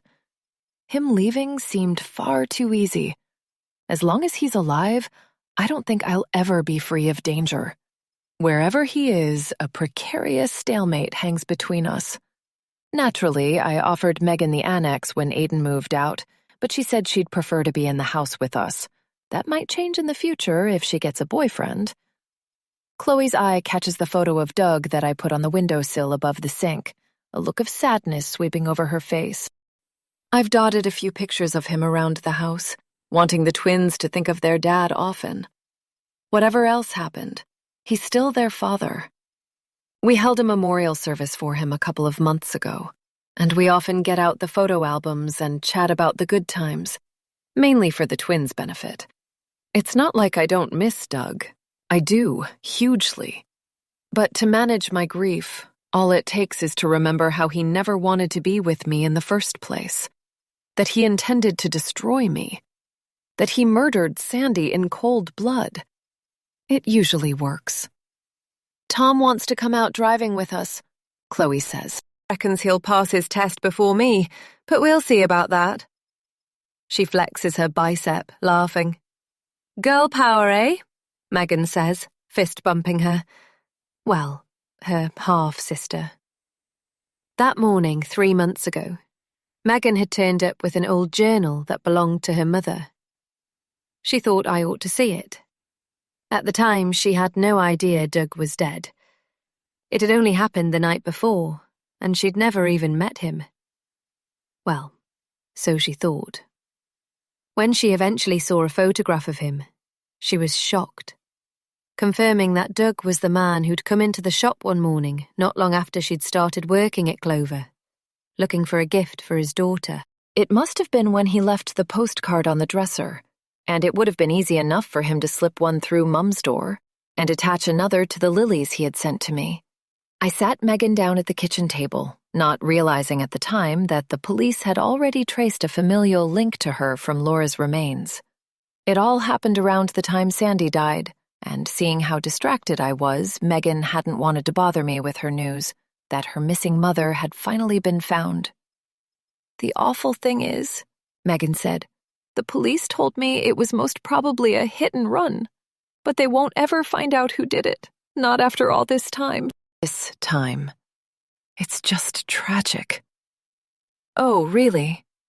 I did my best to sound normal. I'm so sorry to hear that. While it was indeed a relief for me, I still felt desperately sad for Megan. Thanks, she said, with sorrow in her voice. I was a toddler at the time, and don't remember anything about it. The police said they were lucky to get the exact date of death because of my birth mother's unusual watch. They confirmed who she was from her DNA and dental records, linking her back to me. Apparently they had some other evidence, but it was only circumstantial, so they couldn't make any arrests. They said the CPS would never allow them to charge those concerned, and they wouldn't give me any more details because of data protection. It's so sad. When I was eventually old enough to ask questions about my birth mum, I was always told that she'd left home and abandoned me. The story got more and more vague with each foster parent until I was finally adopted.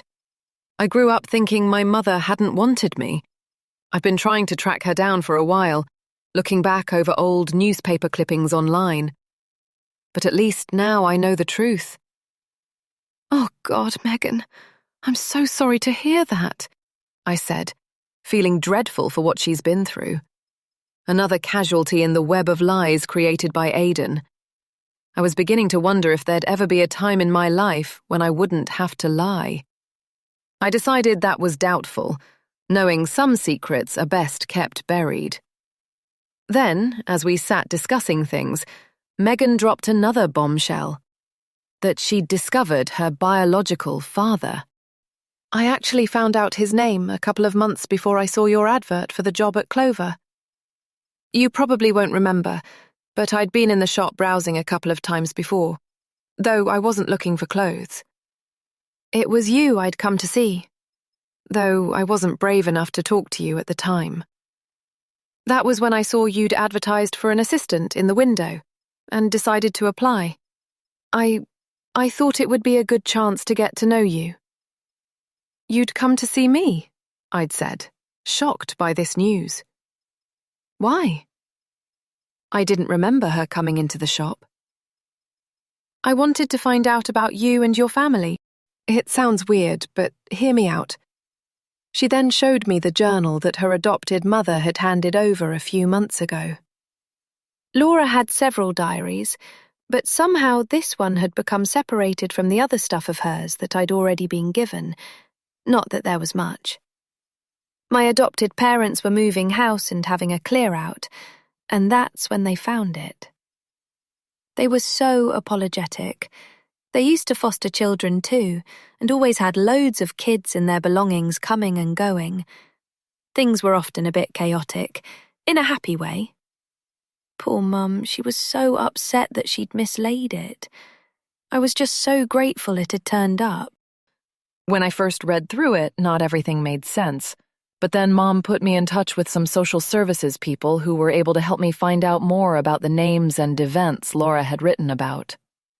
What they told me helped me find my biological dad, Megan explained, showing me the relevant pages of the journal.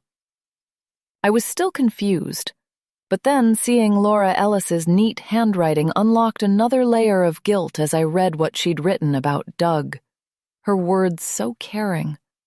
How they were obviously very much in love. It made me think that we'd have probably got along. Though one paragraph in particular felt like a kick in the guts. Megan isn't his daughter. He'd kill Doug for sure. As it was, I had to lie to him about my dates. And Doug doesn't know the truth either, that Megan is his. I know she'd mean the world to him, but I'm so trapped with Aiden, I can't take the risk. It would put him and me in too much danger. But I'll never stop loving Doug, or my beautiful girl. I read it a couple of times with tears in my eyes, sighing as Megan explained that she'd found my details first and was hoping to eventually make contact with Doug through me. But when you told me all about your family, how happy you all seemed, your twins, your wonderful husband, I was too nervous to explain who I was. I felt like an imposter, as if I'd have been destroying all that for you. I figured that doing the best in my job was the least I could do for you. Oh, Megan, I'd said, pulling her close for a hug. It was some consolation, at least, that Doug and Laura were together again. Though my main concern at that point was working out how best to tell the twins they had a half-sister. Here you go, I say now, tossing my car keys at Chloe with a smile as we stand on the front drive. Max will be fine left at home for a bit, exhausted by his earlier walk. Tom comes out of the garage where he's been fixing his bike. As it turned out, I needn't have worried about breaking the news to them. Both twins were far more accepting of Megan than I'd anticipated, almost seeing her as a living link to the father they'd lost when I explained he'd had a daughter from a relationship before me. It'll take time to fully adjust, but they're on the right track, and the school counselor has been a great help. I'll sit in the back, Tom says. I need to know what the competition is like before our tests in a couple of months, he adds, ribbing his sister. And that's when Megan comes out of the front door, calling to us that she wants to join us as well. A real family outing, I say, laughing and reminding Chloe to adjust her mirrors after we've all piled in. God, Mum, it's not my first time out, you know, she snaps, putting the car into reverse. The gears make a terrible noise. The twins have been having official lessons, as well as a few practice runs with me. Is the clutch fully down? I ask, only to be met with a loud sigh and a glare. Buckle up in the back, I say, swinging round and grinning at Tom and Megan, who are both looking nervous already. Go whichever way you want, I say once my daughter has finally managed to reverse out of the drive. It's best you start learning your way around. Cool, she says, looking in the mirror before indicating and pulling away. She drives towards the row of local shops about a mile away, then carries on around the edge of town, eventually coming to another junction, heading straight on towards the countryside. I'm not really paying too much attention to where she's going, rather keeping an eye on how close she is to the curb. She keeps clipping it with the near side wheel, a habit she needs to break. You'll fail your test if you keep doing that, love, I tell her, itching to nudge the steering wheel over so she's driving more centrally. Then I hear my phone ping in my bag, so I grab it, seeing it's Mom letting me know how she got on at her hospital appointment. Mine's the crossroads up ahead, I tell her. Turn whichever way you want. Chloe opts for straight on as I quickly tap out a reply to Mom. Watch the verges, now we're out in the countryside, I tell her. You don't want to end up in a ditch. God, Mom, she says, just as it dawns on me where we are. Nagging, will you? Mum's right, Tom chips in from the back. You need to be more central, and you're driving way too slowly. You can fail for that too, you know. Also, put the wipers on. It's starting to rain. Or didn't you notice? I see my daughter's knuckles whiten as she grips the wheel harder. She flicks a glance in the rearview mirror, scowling at her brother. I have another mirror stuck on the windscreen my side, so I can check who's behind us. Currently, no one. Just take it steady, love. You're doing fine, I say. And Tom, don't be a backseat driver, eh? You wouldn't like it. Actually, Mum, you shouldn't be using your phone. Using your phone. You're supervising, so you need to be paying full attention, he tells me, rather sternly. And fine. If you think Chloe going everywhere in second gear without being able to see through the windscreen is okay, then crack on, Tom says from the back. Chloe puts the indicator on by mistake while hunting for the wiper control. Twist the right stalk forward, I tell her. That's it, love. But my head is thrown back as she suddenly speeds up, glaring at her brother in the mirror again. There's an angry, determined look on her face as she rams the car into third gear, then fourth and fifth, nudging the grass verge with her wheel several times, making us all jolt. I grab onto the door handle. Slow down, I tell her. There's a speed camera coming up soon. A shudder runs through me. It's the same camera that caught my car after Aiden and I left Foxmere that night. I'm only doing 48, Chloe says now, her arms rigid on the wheel. It's a 50 zone along here. 50 only if it's safe, Tom says, suddenly sounding a bit nervous. And in this weather, it's not. It's perfectly safe, Chloe replies, glaring at her brother in the mirror, seeming more intent on bickering with him than focusing on the road ahead. I feel a bit sick, Megan pipes up from the back, the last thing I remember before my world shifts into another dimension. A reality I thought I'd left behind. Everything happening in slow motion. I see my hand reaching out to grab the wheel from Chloe, swerving the car away from an imminent accident, something looming in front of us. But suddenly it's not Chloe driving the car, and there's no one sitting in the back. It's just me and Aiden, one rainy February night 21 years ago.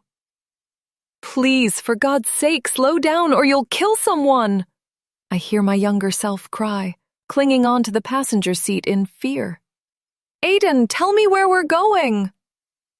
But Aiden doesn't say a word. He just grips the wheel and keeps on driving. Tears are streaming down my face. I feel such an idiot. Such a fool for wanting to propose to him. I booked a table at the Indian restaurant, waiting for you. There's champagne and music and candles and... My head is swimming from the 3 gins I had at the Bombay Star, and the rain is sheeting down, making it hard to see. The wipers lash from side to side across the windscreen, beating out the rhythm of my angry heartbeat. Look, let me out of the car, please. I feel sick. Aidan remains silent, drives faster. The headlights, the rain, the hedges whipping by in a blur. There's a sharp bend up ahead. We're not going to make it. He's going to kill us when all I wanted was for us to have a nice meal, ask him to marry me. Something flicks inside me, like a switch, a chemical release in my brain, a superpower in my body, something that makes the world around me glow red hot, something that reminds me of long ago, of my father, of being out of control, of no one ever listening to me. Stop the car, now! I lean over and lunge at the wheel, grabbing it with both hands, forcing it from Aidan's grip.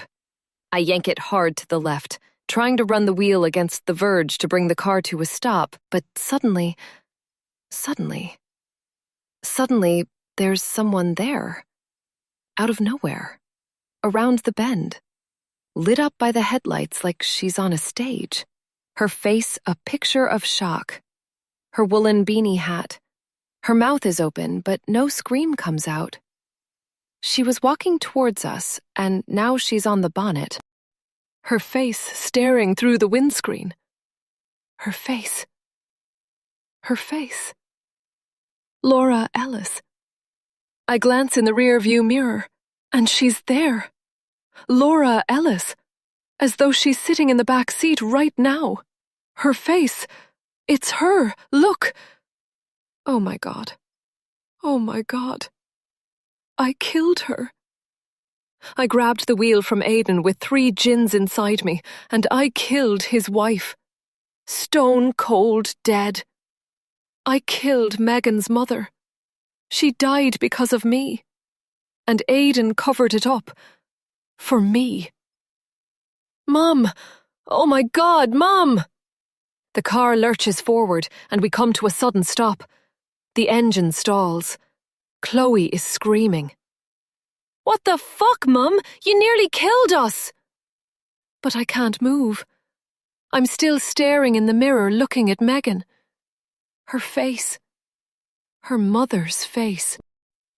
She brought it all back, finally unlocking the memory. Sorry. Oh no. Oh God, not again. I unclip my seatbelt with shaking hands and get out, feeling as if my legs are going to buckle beneath me. I run round to the front of the car in the rain, hardly daring to look. Tom, Chloe, and Megan are suddenly beside me, Tom with his arm around me, pulling me close and shielding my face from the blood. I hear Chloe saying something about it being such a shame, then Megan telling her not to worry, that it was long dead anyway. I killed her, I sob, covering my face. It was all my fault. I killed her. Mom, what are you talking about? Tom says. The fox was run over days ago. Look. It's been half eaten by crows already. Chloe didn't hit it. Is that why you grabbed the wheel? I listen to my son and stop crying, daring to look at the road in front of the car again. Looking at the poor dead creature lying there. Chapter 54. I can't help myself. It's stupid, I know, but I still have his number in my contacts. I know what he meant now. One day you will remember everything. And he's the only person I can tell, the only person I can share the guilt with. I'm shaking as I wait for the line to connect, my hands hardly able to hold the phone as I sit on my bed, screwing up my eyes, trying to rid myself of the memory. There's a reason I blocked it all out. It was my fault Laura died. Gemma, what a pleasant surprise, Aidan says after a few rings, his deep voice resonating in my ear. Shut up, I hiss, not wanting the twins or Megan to hear any of this. We've been back half an hour, and they're all downstairs playing on Tom's Xbox as if nothing's happened. I said they can order in pizza, anything they want. I managed to hide my distress as best I could until I got up to my room. Then it all came out in a flood. I know, I tell him. I know. Silence for a moment. Ah, Aiden says. You finally remembered. I wondered how long it would take. Yes. In a way, I'm sorry you had to, he adds. I was almost hoping you wouldn't. But bad things have a habit of coming out, as we've discovered. He laughs then, sending a chill through me. Why the hell didn't you tell me, I ask, that I grabbed the wheel, that it was all my fault? I take a breath to prevent another wave of sobs. I don't want him knowing how much this has broken me. Because for some stupid reason, I wanted to protect you. From yourself. You were fragile enough as it was, and I didn't want guilt driving you to the police. Besides, the more you remembered about the accident, the more likely it was to come out that we'd killed my wife. A wife you knew nothing about. I liked our little setup, and despite everything, I wanted to keep on seeing you.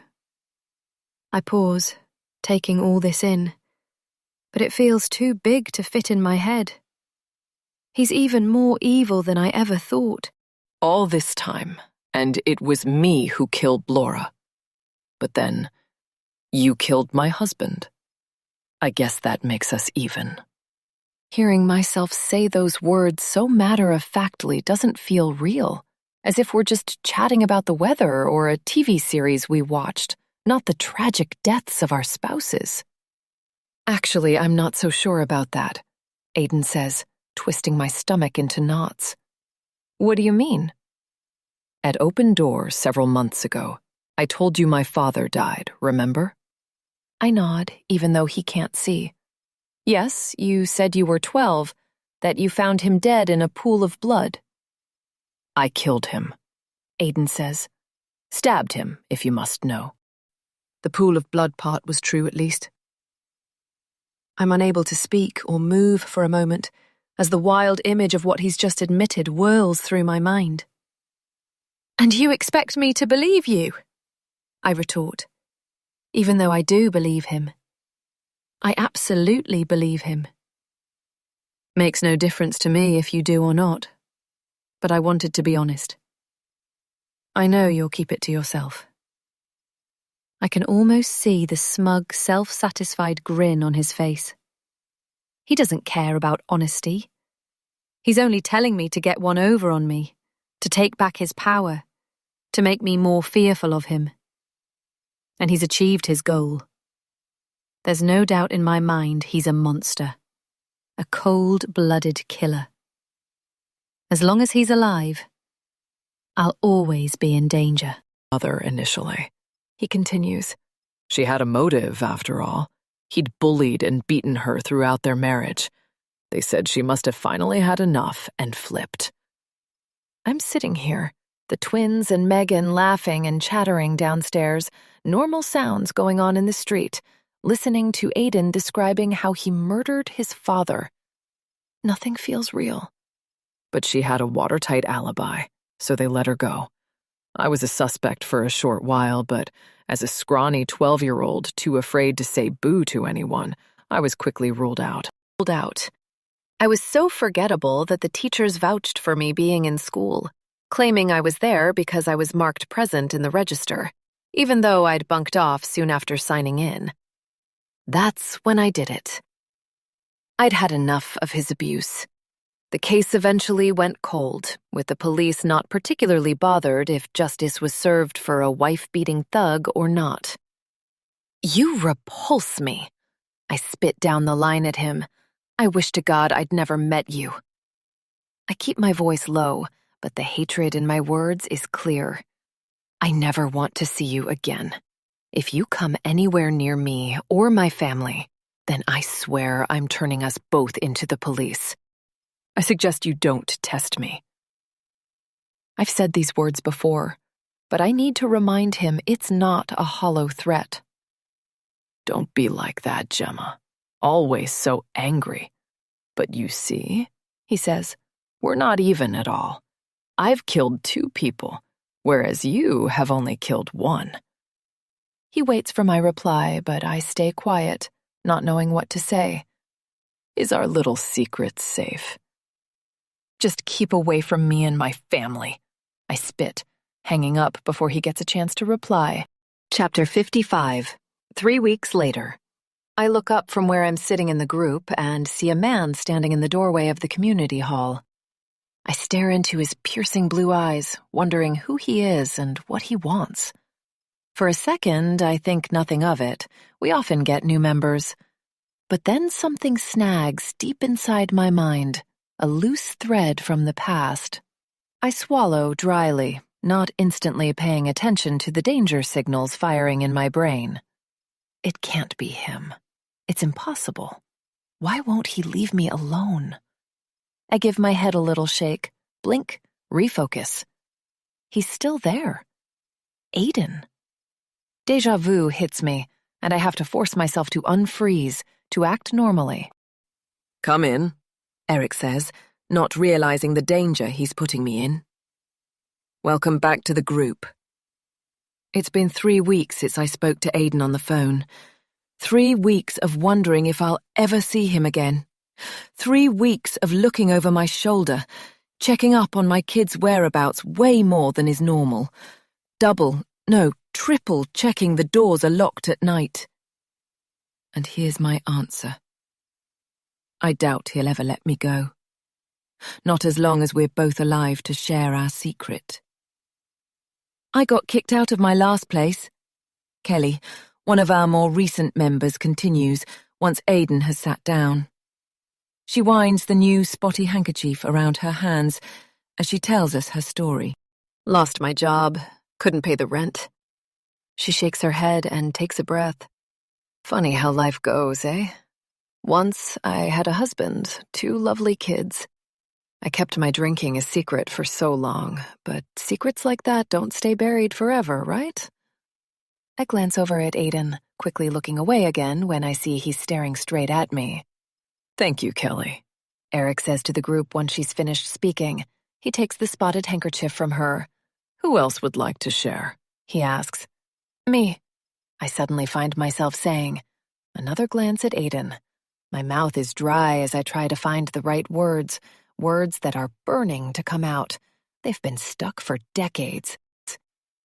Aiden's eyes are on me from across the circle as he leans forward, forearms on his knees, his pupils flaring black as I take a deep breath and begin. When I was 15, I lost my father. I tell the group, knowing I've already got Aiden's full attention. He had a horrible accident and fell from the loft hatch before tumbling down the stairs and breaking his neck. My mother found him several hours later, and the doctor said he died almost instantly from a massive bleed on the brain.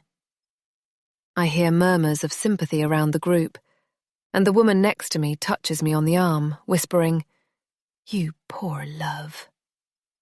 But I don't think I'm a poor love. Not at all. My mother was the poor love, but like Aiden's mother, she was weak-willed and would have lived out the rest of her days under the black cloud of that man if he hadn't died.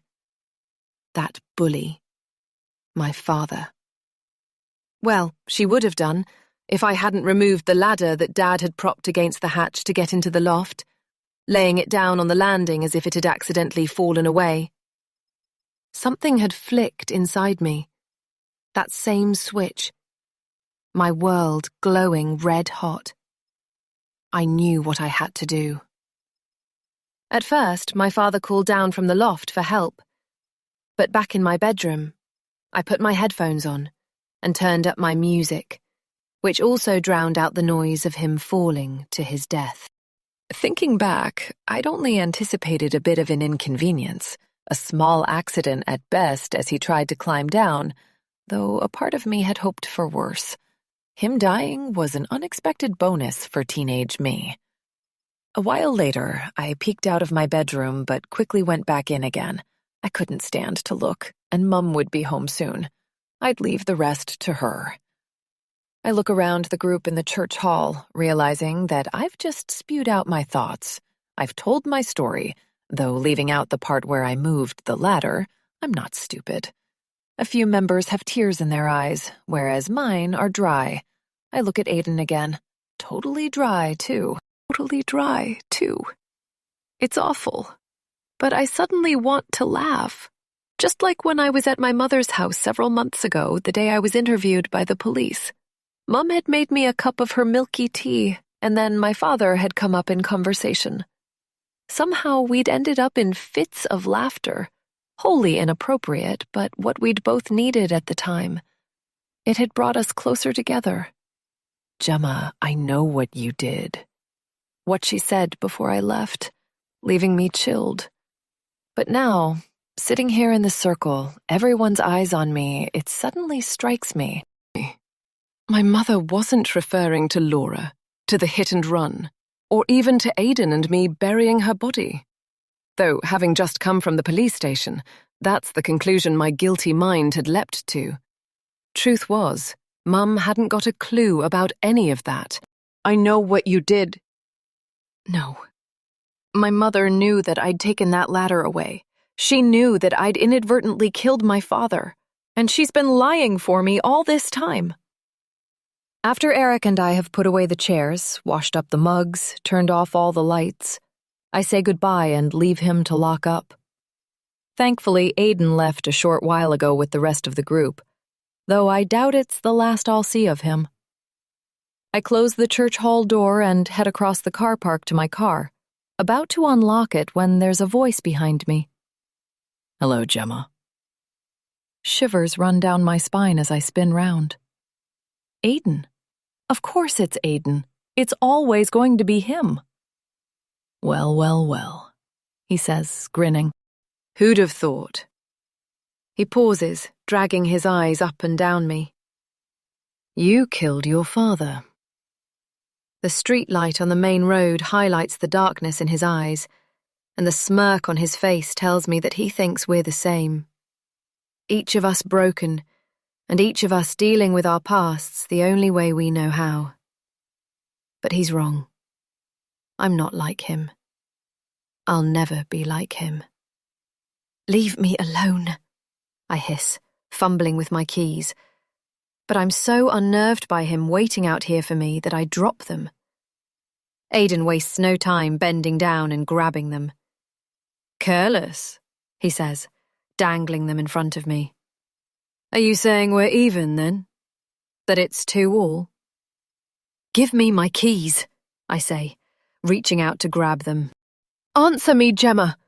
You wanted your father dead, didn't you? He laughs. Is that the same as murder, do you think? Wanting someone dead, and then they die for real. He fell because of you, after all. Shut up! I scream.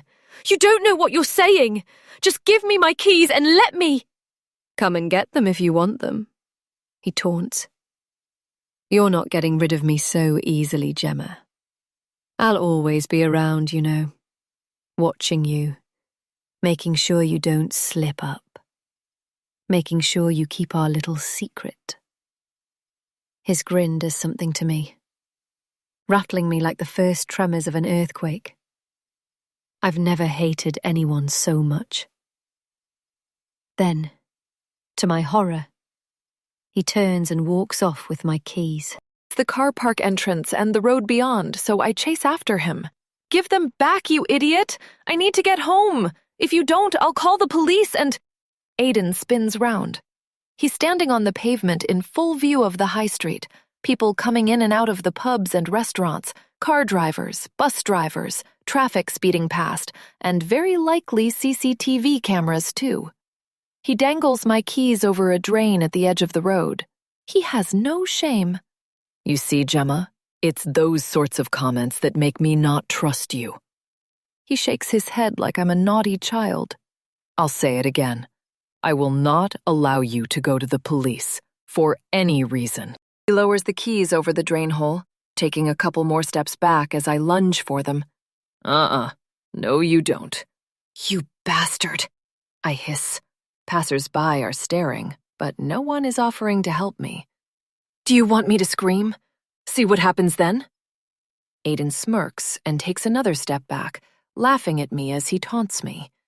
His eyes flare black again, his pupils growing huge as he gets closer to the busy road. Something stirs deep inside me, a feeling so awful I can't believe it's part of me. A volcano erupting, a switch flicking. "Give me my keys!" I cry out, lunging at him again. I make another grab for them, yanking them from his hand. He steps back to avoid me but trips on the curb, stumbling into the road. The horn blares, but it's too late. The truck knocks Aiden sideways, slamming his head onto the road, making me turn and shy away, covering my face when I see the front wheels of the lorry run over him. Someone nearby screams. Then I realize it's me. There's a commotion before everything seems to fall silent, even though it's not. When I dare to look round, there are people crowding around the front of the lorry, someone screaming, the driver panicking. A cacophony of sound around me now as I stand there, frozen to the spot. Gemma, are you okay? Eric is suddenly beside me, his hand on my shoulder. Christ, what's happened? I was just locking up and heard the yelling. I shake my head, my mouth gaping open, hardly able to speak as I take a few steps closer to where Aiden is lying on the road. "Call an ambulance!" a man shouts. "He's gone!" I hear someone else cry out. "No pulse," says another. "Yeah, I'm okay," I say to Eric, who's still beside me with his arm round me now. I look down at Aiden's body. There's a pool of blood around his head, and his eyes are vacant and staring right at me. His pupils are huge and black. "I think that makes it 3-2, I whisper down at him, so quietly no one else hears. Finally, our little secret is safe. The end.